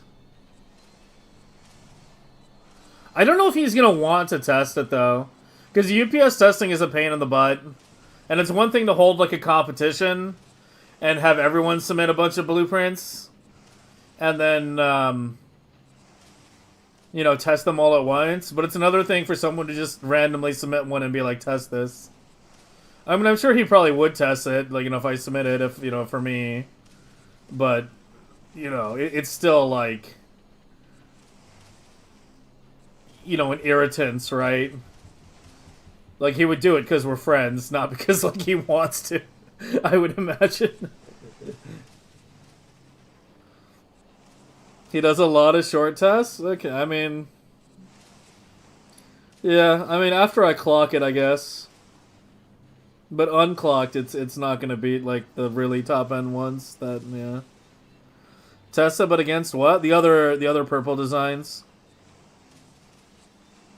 The other ones that were in the competition. I don't know if I still have the page up.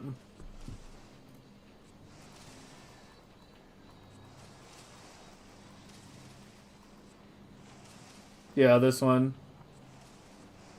Yeah, you can see the graph.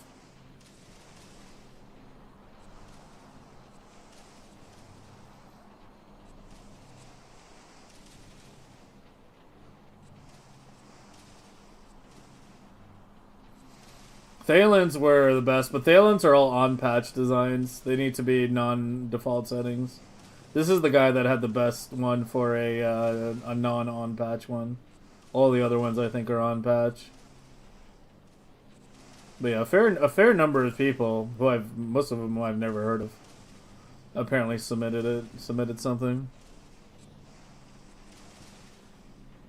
The clock generator, A-Bucks? I don't fucking know, man. I'm like not looking forward to the clocking part of the Megabase. It's an annoying like tedium kind of thing. It's not like fun to do. It's just you like have to do it, but it's not fun. But yeah, I don't know where it would arrive on this compared to, like, you know, especially if it's not clocked. But I do have some like pretty good direct insert here.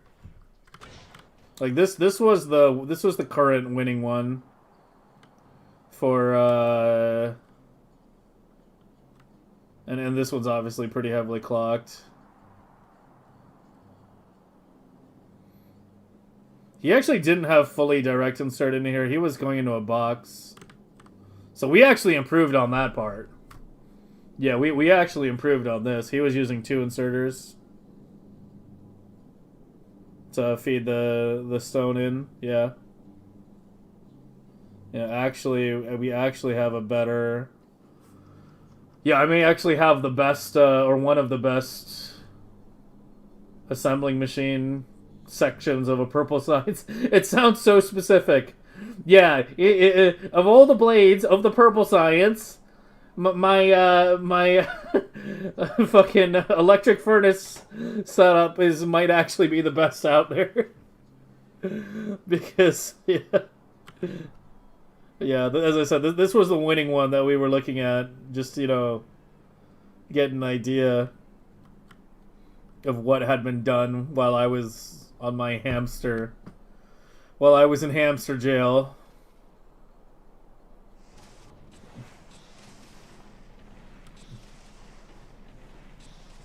Because like I may have designed some of the earliest blades in Space Age, but it's been a year. It's been a year, and there have been people who have been literally been working on this shit for the past year, and I have been fucking hamstering for like half a year.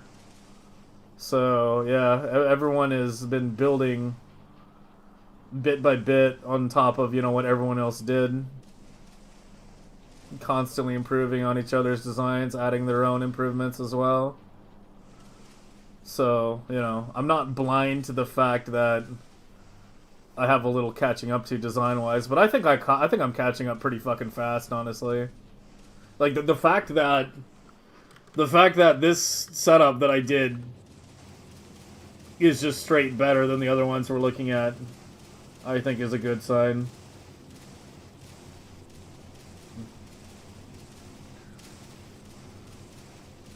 Yeah. There's a lot out there. There is a lot out there right now.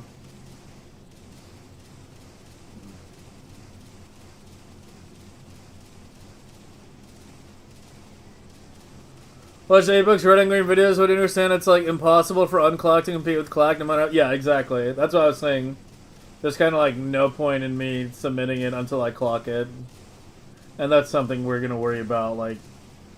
I'll do all the clocking at once, basically. Like, once we get to, like, high UPS, high time, then we'll sit down for, like, a couple days and just clock every build one at a time. But I'm not gonna just clock each one individually as I do it, because it's such a miserable thing to do. What is hamstering? It's just the nickname we gave for the speedrun shit that I did. Because it was like a slightly different speedrun category than other categories. I didn't have a clear label for it. The hamster thing sort of started as a joke, but it kind of stuck. It's a versatile metaphor. So yeah, hamster just refers to the speedrun style stuff. There's some YouTube videos that I made on it if you want to know more.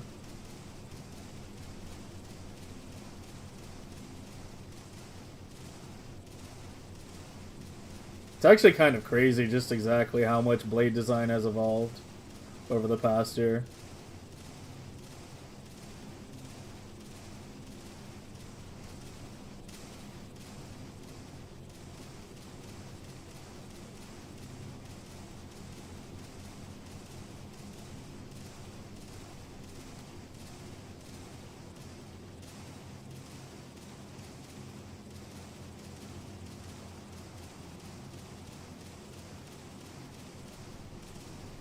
$7 months to make the first 10 hours of Factorio in 8 hours. 7 hours.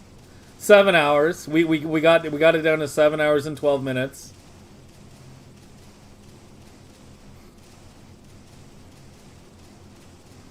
And I might have been able to get it even faster if we had spent more time on it, but I set a hard deadline at one point because we had spent too much time on it.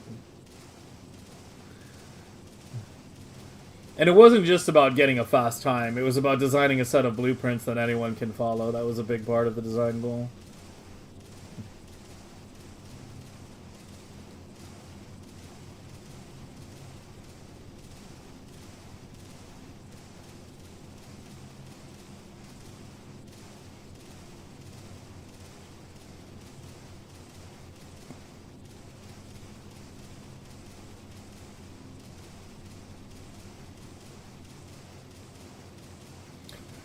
Dude, improve clocking is to make sure the automated insertion limit is at least 16. Yeah, that would help too.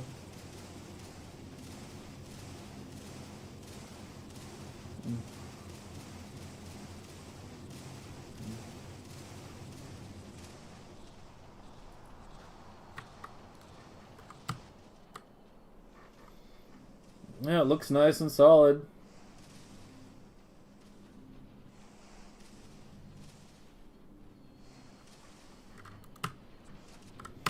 Well, that's like the first of the... That is actually the first of the new 2026 blades, I guess.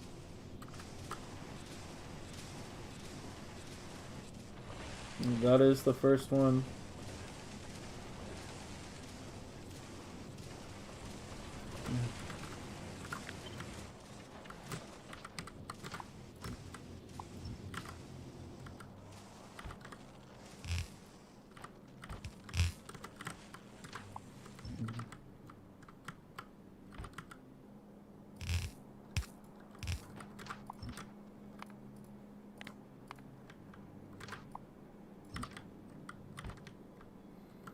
At least it's the first iteration.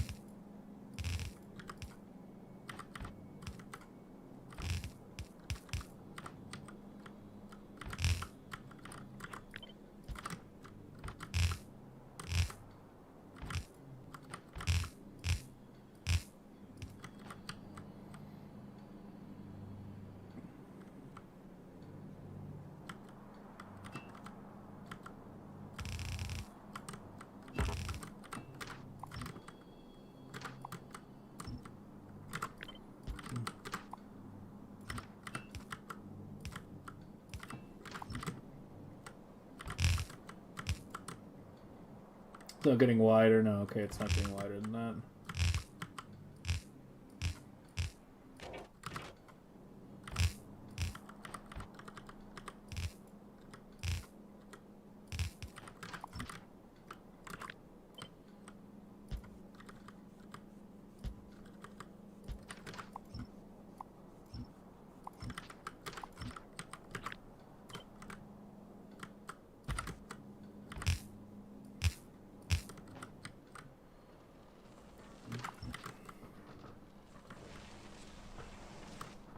It's got some nice aesthetics too.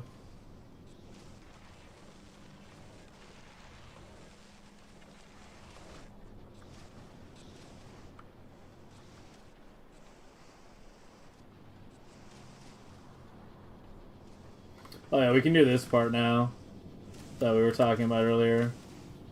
Yeah, moving this up into here.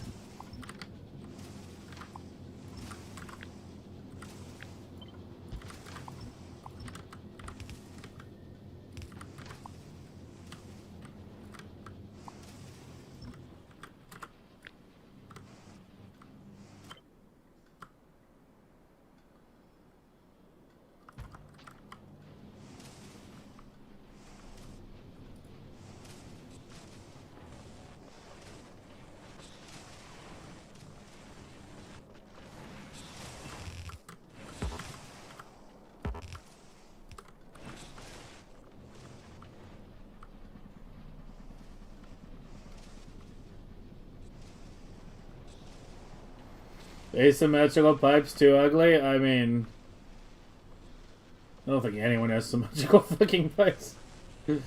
Oh, I need to connect this one too.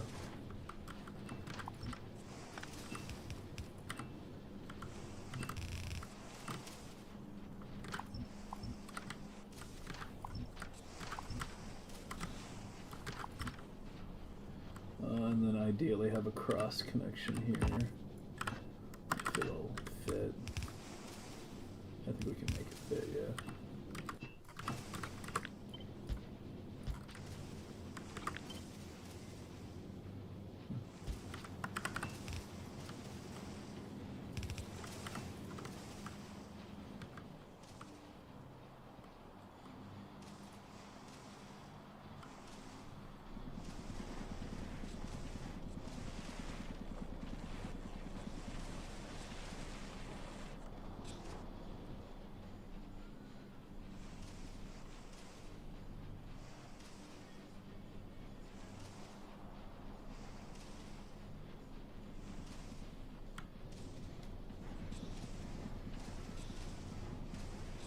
Probably like 100, 160, yeah.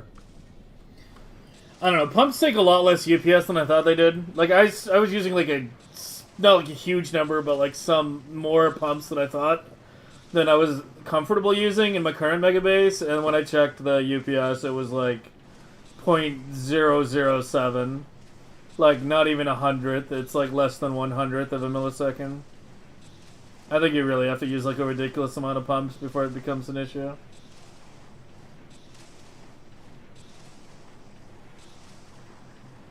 Extra side beacons for steel down here?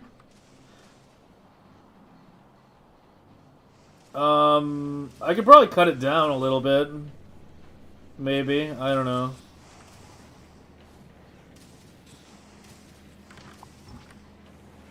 Yeah, you're right. I could probably drop them.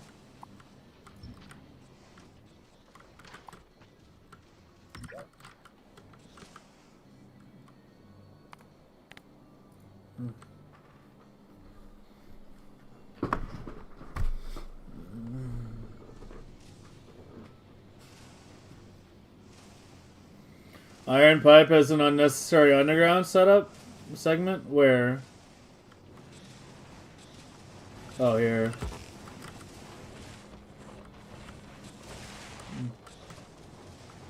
There, now you got your nice straight line.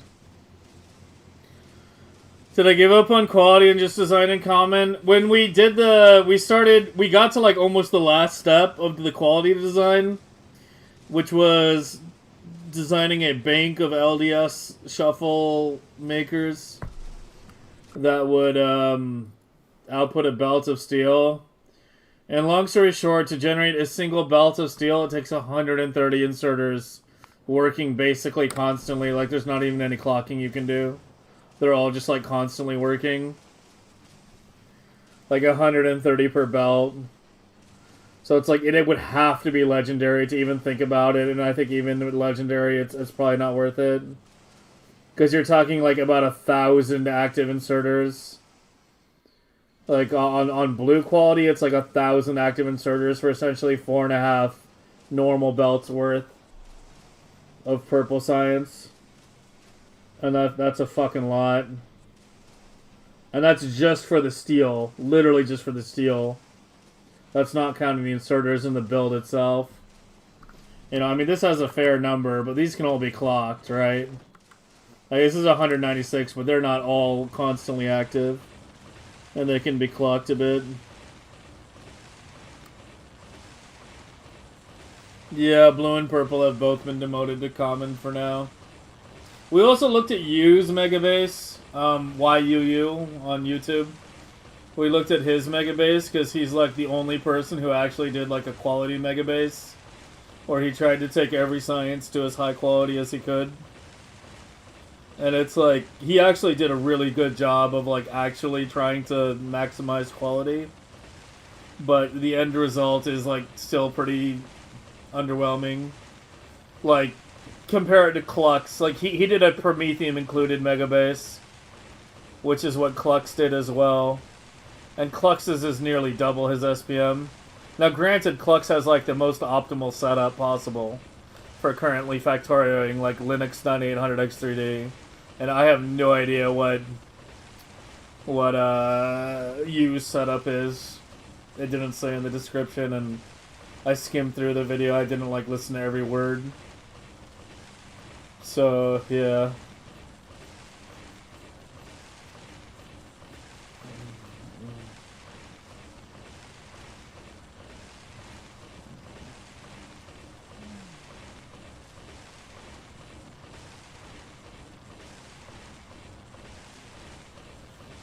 Just pump steel research higher? I don't even think I need to. I think it's good, yeah. Yeah, the side beacons are completely unnecessary.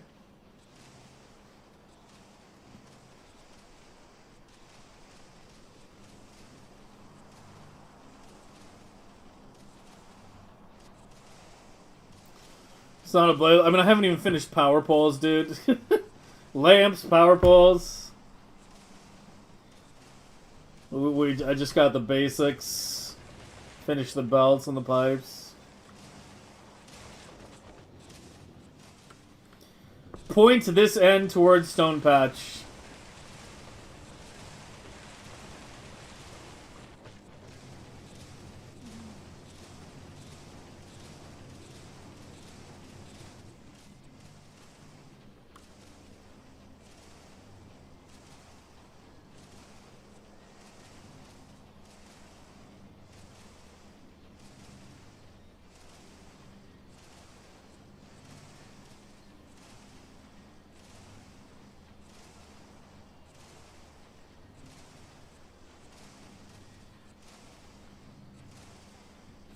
You can definitely get more than $1 million.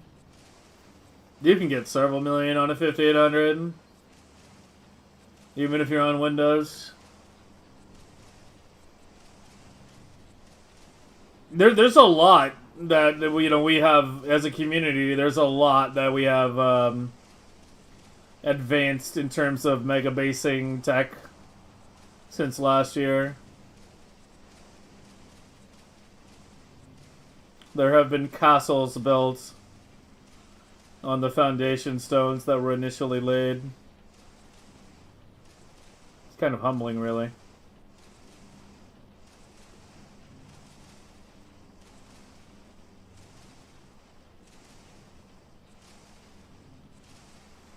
Yeah. Yeah, I mean, it's all specialization. Like, Factorio is a very, very, very complicated game. Like, you could spend your entire life trying to master it, and you'll never master every tiny little part of it. But as a community, different people tunnel vision on different parts. And that's a good thing. Because, someone will spend, 6 months designing one blueprint, but when they finish, that blueprint will be, way better than anything else anyone else have designed. And even if you don't want to copy it directly, you can look at the lessons that were learned in designing your own. It's literally what I just did today. A perfect example of it is literally what I just did in the past, 8 hours. Is we looked at the previous blades that have been designed for purple since, my original purple was this. This isn't even really a true blade in the sense, because, I guess it kind of is technically, but yeah. This was the original one I made for purple a year ago. When I made this, everybody was everyone was impressed by it. When I made this and put this right on the stone patch, and was only training science back to base, it was some big fucking revelation. No one was doing anything like that at the time. So it was holy shit, that's really, everyone was that's really good. But this is now shit. It's a year later. Times change. You could do way, way, way more direct insert than I did here. More shared beacons, less entities. No longer training science back to the base, but simply belting it back. There's so many improvements that have been made to the overall design philosophy. We've come a long way in the past year. We are crazy. No need to sugarcoat it? Yeah. Yeah, honestly, sugarcoating it just winds up being detrimental. Because you get, new players that come in and don't really understand that it's there are people that have spent, literal hundreds of hours on just one specific problem in the game. You shouldn't expect to be able to reach that same level. Easily. So yeah, I think that being humble or sugarcoating things is actually detrimental. For me at least as a streamer, because we get so many new players in here that are just trying to understand the game. It's important they actually understand how late in the overall design process the stuff is right now.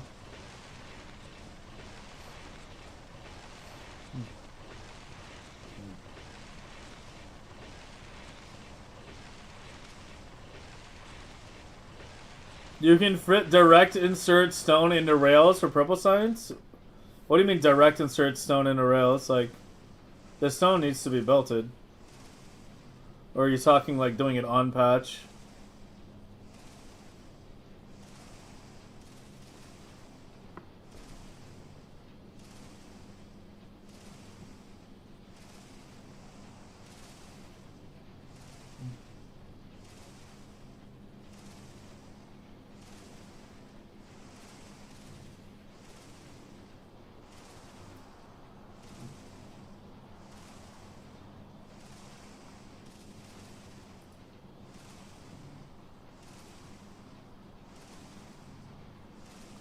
Build on Gigastone? Yeah, my current designs are designed to be workable on default settings, though.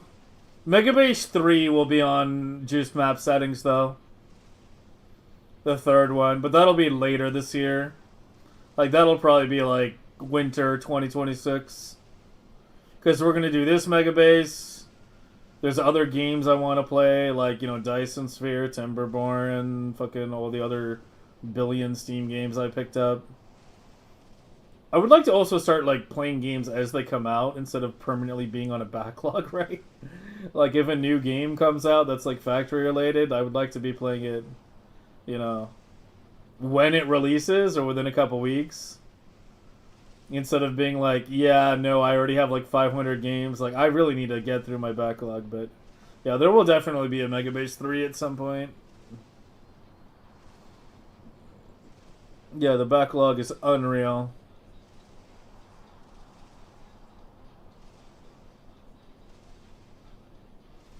Fluid voting for stone only work on Vulcanus? Correct. Because you need lava.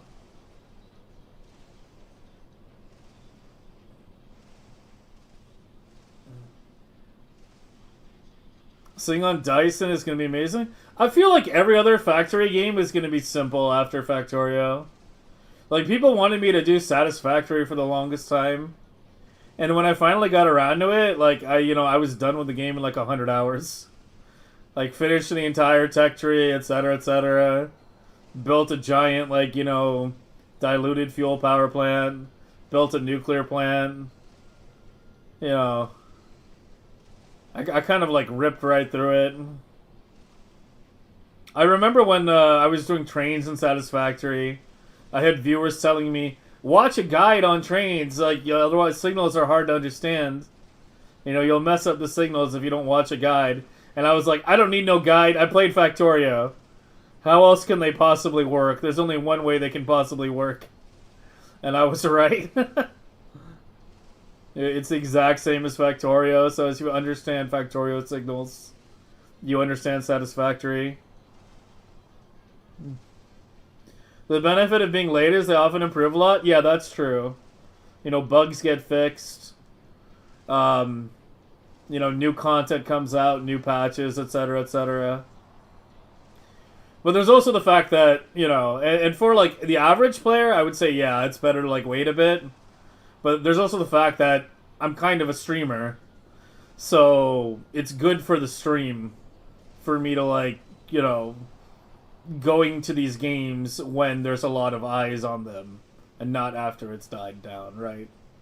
It's beneficial for me to be riding the hype train, so that's something I've been aware of for a long time, but I've been terrible, absolutely terrible at actually capitalizing on. Because I tend to just pick one game and, like, fucking, like, drop 1,000 hours plus into it and just ignore everything else. Like, I did that with Oni, you know, we're doing that with Factorio. I just dive, like, deep all the way in. Not even scuba diving. I fucking, like, tie an anvil to my feet and sink all the way to the bottom of the Marianas. So, yeah. Satisfactory trains are dumb. I mean, they work basically just like the Factorio ones do. I mean, I didn't have a super complicated train network in Satisfactory. It was just basic, moving some stuff from A to B. All, you know, but I had, like, proper signals set up and everything. You know, it was one big network, not a bunch of separate lines.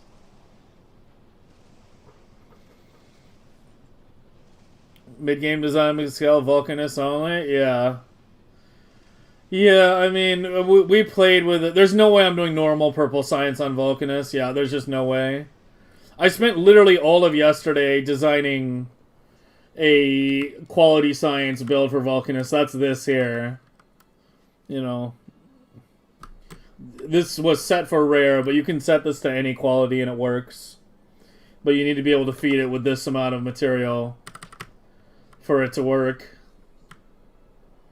But yeah, I literally spent 8 hours yesterday designing this, and we're not even going to be deploying it, at least not anytime soon.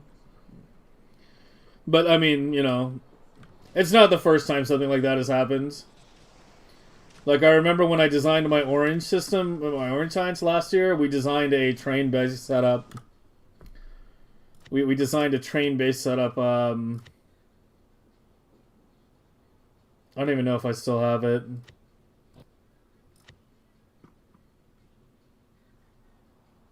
Oh yeah, this. No, this was the early one. I designed like a later one. Yeah, this was just science off trains.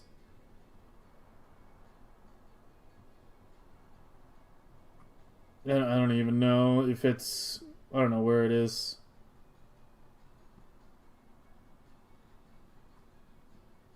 It's this. Yeah, it was these two.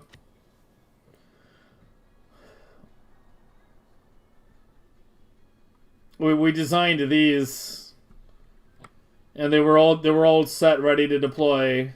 And in the process of designing these, I thought of a better way to do things, and then designed this, the next stream, and that's what actually wound up getting deployed. So yeah, I mean, it's just the way things work. Sometimes in the process of designing something, you get like, you spent like a dozen hours on it, and you realize, this is shit, I know a better way to design it. But you wouldn't have figured that out. You wouldn't have realized there's a better way without going through that first initial design process.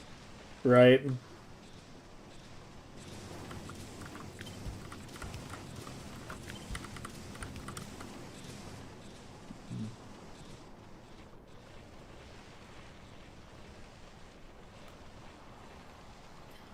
Oh, you picked the worst time for a song request, man. They don't pathfind, only go shortest? Oh. I don't think I had a big enough train network to notice that.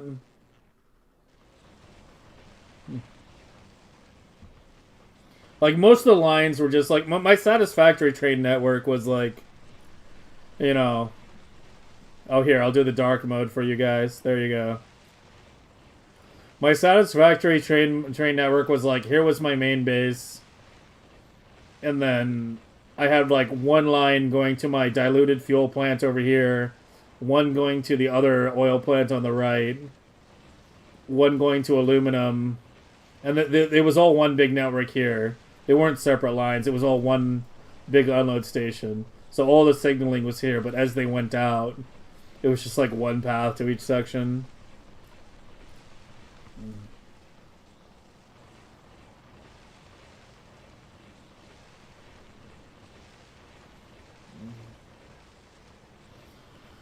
I missed a lot. What quality are you doing sciences? This was a normal quality. This is a novice build.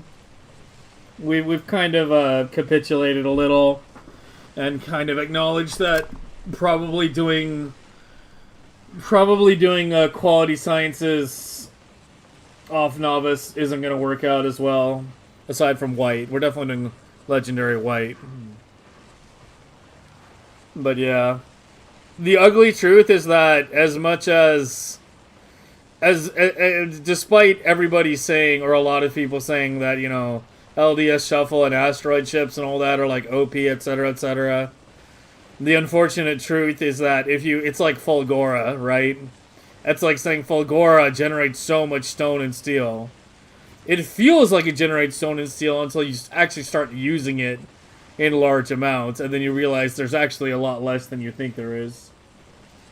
And that's kind of what happened with the LDS Shuffle and the asteroid ships.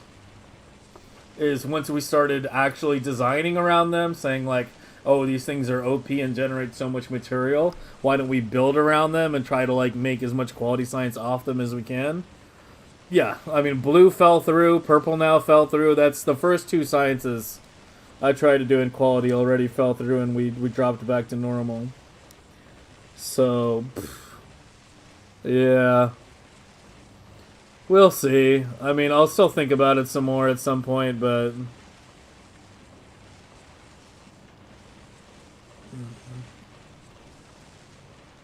Ugh.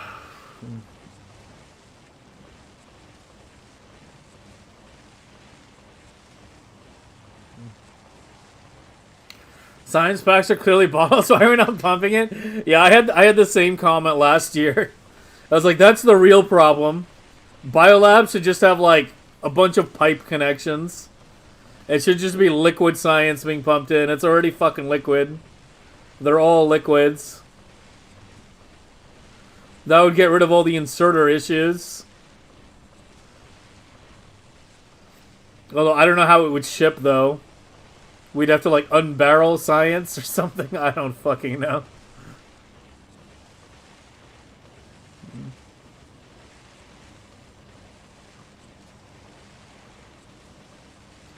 Beacons for rail and stick? Yeah, I already removed them. Yeah, you must have missed it, but I already removed them. I guess I could probably remove a few more.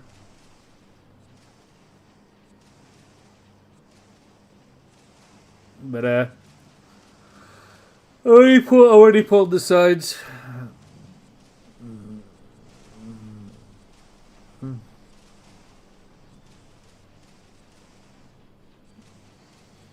Where productivity plants are located, everything can be shifted up 2 lanes. Maybe. I don't know. My beacons are... It's fine. That part's fine.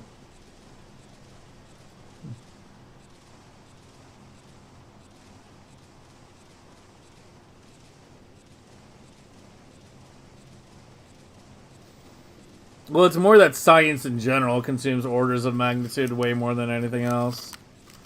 Like, of all the material being consumed in your base when you're making stuff, science is like 95% of it in general.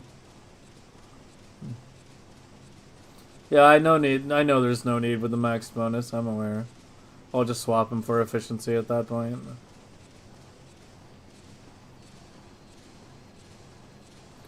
How much stone does it actually use? 6 belts.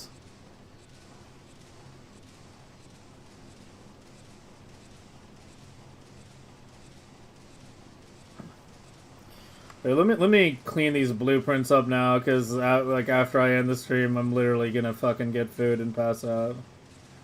This was yours, Andy's, right? Replacing this. Okay, here. Let's put everything... Yeah, I need to make folders for everything. Okay, he has his name on it. Did you mean to capitalize the N there? There, I'll fix it for you.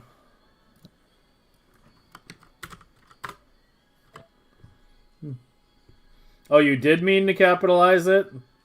Okay, there you go. Why isn't your Twitch name capitalized then?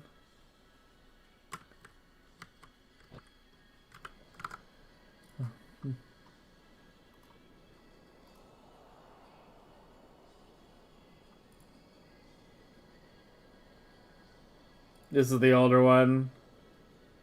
This was Comrades Yellow, right?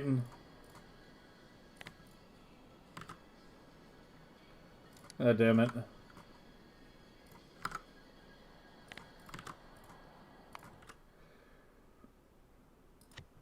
You changed it? What, your Twitch name? Oh, there you go.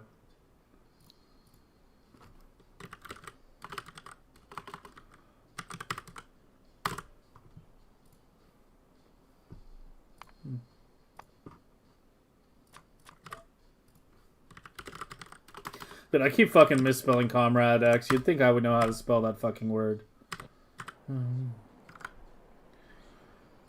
And this is Vader's Nightmare. This is whose? Well, this is just X6. I don't know, whatever. This was Comrades Gray. See, this God damn it, I did it again.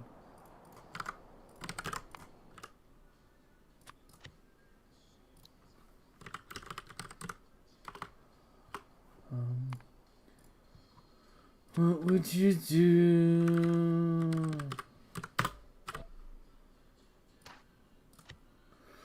Yeah, this is how my fucking memory usage gets like ridiculously high. This was part of what we were working on. Yeah, that too. We moved on from that. And this was Raja's purple. Is it Raja or Rajav?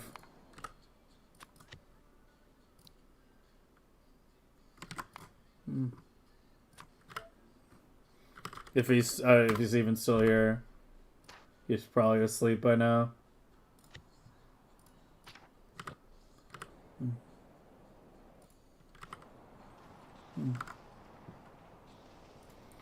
Streamer drunk with success? I wish I could get drunk right now after the stream, but I've got no booze. Well, I mean, I have beer, but if I actually want to drink, like, I'd never get drunk off beer. I get some actual fucking booze. And this was Comrades Purple. I think I already have that one.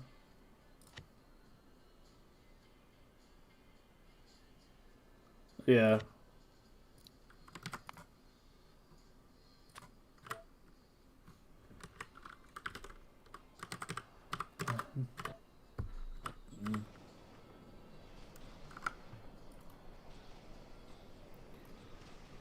Okay. I'm free. I'm free. I've cleaned up all the blueprints. Or at least cleaned up my tab of blueprints. And I've been liberated from purple science for at least a little while. For at least a couple weeks until we decide to improve this. Or revisit the quality. Yeah, I'm free for now. I might take Wednesday off. Because there's a lot of like Factorio related stuff, I like organizational stuff I want to do. Like as I said, I want to like compile like blueprint books of everyone's like blueprints and organize the sheet better. So I may take Wednesday off, I'm not sure. If I do take it off, then I at least promise that, you know, there will be a lot of Factorio related work done off stream regarding like, you know, making everything more easily accessible for everyone. So, yeah. 50-50, we'll see. But, yeah, for now, I am done. Oh, I didn't even do mine. I'm fucking, like, so preoccupied with everyone else's bullshit. I didn't even do my own damn blueprint. Everyone else's book is in there. Blueprint is in there. And not mine.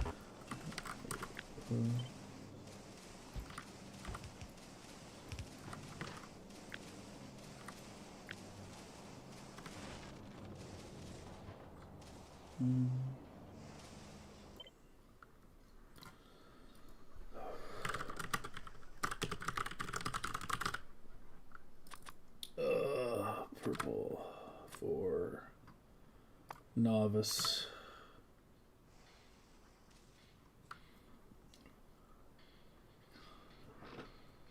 But yeah, I need to clean this up, and I'll try to clean up the blueprint sheet as well, and update all the other blueprints.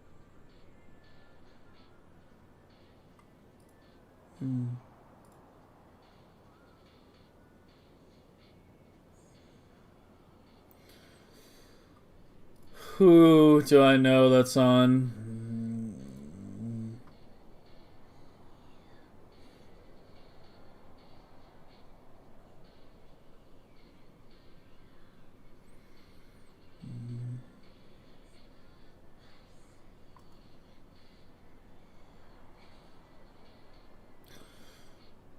Should we raid someone new, maybe?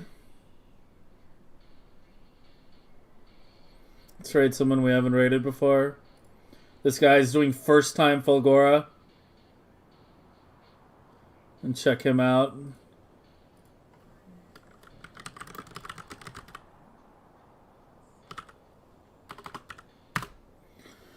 Alright, and I'll see you guys later this week. Have a good night. Enjoy.